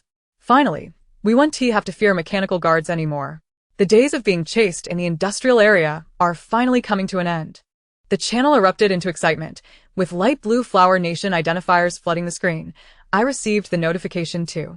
The shelter also mentioned that there will be subsequent supplies of energy crystals. Is this to prepare for the instances in advance? Is the #1 store really that impressive? Even the officials buy weapons from there? I couldn't even grab sweet grassroots earlier. Who exactly is the store owner? Some claim the owner is from the Flower Nation, and it seems to be true. Otherwise, how could the officials prioritize acquiring stock? Jealousy abounded. I'm still using a regular handgun. Fighting mechanical guards feels like tickling them. When will ordinary citizens like us be able to receive equipment? Leaning against the metallic frame by the field, Su Jing flicked through the screen with her fingertips, not typing a word, merely observing. She recalled the anonymous transaction she made 3 days prior with old Joe, exchanging 2,000 grams of gold for 10 laser guns, apparently already distributed to instance participants through official channels. She did not wish to expose the identity of the owner of the #1 store, as she feared attracting covetous eyes from other nations. For instance, Jack had previously sent her numerous private messages. Moreover, since the officials chose to procure discreetly, it was clear they did not wish for the public to know the source of the supplies, making her reluctance to reveal this matter entirely reasonable. The mechanical arms of the agricultural robots began to operate, the cutting blades spinning rapidly, emitting a soft rustling sound as the golden wheat stalks were precisely severed, falling neatly onto the conveyor belt destined for the threshing apparatus behind. Su Jing approached for a closer look. The robot's arms were as agile as human arms, adept at avoiding the awns of the wheat, only harvesting the mature stalks. In the threshing apparatus, the grains quickly separated from the husks, clean grains dropping into the collection box below, while the husks were compressed into blocks, automatically sent to the fuel area. These dried husks could serve as fuel for the villa's fireplace, ensuring nothing went to waste. Master, the first batch of giant wheat has been harvested, totaling 800 kilograms, yielding 720 kilograms of grains. Shall we proceed to grind the flour? The agricultural robot's electronic voice inquired, its mechanical arm gesturing toward the collection box filled with plump golden grains, glistening naturally. Grind it, using the fine flour mode. Once done, package it in vacuum bags, each containing 5 kilograms, Su Jing instructed. Turning to the breeding area, where the domestic robot was carefully placing the light brown eggs into a transparent preservation box beside the nesting area.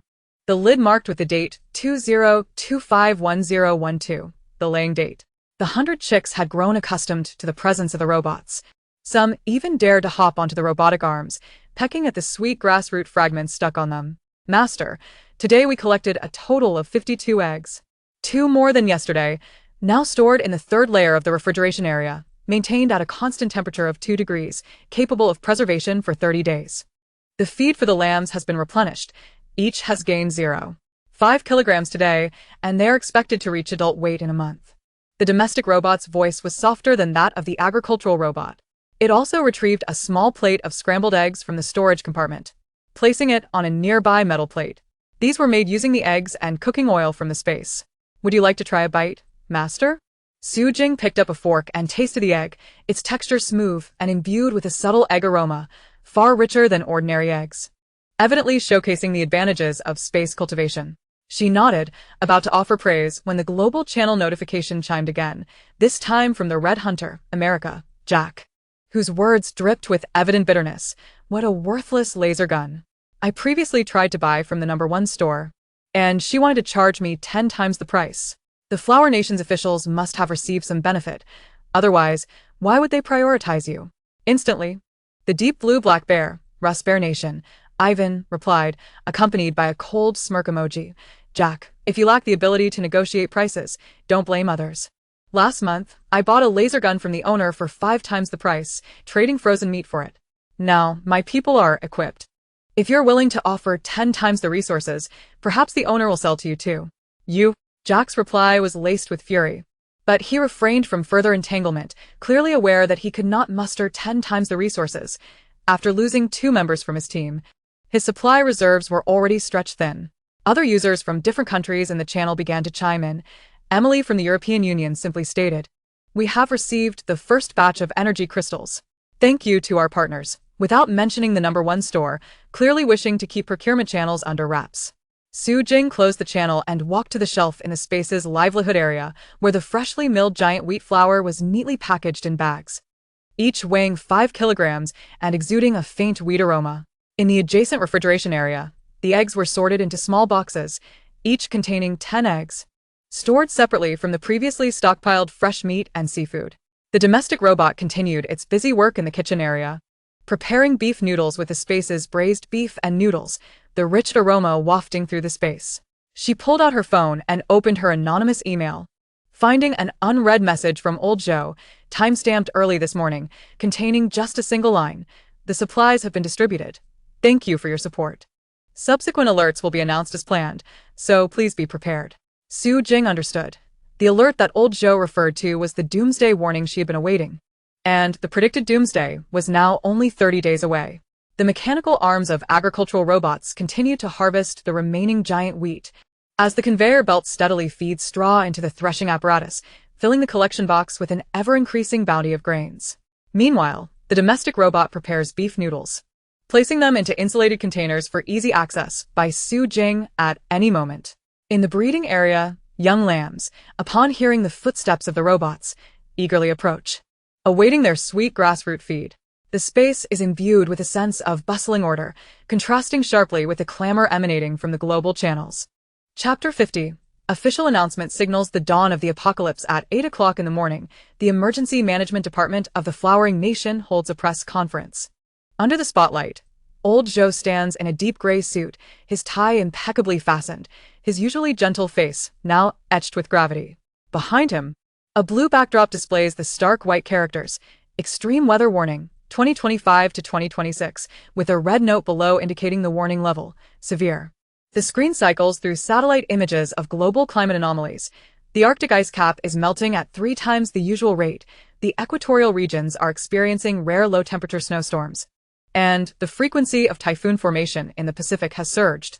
According to global meteorological data monitoring, in 30 days, our country will face alternating extremes of cold and heat. Daytime temperatures may exceed 45 degrees Celsius, while nighttime lows could plunge to 30 degrees, accompanied by severe sandstorms and torrential rains, with the duration yet to be determined. Old Joe's voice resonates through the microphone, reaching every corner of the nation via television and mobile screens, urgently calling upon the public. 1.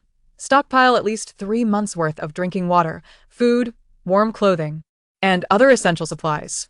2. Residents in coastal and mountainous disaster-prone areas should seek refuge in the nearest official shelters. Specific addresses have been published on the Emergency Management Department's website. 3. Minimize unnecessary outings and ensure home safety. As the press conference progresses to the Q&A segment, A reporter in the front row raises the microphone. Urgency lacing their voice. Minister Zhou, is there a scientific basis for this warning? Some citizens claim this is merely a government ploy. How do you respond? Old Zhou retrieves a folder from the table, extracting a monitoring report stamped with a red seal. The camera zooms in on a dense array of data chronicling the past month's climate anomalies. This is a monitoring report jointly issued by the National Climate Center and the Chinese Academy of Sciences, covering 237 meteorological stations worldwide, devoid of any sensationalism. Extreme weather has already manifested in parts of the southern hemisphere. Australia recorded a high of 48 degrees last week, leading to the ignition of 2 million acres of forest. Argentina faced a low of 25 degrees, resulting in a 50 crop failure due to frost.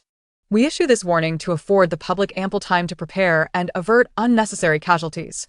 The footage of the press conference spreads nationwide through live broadcasts, inciting starkly different reactions among various groups. In the fresh produce section of a city center supermarket, a crowd has already overwhelmed the aisles by 9 in the morning.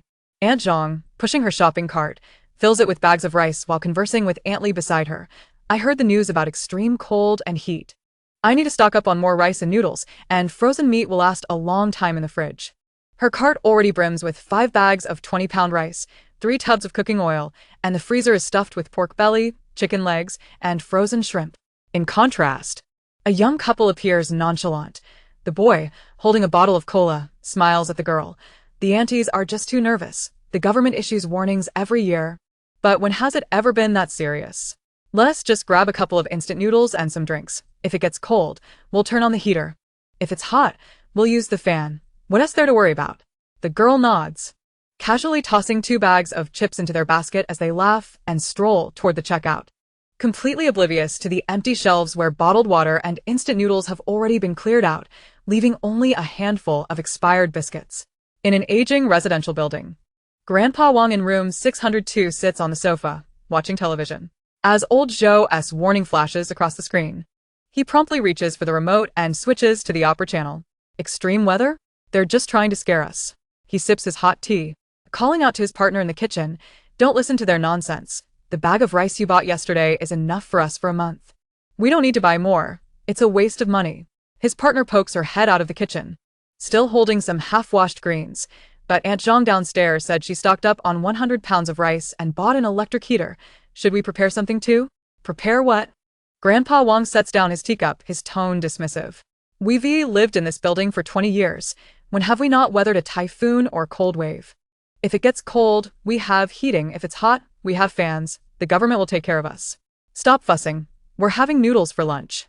In her secluded mountain villa, Su Jing stands in the yard, observing 2 patrol robots transporting newly arrived reinforced steel plates to the outer trenches.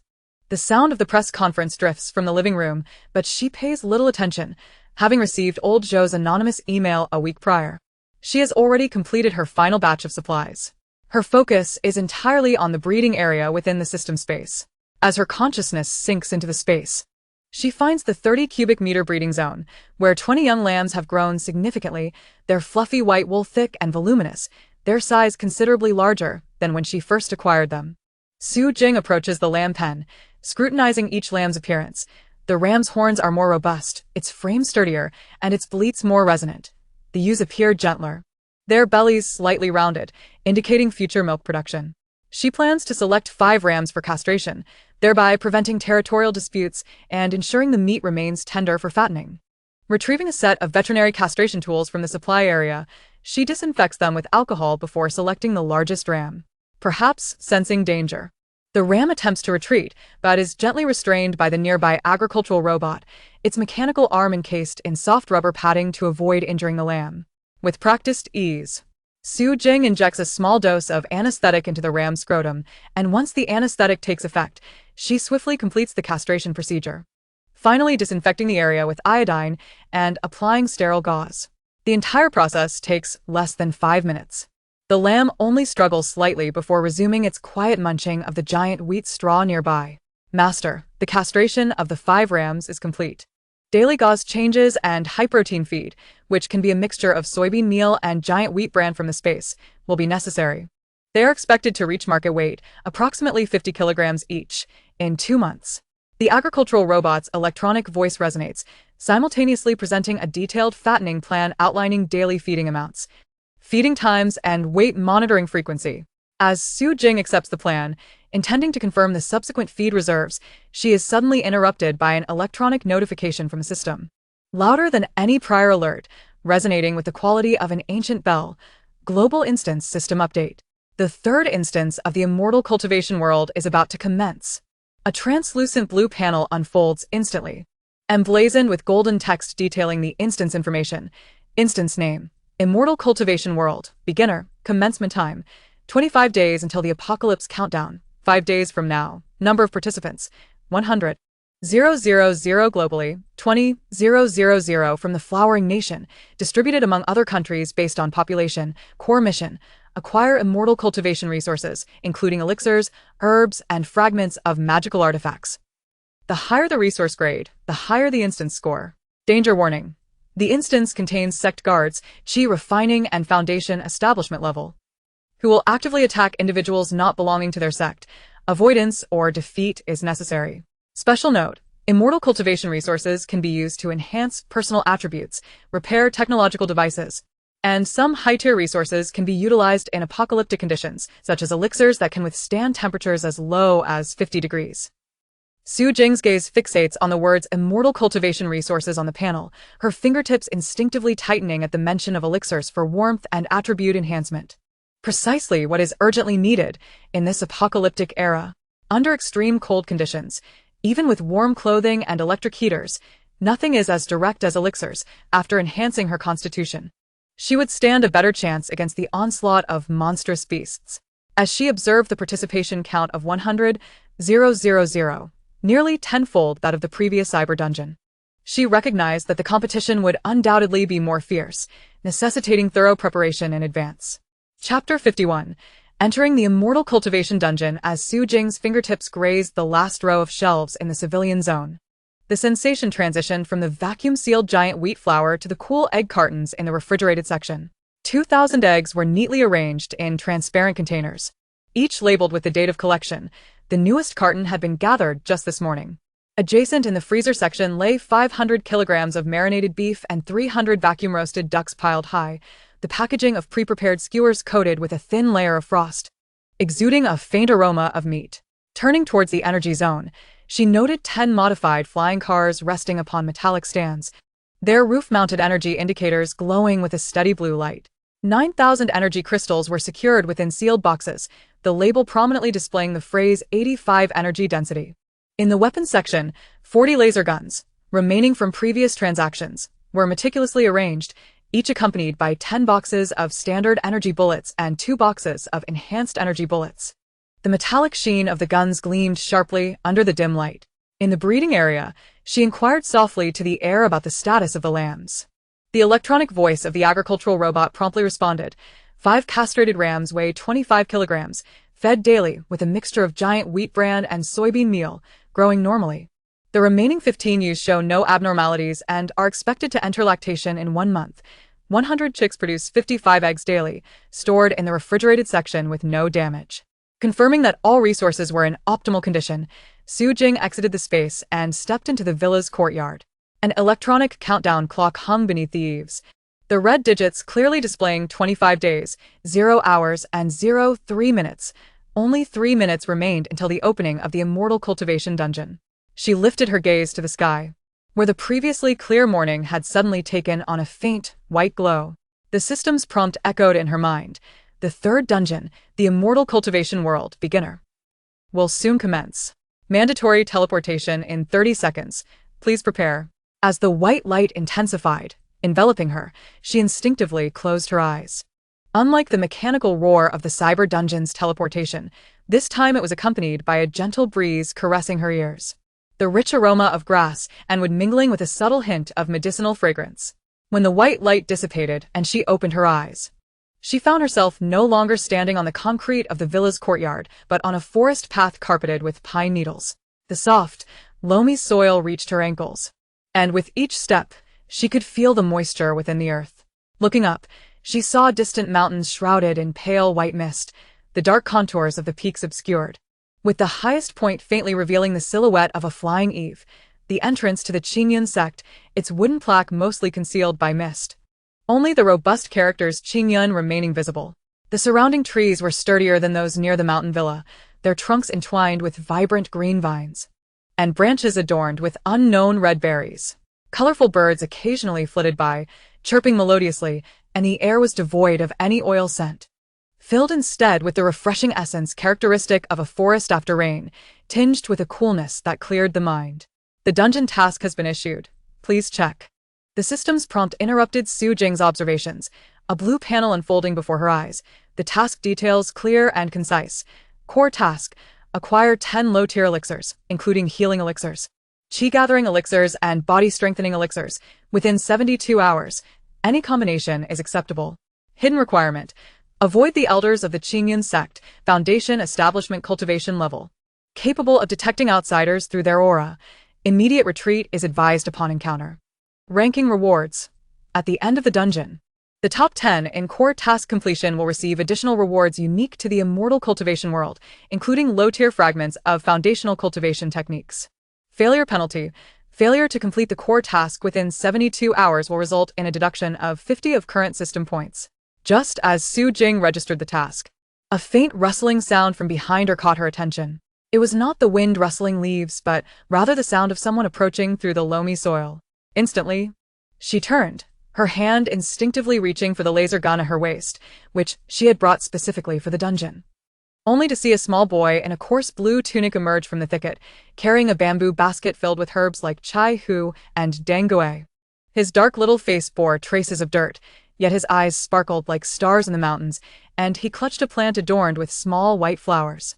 Sister, you aren't a disciple of the Qingyun sect, are you? The boy, unafraid of her movements, quickly approached her, tilting his face up to inquire, the herbs in his basket swaying gently. My name is Qing He, the son of a herbalist from the foot of the mountain. I come up here every day to gather herbs. I saw you emerge from the white light, just like those glowing people before, referring to other participants. Are you looking for round elixirs, referring to the pills? Su Jing relaxed her grip, relieved to encounter a friendly native, akin to Martin from the cyber world, who could provide her with crucial information. She crouched down to meet Qing He's gaze, retrieving a piece of honey fruit leather, which she had brought from her space, and offering it to him. My name is Su Jing. I am indeed searching for elixirs. Do you know where I might find them? Qing He accepted the honey fruit leather and instantly popped it into his mouth, the sweet flavor causing his eyes to curve into crescent moons. I know. There are chi-gathering elixirs on the Blue Wolf in the Monster Beast Valley. Last time I followed my father to gather herbs, I saw several round ones in a blue wolf's den, glowing faintly green, just like the ones in the hands of the Qingyun sect disciples. Where is the Monster Beast Valley? Is the blue wolf formidable? Her fingers swiftly noting down the keywords, Monster Beast Valley, Blue Wolf, Chi-gathering elixir. The Monster Beast Valley is located on the western side of the mountain. It's a 3-mile walk from here, easily recognizable by the many pine trees and a large blue stone. Qing He pointed towards the west, where the mist thickened. The blue wolf is somewhat fierce. It uses its claws to catch prey, but they are afraid of fire. Last time, my father used a torch, and the blue wolf didn't dare approach. Su Jing's heart stirred. Her space contained a lighter, Molotov cocktails, and the laser gun, which could simulate flames at high temperatures. So dealing with the fire-fearing blue wolf should not pose a challenge. Just as she was about to inquire further, the system panel suddenly displayed a new message in the global channel, the deep gray speech box particularly conspicuous. It was a message from Li Ren, from the Flower Country. Chunyang, filled with evident frustration and helplessness. Who knows where the Qingyun sect's elixirs are hidden? Our team has been searching at the foot of the mountain for 3 hours and hasn't seen a single elixir. We even encountered disciples of the Qingyun sect, who robbed us of the energy crystals we brought, claiming outsiders are not allowed to search in the sect's territory. Immediately after, a message from Fian, from the Flower Country. Zhao Yu followed suit, accompanied by a crying emoji. We found the Monster Beast Valley, but the beasts inside are too ferocious. They're wild boars with tusks. And they knocked 2 teammates away in an instant. Now we can only hide in a cave, too scared to go out. We've already lost 2 people. The channel erupted into chaos as participants from other countries began to voice their grievances. I encountered an elder of the Qingyun sect. His aura was terrifying, I almost got discovered, and am now hiding in a tree hollow, afraid to move. What exactly do elixirs look like? Are they like herbs?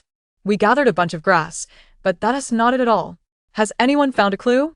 I'm willing to buy it for 100 points. Su Jing swiftly scrolled through these messages, refraining from responding as she understood that revealing information would only invite trouble. Qing He's guidance was already sufficient to give her an edge over the others. She gently patted Qing He's head. Thank you, Qing He. Do you know the shortcut to the Monster Beast Valley? I do. I can take you there. The shortcut will save half a mile and help us avoid the patrolling disciples of the Qingyan sect. Qing He took her hand, his small hand warm and carrying the earthy scent. Before we go, let me help you activate the Immortal cultivation map. My father says it will show the way and prevent us from getting lost. He pulled out a palm-sized wooden plaque from his basket, which bore indistinct mountain patterns, and handed it to Su Jing. Su Jing accepted the wooden plaque, and as her fingertips made contact, the system's notification chimed, detected a special item for the cultivation world. A simplified cultivation map has been activated. It currently displays the route to the Beast Valley at the foot of the Qingyan sect, marking hazardous areas, beast activity zones, and disciple patrol routes. Instantly, a translucent map appeared on the interface, with a green line extending from her current position to the west side's Beast Valley. Red indicating the activity zones of the Qing Wolf, and a yellow dashed line denoting the patrol route of the Qingyan sect, all clearly delineated. Su Jing folded the map away and smiled at Qing He. Let us set forth. I appreciate your assistance. Chapter 52. Entering the Beast Valley. First encounter with the Qing Wolf. As Qing He clasped Su Jing's hand, and they traversed the narrow path along the west side of the Beast Valley. The light filtering through the forest noticeably dimmed. The towering pine trees overhead, with their lush branches and leaves, obscured much of the sunlight, allowing only scattered beams to penetrate the gaps and illuminate the ground, which was covered in damp, decaying leaves. The fragrant aroma of vegetation gradually faded, replaced by a faint, meaty scent reminiscent of raw flesh mingled with earth. Instinctively, Qing He slowed her pace and whispered, Sister, we are nearing the King Wolf's territory. They possess keen senses, so we must tread lightly. Su Jing nodded, releasing Qing He's hand, her fingers grazing the cold surface of her laser gun at her waist, the energy indicator glowing green, signifying a full charge.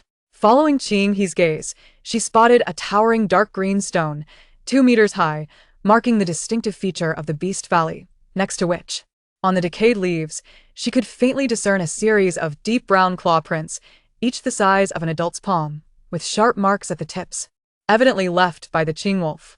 A low howl suddenly emanated from behind the stone, causing leaves to tremble and fall around them. In an instant, Su Jing shielded Qing He behind her and aimed her laser gun towards the source of the sound. From behind the stone emerged a massive gray-blue wolf, measuring 2 meters in length and nearly 1 meter at the shoulder, its muscular frame evident beneath the thick fur. Most alarming were its front claws, which glimmered with a dark green sheen, stained with fresh blood, clearly the remnants of a recent hunt. Its amber eyes fixed on Su Jing, radiating unmasked ferocity. Detected a first-tier beast, Qing Wolf. Danger level, 30. Characteristics, poisonous claws, scratches may cause mild paralysis. Weaknesses, eyes and abdomen. Fears high-temperature flames. The system's notification echoed in her mind as a simplified attribute chart of the Qing Wolf appeared. Without hesitation, Su Jing pulled the trigger of her laser gun, firing a scorching red beam that struck the King Wolf's left eye with precision. A piercing howl erupted from the creature as black smoke billowed from its injured eye, droplets of dark blood falling onto the decayed leaves with a sizzling sound. In a frenzy, the Qing Wolf thrashed its head, digging deep pits in the ground with its front claws.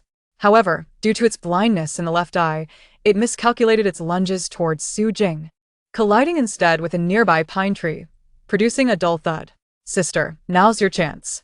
Qing He, hidden behind Su Jing, tightly grasped her bamboo medicine basket, her voice tense yet composed. Seizing the moment, Su Jing adjusted her aim, firing again, this time targeting the King Wolf's right eye. With a sizzling sound, the second eye was struck, and the beast, now completely blinded, began to spin wildly in place, its howls growing fainter. Su Jing advanced swiftly, delivering another shot to the wolf's abdomen. The laser penetrated its flesh, and the massive creature collapsed onto the decayed leaves with a thud, its limbs twitching briefly before falling still, only the wound on its belly still emitting faint wisps of smoke. Crouching down, Su Jing used a dagger, an emergency tool retrieved from her space, to slice open the king wolf's abdomen. Most of its organs had been scorched by the laser, but beside the remnants, 2 round pills, glowing faintly green and about the size of ping-pong balls, lay quietly. Each bore intricate engravings and emitted a subtle medicinal fragrance, precisely the chi-gathering pills required for her task. Carefully, she picked them up, wiping off the blood, as the system's notification chimed again. Acquired 2 low-tier chi-gathering pills. Consuming them will gradually enhance physical strength and endurance. Can be taken directly or stored in space. Excellent. Sister, you are incredible. He peeked out from behind Su Jing, her eyes sparkling at the sight of the chi-gathering pills. But there are surely more Qingwolves around. I will use the beast summoning whistle to lure them away. And you can continue your search here. I shall return in half an hour. Without waiting for Su Jing's response, He raised the bamboo whistle to her lips and blew. The sound was sharp yet not jarring, carrying a unique frequency. Just a few moments later, distant howls echoed, indicating that other Qingwolves were being drawn by the sound. As He blew the whistle and sprinted toward the valley entrance, her small figure quickly vanished into the trees, while the originally scattered Qingwolves followed the call, leaving only faint howls that gradually faded away. Su Jing watched the direction in which he had departed, a warm feeling swelling within her.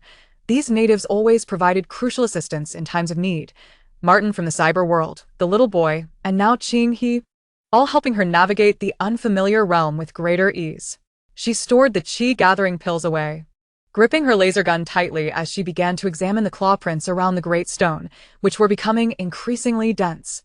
Occasionally, she spotted tufts of gray wolf fur left behind by the Qingwolves. Following the prints deeper into the valley, for about 50 meters, she discovered 3 Qingwolves feasting on a deer carcass, the pungent scent of blood drawing their full attention. Rather than rushing in recklessly, Su Jing retrieved a Molotov cocktail, an emergency weapon she had previously stocked, from her space, removed the stopper, and hurled it towards a pile of dry branches near the 3 Qingwolves. With a resounding crash, the bottle shattered, and flames erupted instantly, the orange flames licking the branches and crackling audibly. The Qingwolves, fearing fire, lifted their heads in alarm, their bodies tensing before relaxing slightly in this moment of distraction. Seizing the opportunity, Su Jing unleashed 3 consecutive beams from her laser gun, each striking the eyes of the 3 Qingwolves. With simultaneous howls of anguish, the blinded wolves began to thrash about, colliding with trees and stumbling into the pits they had dug themselves. Su Jing took advantage of the chaos, advancing to deliver precise shots to their abdomens. In under a minute, all 3 Qingwolves lay lifeless on the ground. She sliced open their bellies, retrieving 2 chi-gathering pills from each wolf, totaling 6. Along with the previous 2, she now had 8. Over the next hour, using He's whistle as cover, Su Jing efficiently hunted Qingwolves within the Beast Valley. She observed that the Qingwolves typically traveled in groups of 3 to 4 and were exceedingly sensitive to flames. Thus, she consistently used the Molotov cocktails to divert their attention before accurately targeting their eyes with her laser gun, followed by finishing shots to their abdomens. The entire process flowed seamlessly, with minimal risk of injury. Each Qingwolf yielded 2 chi-gathering pills, with an occasional lone pill for a single wolf. But the overall yield remained stable. When he returned, blowing the beast summoning whistle, Su Jing was crouched beside the corpse of her 7th Qingwolf, extracting the chi-gathering pills. Sister, how many have you slain? He asked, her forehead glistening with fine beads of sweat, the bamboo whistle still clutched in her hand, now speckled with dirt. With this one, a total of 8, Su Jing replied, placing the 2 newly acquired chi-gathering pills into a transparent vial. The vial now contained 16 pills, glowing softly in the sunlight, and with the initial 2, she had amassed a total of 18, exceeding the task's requirement of 10. He leaned closer to examine the vial, her mouth agape in astonishment. So many! My father, when he accompanied the hunters last time, only found 3 in an entire day, and those were scavenged from a wolf den. As soon as he finished speaking, Su Jing's system panel suddenly displayed a new message from the global channel. The striking statement from Ivan, the dark blue bear from the Russian Federation, stood out. Our team has been searching the Beast Valley for nearly 2 hours and has only found 3 chi-gathering pills, and we even lost a teammate. I, the god of wealth, have certainly taken the lead again. I secured first place in the last cyber dungeon. Surely, I have found a shortcut this time. Instantly, others chimed in. I've only found one, and it was from someone else's wolf kill. The disciples of Qingyun sect are snatching the pills. It's impossible to search properly. If Ivan has only found 3, could I, the god of wealth, have already gathered 10? Su Jing quickly scrolled through these messages and chose not to respond. Now is not the time to reveal herself. Moreover, as Qing He had just mentioned the abandoned pharmacy, it might hold other kinds of pills, such as healing or vitality pills, which would enrich her collection. She tucked the bottle away and said to Qing He, can you take me to the abandoned pharmacy you mentioned earlier? I wish to find some other pills. Qing He's eyes lit up as he nodded eagerly. Of course. The abandoned pharmacy is located north of the Beast Valley, not far from here. It was once the residence of the pharmacists from Qingyun sect a few years ago. After they left, there should still be some healing pills inside. However, we must hurry. I've heard that deep within the valley resides the Crimson Flame Tiger, a fierce creature that breathes fire. If it spots us, we'll be in trouble. Su Jing's heart stirred at the mention of the Crimson Flame Tiger. Could it be related to the high-grade vitality pills? Just as she was about to inquire further, a new system notification popped up. Detected clues for high-grade and low-grade vitality pills. The pills are located deep within the Beast Valley, guarded by a second-tier beast. The Crimson Flame Tiger, 3 meters long, capable of breathing fire and possessing formidable defenses.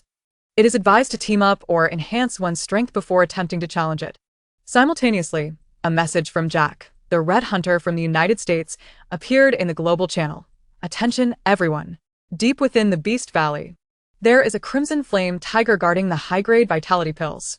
Anyone wishing to obtain the pills, team up with me. We'll share the spoils. I have a laser gun that can deal with the Crimson Flame Tiger. No sooner had his message been sent than Emily, the Golden Nightingale from the European Union, responded with evident sarcasm. Jack, no one believes you. Last time in the cyber dungeon, you betrayed your teammates for a special core, turning them into cannon fodder. Now you wish to repeat that trick? You should apologize for your previous actions first. Jack's reply was filled with anger. Emily, stop spreading lies. The last time was an accident. I want to do that again this time. Yet no one responded, clearly remembering his past misdeeds. Su Jing turned off the channel and followed Qing He toward the abandoned pharmacy. She already possessed 18 Qi gathering pills, and her next target was the healing pills. As for the vitality pills and the Crimson Flame Tiger, she needed to assess her strength before making any plans. The abandoned pharmacy was her next destination for acquiring more pills. Chapter 53. Infiltration. Crouching beside a decayed tree stump in the Beast Valley, Qing He extracted a palm-sized celadone bottle from the woven bamboo medicine basket. The bottle was stained with a few drops of brown herbal juice, and the cork, swollen from the medicinal liquid, emitted a bitter herbal fragrance when removed. Inside was a thick, deep green paste, sticky and reminiscent of melted resin. This is the fire-repellent ointment my grandfather made, Qing He said, handing the bottle over. She wiped her small hands on her pants and continued. Apply it to your clothes and skin. It will protect you from the Crimson Flame Tiger's fire, though it may harden a bit upon drying. I initially saved it for my grandfather while gathering herbs, but you'll find it more useful for dealing with the Crimson Flame Tiger. Taking the bottle, Su Jing dipped her fingers into the ointment, feeling its cool touch. The bitter herbal scent mingled with a subtle pine resin aroma, confirming Qing He's description of its stickiness. She did not hesitate, pouring out a thick layer of the ointment. She evenly applied it to her wrists and neck, exposed areas, before coating the body of her laser gun. Previously, she worried that the flames from the Crimson Flame Tiger might damage the gun, but with the fire-repellent ointment, that concern was alleviated. Once applied, a transparent thin film quickly formed on her skin, feeling somewhat hard but not hindering her movements. The bitter herbal scent masked the lingering odor of wolf blood in the vicinity. We'll sneak around from the side. The Crimson Flame Tiger's den is behind that red rock. It prefers to face the entrance while sleeping, making it difficult to ambush. Qing He guided Su Jing deeper into the valley. The decaying leaves underfoot began to turn charred black, and with each step, the ground's temperature rose. In the distance, an orange-red glow flickered, but the tiger remained in deep slumber. As long as they kept quiet, getting closer would be manageable. After walking about half a mile into the valley, the oppressive heat became increasingly palpable, and the orange-red light grew brighter. The den of the Crimson Flame Tiger was nestled within a massive red rock formation, its surface glowing with a dark red sheen from the heat of the flames. Inside the den, a thick layer of dried pine needles was spread out, upon which a 3-meter-long Crimson Flame Tiger lay curled up, sleeping. Its fur was golden with dark red stripes, resembling flickering flames, and its abdomen rose and fell steadily with each breath, occasionally releasing tiny sparks from its nostrils that landed harmlessly on the pine needles. In the corner of the den lay several round vitality pills, radiating a faint yellow glow, their surfaces intricately engraved with detailed patterns, precisely the high-grade vitality pills mentioned by the system. Su Jing instructed Qing he to hide behind a nearby pine tree and retrieved a small capture robot from her inventory. The palm-sized black metal device, equipped with wheels at the bottom, could be remotely controlled for movement and the release of a metal net. Pressing the red button on the remote, the robot scuttled across the scorched ground like a tiny beetle, almost silently, only making slight sounds when it encountered small stones. The robot halted half a meter away from the Crimson Flame Tiger's hind legs.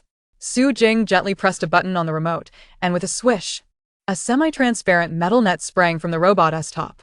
The net, though fine, was incredibly sturdy, expanding to a width of 2 meters and immediately ensnaring the tiger's hind legs, its edges wedging tightly into the crevices of the red rock, rendering the tiger unable to break free despite its frantic struggles. With a roar, the Crimson Flame Tiger abruptly opened its eyes, its amber gaze radiating ferocity. As it thrashed violently, its sharp claws dug deep into the rock, sending sparks flying in all directions. It opened its mouth, releasing a deep growl, followed by a burst of orange flames the size of a half-meter, which licked the red rock and ignited the pine needles. In the crackling sounds of burning, Sparks landed on Sununtayin Espants. Just as Qing he had suggested, the sparks that fell on the areas coated with a fire-repellent ointment left only black marks. Without igniting anything, Su Jing did not give the Crimson Flame Tiger time to react, taking advantage of its focus on escaping the net. She stealthily maneuvered around the shadow of the red rock toward the side of the den. The tiger's defenses were far superior to that of the blue wolf, making it necessary to devise a new strategy. She resolved that the first step was to incapacitate its vision to have a fighting chance. Pausing, she aimed her laser gun at the tiger's right eye and squeezed the trigger. A red beam of laser, emanating a searing heat, sliced through the air with a faint hiss, striking the tiger's right eye with precision. With a deafening roar, the Crimson Flame Tiger let out a sound that echoed through the valley as black smoke billowed from its right eye, dark blood dripping from its fur onto the burning pine needles with a sizzling sound. Infuriated, it began to thrash its head wildly, its remaining left eye fixated on Su Jing, unleashing an even larger fireball that nearly engulfed the entrance to the den. However, due to its blindness in the right eye, its aim was significantly compromised, and most of the flames scorched the red rock, making it even hotter. Seizing the opportunity, Su Jing fired another shot, the laser beam accurately striking the tiger's left eye.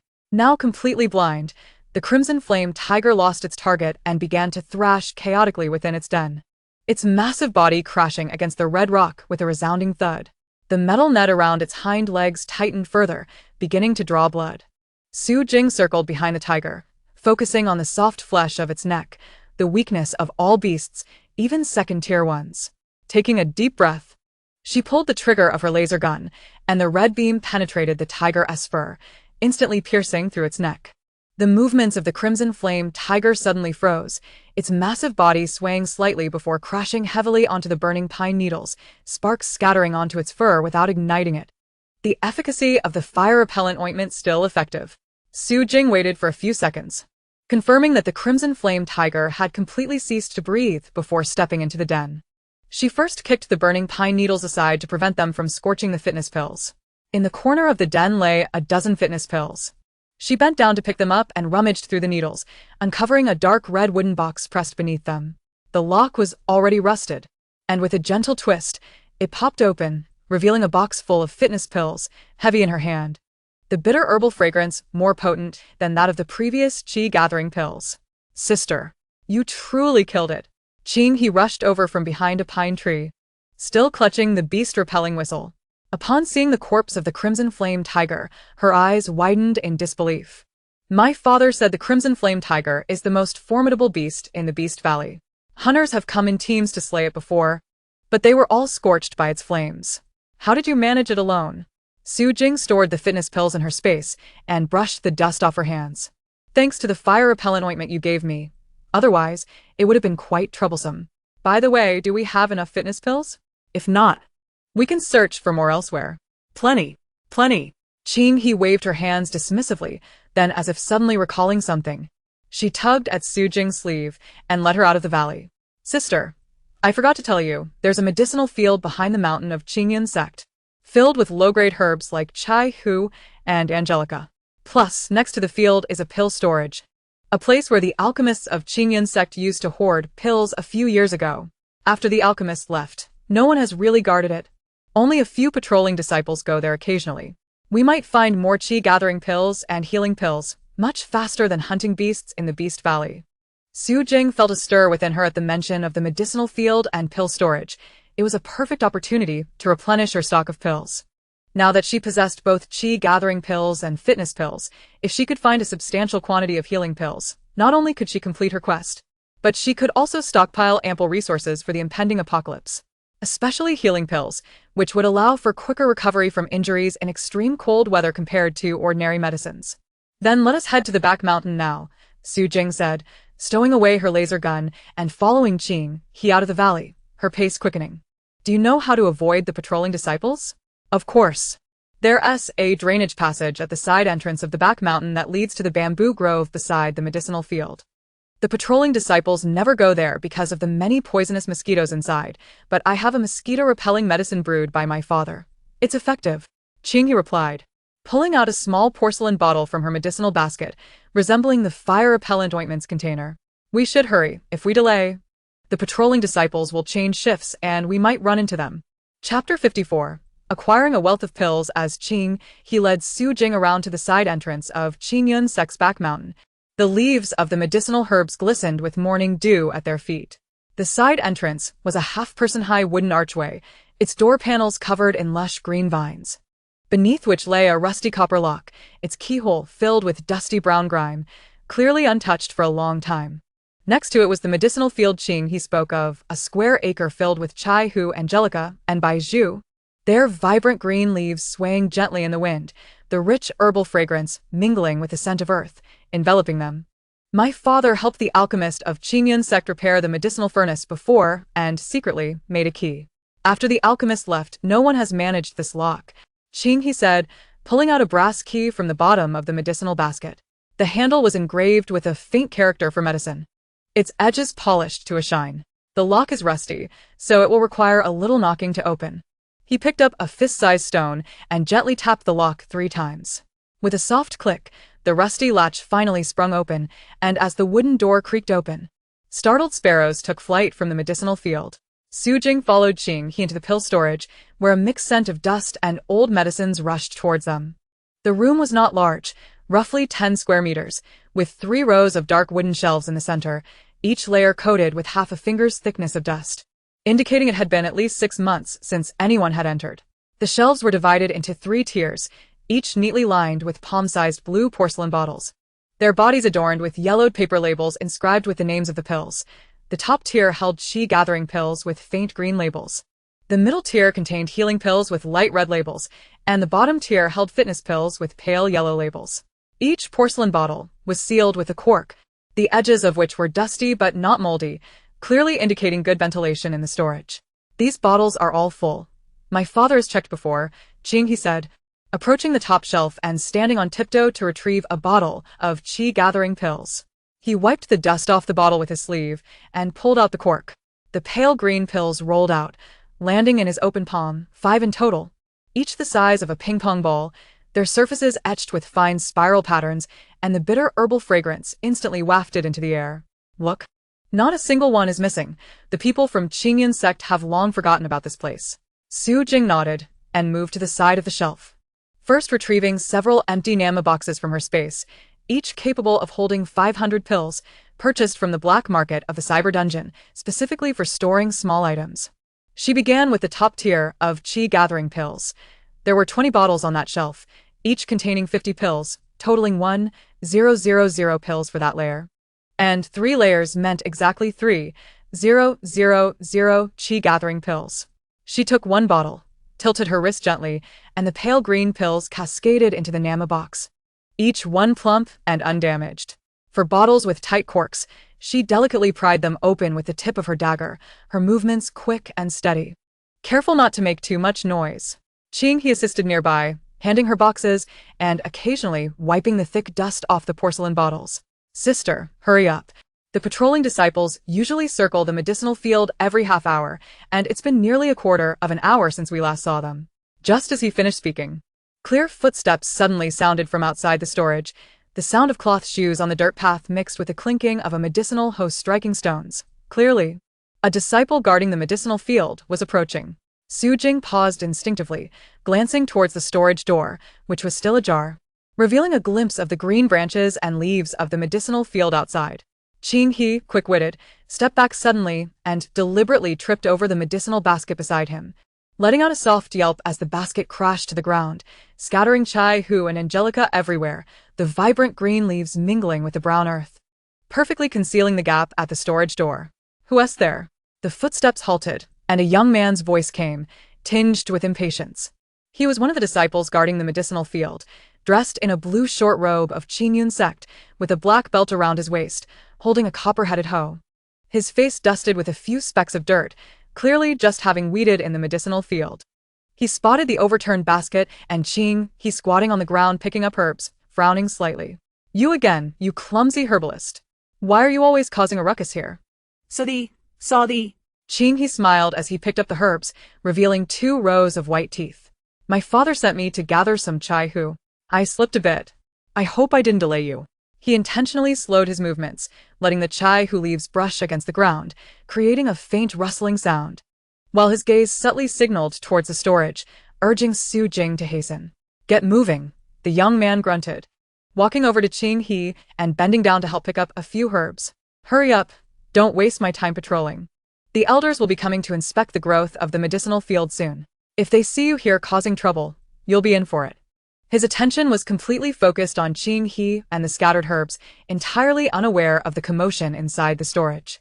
At this moment, Su Jing had already stored the last box of fitness pills, 1000 pills, in her space and was gently closing the lid of the Nama box, while the blue porcelain bottles on the shelves were already more than half empty, leaving only a few bottles that she had not yet managed to collect, which she casually placed in a corner of the shelves, making it appear as if nothing had changed. "Understood, brotherly. I'm leaving right away," Qing He said, picking up the last piece of Angelica and handing the basket to brotherly. "Here's this Angelica for you. You mentioned last time that your mother has a cough, and Angelica tea is effective." Li Shixiang paused for a moment, accepting the Angelica root, his expression softening somewhat. "At least you are sensible. Hurry along now. Do not linger here." Qing He nodded, shouldering the medicinal basket as he walked toward the storeroom door. As he passed by the shelf where Su Jing was hiding, he whispered in a tone only the two of them could hear, "Come with me to the bamboo forest. The elder is approaching." Su Jing followed closely behind, treading lightly. The wooden door was gently closed, and Qing He secured the copper lock back in place with a stone, making it appear as if it had never been opened, though the rust inside the lock had diminished slightly, imperceptible unless one looked closely. The two hastily entered the bamboo forest beside the medicinal field, where the bamboo grew tall and dense, its emerald leaves blocking out the sunlight, the ground carpeted with thick bamboo leaves that muffled their footsteps. Just as they reached the depths of the bamboo grove, Su Jing's system panel suddenly displayed a faint golden notification. Real-time ranking of the cultivation quest. Remaining time, 58 hours 12 minutes 1. I am the god of wealth, flowering nation. Task completion, exceeded. 2. Hunter, America. Task completion, 83. Nightingale, European Union. Task completion, 75. We must leave the back mountain quickly. The elders of Qingyun sect are far more formidable than the disciples. They can detect the presence of strangers, and if we are discovered, escape will be impossible. I know a shortcut that will take us out of the valley in half the time it took to arrive. Su Jing nodded, her fingertips gliding over the panel to confirm that the elixirs in her space, including the qi-gathering pill, healing pill, and body-strengthening pill, were neatly packed in 3 separate Nama boxes, stored in the cultivation resource area, completely separated from the previous technological and livelihood supplies. The panel also indicated that the low-tier pills could be taken directly or used to enhance physical constitution. Chapter 55. The Valley Master's gift of the manual. Su Jing followed Qinghe along the stony path on the west side of the Beast Valley, the soles of her shoes crunching softly over the sharp stones. Qinghe led the way, gripping a green porcelain bottle containing mosquito repellent, occasionally stopping to apply it to their cuffs and pant hems. The mosquitoes in the bamboo forest were more ferocious than anticipated. A mosquito had just landed on Qinghe's neck and, before it could feed, was driven to the ground by the repellent, its wings twitching a few times before falling silent. Su Jing's pant leg still bore the scorched marks from her encounter with the crimson flame tiger. As the wind blew, the bitter scent of the fire-repelling ointment mingled with the minty fragrance of the mosquito repellent, lingering at the tip of her nose. "We'll reach the valley entrance in half a mile. Once we're out, we'll be on the official road, where the elders typically do not venture," Qinghe remarked. Glancing back, beads of sweat dotting his forehead, his coarse short robe already soaked, clinging to his slender shoulders. Just as he intended to continue forward, a steady voice emerged from behind a nearby boulder, low yet penetrating, halting their steps instantly. "Qinghe, you brought a guest to Beast Valley. Why did you not inform me?" Su Jing instinctively reached for the laser gun at her waist. Her fingertips barely brushed the cool surface of the weapon when a man clad in a deep brown coarse robe stepped out from behind the boulder. He appeared to be around 50 years of age, his hair tied back with a black wooden hairpin, the ends dusted with bits of grass. His face bore 3 faint scars, extending from his left brow to his jaw, yet they did not appear menacing, adding an air of gravity instead. The man wore a black leather belt at his waist, from which hung a small pouch made of deer hide, revealing a few dried herbs. His deep-set eyes fell upon Su Jing, devoid of hostility, instead radiating a gentle scrutiny. "Valley Master." Qinghe relaxed instantly, loosening his grip on the porcelain bottle, and hastened to stand before the man, tilting his face upward and saying, "This is Sister Su Jing. She came to the valley seeking elixirs. I brought her to avoid the patrolling disciples, and I am just about to escort her out." The man, referred to as the Valley Master, nodded, his gaze lingering on the scorched marks on Su Jing's pant leg before sweeping over her laser gun, a faint smile gracing his lips. "You are the outsider who killed the crimson flame tiger? That beast had terrorized the valley for 3 years, injuring many herb gatherers. You possess considerable skill, utilizing a weapon I have yet to encounter." Su Jing released her hold on the laser gun. Nodding slightly, it was merely good fortune. Aided by Qinghe and protected by the fire-repelling ointment, she sensed a subtle aura emanating from the man, more stable than that of the previous encounters with the Qing wolf and the crimson flame tiger, yet not oppressive. The system panel did not display a danger alert. Instead, a line of small text appeared. "Detected Valley Master of Beast Valley. Cultivation level. Qi refining 5th layer. Friendliness level 80. No intent to attack." The Valley Master retrieved a small, deep blue fabric-covered manual from the pouch at his waist and extended it to Su Jing. The manual, about the size of a palm, displayed somewhere around the edges, the cover inscribed with 4 neatly written characters. "Introduction to Cultivation Manual. The spine bound with hemp thread, the stitching precise, evidently hand-sewn. This manual was exchanged from the pharmacist of Qingyan sect during my youth. It contains the foundational breathing techniques, methods for identifying low-tier herbs, and simplified methods for refining elixirs." The Valley Master stated solemnly, lightly tapping the cover of the manual with his fingertip. "You have slain the crimson flame tiger, indicating your character is not lacking. Take this. It will aid your cultivation and enhance your constitution, a token of gratitude for ridding the valley of a scourge." Su Jing accepted the manual, feeling the thickness of the pages within, slightly weighty in her grasp. She gently turned to the first page, where handwritten characters adorned the yellowed rice paper. The ink evenly applied, the script vigorous. The first line read, "Basic breathing technique. Begin at the hour of the tiger, sit facing south, inhale for 3 inches, exhale for 1 inch, cycle for 49 times, to gather spiritual energy into the body," accompanied by a simple illustration of the sitting posture, marking the approximate locations of the acupoints. The second page featured illustrations of low-tier herbs, with lifelike depictions of chaihu, angelica, and baiju, alongside notes on their growing environments, harvesting times, and even tips for distinguishing authenticity, more detailed than what Qinghe knew. Su Jing looked up at the Valley Master, her voice tinged with astonishment. This was not merely a method for entering cultivation but a practical survival guide, far more valuable than mere elixirs for the impending apocalypse. The Valley Master raised a hand to interrupt her. "No need for thanks. I have but one request." his gaze fixed on Su Jing's face, earnest. Many outside believe that Beast Valley is home only to ferocious beasts, that those of us residing here are difficult to associate with. When you leave, if you encounter other outsiders, could you share a word or two that the people of Beast Valley do not merely engage in conflict? We are willing to assist those in need, provided they refrain from wantonly slaying the beasts of the valley or recklessly harvesting herbs. A warmth filled Su Jing's heart as she recalled Martin's kindness in the cyber world, the assistance from Qinghe, and now the Valley Master's honest request. The indigenous people within these quests always conveyed goodwill in the simplest of ways. She nodded solemnly. Rest assured, I will convey this message. The kindness of Beast Valley shall remain in my heart. The Valley Master smiled, the scars on his face softening. Very well, then I shall not delay you further.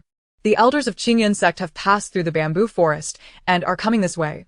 Take the left path at the upcoming fork. It will expedite your exit.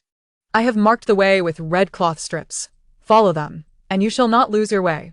With that, he turned and walked back behind the boulder, his robe sweeping over the stony ground, not looking back, leaving behind a steady silhouette that soon vanished from sight. The Valley Master rarely spoke so much to outsiders. Qinghe leaned closer to Su Jing, watching the direction in which the Valley Master had disappeared, whispering, he was once a hunter. Later, he saved herb gatherers injured by beasts, and everyone elected him as the Valley Master. He usually resides in a wooden house deep in the valley, only emerging when significant matters arise. Su Jing carefully placed the Introduction to Cultivation manual into the easily accessible layer of her space, snug against the Nama boxes of elixirs she had collected earlier. Her fingertips brushing over the fabric cover of the manual, her heart feeling considerably more at ease. With the elixirs and the cultivation methods now in her possession, her journey to enhance her constitution in this apocalypse finally seemed to find a foothold. As she followed Qinghe along the fork in the road, the gravel beneath her feet gradually transformed into a smooth earthen path. Occasionally, she spotted red cloth strips tied to the tree trunks by the path, marking the way as indicated by the valley chief. The strips still carried a faint herbal fragrance, suggesting they had been tied recently. After walking for approximately a quarter of an hour, Su Jing's system panel suddenly displayed a notification of a new message in the global channel. The first message, from Chen Yang of the Dark Blade, Flower Country, emerged, imbued with palpable frustration. Our team encountered an elder in the core area of Qingyun sect. That elder wields thunder technique. A single bolt of lightning injured 3 teammates, forcing us to retreat to the outskirts.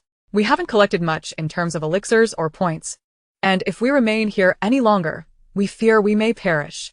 Immediately following, Zhao Yu of the Flying Swallow, Flower Country, chimed in, accompanied by a crying emoji. We also sensed the elder's presence just outside the core area. The pressure terrified us into hiding in a cave. How did I, the god of wealth, manage to evade the elder? Not only did I complete my task, but I am also ranked first. Is there a special method? The channel erupted in a flurry of responses from participants of other nations. I encountered the elder as well. Thankfully, I ran fast, or I would have been scorched by fireball spells. How did the god of wealth do it? She must have assistance from the natives. Previously, in the cyber dungeon, she received discounts from natives. Perhaps someone guided her this time too. Jack was still searching for body-strengthening pills, having heard that one of his teammates had fallen, leaving only 3 remaining. Su Jing swiftly skimmed through these messages, pausing her fingertip on the panel for a few seconds, ultimately deciding against replying. Chapter 56. Farewell at the Valley Entrance, acquiring spirit herb seeds as Su Jing followed Qinghe to the entrance of the Beast Valley. The gravel path transitioned into a smooth yellow dirt road. Not far ahead stood an ancient locust tree, wide enough for 2 to embrace, its trunk entwined with vibrant green vines. Beneath it lay a smooth slab of bluestone, the very safety zone Qinghe had mentioned, where he and his father often rested after gathering herbs. Here, sister, this is for you. Qinghe suddenly halted, extracting a palm-sized coarse cloth pouch from the bottom of his herb basket. The pouch, a earthy brown, was stitched with a pattern of twine around its edge, and it felt filled with something granular. These are spirit herb seeds my father collected deep within the valley last year. If planted in a location rich with spiritual energy, they will grow. The resulting spirit herbs can release spiritual energy, aiding your cultivation of the breathing technique in your manual.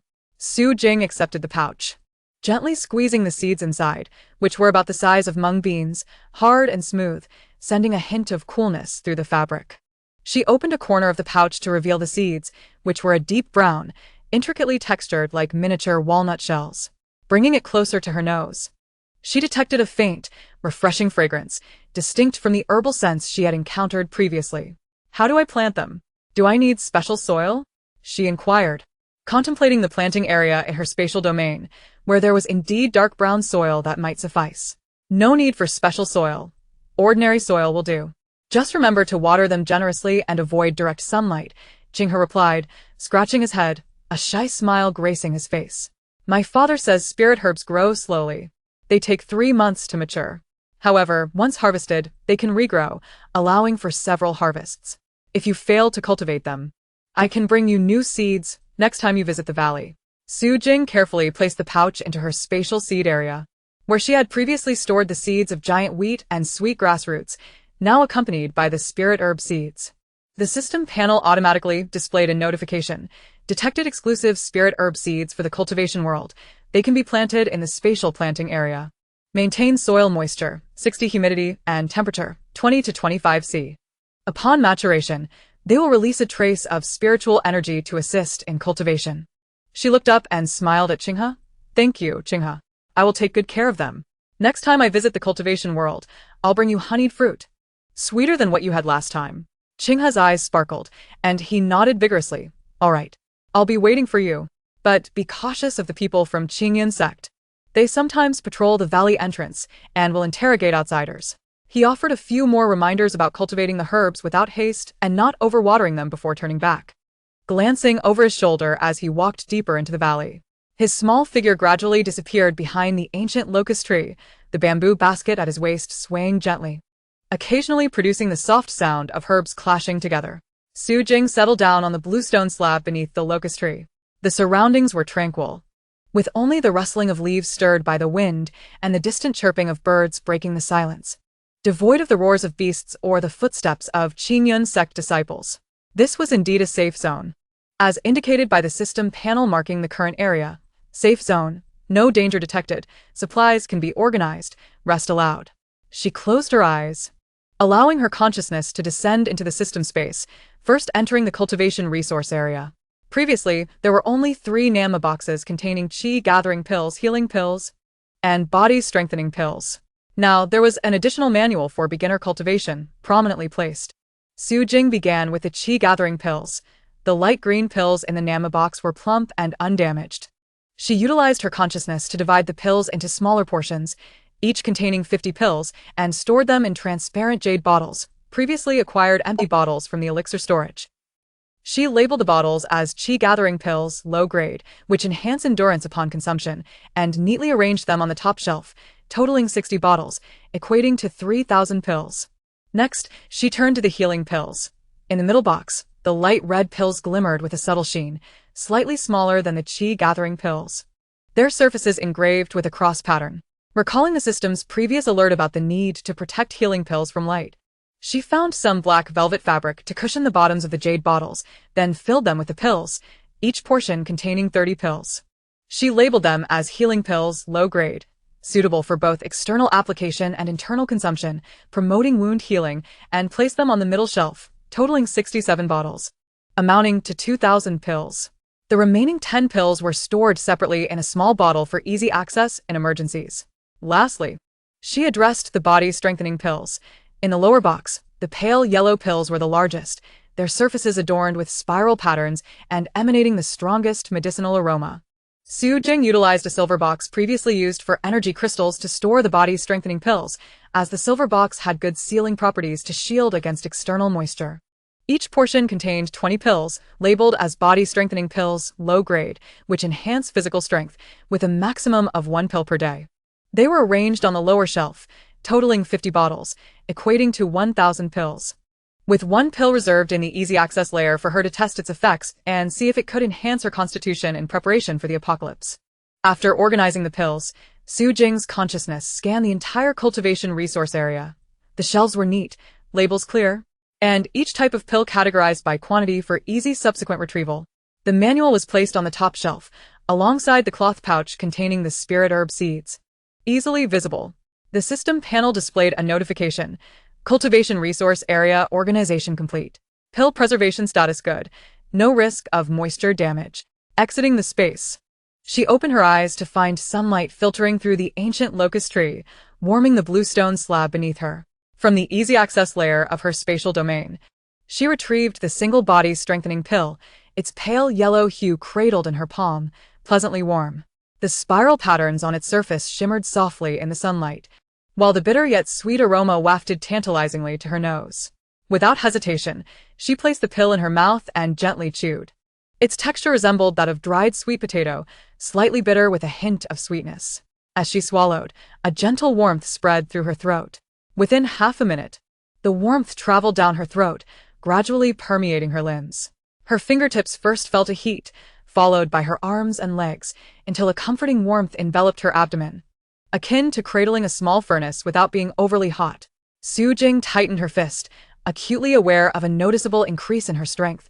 Previously, she could lift a 10-kilogram stone with one hand.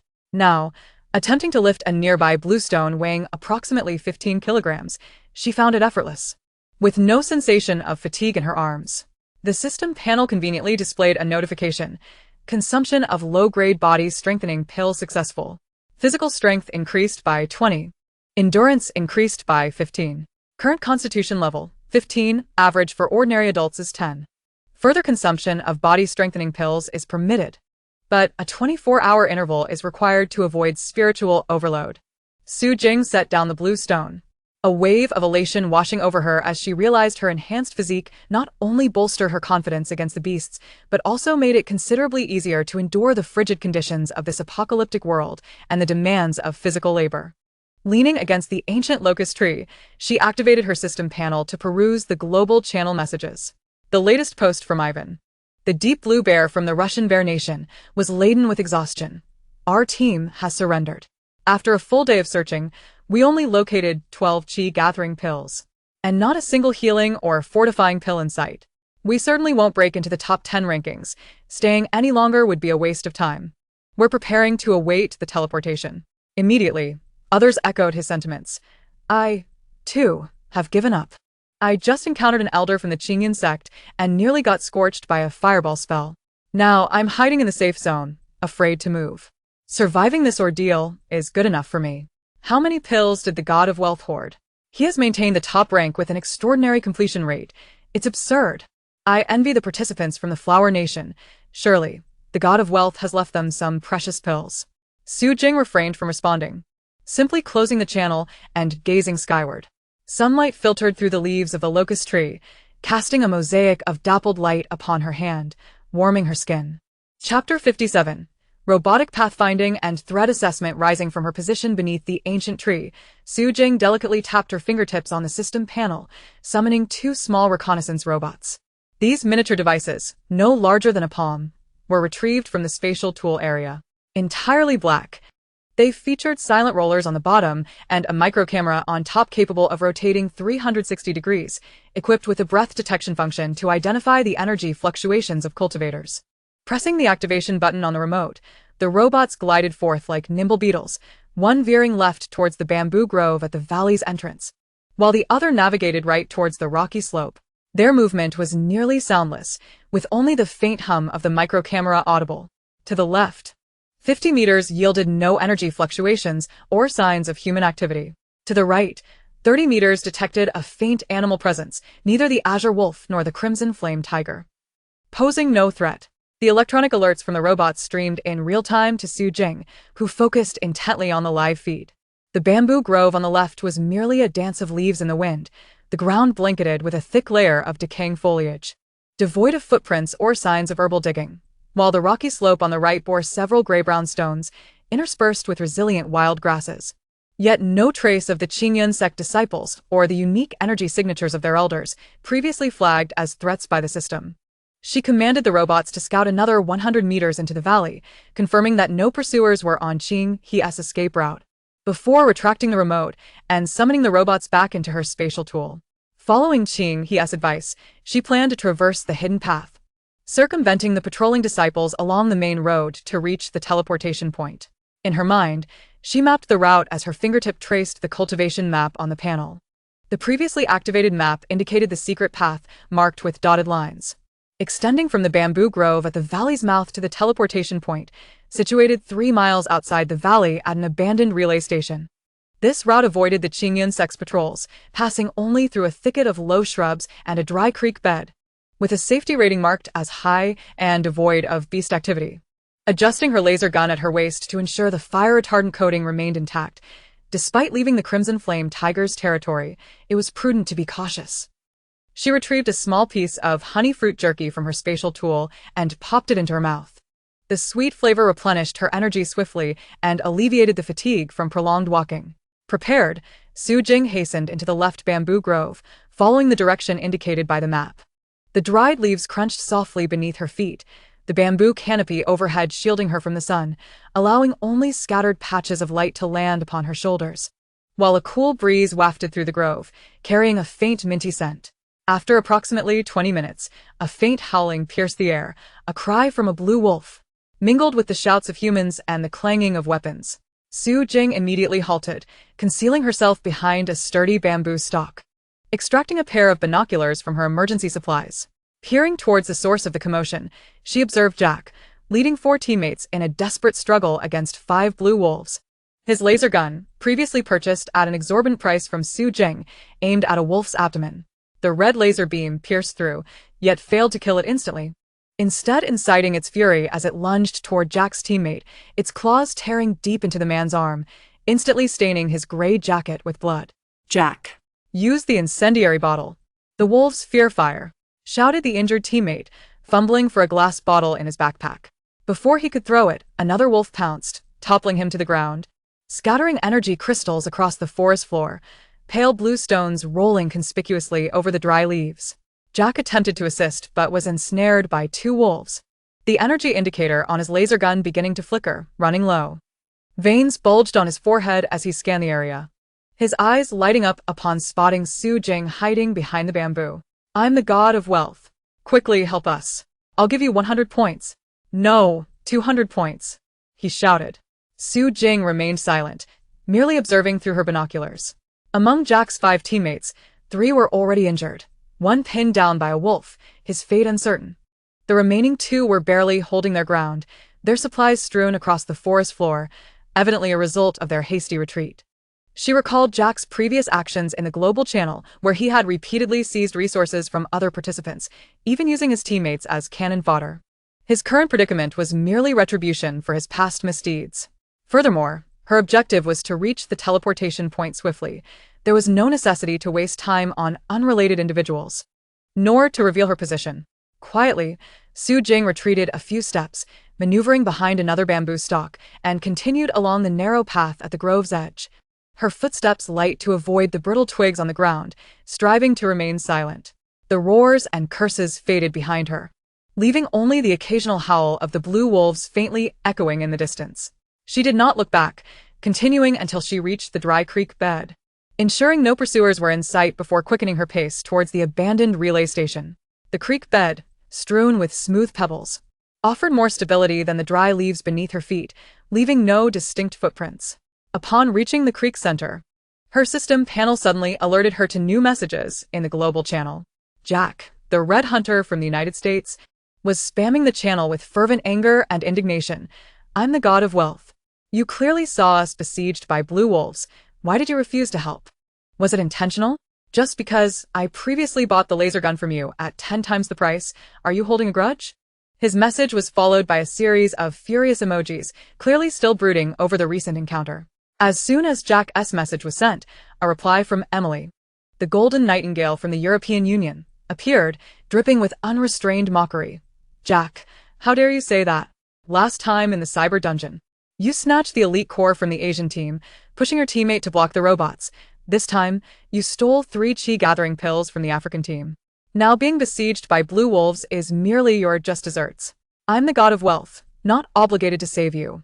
If I were in your position, I wouldn't help either. Immediately, others chimed in support of Emily. Yes, Jack deserves this. I saw him snatch a healing pill from a young girl in the Beast Valley last time, and he still had the audacity to call for help. The god of wealth acted rightly.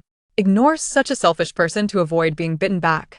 It seemed 2 of Jack's teammates had fallen, leaving only 3 remaining. Truly a case of self-inflicted consequences. Rendered speechless by the backlash, Jack took several minutes before posting again. His tone laced with grievance. That was for the team. Without resources and pills, we can't survive. What do you all know? Yet this time, no one responded to him, and the channel's discourse swiftly shifted to discussions about the remaining time and the safety of the teleportation point, with occasional mentions of Su Jing, all expressing hopes for her successful teleportation and requests for her to share her cultivation experiences. Su Jing turned off the channel and crossed to the opposite bank of the brook, where the outline of an abandoned way station came into view not far ahead. The way station was a low earthen structure, its thatched roof tinged with yellow, and the walls bore several cracks. It was precisely the teleportation point marked on the map. She quickened her pace, reached the entrance of the way station, and first sent a robot inside to explore.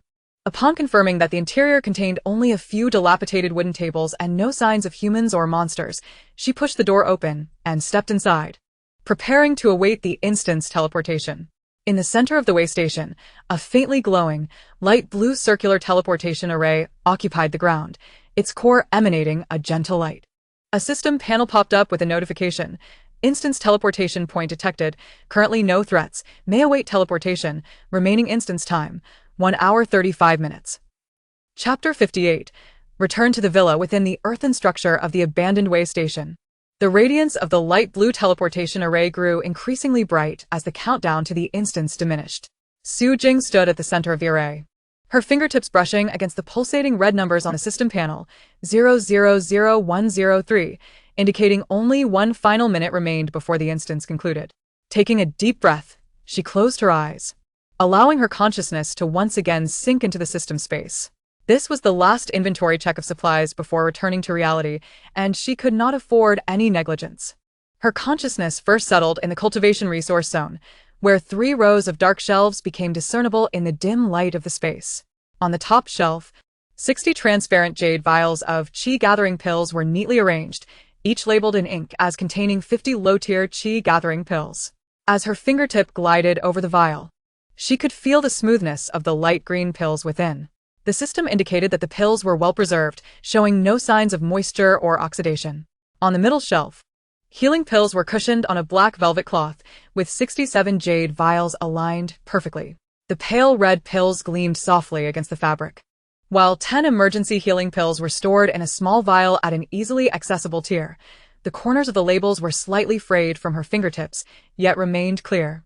The bottom shelf housed fitness pills in silver-sealed boxes, 50 of which fit tightly together. The faint, bitter aroma of the pale yellow pills wafted through the seams of the boxes. The remaining 999 pills from previous consumption were intact, each retaining its full spiral pattern.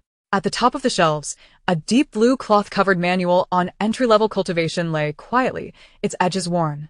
The handwritten characters of the foundational breathing technique on the title page remained vigorous, while a coarse fabric pouch beside it contained spiritual herb seeds. As she pinched the pouch, she could feel the yellow bean-sized seeds rolling gently within. The system panel indicated that the moisture level of the seeds was normal, with no risk of mold, and they could be planted at any time. Su Jing's consciousness swept over the title page of the manual, suddenly recalling the sect leader's instructions and Qing He's smiling face. Her fingertip lingered lightly on the pouch, and she resolved inwardly. Once back at the villa, she would plant the seeds in the cultivation area, vowing not to squander this kindness. After checking the cultivation resources, her consciousness swiftly traversed other areas. In the livelihood zone's refrigeration section, 100 chicks had produced 55 fresh eggs, still nestled in a transparent preservation box marked with the date 20251013. In the freezing section, marinated beef and pre-prepared barbecue skewers were coated with a thin layer of frost, showing no signs of thawing. In the energy zone, 10 flying cars rested on metallic racks, their energy indicators glowing steadily with blue light. 9,000 energy crystals were stored in a sealed box, clearly labeled with an energy density of 85. The weapon zone contained 40 laser guns, all meticulously arranged, with energy cartridges fully stocked beside each weapon, with no omissions or damage. As the countdown displayed 000010, entering the final 10 seconds, Su Jing's consciousness exited the space, and upon opening her eyes, she found herself enveloped by the teleportation array's glow. Unlike the gentle breeze that greeted her upon entering the cultivation instance, This teleportation enveloped her in warmth. The light blue glow transformed into fine particles that surged into her limbs. There were no mechanical roars, no dizziness, only a faint hum in her ears, like the wind rustling through distant mountain forests. When the light particles dissipated and Su Jing opened her eyes, she found herself not on the cold stone surface of the teleportation array, but on the familiar concrete ground of the villa's courtyard nestled in the deep mountains. The golden rays of the setting sun filtered through the sycamore trees on the western side of the yard, casting dappled light upon her shoulders. Infused with the unique warmth of autumn, the solar panels in the yard were still operational, displaying a total power generation of 92 degrees for the day, now stored in the backup battery. Compared to when she left, there was nearly an additional degree of electricity, clearly indicating that the robots were executing their daily operations as instructed. Turning her gaze towards the corner of the yard, she noticed that 2 silver-gray patrol robots were supposed to be patrolling along the trench, yet only one was moving slowly, while the other had veered off and was awkwardly lodged beside the sycamore tree. Its exterior shell bore a distinct scratch that extended from its left shoulder to its right abdomen, exposing the light blue wiring within, some of which showed signs of scorching damage. The camera on the robot's head was still rotating, but it could not walk properly, emitting a static sound of malfunction. The screen displayed warnings of a damaged exterior shell and a jammed left drive wheel. Su Jing hurried over, crouching beside the damaged robot, her fingertip gently brushing the scratch on its exterior. The edges of the scratch were intertwined with dry twig fibers, clearly indicating that during her absence, a branch had been blown down by the wind and struck the robot while it was patrolling, resulting in the damage to its shell and the jammed wheel. She recalled the obstacle avoidance mode she had set before leaving. Perhaps the recent winds in the mountains had been too strong, causing the branches to break suddenly, leaving the robot unable to react in time and leading to its malfunction. Fortunately, only the shell and drive wheel were damaged. The core circuitry remained intact. Su Jing released a sigh of relief, her fingertip gliding over the robot's control panel. Her technological proficiency ability was instantly activated. There was no blinding light. She merely felt a detailed schematic of the robot's repair process unfurling in her mind, from the shell restoration plan to the drive wheel disassembly steps. Even the connections of every single wire within were as clear as a meticulously marked map.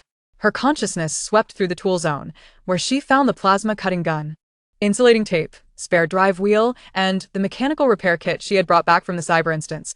All the tools necessary for repairing the damaged robot were present. The system panel displayed a notification: mechanical fault detected, technological proficiency ability activated, real-time repair guidance available, estimated repair time, 30 minutes. At this moment, the sun in the yard gradually sank behind the mountains, painting the sky with a faint orange hue. The malfunctioning robot continued to emit its soft alert, while the other functioning robot patrolled alongside the trench, its red scanning eye beeping as it passed the gasoline barrels. Su Jing stood up, brushing the dust from her pants, her gaze falling upon the still-lit surveillance screen in the direction of the villa's living room. Chapter 59. System Settlement. Crouching in the villa's courtyard, Su Jing had just retrieved the plasma cutting gun from the space, preparing to repair the damaged robot's exterior, when suddenly she felt a vibration from the system panel. A light blue membrane unfurled before her, more radiant than any previous notification, with golden characters at the top indicating the results of the cultivation instance settlement. The content below caused her to halt her actions abruptly. Settlement results. Participant: I am the god of wealth, Zhonghua country, core task completion, 180, exceeding expectations, final ranking, first place rewards, 1. Cultivation resources. Fundamental cultivation techniques. The physical copy has been stored in the space, allowing practice up to the 3rd level of Qi refinement, including breath control, Qi refinement, and an introduction to basic spells. 2. System points. 10,000 points. Automatically transfer to the account. Current total points: 118,503. Space expansion. System space expanded from 150 cubic meters to 200 cubic meters. The additional 50 cubic meters has been allocated to the planting area, 20 cubic meters. Breeding area, 15 cubic meters. Storage area, 15 cubic meters. 4. Additional benefits. The spatial aura sensing function has been unlocked, capable of displaying the surrounding aura concentration in real time, aiding in cultivation. As the system notification faded, Su Jing felt a gentle stream of information flowing into her consciousness. This was the essence of the fundamental cultivation techniques. In comparison to the introduction to cultivation manual previously provided by the Valley Master, this technique was far more systematic, encompassing detailed breath control steps and outlining the aura circulation routes from the first to the third level of qi refinement, as well as including the basic method for forming a protective layer with condensed qi. She promptly rose, temporarily stowing her plasma-cutting gun back into the space, and made her way to the study on the second floor of the villa. This room was the quietest in the entire villa, its windows facing the sycamore tree in the courtyard, free from external noise, ideal for her inaugural attempt at cultivation. On the solid wood desk in the study lay the previous inventory list, which Su Jing pushed aside. Following the description in the fundamental cultivation techniques, she seated herself cross-legged on the cushioned floor, forming the breath control seal with her hands, palms up, thumb and index finger interlocked, the other fingers naturally extended. Closing her eyes to begin adjusting her breath. Although it was not yet the hour of the tiger, the technique indicated that she could adjust her seating to face south, accepting a 10 decrease in aura absorption efficiency without affecting the foundational qi refinement. Thus, she positioned herself towards the south-facing window and slowly shut her eyes. According to the steps outlined in the technique, Su Jing began her breath adjustment. As she inhaled, her tongue lightly touched the roof of her mouth, feeling the airflow entering through her nostrils and descending gently to her abdomen, referred to as the Sea of Qi. Pausing for 3 seconds before guiding the airflow out through her mouth, lowering her tongue simultaneously. During her first attempt, she found it difficult to maintain focus. The airflow dispersed as it reached her chest. After 5 attempts, she gradually found her rhythm.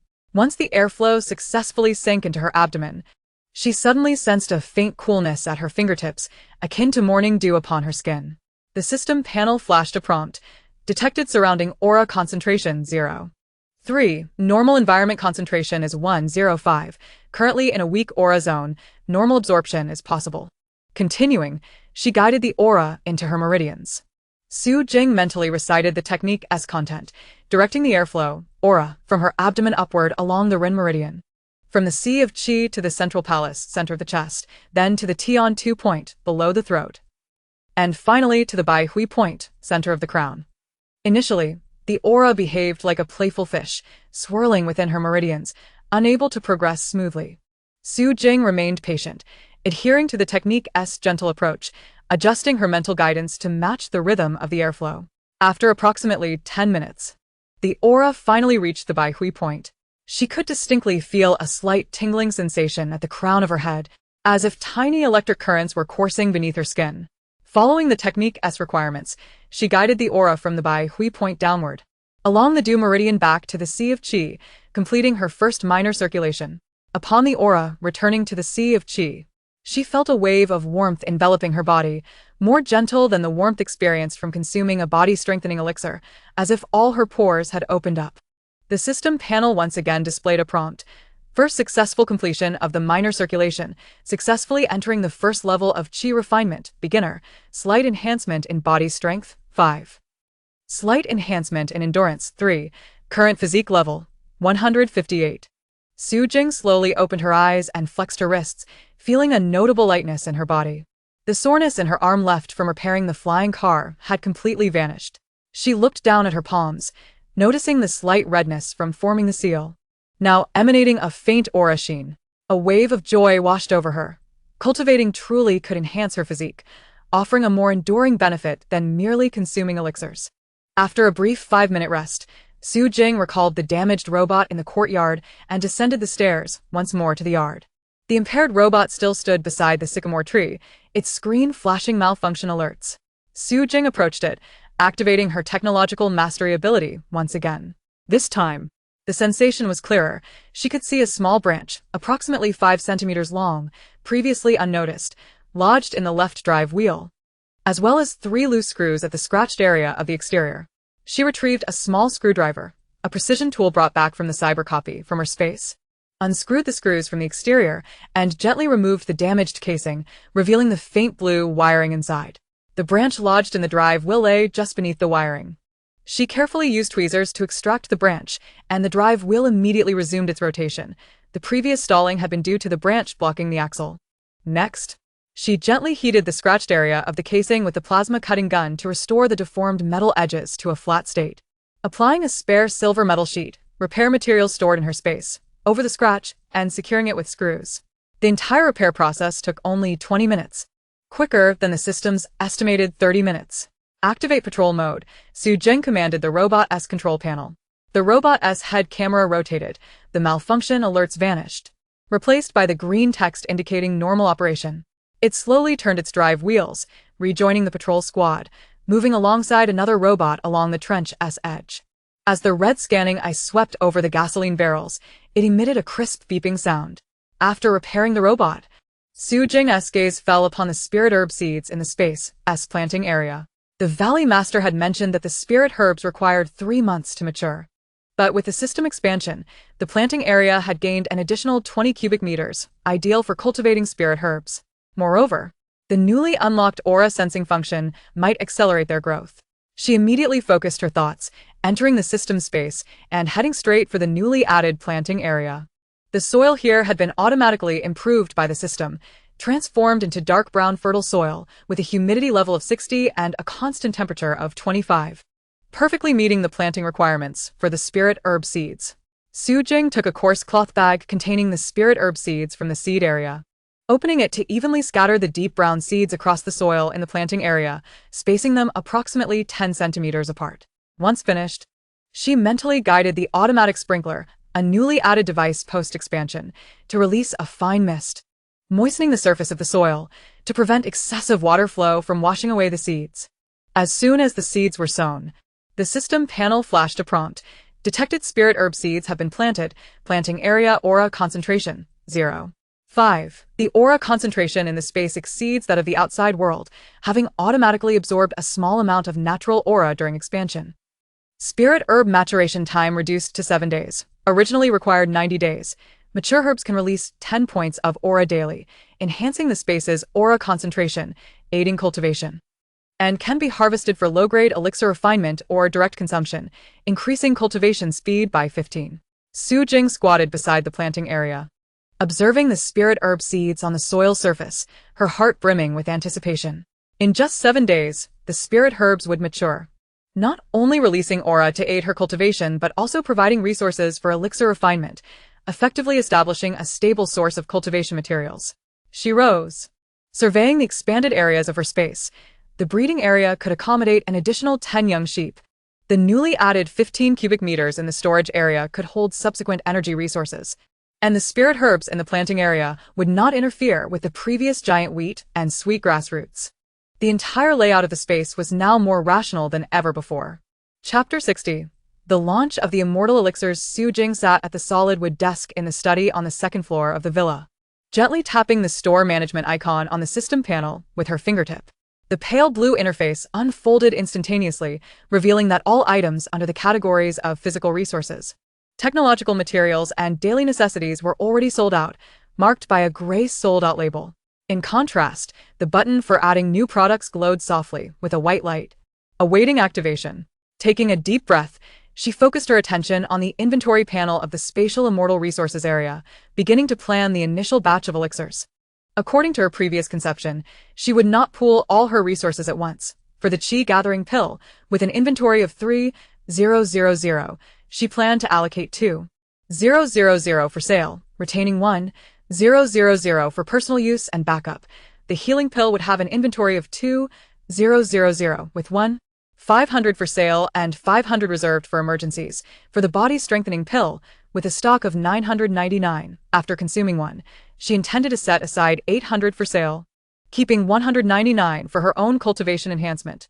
Immortal resources were far more precious than ordinary materials, thus, she needed to control the outflow rate. With this thought in mind, Su Jing clicked on Add New Product, selecting the Elixir category, a newly created category by the system that had not existed before, and began to input the information for the Qi Gathering Pill. Add New Product. Product Name, Qi Gathering Pill. Low Tier. Product Icon, Pale Green Round Elixir. Automatically generated. Product Description, a low-tier elixir from the Immortal World. It enhances endurance and aids in the absorption of spiritual energy, suitable for early-stage cultivation, with no side effects. Pricing, 100 points each inventory. 2,000 purchase limit. No can be purchased multiple times, no upper limit per transaction. The system emitted a confirmation sound, prompting her to verify the product information. She meticulously checked each description, ensuring it did not mention the Immortal dungeon, only referencing the Immortal world, which was factual, without revealing details about the dungeon. The pricing of 100 points per pill was 10 times that of the previous sweetgrass root, 10 points per gene. Aligning with the value of Immortal resources and filtering out participants with insufficient points, thereby preventing a swift sellout. Upon confirming, the Chi Gathering pill successfully appeared under the elixir category, its pale green icon standing out conspicuously among the gray sold-out items. Next came the healing pill. Su Jing followed the same steps to input the information. Add new product. Product name, healing pill, low tier, product icon, light red round elixir, automatically generated, product description, a low-tier elixir from the Immortal world. It accelerates wound healing when applied externally and alleviates internal injuries when ingested, effective against mechanical injuries and beast scratches. Pricing, 100 points each inventory. 1. 500 purchase limit. No. In the description, she intentionally included the effectiveness against mechanical injuries and beast scratches. As many individuals had mentioned in the global channel about injuries sustained in the dungeon, particularly from mechanical guards and beasts, ordinary medicines had slow recovery times. This description would precisely address the demand.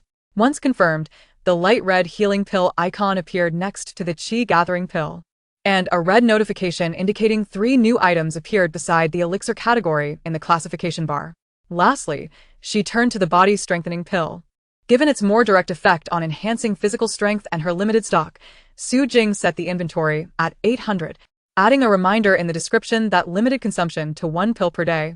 Preventing excessive hoarding.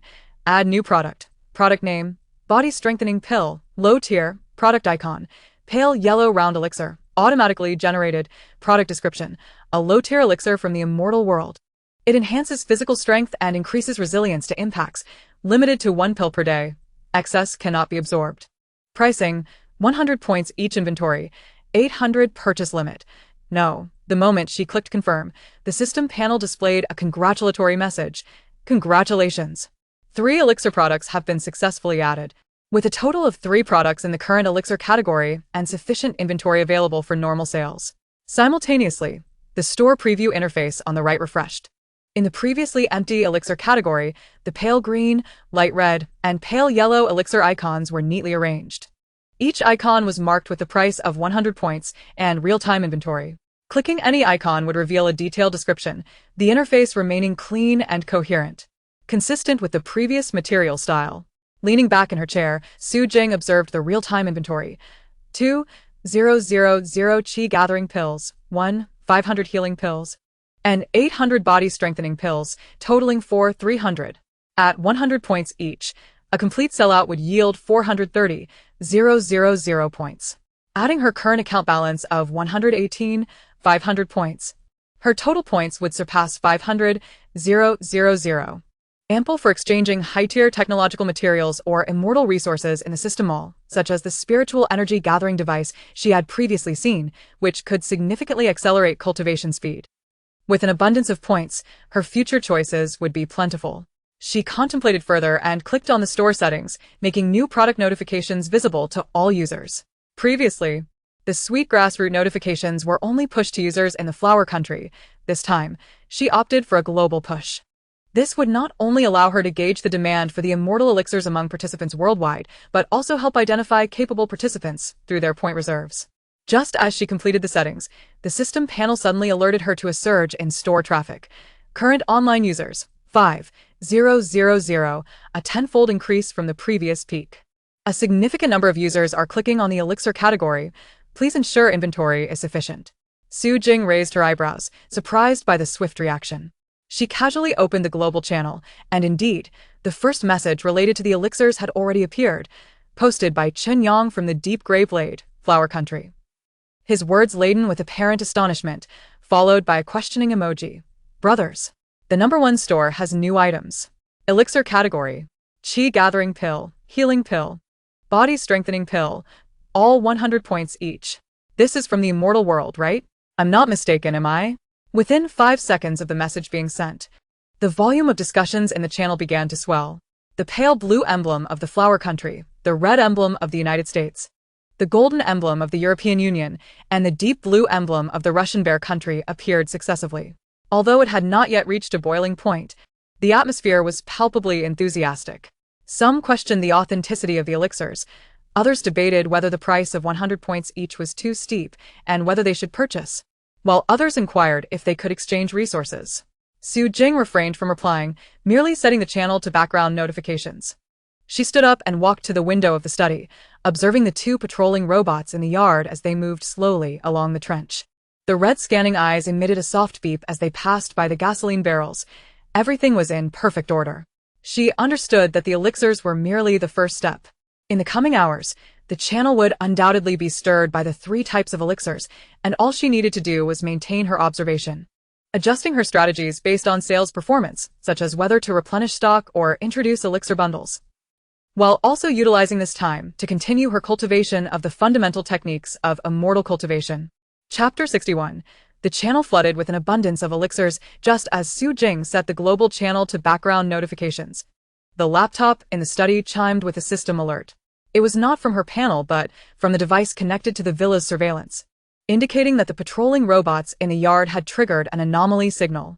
However, before she could check, the system panel erupted with activity. The pale blue emblem of the flower country, the red emblem of the United States, the golden emblem of the European Union, and the deep blue emblem of the Russian Bear country flooded the screen, with dozens of new messages appearing every second. The unread message count jumped from 12 to 999 in an instant, even overshadowing the previously pinned dungeon settlement announcement. Chunyang from the Deep Grey Blade, Flower Country, had his message pinned at the top, followed by a series of astonished emojis. Brothers, I can't be mistaken. Can I? 2,000 chi gathering pills. 500 healing pills. 800 body strengthening pills. This isn't a quantity that an individual could amass, is it?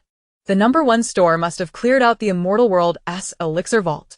Beneath the message, the reply from Zhaoyu, Flower Country, followed closely, brimming with excitement. I just refreshed 3 times. The inventory hasn't decreased much. There are still 987 chi gathering pills. This is simply outrageous. Previously, the core of the cyber dungeon was limited to a mere 50 pieces, yet this time it has surged to over 1,000 elixirs. What is the true identity of the shopkeeper? Discussions in the channel quickly splintered into factions. Some marveled at the abundant inventory, others fretted over insufficient points, while a few had already begun placing orders. Notifications frequently popped up on Su Jing's interface. Your healing elixir, low tier, has been sold, 1 piece. Points, 100, and your energy elixir, low tier, has been sold, 3 pieces, points, 300. The crimson numbers of points danced in the corner of the interface. Within 5 minutes, the stock of energy elixirs plummeted from 2,000 to 1956, healing elixirs from 1,500 to 1,472, and strengthening elixirs from 800 to 789. In the temporary base of the Flower Nation dungeon participants, in an abandoned warehouse on the outskirts of the city, Chunyang was huddled around an antiquated projector, the screen refreshing in real time with the elixir page from the renowned shop.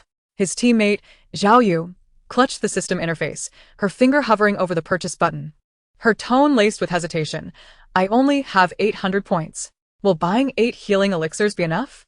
Our teammate, injured by the Elder's Thunder technique at Qingyun's sect, hasn't healed yet and ordinary ointments are ineffective. Buy. You must buy. Chunyang ordered, tapping her shoulder and pointing to the screen where it described the elixir's effectiveness against beast-inflicted wounds. Have you forgotten how Xiao Li's arm was clawed by the blue wolf? It has become infected. At 100 points each, these elixirs are undeniably worth it. I have 1,200 points left. Let us purchase 12 energy elixirs as well. They will surely come in handy in our next dungeon run. Zhaoyu gritted her teeth and clicked to purchase 8 healing elixirs. An interface promptly appeared asking for confirmation to spend 800 points. After confirming, within 3 seconds, a transparent jade vial manifested in her palm, containing 8 pale red healing elixirs, the bittersweet aroma wafting through the air. It really came through, she exclaimed, raising the vial in delight, as her teammates gathered around, their eyes gleaming with anticipation. I have points too. I'll buy 5 energy elixirs. In a repurposed automotive factory in the United States, Jack slammed the system interface onto a grease-stained metal table. silver gears rolling off the edge. His teammate, Tyler, clutched his blood-soaked arm, still oozing from a claw wound inflicted by the blue wolf the previous day. 100 points each. This is a robbery. Jack's voice seethed with anger, yet he couldn't help but fixate on the strengthening elixirs displayed on the panel. With a physical level of only 8, lower than that of an average adult, consuming a strengthening elixir would allow him to confront beasts without fear. But we only have 3,000 points. We can buy at most 30, which isn't enough to distribute among the team. Tyler frowned, his fingertip tracing the 72 elixirs sold, noting that the Flower Nation participants were purchasing the fastest. If they hesitated any further, they might miss out. Jack clenched his fists, staring at the purchase button, ultimately refraining from clicking it. He wanted to wait and observe the effects of others' purchases before deciding, unaware that the inventory was dwindling by 5 every minute. With strengthening elixirs already down to 753. In an underground medical shelter in the European Union, Emily sat in a command room permeated by the scent of disinfectant, the holographic display showcasing the inventory of elixirs and their team's total points, 15,000, sufficient to acquire 150 elixirs. Her assistant, Lucy, pointed at the description of the healing elixirs, urgency in her voice. We have 12 injured in the shelter, all harmed by mechanical sentinels. Ordinary anti-inflammatories are ineffective. If we could procure healing elixirs, they could regain their combat capabilities swiftly. Let us buy 50 healing elixirs, 80 energy elixirs, and reserve 20 points, Emily instructed, her fingers flying across the interface. After confirming the purchase, a small silver box appeared in her palm. Upon opening it, she found 50 pale red healing elixirs and 80 light green energy elixirs, neatly arranged. The system notified her that the items had been transmitted and were ready for distribution. She handed the box to Lucy. Administer these to the injured immediately and monitor their recovery. If the results are favorable, we will procure more. In a Siberian energy warehouse of the Russian Bear Nation, Ivan leaned against a metal rack piled high with diesel barrels, toying with an energy crystal while the system panel displayed the elixir page. His subordinate, Wolf, stood nearby, holding a points tally. We currently have 8,000 points. Enough to buy 80 elixirs. Should we prioritize energy elixirs or healing elixirs?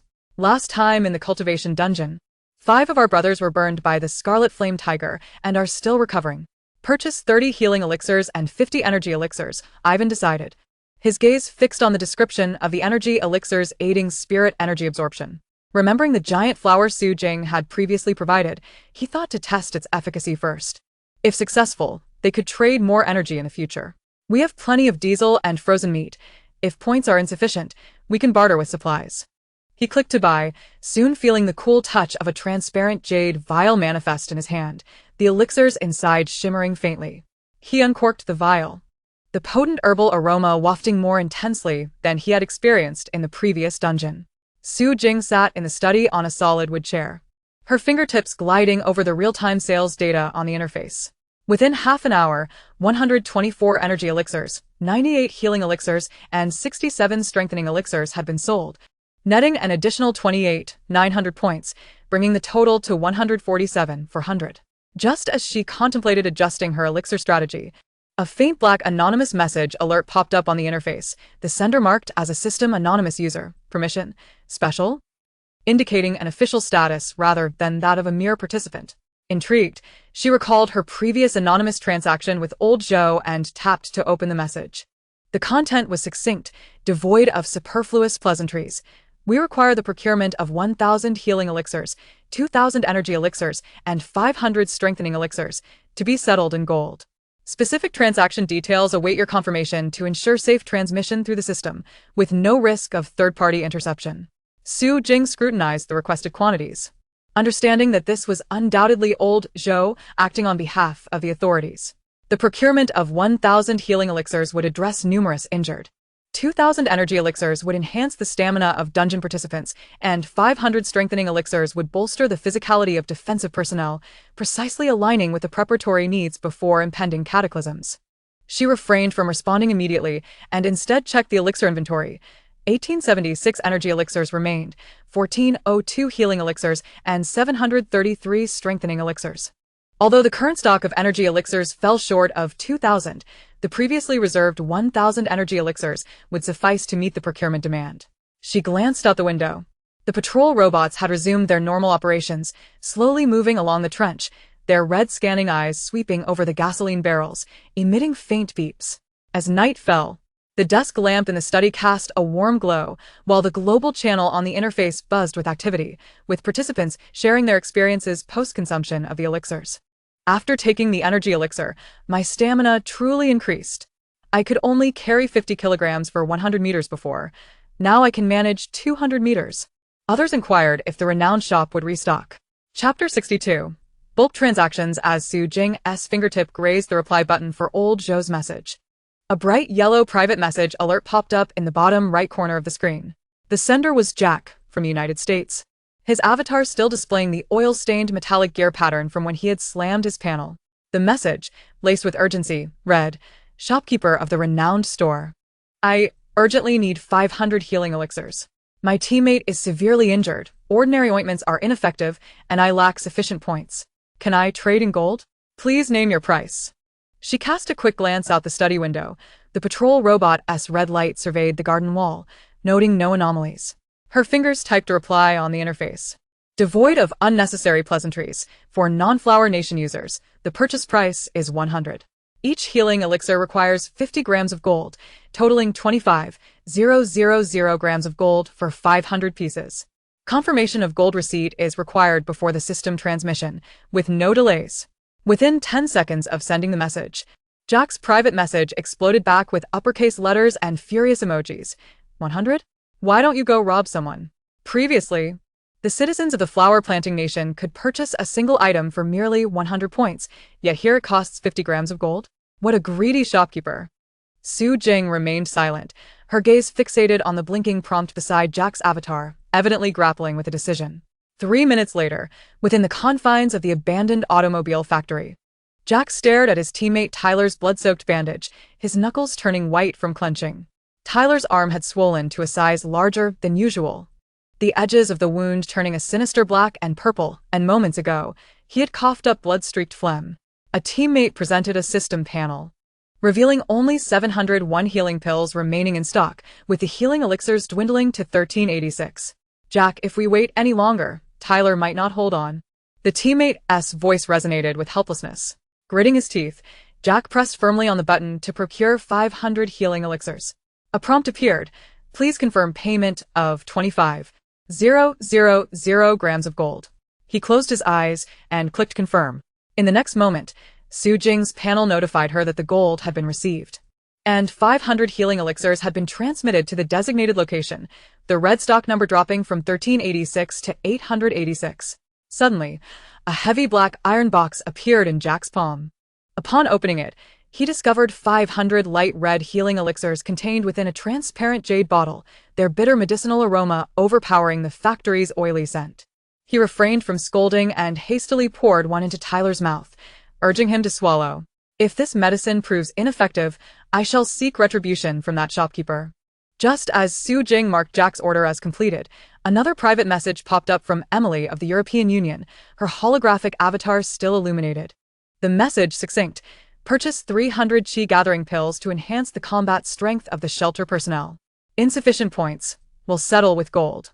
May I inquire the price for non-Flower Planting Nation users? Recalling Emily's rationality during her previous purchases, she replied more directly. The non-Flower Planting Nation purchase price for chi gathering pills is 10, with each costing 30 grams of gold. Therefore, 300 pills total 9,000 grams of gold. Once confirmed, they will be transmitted immediately.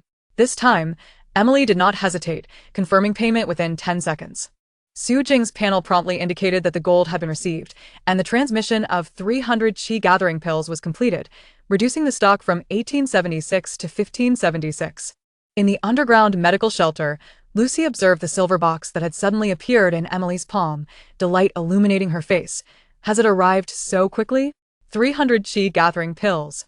Just enough to distribute to the patrol team. Emily opened the box, the pale green chi gathering pills glimmering softly. She handed one to Lucy. Administer this to the frontline team members first, and document their physical changes. We will then decide whether to procure more. After processing the 2 orders, Su Jing was about to take a sip of water when the global channel was suddenly inundated with messages from the Flower Planting Nation. Chun Yang's excited post included a photo of his teammate, brothers. The officials have just distributed the I am the god of wealth elixirs at our base. Little Li, who was previously injured by the thunderstrike of the Qingyun sect elder, consumed 2 healing elixirs and can walk today. His wounds have scabbed. Below the message, Zhao Yu quickly replied, attaching a short video in which she lifted a 50-kilogram metal block with ease. The body strengthening pill is incredible. My strength has increased by at least 30. I could barely carry this iron for 50 meters before. Now I can do 100. The I am the god of wealth elixir is truly a savior in this apocalypse. The channel erupted in excitement, with users from the flower planting nation showcasing their received elixirs, while non-flower planting nation users expressed their envy. Jack, upon seeing Chen Yang's message, gripped the jade bottle tighter, though he refrained from further complaints. Emily's assistant Lucy also noticed and whispered to Emily, the prices for flower planting nation users are shockingly low. We paid significantly more. Emily remained silent, her eyes fixed on the stock numbers of the chi gathering pills, fully aware procuring the elixirs at all was a stroke of luck. Compared to the combat strength of her team members, spending a bit more gold was inconsequential. She commanded Lucy, distribute the chi gathering pills, ensuring the team consumes them tonight, and commence training first thing tomorrow. We must swiftly enhance our combat capabilities to tackle the upcoming dungeon. Su Jing observed the discussions in the channel. Her fingers gliding across the panel indicating the gold had been deposited into the system, sufficient to support the cultivation of spiritual herbs thereafter. She closed the panel, rising to walk toward the spatial transmission portal in the corner of the study, where freshly harvested spiritual herbs were neatly stacked, emanating a faint aura. While processing the orders, she had already resolved that once this batch of transactions concluded, she would begin practicing the foundational cultivation techniques. The aura of the spiritual herbs was ample to support her breakthrough into the first layer of chi refining, and her physical data on the panel was due for an update. Su Jing raised her hand to caress the leaves of the spiritual herbs, feeling a cool touch on her fingertips, fully aware the elixir transactions were merely the beginning. Chapter 63. Formal cultivation. Su Jing sat cross-legged on a soft mat in the study on the second floor of the villa, her fingers gently caressing the deep blue fabric of the Foundational Cultivation Techniques book, which still retained the faint fragrance of the spiritual herbs, remnants from yesterday's planting. She adjusted her posture, facing the southern window, and formed a standard breathing seal with her hands, palms upward, thumb and index finger interlocked. While the other 3 fingers relaxed naturally, this was the standard starting position for drawing qi into the body. As she closed her eyes, she concentrated her mind and sank into the spatial planting area, where the 20 cubic meters of soil had already sprouted fine green shoots, each emanating a soft blue light, resembling fragments of stars scattered across the earth. A system panel popped up, indicating spiritual herb seedlings have survived, releasing 10 points of spiritual energy daily.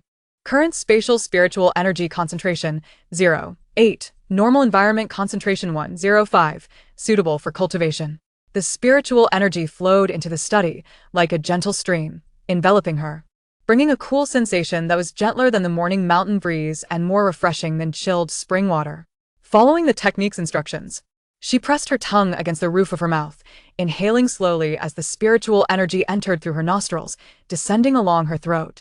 Upon reaching the Tanzhong acupoint, she could distinctly feel a faint warm current circulating at the acupoint, unlike the earlier chaotic sensation during her initial entry. Patiently, she guided this warm current downward, traversing the dantian, ultimately reaching the sea of qi acupoint. After lingering for 3 seconds, she used her mind to propel the warm current back upward, completing the small circulation through the run and du meridians. During the first cycle, the warm current still bore some sluggishness, experiencing a slight pause when passing through the Nei Guan acupoint at her wrist. Yet, as spiritual energy continued to surge in from the space, the warm current gradually became smoother. The spiritual energy released by the spiritual herbs was purer than that of the surrounding environment, requiring nearly no filtration for direct absorption. In a mere half an hour, Su Jing completed 10 cycles of small circulation, with the spiritual energy in her sea of qi acupoint resembling a clear spring, gently rippling and radiating blue light. It was time to attempt a breakthrough into the first layer of qi refining. Su Jing silently recited in her mind, following the steps of the qi refining technique to draw out all the spiritual energy from the sea of qi acupoint. coalescing it into a current 3 times thicker than before, slowly impacting the barrier of the first layer of qi refining. When the current collided with the barrier, she felt a slight swelling in the meridians of her arms, as if tiny insects were moving beneath her skin, yet there was no pain. The purity of the spiritual energy from the herbs helped her avoid the typical discomfort faced by ordinary cultivators during breakthroughs. On the third impact of the barrier, a soft crack resonated within her consciousness, not a physical sound, but the sensation of the meridian barrier fracturing. Instantly, spiritual energy surged into the broader meridians, flowing like a torrent breaching a dam, swiftly circulating through the Ren and Du meridians before returning to the Sea of Qi acupoint, which could now accommodate twice the amount of spiritual energy as before, with the emitted blue light transforming from pale blue to pearlescent white. Su Jing slowly opened her eyes, her palms still forming the breathing seal, yet she could distinctly feel the changes within her body. The icy sensation in her fingertips had vanished, replaced by a steady warmth radiating from the Sea of Qi acupoint throughout her limbs. The lingering soreness from repairing the robot had completely dissipated, and even her breathing felt more prolonged, with each inhalation allowing her to feel the airflow reaching deep into her lungs, while exhalation gradually expelled the impurities. The system panel emitted a timely notification sound, and a soft blue light membrane unfurled before her. Congratulations!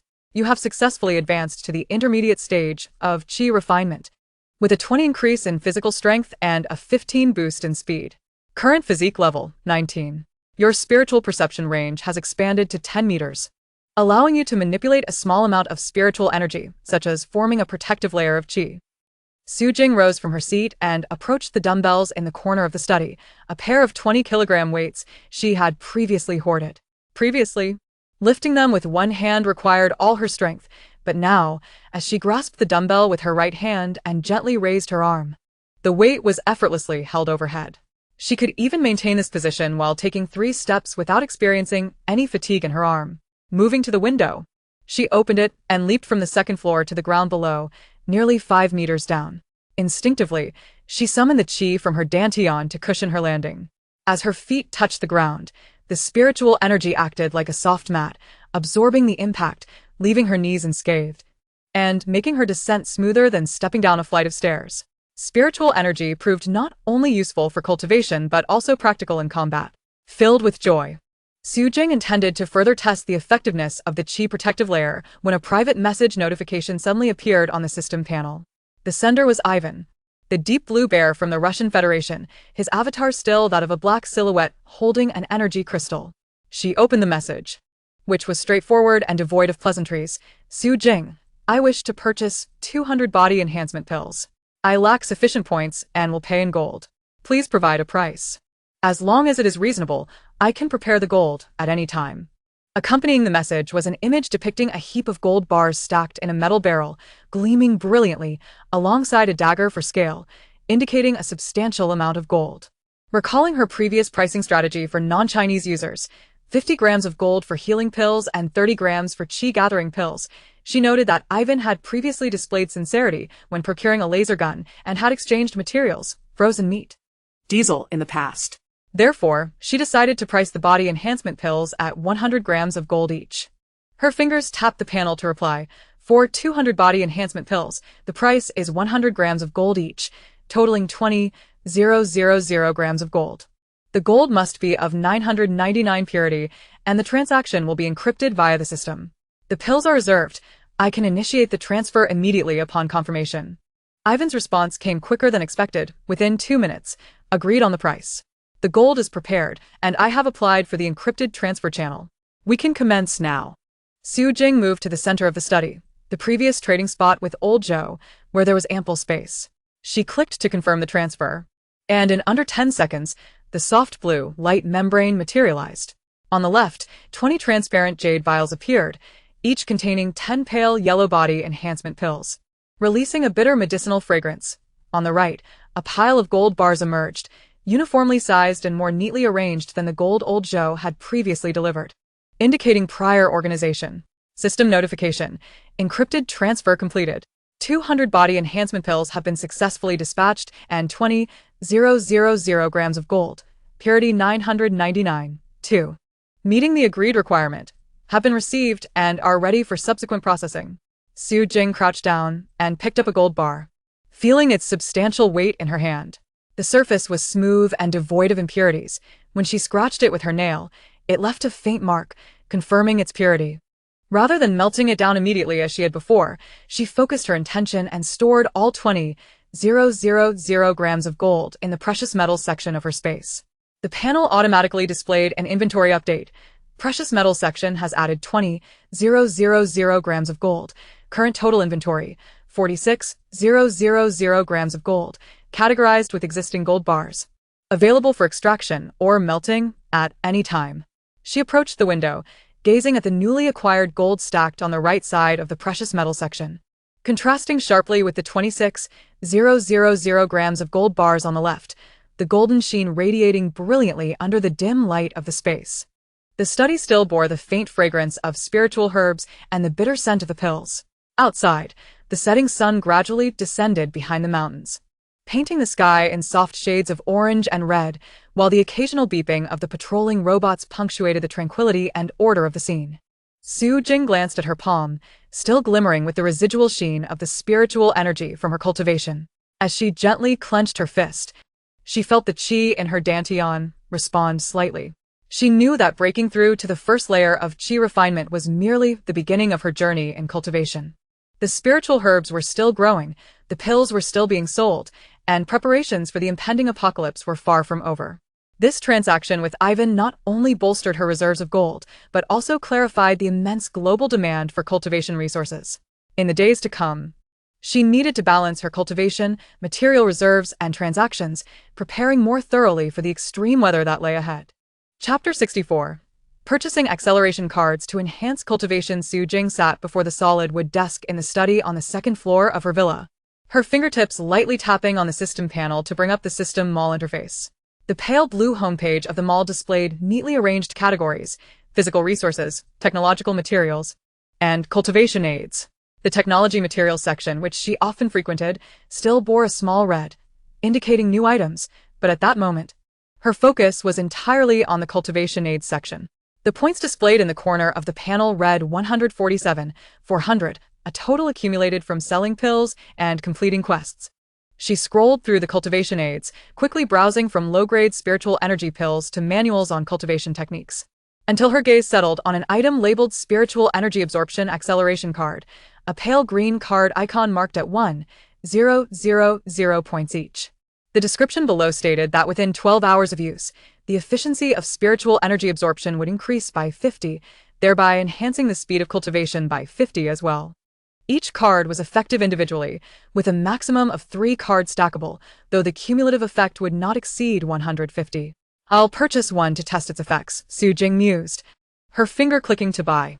The panel promptly displayed a confirmation prompt. Do you wish to consume 1,000 points to purchase one spiritual energy absorption acceleration card? She clicked to confirm, and the points immediately adjusted from 147,400 to 146,400, with a pale green virtual card automatically added to her inventory. Without hesitation, she clicked to use it, and the system notification sounded. Spiritual energy absorption acceleration card activated. Cultivation speed increased by 50 and spiritual energy absorption efficiency raised by 50 for 12 hours, effective until October 14, 2025, 6 o'clock. At the moment of activation, Su Jing felt a shift in the airflow around her. The spiritual energy from the spiritual herbs that had lingered in the study was drawn by an unseen force, flowing noticeably faster. The qi that had previously required deep inhalation to absorb now filled her lungs with a gentle breath, the cool sensation swiftly descending down her throat. Far smoother than before. She promptly adjusted her posture, forming the appropriate mudra, and closed her eyes to enter a state of cultivation. As her consciousness entered the space, she observed that the spiritual herbs in the planting area had grown considerably since yesterday, with tender green shoots reaching heights of 5 centimeters. The elongated leaves shimmered with a faint blue glow, each one gradually releasing spiritual energy. The system notified her. The growth status of the spiritual herb seedlings is good, currently releasing 12 points of spiritual energy daily, an increase of 2 points compared to yesterday, and the spatial concentration of spiritual energy remains stable at 0.9. The effect of the acceleration card became apparent. The spiritual energy released by the herbs barely reached the air above the planting area before Su Jing's consciousness swiftly drew it in, flowing into her dantian like a stream converging with the ocean. What previously took 10 seconds to complete a cycle of spiritual energy now only required 6 seconds. A visible improvement in efficiency. Following the foundational steps of cultivation, Su Jing guided the qi to complete the minor circulation cycle. Previously, during her breakthrough to the first layer of qi refinement, she could only complete 10 cycles in half an hour. Now, with the aid of the acceleration card, she astonishingly completed 15 cycles in the same time frame. The spiritual energy in her dantian deepened from a luminous white to a pale blue, resembling a flowing body of blue water, gently rippling with fine waves of qi. She could distinctly sense that the capacity of her dantian had doubled since her breakthrough, with a higher density of spiritual energy. A mere flick of her fingertip allowed her to summon 30 more qi than before. It was time to attempt a breakthrough to the second layer of qi refinement. Su Jing silently recited in her heart, drawing forth all the pale blue spiritual energy from her qi, coalescing it into a stream twice as thick as when she had previously broken through a barrier. This ethereal current, imbued with a faint azure glow, flowed through her meridians with almost no sensation of stagnation. The prior feeling of expansion during her initial breakthrough transformed into a gentler, more comforting pressure. She directed the flow toward the barrier of the second layer of qi refinement.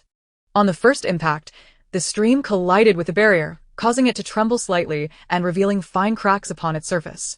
On the second strike, Su Jing infused the newly released spiritual energy from her spirit herb into the stream, instantly thickening it. A soft explosion resonated in her consciousness as the barrier shattered in response. The pale blue spiritual energy surged forth like a flood breaching its dam, flooding into the broader meridians. After rapidly circulating 3 times through the Ren and Du meridians, it returned to her qi, which could now accommodate the deep blue spiritual energy, glimmering with a lustrous sheen, purer and denser than the previous pale blue.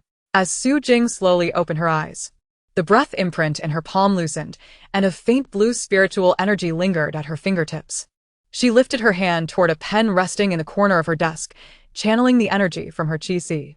The pen wobbled slightly before levitating to a height of 10 centimeters above the desk, hovering for 5 seconds before gently descending. To her astonishment, she had managed to manipulate an object over a short distance. A wave of excitement washed over her as the system panel chimed with a notification. Congratulations! You have successfully broken through to the second layer of qi refinement, early stage. Your body strength has increased by 15, speed by 10. Current physique level, 22.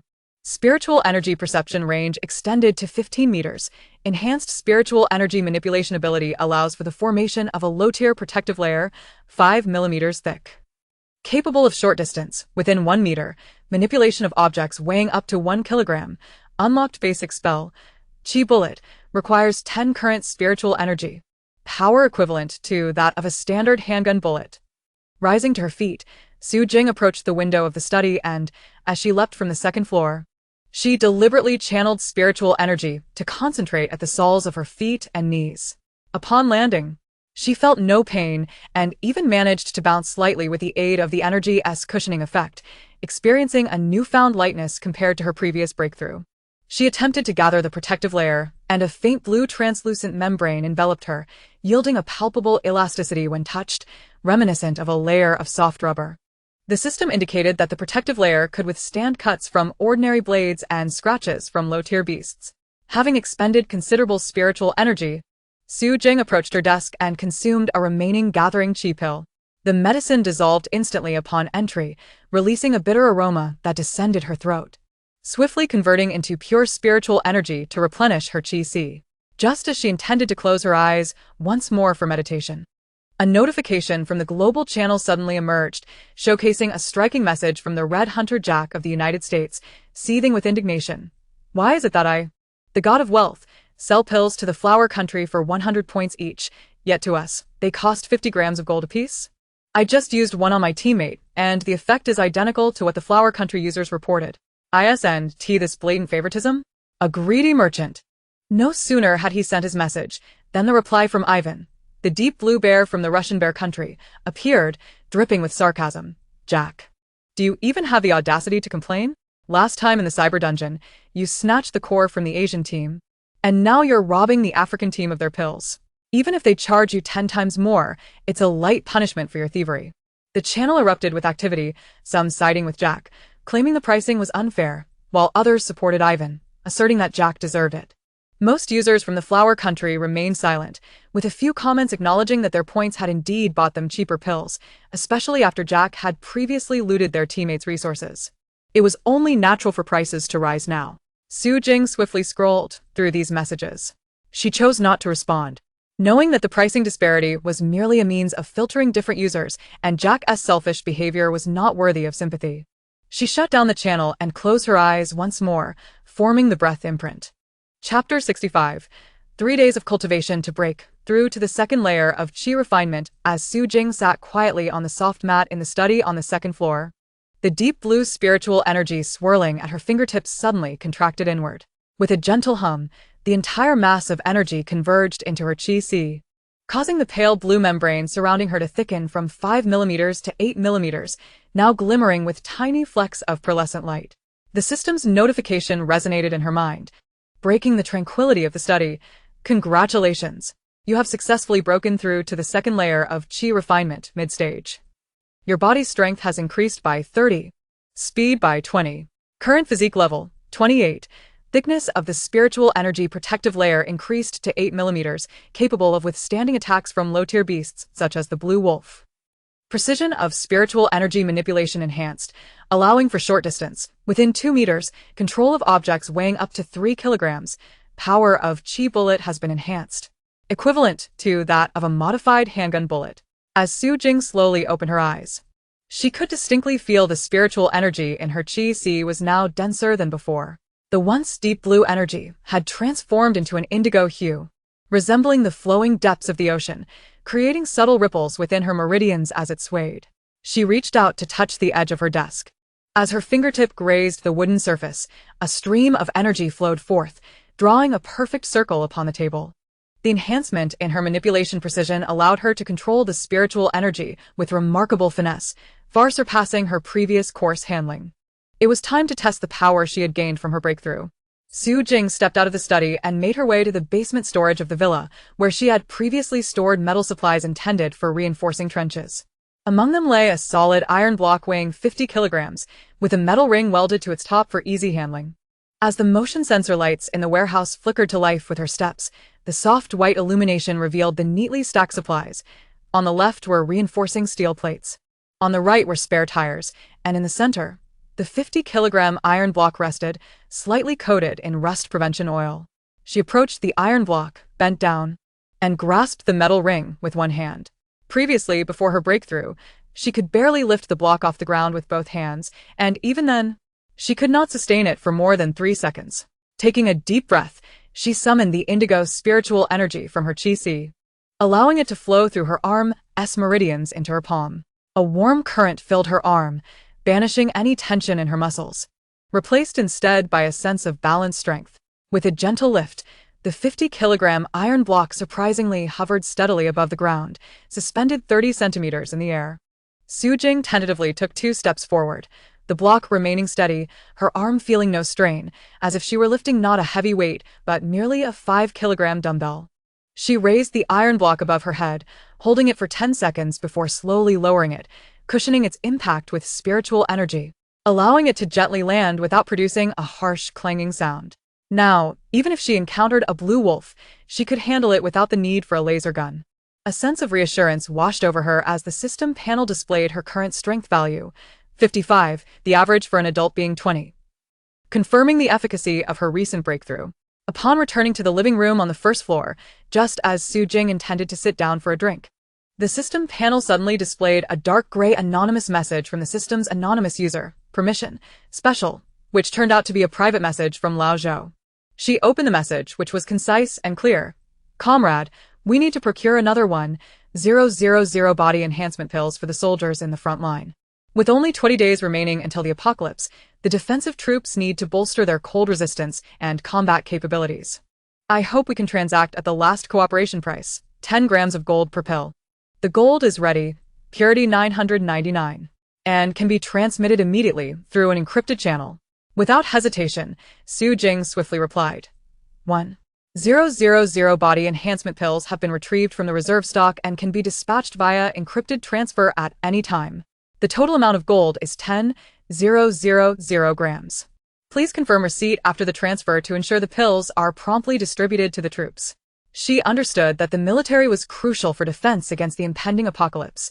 Supplying at the original price was both a support for official preparations and a contribution to overall safety in the face of disaster. The high prices previously charged to non-flower country users were due to there being primarily private teams, while official procurement aimed at collective needs, thus differing in nature. An encrypted channel has been activated and the transmission command has been dispatched, expected to complete in 15 seconds. Lao Zhou's response came swiftly. Su Jing immediately walked to the spacious area in the center of the living room, ample enough to accommodate the volume of the elixirs and gold. After 15 seconds, a pale blue light membrane unfolded before her. On the left side of the membrane were 100 transparent jade vials, each containing 10 pale yellow fitness elixirs. Their bodies labeled as fitness elixirs low tier, and a bitter herbal fragrance instantly filled the air. On the right side lay 100 neatly arranged blocks of gold, each weighing 100 grams, glimmering with the soft luster characteristic of 999 pure gold, forming a small mound. System notification. Encrypted transmission complete. Successfully sent 1,000 fitness elixirs and received 10,000 grams of gold. Purity 9,995 as agreed. Precious metal inventory updated. Current total gold 99,700 grams. Categorized and stored. Available for immediate withdrawal or smelting. Su Jing crouched down, lifting a piece of gold, its weight substantial, the surface smooth and devoid of impurities. She traced her fingertip along the edge, finding no burrs, a testament to its meticulous cutting. Focusing her thoughts, she stored all 100 pieces of gold into the inventory panel of the precious metal area, where the real-time update displayed, alongside the previously stacked gold bars. These 100 pieces were added, automatically classified as official procurement gold, distinctly separated from the gold acquired through international transactions, with a label marked 20251015 for military physical enhancement, facilitating future traceability. Approaching the window, Su Jing observed the patrolling robots in the yard. They moved slowly along the trenches, their red scanning eyes emitting beeping detection sounds as they passed over reinforced steel plates, while the solar panels glimmered warmly in the evening sun. She recalled the resource area in her space.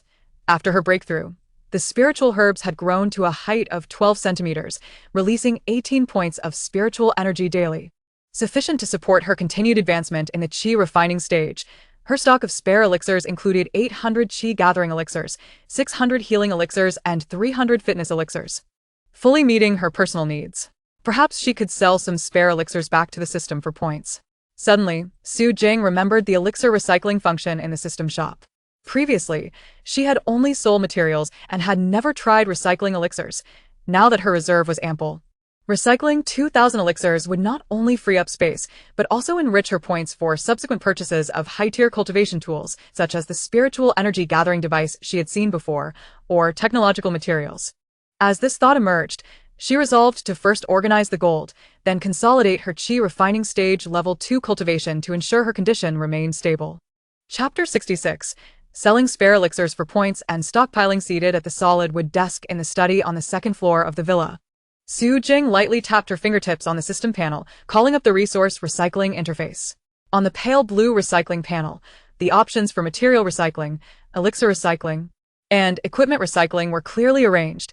She clicked on elixir recycling, and the panel instantly refreshed, displaying the types of elixirs available for recycling and their respective prices. Qi gathering elixir 15 points each, healing elixir 15 points each, fitness elixir 20 points each. With no limit on the quantity, supporting bulk selection. She opened the spare inventory panel in the space cultivation resource area. 800 qi gathering elixirs, 600 healing elixirs, and 300 fitness elixirs, totaling 1,700 elixirs, still short of the planned 2,000 by 300. Without hesitation, Su Jing withdrew 300 qi gathering elixirs from the retail inventory, with 1,656 remaining. It would not affect future sales, to assemble a total of 2,000 elixirs, 1,100 qi gathering elixirs, 600 healing elixirs, and 300 fitness elixirs. Confirm recycling of 2,000 low-tier elixirs. After recycling, she would receive 30,000 points, and the elixirs would be permanently deducted from her inventory, non-reversible. The system prompted a confirmation, and Su Jing clicked to confirm. The panel flashed with a pale green effect, and the 2,000 elixirs in her space transformed into data streams that vanished. Simultaneously, the point total in the corner of the panel rapidly changed from 146,400 to 176,400 with a clear notification from the system. Elixir recycling complete. Successfully recycled 1,100 chi gathering elixirs, 600 healing elixirs, and 300 fitness elixirs, earning 30,000 points. Current total points, 176,400, available for purchases in the system shop. Su Jing gazed at the points total, calculating her subsequent purchasing plans. 170,000 points would be sufficient to buy 3 spiritual energy absorption acceleration cards, along with stockpiling high-tier technological components, such as enhanced energy cores for laser guns. She clicked on the technology materials section of the system shop, and indeed found the previously marked new enhanced energy cores priced at 500 points each, described as compatible with all low-tier laser guns, increasing power by 30 and extending the effective range by 50 meters. She refrained from placing an order for now, intending to wait until she tested the compatibility of the laser gun with her cultivation techniques before making purchases according to her needs. Just as she closed the shop interface, a new message notification from the global channel popped up, indicating 99 new messages. The Golden Nightingale, EU. Emily's comment was pinned to the top. Laced with evident frustration, we in the EU wish to establish an emergency elixir stockpile to address injuries and enhance physical capabilities in the impending apocalypse. But the pricing of elixirs from the Premier Store is exorbitantly high for non-Flower Nation users. 30 grams of gold for chi gathering elixirs, 50 grams for healing elixirs. Our budget is limited, and we can only afford to purchase 500 elixirs, which is utterly insufficient. Within 10 seconds of her message, a response from the dark gray blade, Flower Nation, Qinyang appeared, dripping with unabashed sarcasm. Emily, whose fault is that? When the Flower Nation issued the apocalypse recall order, urging overseas citizens to return, you in the EU questioned us for inciting panic. Now you realize the importance of elixirs? If you had maintained cooperation with us earlier, perhaps you could have secured a better price. The channel erupted into lively chatter, with pale blue Flower Nation users, deep blue Bear Nation users, and red American users chiming in. Pale blue Flower Nation user 087. We can buy them for only 100 points each. Converting that to gold comes out to less than 1 gram. You didn't T-side with us earlier, so you're getting what you deserve now. Deep blue Bear Nation Ivan. I once traded frozen meat for a laser gun. If you were more sincere, the shop owner might have given you a discount. Your EU always holds itself high. It's no wonder the prices are steep. Red Hunter Jack, America exactly. I spent 25,000 grams of gold on 500 healing elixirs, which is even pricier than yours. I'm a god of wealth, so I favor the Flower Nation. Golden EU user 121. We're not being arrogant. We just didn't realize how crucial elixirs were before. Now that the apocalypse is approaching, can we negotiate with the shop owner for a price reduction? Su Jing swiftly skimmed through these messages, refraining from commenting on the pricing disparities, which served as a filter for cooperation attitudes and a safeguard for Flower Nation users. The EU's prior skepticism indeed did not meet the criteria for favorable collaboration. She closed the channel and walked towards the entrance of her space, intending to check on the growth of the spiritual herbs she had previously planted. As her consciousness sank into the planting area of the space, Su Jing was immediately captivated by the scene before her. On the 20 cubic meters of planting land, 100 spiritual herbs had fully matured. The herbs had grown to a height of 30 centimeters, with slender leaves exuding a pulley blue glow and tiny golden veins adorning the edges of each leaf, each slowly releasing a rich spiritual energy. The system prompted. 100 spiritual herbs matured, releasing 30 points of spiritual energy daily, 3 points per herb. Current spiritual energy concentration in space, 12. After harvesting, they can be replanted, with a 7-day maturity cycle supporting continuous cultivation. She directed the automatic harvesting robot in the space, a newly added device after expansion, with her thoughts. The silvery robot slowly emerged from the corner of the planting area, its mechanical arm wielding a cutting blade that glimmered with a pale blue light. It precisely cut 1 centimeter from the root of the spiritual herbs, avoiding damage to the roots. System prompt. Preserving the roots shortens the next maturity time to 5 days. The harvested spiritual herbs were automatically transmitted to the adjacent drying rack for dehydration. Once dehydrated, they can be stored long-term, used for elixir refinement or direct consumption. The entire process was orderly and completed the harvesting of 100 spiritual herbs in under 10 minutes. Upon the completion of the harvest, new spirit herb seeds were promptly sown to ensure a continuous supply of spiritual energy. Su Jing issued commands to the robot, observing as the seeds were evenly scattered across the soil. An automatic sprinkler released a fine mist of water, saturating the earth, which brought her a sense of reassurance.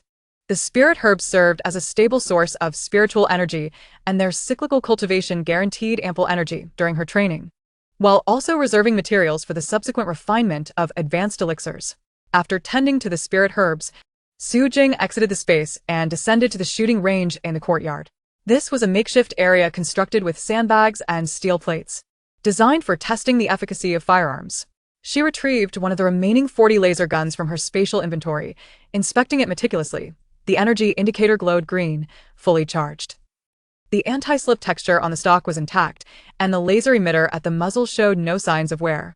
Taking a deep breath, Su Jing directed the indigo spiritual energy from her energy sea through her arm's meridians, enveloping her wrist and arm in an invisible membrane, instantly eradicating any potential tremors.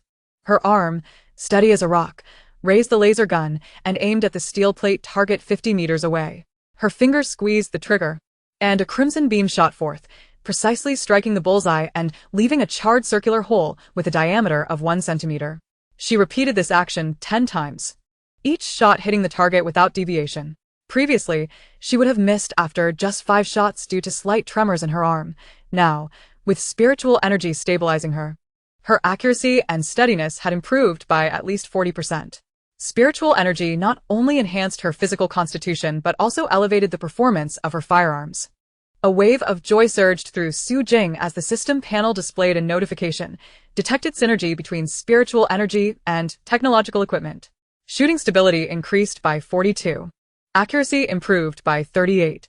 You may attempt to condense spiritual energy around the firearm for further enhancement. Chapter 67. Official order for nationwide shelter with only 7 days until the apocalypse. Su Jing promptly accessed the management backend of the foremost store in her study on the 2nd floor of the villa. The pale blue product interface displayed the remaining quantities of spirit pills. 1. 656 gathering pills. 1. 472 healing pills, and 789 body strengthening pills. With swift movements of her fingertips, she set all the pills to be removed from sale and posted a soft gray announcement on the store's homepage.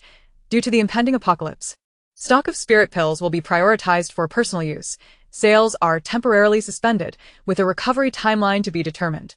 Once the items were taken down, she navigated to the resource area of her spatial inventory, reserving enough spirit pills for personal use, 500 gathering pills for daily training assistance, 300 healing pills for emergencies, and 200 body strengthening pills for maintaining physique. The remaining retail stock was transferred into an emergency reserve area, stored separately from her previous backup pills. A notification appeared on the system panel. Sales of spirit pills have ceased. Current personal use and emergency reserves are sufficient to meet initial demands of the apocalypse.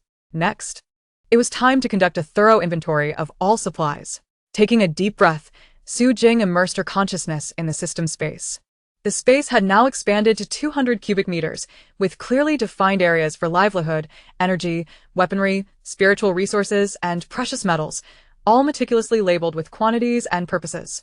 In the livelihood area, alongside the 50 million units of supplies she had stockpiled earlier, including rice, flour, cooking oil, compressed biscuits, bottled water, etc., there were additional supplies exchanged through the system from other countries. 500 tons of rice and flour neatly arranged on moisture-proof shelves, each bag weighing 50 kilograms and labeled with a 2025 production date, boasting a shelf life of 3 years. 500 tons of meat and seafood stored in the expanded freezing area, categorized into beef, pork, frozen shrimp, and ribbon fish, all maintained at a stable temperature of -18 degrees Celsius to ensure freshness. There was even 1,000 tons of frozen lamb exchanged from the Russian Bear Nation, specifically intended to provide caloric sustenance in extreme cold weather. The energy reserves were equally ample.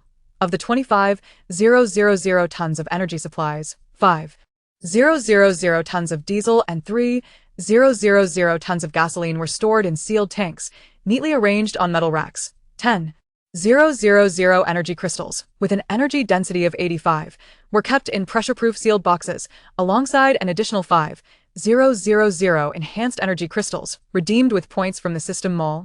Featuring an energy density of 90, the 20 solar panels in the villa's yard had completed their maintenance, with 100 backup batteries, capacity 100 Wh, fully charged. The system indicated that the current energy reserves could sustain the villa and its robots for 1 year and could endure extreme weather for up to 8 months. All 40 laser guns in the weaponry area had undergone maintenance, each accompanied by 10 boxes of standard energy cartridges and 5 boxes of enhanced energy cartridges, recently procured using 50,000 points from her total of 176 for 100 points. Totaling 100 enhanced energy cores suitable for all laser guns. 1,000 Molotov cocktails and 500 smoke bombs were neatly stored in explosion-proof boxes. She had even specifically exchanged for 20 sets of low-temperature protective suits, withstanding temperatures as low as -60 degrees. Stacked in the emergency equipment area adjacent to the weaponry area for use during the apocalypse. After organizing the inventory, Su Jing descended to the courtyard to inspect the fortifications surrounding the villa. The trenches had been reinforced to a depth of 2 meters and a width of 15 meters, with 3 layers of thick steel plates added to the exterior, filled with fireproof cotton to withstand impacts and insulate against the cold. The programming of the 2 patrolling robots had been updated, adjusting their patrol route from once every hour to once every 30 minutes. With a newly added low-temperature warning function that activated freeze prevention mode when temperatures fell below 10 degrees Celsius, the villa's windows and doors were fitted with insulating film. And the glass had been replaced with double-layer vacuum glass to ensure that indoor temperatures remained above 15 degrees Celsius during extreme weather. The angles of the solar panels required further adjustment. Su Jing gazed at the array of solar panels on the western side of the yard, noting that the sun's altitude had decreased compared to before. She input commands into the control panel, and the solar panels slowly rotated to achieve optimal absorption angles. The panel displayed an estimated daily electricity generation of 85 kilowatts, which would drop to 6 kilowatts in low-temperature conditions, sufficient for basic electricity needs. Just as she finished adjusting the solar panels, the television in the living room unexpectedly turned on, broadcasting an emergency interjection signal from the Emergency Management Department of the Flower Nation. The screen displayed a familiar blue background, and although old Joe's figure had yet to appear, a pale red scrolling announcement appeared below. Only 6 days remain until the apocalypse. The Emergency Management Department will release an urgent notification tomorrow. All citizens are advised to stay alert and prepare warm supplies while awaiting guidance for official shelters. Su Jing approached the television, watching the scrolling text, fully aware that this signaled the imminent launch of the nationwide evacuation plan. Those who had previously harbored doubts regarding the apocalypse warning would soon succumb to panic and stockpiling. She turned and walked toward the kitchen, retrieving a bag of frozen lamb to prepare for a high-calorie diet suited for the extreme cold. Preparations for the apocalypse had entered their final phase. The supplies, defenses, and her own cultivation, mid-stage of chi refinement, were all in place. Now, she merely awaited official directives, ensuring that everything was foolproof before the harsh cold descended. The sun outside gradually sank behind the mountains, and the patrolling robots continued their rhythmic movements, the red scanning eyes emitting soft beeping sounds as they scanned the reinforced steel plates. The solar panels glimmered gently in the waning light. Su Jing looked at the frozen lamb on the kitchen counter, the indigo spiritual energy swirling gently around her fingertips. Chapter 68. Official urgent order to warn of extreme cold while Su Jing was adjusting the patrolling robots in the courtyard of her mountain villa. She suddenly felt a tremor from the system panel at her fingertips. This was not a routine message alert, but a forceful red pop-up notification. Instantly, the television in the living room activated, switching from its monitoring display to the Emergency Management Department's blue background. Even her phone, placed in the kitchen, erupted with an unclosable notification box. 3 channels simultaneously resonated with a steady male voice, shattering the silence of the mountains. Emergency notification. According to the Global Meteorological Monitoring System, an extreme cold wave will officially arrive in 7 days, with the anticipated lowest temperature plummeting to -60 degrees Celsius, the duration of which remains uncertain. All citizens are urged to immediately cease non-essential outings and to carry warm supplies, down jackets, thermal underwear, heating pads, etc., to the nearest official shelter. These shelters will provide basic heating, food, and medical assistance. It is imperative to complete the relocation within 3 days. Failure to evacuate by the deadline will result in the cessation of official rescue support. An urgent notification scrolls across the bottom of the television screen in pale red, continuously updating the list of shelters. East City Shelter, capacity for 5,000. West City Sports Hall Shelter, capacity for 8,000. Suburban Logistics Park Shelter, capacity for 12,000. Each accompanied by detailed addresses, contact numbers, and remaining vacancies, even featuring real-time navigation links, indicating thorough preparations had been made in advance. Su Jing raised her hand to dismiss the notification on her phone and approached the living room, where the emergency management personnel were rapidly distributing warm supplies on the television. The camera panned over mountains of down jackets and electric blankets as the host's voice resonated with urgency. Currently, 200 official shelters have been established nationwide, with enough warm supplies to meet the needs of 200 million people, but we urge citizens to bring some supplies to alleviate the pressure on shelters. Instinctively, she tapped into the global channel on her system panel, instantly submerged in a flood of messages that obliterated the previous discussions about medicinal pills, replaced instead by a screen filled with anxiety and panic. The pale blue emblem of the nation dominated the display. Deep gray blade, nation, Chinyong, brothers. I'm at the downtown supermarket. The down jackets have been cleared out. The shelves are overturned, and people have even fought over the last piece of outerwear. Online platforms are out of stock, and heating pads have skyrocketed in price. Flying Swallow, Nation. Zhao Yu's message. Adorned with a crying emoji, our community has announced a unified relocation to the West City Shelter tomorrow. My mother queued for coal at 5 this morning, but the coal yard was already sold out. Now, we can only dig out our old cotton quilts. I don't know if they will suffice for the cold. Nation user 239. Didn't you believe in the Doomsday warning earlier, and didn't you stock up on anything? Now the supermarket doesn't even have thermoses left. What should I do? Is there anyone willing to transfer warm supplies? I can exchange them for points. The chaos in the channel did not stop with the red emblem of the nation, as the golden emblem of the European Union also flooded the screen. Red Hunter, Nation, Jack. The shelters in the nation are completely unprepared. The heating systems are still under repair, and the only warm supplies are thin sleeping bags. If I had known, I would have bought more medicinal pills to enhance cold resistance. Golden Nightingale, EU, Emily. The cold wave in the EU is delayed by 2 days compared to the nation, but the shortfall in warm supplies is immense. We wanted to import down jackets from the nation, but logistics have already halted. We can only rely on the limited emergency supplies we stocked earlier. Su Jing swiftly scrolled through these messages, pausing momentarily at her location. There were no residents within a 5-kilometer radius of her secluded villa in the mountains. The nearest shelter mentioned on television was located 30 kilometers away in town, but given her current supply reserves and the villa's defenses, it was entirely unnecessary to crowd into a shelter for resources. However, the current activity room was only 40 square meters, divided into living and storage areas. With the increase in spiritual herb cultivation, medicinal pill reserves, and new supplies, the space had become somewhat cramped, especially since her practice required a quiet and independent environment. Expanding the villa had thus become the most pressing matter at hand. She opened the system panel S vendor contacts and located the manufacturer S information from whom she had previously purchased the activity room. This was a company specializing in low-temperature resistant mobile housing. When constructing her villa, they had used insulation panels capable of withstanding temperatures of 30 degrees. Now she required a thicker insulation layer, capable of withstanding 60 degrees, and 2 additional functional areas. Su Jing sent a direct message. Urgently need to customize 2 sets of mobile houses, requiring an insulation layer thickness of 15 centimeters, resistant to 60 degrees.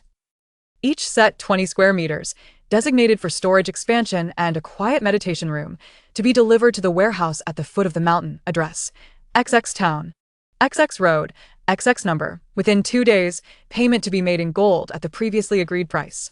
The manufacturer's response was quicker than anticipated, arriving within 5 minutes. Request received. We have urgently adjusted the production line to prioritize your mobile houses. Delivery will occur by 10 a.m. 2 days from now to the specified warehouse. The insulation layer will be additionally reinforced to ensure resistance to 60 degrees. Payment in gold will be settled after verifying the delivery. After confirming the order, Su Jing stepped into the yard and issued commands to the 2 patrolling robots. Proceed immediately to the warehouse at the foot of the mountain to clear the site. level the ground, and reserve 40 square meters of space for receiving the mobile houses. Additionally, check the warehouse's power and lighting systems to ensure they are unaffected during the unloading of the mobile house components. Upon receiving the command, the robots calculated their arrival at the warehouse within an hour to commence site clearing. The electronic voice of the robots echoed as the two silver-gray machines turned and moved along the mountain path, their red scanning eyes glinting in the sunlight before vanishing into the depths of the forest. Su Jing raised her gaze to her mobile house villa, its off-white panels standing out amidst the lush greenery of the mountains. The double-layered vacuum glass she had installed reflected the sunlight, while the 20 solar panels in the yard were adjusted to their optimal angle, and a stockpile of insulating cotton lay in the nearby trench. Entering the villa, she opened the storage area, where 50 million worth of supplies, including 500 tons of rice and flour and 500 tons of meat and seafood, occupied a significant portion of the space. With the arrival of the two new mobile houses, not only would the storage area expand, but she could also designate a quiet meditation room, no longer needing to compromise in her study. Meanwhile, the emergency notifications on television continued to loop, and her phone occasionally buzzed with messages from citizens seeking assistance. Yet, the deep mountains where Su Jing resided remained tranquil. Only the sound of wind rustling through the leaves and the faint hum of departing robots breaking the silence. She moved to the kitchen, retrieving a piece of frozen lamb from the freezer to prepare a pot of lamb soup. With the extreme cold approaching, maintaining her strength and body temperature was essential, and her preparations extended far beyond supplies and villa expansion. There were also her mid-stage cultivation of qi and the confidence to face extreme conditions. As night gradually descended, Su Jing stood in the yard, observing the distant flickering lights at the foot of the mountain, likely the townspeople stockpiling supplies overnight. With indigo spiritual energy swirling gently around her fingertips. In 2 days, the new mobile houses would arrive, expanding the villa to 60 square meters, distinctly separating living, storage, and meditation areas. In 3 days, the official relocation deadline would arrive, and in 7 days, the extreme cold would descend. Chapter 69, Channel Transmit Shelter Preparedness. Su Jing had just completed a small circulation in the meditation room of her villa tucked away in the mountains when the system panel emitted a notification sound indicating new messages on the global channel. Slowly opening her eyes, she rose and approached the solid wood table by the window, lightly tapping on the panel to access the channel. The pale blue emblem of the nation occupied half the screen, with Chun Yang's post from Deep Grey Blade, Nation, trending prominently, filled with reassuring words. Brothers, I just arrived at the East City shelter to help. The heating equipment is all new. The oil boilers run 24 hours, and every compartment has radiators, maintaining a stable temperature above 20 degrees. Moreover, the officials have prepared medicinal pills for enhancing cold resistance, with each registered citizen able to receive 2. The order in the shelter is particularly good, and the staff are assisting everyone with their luggage, making it far safer than staying at home. Attached to the message was a photograph. In the spacious shelter hall, green army cots were neatly arranged, with folded military green blankets beside them, and a corner housed an oil boiler emitting a faint wisp of white smoke. Several staff members in blue uniforms were distributing transparent bottles containing pills to citizens, their faces adorned with patient smiles. Within 2 minutes, Zhao Yu's message from Flying Swallow, Nation, followed closely behind, radiating a sense of relief. I'm helping at the Community Service Center tallying the situation of overseas compatriots returning home. As of this morning, 90 of overseas citizens have returned via charter flights and ferries, with most assigned to nearby shelters, receiving warm supplies and medicinal pills. However, a few individuals still hesitate, particularly in the United States and among some compatriots in the European Union, who believe that their local conditions can endure for a while longer. They missed the last few charter flights, and now returning is a challenge, with tickets long sold out and logistics halted. The channel was instantly inundated with messages from those relieved to have returned home. The light blue identifiers popping up in succession. User 156 from the Flower Nation. I returned from the beautiful country last week and am now in a logistics shelter in the suburbs. I receive hot meals daily, and even have Dan pills. It is far better than scrambling for supplies over there. Supermarkets have even run out of bread, and the shelter lacks heating, leaving people shivering. User 327 from the Flower Nation. My parents were traveling in Europe and luckily caught the last charter flight. They are now with me in the Western City shelter and received 3 energy pills. My mother says that after taking them, her hands and feet no longer feel cold. They are incredibly effective. In contrast, the messages from the red identifier of the United States and the golden identifier of the European Union were filled with anxiety, sharply contrasting with the orderly updates from the Flower Nation, Red Hunter, USA, Jack. What is there to envy? The shelters in the United States are a joke. Half the heating systems are broken, and the remaining ones can barely maintain a temperature of 10 degrees. The only warmth comes from flimsy sleeping bags. Forget about Dan pills. We don't even have cold medicine. Golden Nightingale, EU Emily. Our EU shelters are even worse. The supply shortage is immense. Each citizen can only claim a thin down jacket, which is inadequate for temperatures of 60 degrees. We previously wanted to purchase Dan pills from the Flower Nation, but they prioritized their own people and had none to spare for us.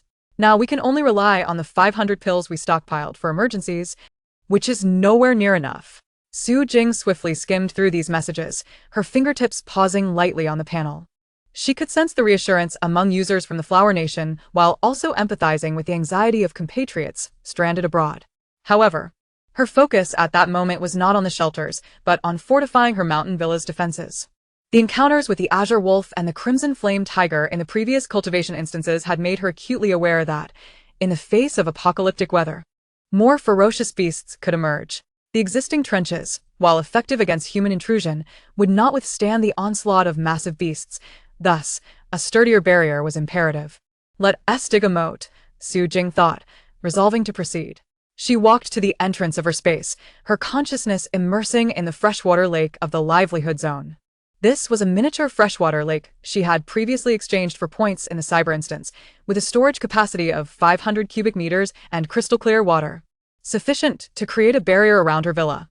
She then inspected the tool area. It housed 2 small excavators, previously stockpiled to reinforce the trenches, 10 engineer shovels, 5 rolls of waterproof cloth and quick-setting cement exchanged from the system mall, ample materials for digging and reinforcing the moat. Exiting the space, she stepped into the yard and issued commands to the 2 patrolling robots that had just returned from the warehouse at the foot of the mountain. Immediately activate the 2 small excavators in the tool area and begin measuring the land surrounding the villa. Centering the villa, excavate a circular moat 5 meters outward from the existing trench, 2 meters wide and 3 meters deep, avoiding the solar panels and warehouse to ensure no disruption to energy supply and material storage. Upon receiving the command, the robots initiated the excavators, which were expected to begin measuring the site in 10 minutes. The electronic voice of one robot announced its readiness. Turning towards the warehouse to quickly bring out the 2 yellow excavators, their metal shovels gleaming prominently under the sun. The other robot produced a laser rangefinder. Moving slowly around the perimeter of the villa, the red laser line etching a clear path on the ground to determine the precise route of the moat. Taking advantage of the robot's measuring pause, Su Jing retrieved 10 infrared alarms from her space, smart devices she had previously exchanged for points. With a detection range of 10 meters, capable of recognizing both animal and human movements. Once triggered, they would connect to the villa's alarm system, emitting a piercing sound and simultaneously alerting her on the system panel. She buried an alarm every 5 meters along the inner route of the designated moat, securing them to pre-made cement bases with a screwdriver and wrapping the wiring in waterproof cloth to prevent damage from water ingress during the excavation. The alarms were successfully installed and connected to the villa's main alarm system, with a test trigger confirming their functionality. Su Jing pressed the test button, and the alarm on the villa's second floor instantly emitted a series of beeps, while the system panel simultaneously displayed that the infrared alarms were operational, covering the moat's inner side without any blind spots. She nodded in satisfaction and double-checked the wiring connections, ensuring they would not fail during extreme weather conditions. By this time, the sun had dipped low in the west, casting a golden glow over the ground around the villa. While the excavators driven by the robots commenced the first scoop of soil, the black earth was lifted by the shovels and deposited onto the adjacent vacant lot, forming small mounds. Su Jing stood in the yard, observing the excavators work methodically, then looked up at the distant mountains, which were silent except for the rustling of wind through the trees. Yet she knew that with the frigid weather approaching, unknown dangers could emerge at any moment. She approached the control interface of the freshwater lake, lightly tapping the water valve to release a stream of clear water that flowed through the preset pipes, gradually filling the shallow trench dug by the excavators. Although only a small amount of water flowed at present, she understood that once the moat was fully excavated and 100 cubic meters of water were introduced, it would become a robust natural barrier, capable of deterring beast incursions and freezing over in extreme cold to form an even thicker layer of defense. On the system panel, the global channel continued to refresh with messages. Cheonyang and Zhao Yu were still sharing the latest updates from the shelters, while pleas for assistance from compatriots stranded abroad occasionally appeared, quickly drowned out by the reassuring comments from users in the Flower Nation. Su Jing turned off the channel, redirecting her attention back to the excavator's work. Chapter 70. Deeply digging the 3-meter river. Su Jing stood in the yard of her mountain villa, watching the two yellow excavators operate methodically on the ground. The shovels sank into the moist soil, lifting brown clumps high, which fell onto temporary mounds outside the moat, mixed with a few dry grass roots that had turned slightly white under the sun. After an afternoon of digging yesterday, the outline of the circular moat was now clearly visible, a trench 2 meters wide and 3 meters deep extending around the villa, avoiding the solar panel array on the west side and the warehouse on the north, resembling a dark belt that securely enveloped the villa at its center. Deepen the left side of the riverbed by another 20 centimeters to ensure the lowest point remains at 3 meters to prevent beasts from jumping across. Su Jing instructed on the control panel. One of the excavators promptly adjusted its shovel angle, repeatedly digging at the shallow area on the left side of the riverbed, causing soil to splatter as the depth gradually met the required standard. Meanwhile, the patrolling robot monitored in real time with the laser rangefinder, the panel displaying the ongoing measurements. Current average riverbed depth 3.02 meters, width 2.05 meters, meeting design specifications, with 10 meters left to excavate. In less than half an hour, the final 10 meters of the riverbed were completed. Su Jing approached the edge of the riverbed, bending down to touch the inner wall of the moist yet firm soil. She retrieved quick-setting cement from her space and directed the robots to evenly spray it along the inner walls of the riverbed. A thin layer would suffice, primarily to prevent soil erosion and ensure the ice layer remains intact during extreme cold. The cement quickly solidified, forming a light gray protective membrane on the inner wall of the riverbed, which felt noticeably hard to her touch. Next came the water diversion. Su Jing concentrated her thoughts and delved into the system space, locating the surface of the miniature freshwater lake, shimmering under the light. With crystal-clear visibility and a storage capacity of 500 cubic meters, meeting quality standards for direct use. She tapped the water valve on the panel to open it, selecting a flow rate of 10 cubic meters per hour. Suddenly, a silver metal pipe erupted from the ground at the edge of the riverbed, and clear water gushed forth through the pipe with a gentle sound, filling the riverbed. As the water flowed in, Su Jing strolled slowly along the riverbank, observing the changes in water levels. It took an hour for 10 cubic meters of water to fill the 100 cubic meter riverbed. Once the water level reached 28 meters, she closed the outlet valve, leaving a height of 20 centimeters to prevent overflow. At that moment, the moat resembled a green silk ribbon encircling the beige activity board villas. Sunlight danced upon the water's surface, reflecting a myriad of glistening spots, forming a dual defense with the trench outside. A system panel popped up with a notification: moat water diversion completed, forming a natural barrier capable of effectively blocking low-tier monstrous beasts such as blue wolves and wild boars from intruding. The defense will be enhanced when frozen in extreme cold weather. With the water diversion accomplished, Su Jing began to install the infrared alarm system. She retrieved 10 white alarm devices from her storage, each equipped with a prefabricated cement base that had already been marked along the inner side of the riverbank, positioned every 5 meters. She bent down to secure the bases to the ground, then attached the alarms to the bases, tightening the screws with a screwdriver. Next, she drew out waterproof wiring from her storage, linking each alarm in series, ultimately connecting them to the main alarm system on the first floor of the villa. She initiated a test. Pressing the test button on the main alarm, all 10 infrared alarms illuminated their red indicators simultaneously, emitting a prolonged beep.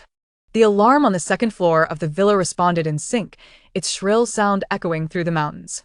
The system panel confirmed that all alarms were connected properly, with a detection range covering 10 meters without any blind spots, capable of identifying moving targets, weighing 5 grams. She then instructed a patrolling robot to walk past the alarms, which immediately triggered the alert, with the panel accurately displaying the detection of a moving target near the east side riverbank. Alarm number 3. The test results fully met her expectations. Just as Su Jing was checking the last alarm, the system panel suddenly displayed a new message from the global channel. She casually clicked on the light blue emblem of the Flower Nation, still dominating the feed. A recent statement from Chen Yang of the Deep Grey Blade, Flower Nation, brought a sense of reassurance. Today, the Eastern Shelter has added 10 more heating boilers, stabilizing the temperature at 22 degrees. A new batch of healing elixirs has also been replenished, allowing each citizen to receive an additional healing pill, said to prevent frostbite infections. How considerate. Following closely was a message from Zhao Yu of the Flower Nation. The last batch of compatriots stranded in Europe finally returned home yesterday. Although they missed the charter flight, they boarded a rescue ship sent by the Flower Nation and have now been assigned to shelters in the south, where they received down jackets and energy elixirs. They are finally safe. In stark contrast were the urgent messages from the red emblem of the United States and the golden emblem of the European Union. Jack, the Red Hunter, United States, sent multiple frantic messages. Is there anyone with spare elixirs? The U.S. shelter is going mad.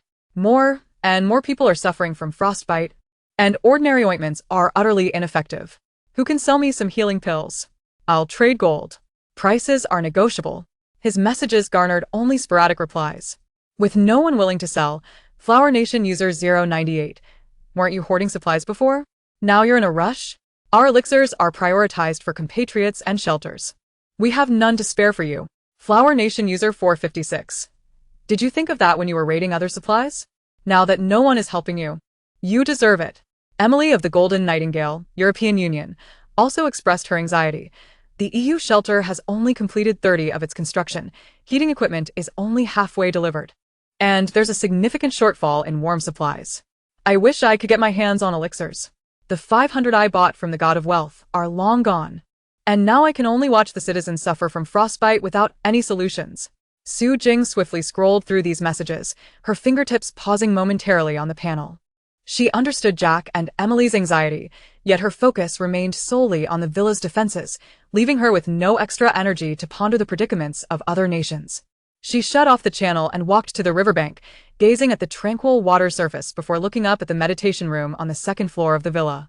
New activity board houses were already en route, and the expansion would soon be completed. With the moat, the infrared alarms, the previously constructed trench, solar panels, and material reserves, her Doomsday fortress was gradually taking shape. As the sun dipped behind the mountains, it cast a golden hue upon the moat's surface. The patrolling robot moved slowly along the outer bank, its red scanning eye occasionally sweeping over the water. While the red indicators of the infrared alarms stood out vividly in the twilight, Su Jing stood in the courtyard, taking a deep breath. Feeling the indigo aura within her, energy sent her gently stir. Only 5 days remained until the apocalypse. Her defensive preparations were more than halfway complete, and all that remained was to await the delivery of the new board houses to finish the final expansion, allowing her to face the impending extreme cold and unknown dangers with composure. Chapter 71. The urgent construction of shelters in Europe and America on the morning of the 5th day before the apocalypse, in an abandoned stadium in Queens, New York. The cold wind swirled paper scraps around the empty stands. What should have been a bustling venue was now in utter disarray. Half of the plastic seats remained unremoved, piled in the center of the field, covered in thick dust. A dozen workers clad in orange overalls huddled in a corner smoking, their wrenches tossed to the ground, unwilling to rise to work. At the edge of the venue, 2 suited supervisors shouted at each other, their spit flying with the biting wind. Where's the steel? You said it would be delivered yesterday. Without steel, how can we construct the heating supports? Mark, one of the supervisors, slammed his folder to the ground, papers scattering everywhere, revealing a construction plan for the shelter, with the heating area marked in red still mostly blank. The supplier said logistics is completely halted. The steel transported from Texas is stuck en route, and even the driver has run off. Jason, the other supervisor, clutched his hair in frustration. The only things we can find are these second-hand army cots, and we don't even have enough moisture-proof mats, let alone heating equipment. One of the 3 fuel boilers borrowed from the military broke down yesterday. We spent the whole night trying to fix it, but to no avail. Mark bent down to pick up the plan, his finger tracing the progress requirement marked at 60, and glanced at the chaos before him. Fewer than 200 assembled army cots were set up, not even 1/5 of the stadium's capacity. In the makeshift supply area, there were only half-high piles of thin down jackets. No medicines and certainly no elixirs. A few citizens in tattered jeans huddled in blankets at the entrance, their anxious eyes peering inside. But they were stopped by security. It's not finished yet. Even if you go in, there's nowhere to stay. Wait for the notification. What's the actual progress? Mark inhaled deeply, his voice weary. Jason pulled out a tablet, the progress bar on the screen stuck at 30, marked in red for delay, and this 30 was just cobbled together. There are 187 army cots, 500 down jackets, and the rest are unpacked materials. We haven't even dug the toilets, let alone elixirs. I asked Jack before, and he said he didn't have any. Just then, Jack appeared at the stadium entrance, wrapped in an oil-stained windbreaker, clutching the system panel in his hand. His expression colder than the biting wind. After posting dozens of desperate messages on the global channel yesterday, from offers of gold to energy crystals, he received not a single response, even from Emily, who had previously traded with him. He approached Mark and slammed the panel onto the makeshift desk. Don't count on elixirs anymore. No one is willing to sell. There are already over a dozen workers in the shelter suffering from frostbite, their fingers swollen like radishes. Ordinary ointments are utterly ineffective if this continues. We won't even wait for the cold wave to arrive before people start collapsing. Mark stared at the panel displaying Jack's message. The U.S. shelter is lacking elixirs. 100 grams of gold for one. Who has any? Below were only blank responses, with a few light blue messages from the Flower Nation. Notably the earlier reply from Flower Nation user 098. Did you not think about leaving a way out when you were raiding supplies? He rubbed his temples, suddenly recalling his previous contact with the European Union, and grabbed the satellite phone to dial. After a long wait, Emily's weary voice finally came through. At this moment, the Paris Exhibition Center is hardly superior to the sports stadium in New York.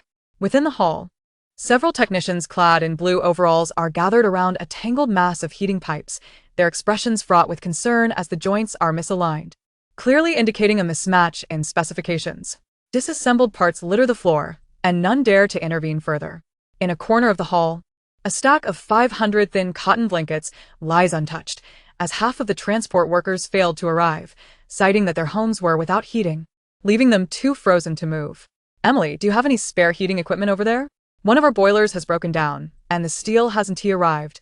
Mark's voice crackles through the phone, tinged with urgency. Emily forces a bitter smile as she responds, we can hardly take care of ourselves. The heating pipes were installed incorrectly. The reordered parts won't arrive until the day after tomorrow.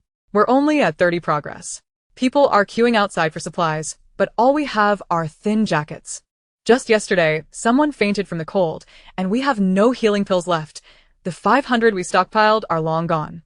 She ends the call and steps outside the exhibition center, where a long line of people is wrapped in various thick garments, some even swaddled in household blankets. Clutching their identification cards, their eyes filled with anxiety. An elderly woman, leaning on a cane, grips Emily's sleeve and trembles as she asks, young lady, when can we go inside? The heating in my home stopped yesterday. If I stay out here any longer, my old bones will freeze. Emily can only comfort her with a pat on the hand. It will be soon, just a little longer. Once the heating equipment arrives, everything will be fine. Yet, she knows in her heart that with only 5 days remaining until the end, the 30 progress is far from sufficient. On the global channel, Jack's desperate pleas continue to flood the screen, the latest message dripping with despair. I am willing to trade 1,000 grams of gold for 10 healing pills. Who has them? Please save us. Below, silence reigns.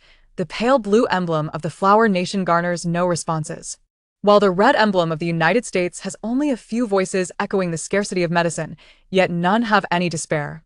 The golden emblem of the European Union is blank. Emily does not even glance at the satellite phone in her hand, which buzzes incessantly with pleas for help from shelters and other cities. She cannot afford to divert her attention to the channel. Meanwhile, Su Jing, in her secluded mountain villa, observes Jack's message on the screen, her fingertips gliding across it without pausing. She has just finished inspecting the infrared alarm system around her moat, confirming that all equipment is functioning properly, and she is now preparing to enter the space to check the breeding area. With only 5 days left until Doomsday, she must ensure self-sufficiency in meat, eggs, and fish, as the frozen meat in her space will eventually run out. Raising living creatures is essential for a sustainable food source. She disconnects from the channel, immersing her consciousness in the system space, where the breeding area gradually comes into view. 300 chicks are pecking at feed within their enclosure. 20 lambs are frolicking on the grass, and 5 cows are ruminating in a corner. The fish in the freshwater lake swim merrily, a vivid contrast to the chaos depicted on the channel. As the sun sets, workers in New York's stadium finally resume assembling folding beds, yet due to insufficient light, they frequently make mistakes. In Paris's exhibition center, the new heating pipe parts have yet to arrive, forcing the public to spend the night huddled in blankets at the entrance. Meanwhile, deep in the mountains, Su Jing has completed her first round of checks in the breeding area, confirming the health of all livestock and preparing to plan the upcoming feeding and cleaning schedules. The countdown to the apocalypse continues. Some struggle amidst the chaos, while others are already fully prepared. On the morning of the fourth day remaining until the end, Su Jing stands in the distribution room of her villa, her fingertips resting on the cold, glowing red master switch. Neatly arranged on the metal distribution cabinet are several indicator lights. The green power supply light is illuminated, indicating that the villa is currently powered by solar panels and the external grid. Taking a deep breath, she forcefully flips the master switch down. With a crisp click, the green indicator light extinguishes, leaving only the yellow standby light of the backup battery flickering twice before stabilizing. The frigid weather could cause outdoor lines to freeze and short-circuit. Maintaining the power grid is not only futile, but could also attract attention with electrical sparks. Su Jing murmurs to herself as she operates the control panel, completely switching the villa's power mode to that of the backup battery space energy. The backup battery supplies only essential devices such as the refrigerator and surveillance, while the energy resources in the space, 25,000 tons of diesel and energy crystals, are reserved for emergencies, ensuring no connection with the external power grid. After completing her operations, she inspects the distribution room to confirm that all lines are disconnected and no electrical noise emanates from the metal cabinet, before turning towards the basement.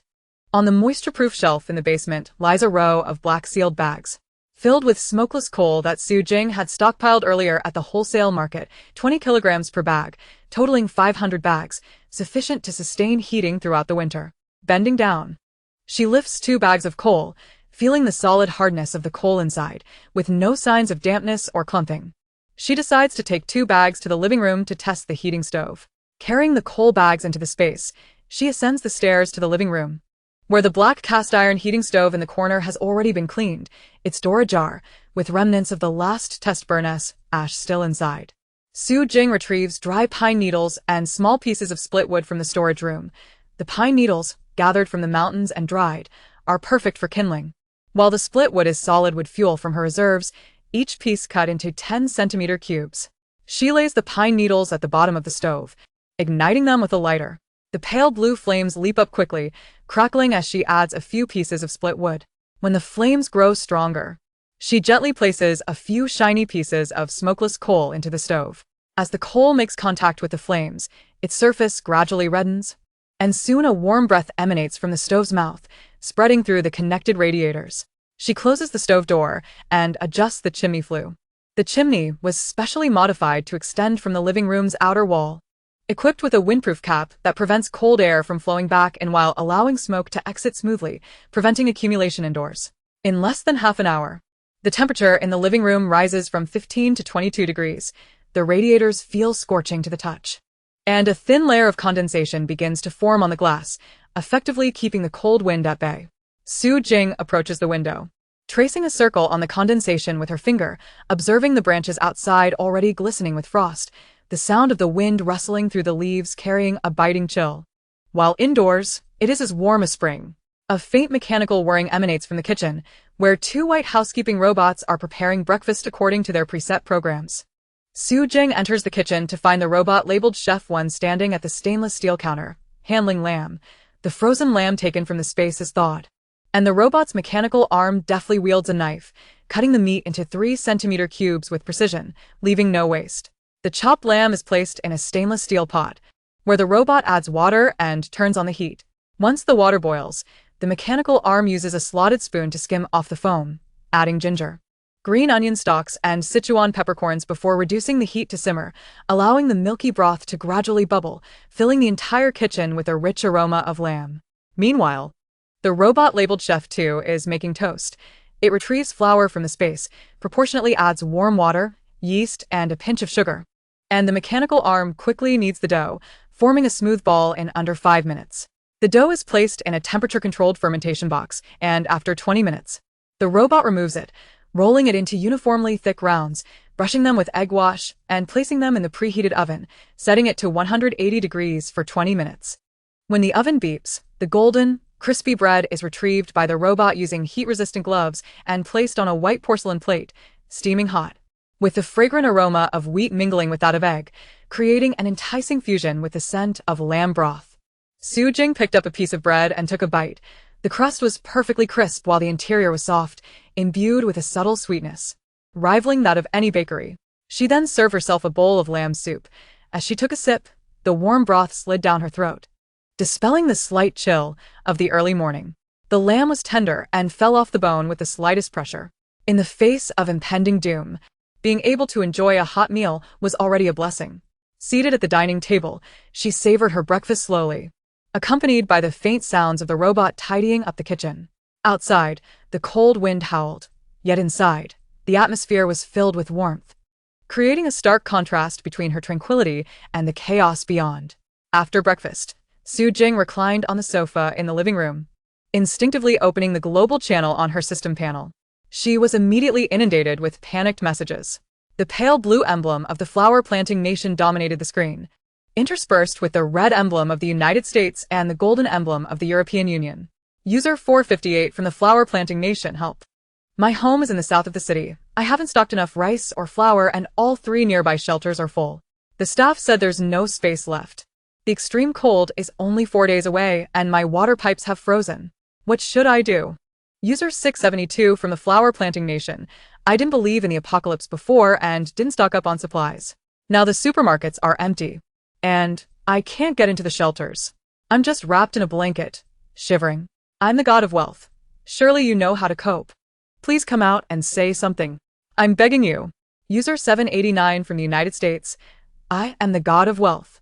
You sold us elixirs before. Can you share some tips on dealing with the extreme cold? The shelters in the US are not yet built, and we're about to freeze to death. Messages continued to flood the screen, some proclaiming themselves as the god of wealth, others expressing despair, and some arguing about why certain shelters prioritized others. Su Jing merely scrolled past, refraining from commenting. She understood that responding would only bring endless troubles. People would beg her for supplies, inquire about her location, or even consider coming to seize her resources. None of this was her desire.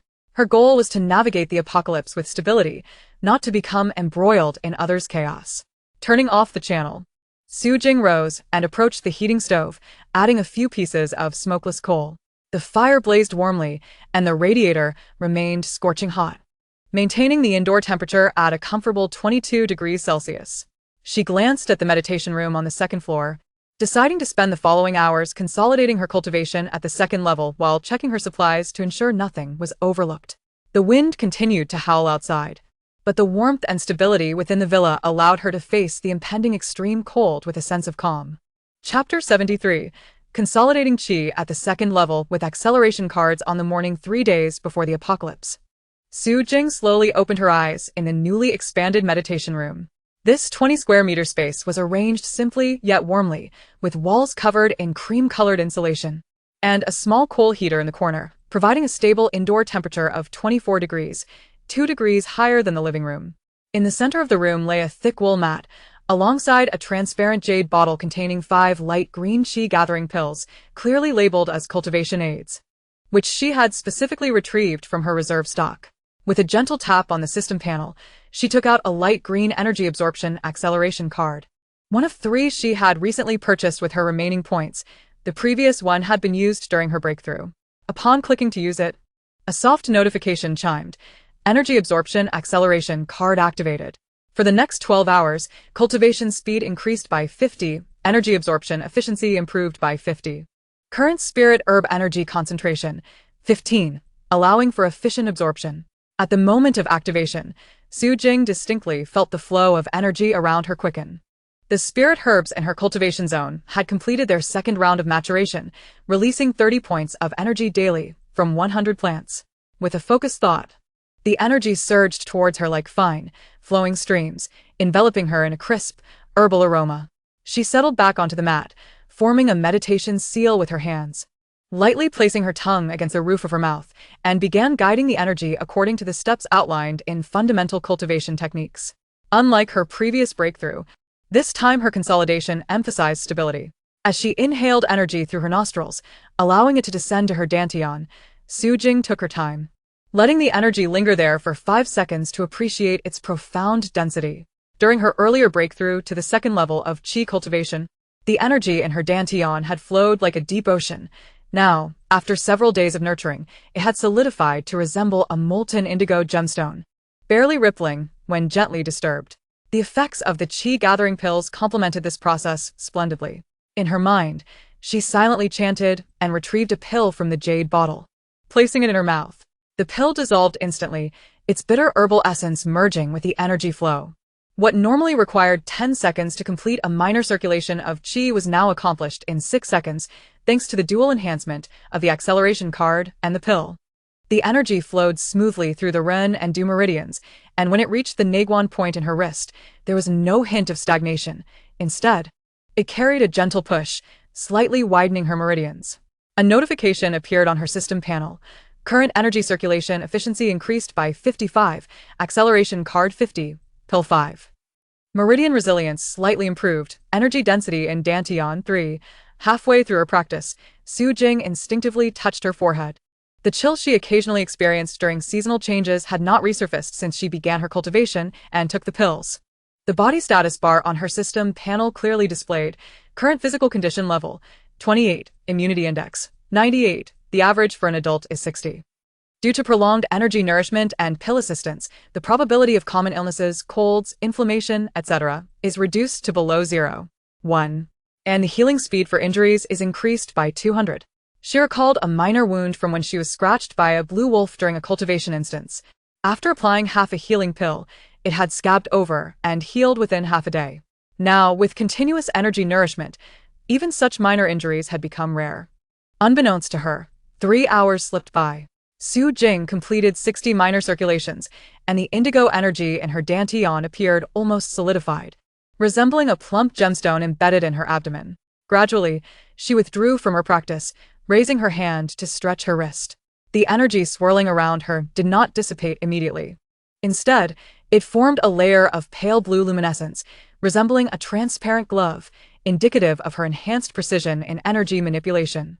She moved to the window of the meditation room and opened it slightly.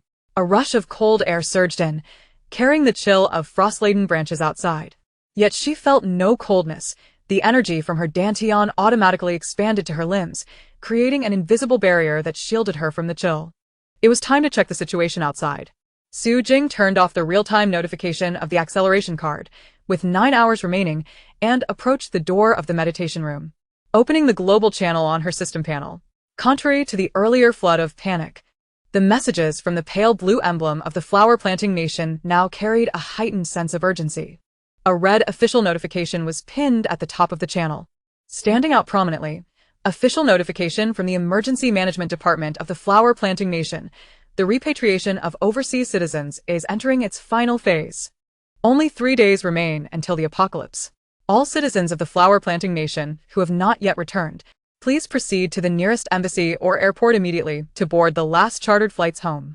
After 3 days, all external transportation will be completely shut down, and those who have not returned will not be provided with shelter support. Please cherish this final opportunity and return home as soon as possible. Beneath the notification, a message from Qinyang in the deep gray of the flower-planting nation read urgently, "I'm at the capital airport helping out." The airport is packed with compatriots wanting to return home. There are long lines at every boarding gate, and staff are working overtime to check tickets. Charter flights are coming in one after another. Even cargo planes are being temporarily converted into passenger planes. Following closely was a message from Zhaoyu in the flower-planting nation. "I'm at Shanghai port. 5 large ferries are docked here, all bringing compatriots back from Europe and the US. Many are laden with heavy bags, their faces reflecting a mix of exhaustion and relief for catching the last batch. However, a few are hesitating, reluctant to leave their local possessions. The staff are urging them. Time is truly running out." The voices of compatriots abroad in the channel have increased, echoing a sense of relief after surviving a calamity. User 890 from the flower-planting nation remarked, "I am at New York Airport. I just received my boarding pass. The last batch of charter flights. I was previously indecisive about staying in the United States, but now seeing the chaos in the American shelters, I am grateful I decided to return home. How comforting it is to be back in my homeland before the impending doom." User 123 added. I am at the London Embassy. The staff provided us with warm jackets and energy pills, informing us that we will be directly assigned to shelters upon our return, sparing us the trouble of searching for one. Thank you, Motherland, for not abandoning us. In contrast, the red American insignia and golden European Union emblem were filled with envy and anxiety. Jack, a red hunter from the United States, lamented. The airports in America are filled with those wanting to leave, yet there are hardly any planes. I once mocked the flower-planting nation for recalling its citizens, but now I realize they were well prepared while we are left freezing. Emily, a golden nightingale from the European Union, expressed, the ports in the EU lack even ferries. We cannot leave. Watching compatriots from the flower-planting nation return home fills me with envy. We should have collaborated with them sooner. Sujing swiftly scrolled through these messages, feeling a heightened sense of agreement with the official arrangements. From the early establishment of shelters to the distribution of energy pills and the unwavering commitment to recall every overseas compatriot, these preparations instilled a sense of confidence in the flower-planting nation before the end times. She turned off the channel and returned to her meditation chamber. Sitting down once more, with 9 hours remaining on her acceleration card, she aimed to solidify her cultivation at the second level of Qi refinement. For the apocalypse not only heralded extreme cold, but potentially unknown beasts as well. Only by strengthening herself could she find true security. The heater in the meditation chamber continued to burn brightly, the spiritual energy from the spiritual herbs continuously flowing in. Sujing once again formed a breathing seal, the indigo energy shimmering at her fingertips, completely isolating the chaos and cold of the outside world. Only 3 days remained until the apocalypse. Chapter 74. Collecting components from the warehouse, Sujing had just finished a delicious lamb noodle dish prepared by the housekeeping robot in the living room of the old prefabricated house when she set down her porcelain bowl, grabbed her car keys, and stepped outside. The previous evening, a private message from the prefabricated house manufacturer had informed her that the 2 customized sets of insulated 60-square-meter prefab houses had been delivered to the XX Logistics Park warehouse at the foot of the mountain, fully equipped and ready for pickup. She needed to act quickly, as looting had begun around the park, and delays could pose risks. Glancing at the time on her system panel, she noted that only 3 days remained until the apocalypse, and that she must retrieve the house components before nightfall. Opening the garage door, the metallic body of her black SUV gleamed coldly in the setting sun, the laser gun mounted on the roof remaining in a state of readiness. Before setting off, Sujing carefully checked the energy cartridge of the gun to ensure she could respond promptly to any unforeseen circumstances. She settled into the driver's seat, starting the vehicle, which slowly rolled out of the narrow mountain path. As she turned onto the cement road leading to the town, the chaotic scenes ahead instinctively compelled her to slow down. The highway was congested with various vehicles, private cars haphazardly parked along the roadside, some having collided, while their owners ignored disputes, focused instead on cramming groceries stolen from supermarkets into their trunks. Electric tricycles lay overturned in ditches, vegetables strewn everywhere, snatched by passers-by. And at the entrance of a supermarket in town, a dense crowd surged, with someone wielding an iron rod smashing the glass, creating a sharp crash that sent the throng rushing inside, only to emerge moments later clutching empty shelves. Clearly, the supplies inside had been entirely depleted, leaving only scattered plastic bags swirling in the wind. Sujing navigated around the congested areas, taking an abandoned field path. Passing by a vegetable patch, she spotted an elderly woman with white hair sobbing while clutching an empty rice bag on the ridge of the field, her bony hands tightly grasping crumpled coins. A young man in a jacket attempted to assist her, but was violently shoved aside by a burly man carrying a barrel of cooking oil, who barked, "Get out of the way. Can't you see I'm busy?" The burly man stumbled, dropping the barrel, and golden oil spilled onto the field, intensifying the old woman's cries. Sujing tightened her grip on the steering wheel but did not stop. She understood that intervening at that moment would only invite more trouble. Instead, she accelerated, aiming to reach the warehouse as quickly as possible. Half an hour later, the SUV reached the entrance of the XX Logistics Park. The once orderly logistics park was now in disarray. Several warehouse roller doors had been pried open, cardboard boxes scattered across the ground, some torn open to reveal daily necessities inside. Along the park road, a few workers in uniforms were running towards the exit with backpacks. Spotting Sujing's vehicle, one of them stopped and waved. "You're here for the prefab houses, right? Hurry. The warehouse is at the back. We just helped move the components to the entrance." If you wait any longer, they'll be stolen. Sujing followed the worker towards the warehouse, encountering two thugs wielding steel pipes along the way. Upon noticing Sujing beside the worker, their eyes gleamed with greed, and they stepped forward, but Sujing discreetly reached for the laser gun at her waist. Seeing this, the thugs exchanged glances with the approaching workers, muttering a curse before retreating. At the back of the warehouse, two sets of prefab house components wrapped in deep blue waterproof fabric were neatly stacked, labeled with a black marker indicating 60 sets, insulation layer 15 centimeters, aluminum alloy frame 12, wall panels 24, double-layer vacuum glass 6, flooring 18, hardware 1 box, alongside an assembly instruction manual. We need to leave. My family is waiting. The worker handed Sujing a warehouse key before turning and running towards the park exit. Sujing closed the door, ensuring no one was around, and concentrated her thoughts on the prefab components. The system panel instantly displayed a light blue prompt. Detected storable materials, prefab house components 2, each set 60, including insulation layer. Do you wish to store them in the tools area? Storing will occupy 10 cubic meters of space. She clicked confirm, and two light blue energy membranes enveloped the sets of components. In the next moment, the components transformed into data streams and vanished, with the panel indicating storage complete. Remaining space in the tools area, 35 cubic meters, components intact. On her return journey, darkness had fallen, and the chaos on the highway had escalated, with sirens, cries, and the sounds of colliding vehicles blending together.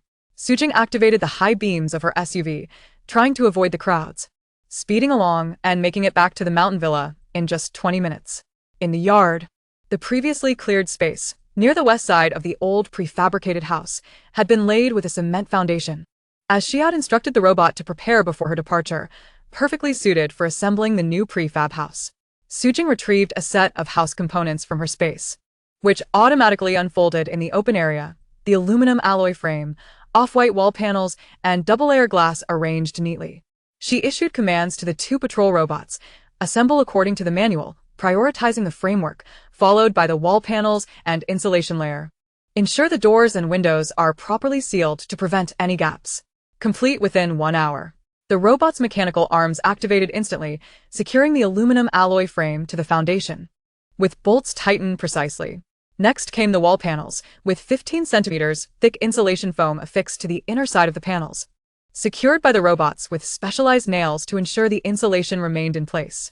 Finally, the doors and windows were installed, with double-layer vacuum glass fitted into the frames, and the robots applied sealant around the edges to prevent cold air from seeping in. In less than an hour, a 60-square-meter prefab house was assembled, presenting a rectangular shape. With a large door on the east side and 3 windows on the west side, the roof prepped for a chimney for the heating stove. The wall panels felt solid to the touch, exhibiting no signs of instability. Sujing pushed the door open and stepped inside, where the floor was laid with light gray hardwood. Silent underfoot, she touched the insulation foam inside the wall panels, which felt soft yet firm, the thickness unmistakable. The system prompted, new prefab house assembled. Insulation performance meets standards. Capable of withstanding extreme cold of 60. Indoor space 60 can be divided into functional areas as needed. Should I assemble another set? Sujing gazed at the remaining components in her storage, hesitating for a few seconds. The old prefab house measured 40 square meters, while the new one was 60 square meters.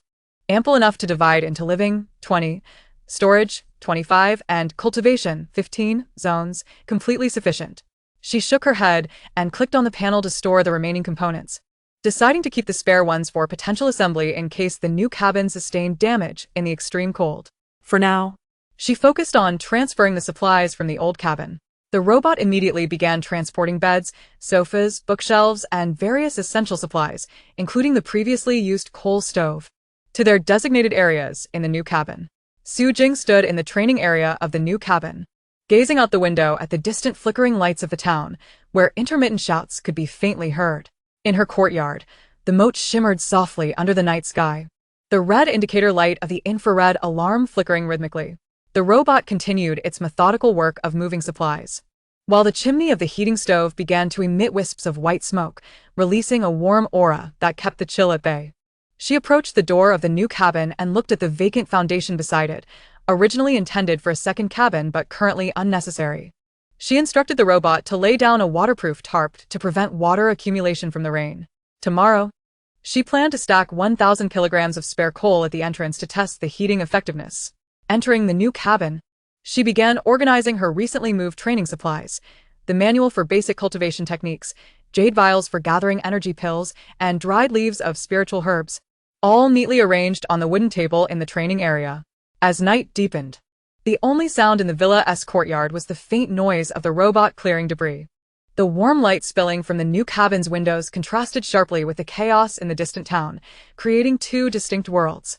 Su Jing reclined on the new cabin sofa, sipping the hot tea brewed by the housekeeping robot, her fingertips tinged with a faint indigo spiritual energy. Chapter 75. Testing the coal stove for heating stability on the morning of the day remaining before the apocalypse. A thin layer of white frost coated the courtyard of the villa in the deep mountains, with frost particles on the dry grass sparkling under the rising sun. Su Jing walked across the frosted cement ground to the entrance of the new cabin, clutching a black electronic thermometer. Today marked the first official heating test for the newly assembled insulated cabin, a crucial check before the extreme cold arrived that could not afford any negligence. She pushed open the cabin's door, and a warm breeze enveloped her immediately.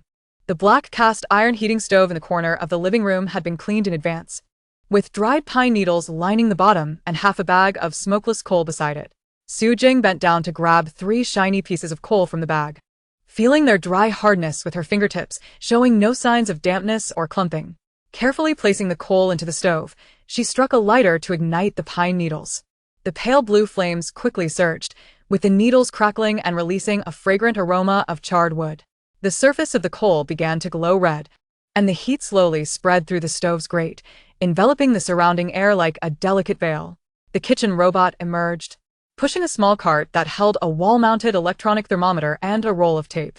Skillfully, it affixed the thermometer to the wall of the living room, 3 meters away from the stove, a distance that would accurately reflect the indoor average temperature.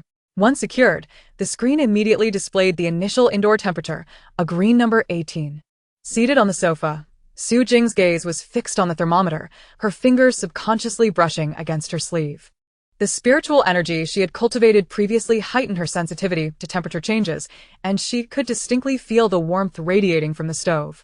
Her ankles warmed first, followed by her knees, until, within 10 minutes, she was enveloped in warmth. The thermometer's reading steadily climbed, 19, 20, 22, 24. After half an hour, the number stabilized at 25, showing no further fluctuations. Rising, she approached the window and touched the cast iron radiator, which was scorching to the touch, the heat clearly flowing along its surface. She then moved to the training area, the furthest from the stove, where the spare thermometer displayed 24. 5, only 0. 5 degrees lower than the living room, indicating no cold spots. The insulation had proven effective. She tapped the cream-colored wall panel, feeling warmth on the inside, while the outside was insulated by a 15 centimeters thick layer, rendering the external cold almost imperceptible. Even the double-layered vacuum glass showed no condensation, confirming that the indoor and outdoor temperature differences were completely isolated. After completing the outdoor temperature measurement, she noted it to be 10 degrees with a wind speed of level 2, expected to drop to 12 degrees in an hour. The electronic voice of the patrolling robot echoed from the entrance, holding a portable thermometer with a glaring red display of 10, indicating a pre-cold temperature nearing the impending extreme cold, perfect for testing the heating stove's resilience. Su Jing approached the door and opened it a crack of 5 centimeters, and a gust of cold wind rushed in, bringing with it a frosty chill that struck her face. She quickly closed the door, glancing at the wall-mounted thermometer, which still read 25, showing no signs of fluctuation. Even the cold wind's infiltration could not affect the temperature. All was well. She breathed a sigh of relief and issued a new command to the robot to move the 1,000 kilograms of spare smokeless coal from the storage area to the concrete platform at the cabin's entrance, taking care to prevent dampness. The robot turned and headed towards the corner of the courtyard, while Su Jing focused her thoughts on the coal reserve area within the system's living space. 50 sealed black bags were neatly stacked, each containing 20 kilograms, totaling 1,000 kilograms, with tightly secured openings wrapped in a transparent waterproof film, marked as smokeless coal, 95 purity, high combustion efficiency, and no pungent smoke. She commanded the extraction. and the 50 bags of coal appeared instantly in the courtyard. The patrolling robot and the kitchen robot promptly approached, their mechanical arms smoothly grasping the bags and transporting them to the concrete platform at the entrance, conveniently located just 3 meters from the main door for easy refueling. The bags were arranged neatly in 2 rows, each containing 25 bags, stacked into a block 1 meter wide and 12 meters high. Afterward, they retrieved a deep blue waterproof tarp to cover the top, securing the edges with stones to prevent the cold wind from sweeping it away and to avoid snow from seeping into the bags. Su Jing crouched down to open one bag of coal, inspecting the uniformity of the coal pieces, finding no dust, and upon close inspection, only a faint coal aroma with no unpleasant odors. Anticipating the possibility of freezing rain in the extreme cold, she decided to reinforce the setup. She instructed the robot to encircle the coal pile with a ring of metal barriers, with insulation on the inner side to prevent the coal from becoming damp and freezing, while also minimizing heat loss. Having completed these tasks, she leaned against the coal pile to rest, her fingertips absently tapping on the global channel of the system panel. Noting that only 2 days remained until the apocalypse, the panic in the channel had lessened, replaced with updates from various countries regarding their shelter progress. A post from Ivan of the Deep Blue Bear, Russia, topped the discussions, tinged with fatigue. The main shelter in Russia was finally completed, capable of maintaining a temperature of 18 degrees, but the shortage of elixirs was significant. Previously, he had only managed to purchase 200 health elixirs, which now had to be prioritized for the military, leaving ordinary citizens with only a bit of antifreeze ointment, hardly sufficient to withstand the extreme cold of 60 degrees. He lamented, knowing he should have ordered more. Below his message, Emily from the Golden Nightingale, European Union, expressed her regret. Punctuated by crying emojis, the EU was in a worse state. Their shelter was only at 70 completion, with heating barely reaching 15 degrees. And 2 boilers had broken down yesterday. They had no elixirs left, and after questioning the recall order from the Flower Nation, they now found themselves unable to purchase from them, with ordinary citizens huddled together in the shelter, relying solely on each other's body heat. She regretted not maintaining cooperation with the Flower Nation from the beginning. Occasionally, users from the Flower Nation chimed in, contrasting the anxiety of Russia and Europe with reassurances of having returned home, where the shelter maintained a temperature of 22 degrees and sufficient elixirs. Su Jing quickly skimmed through these messages before her gaze settled on the kitchen robot, which had prepared lunch. The aroma of lamb soup wafted through the door, and the thermometer on the wall still showed 25 degrees, with the flames in the stove dancing steadily, producing a soothing hum. She stood up and entered the cabin, serving herself a bowl of lamb soup, the warm broth sliding down her throat, dispelling the last vestiges of chill. The frost outside has yet to melt, and the wind whistles through the branches with a mournful sound. However, the warmth and tranquility within the room instill in her no fear of the impending bitter cold. With a stable heating system, ample coal supplies, and an abundance of provisions, coupled with her foundational cultivation at the 2nd level of chi refinement, her haven in this apocalyptic world is already well prepared.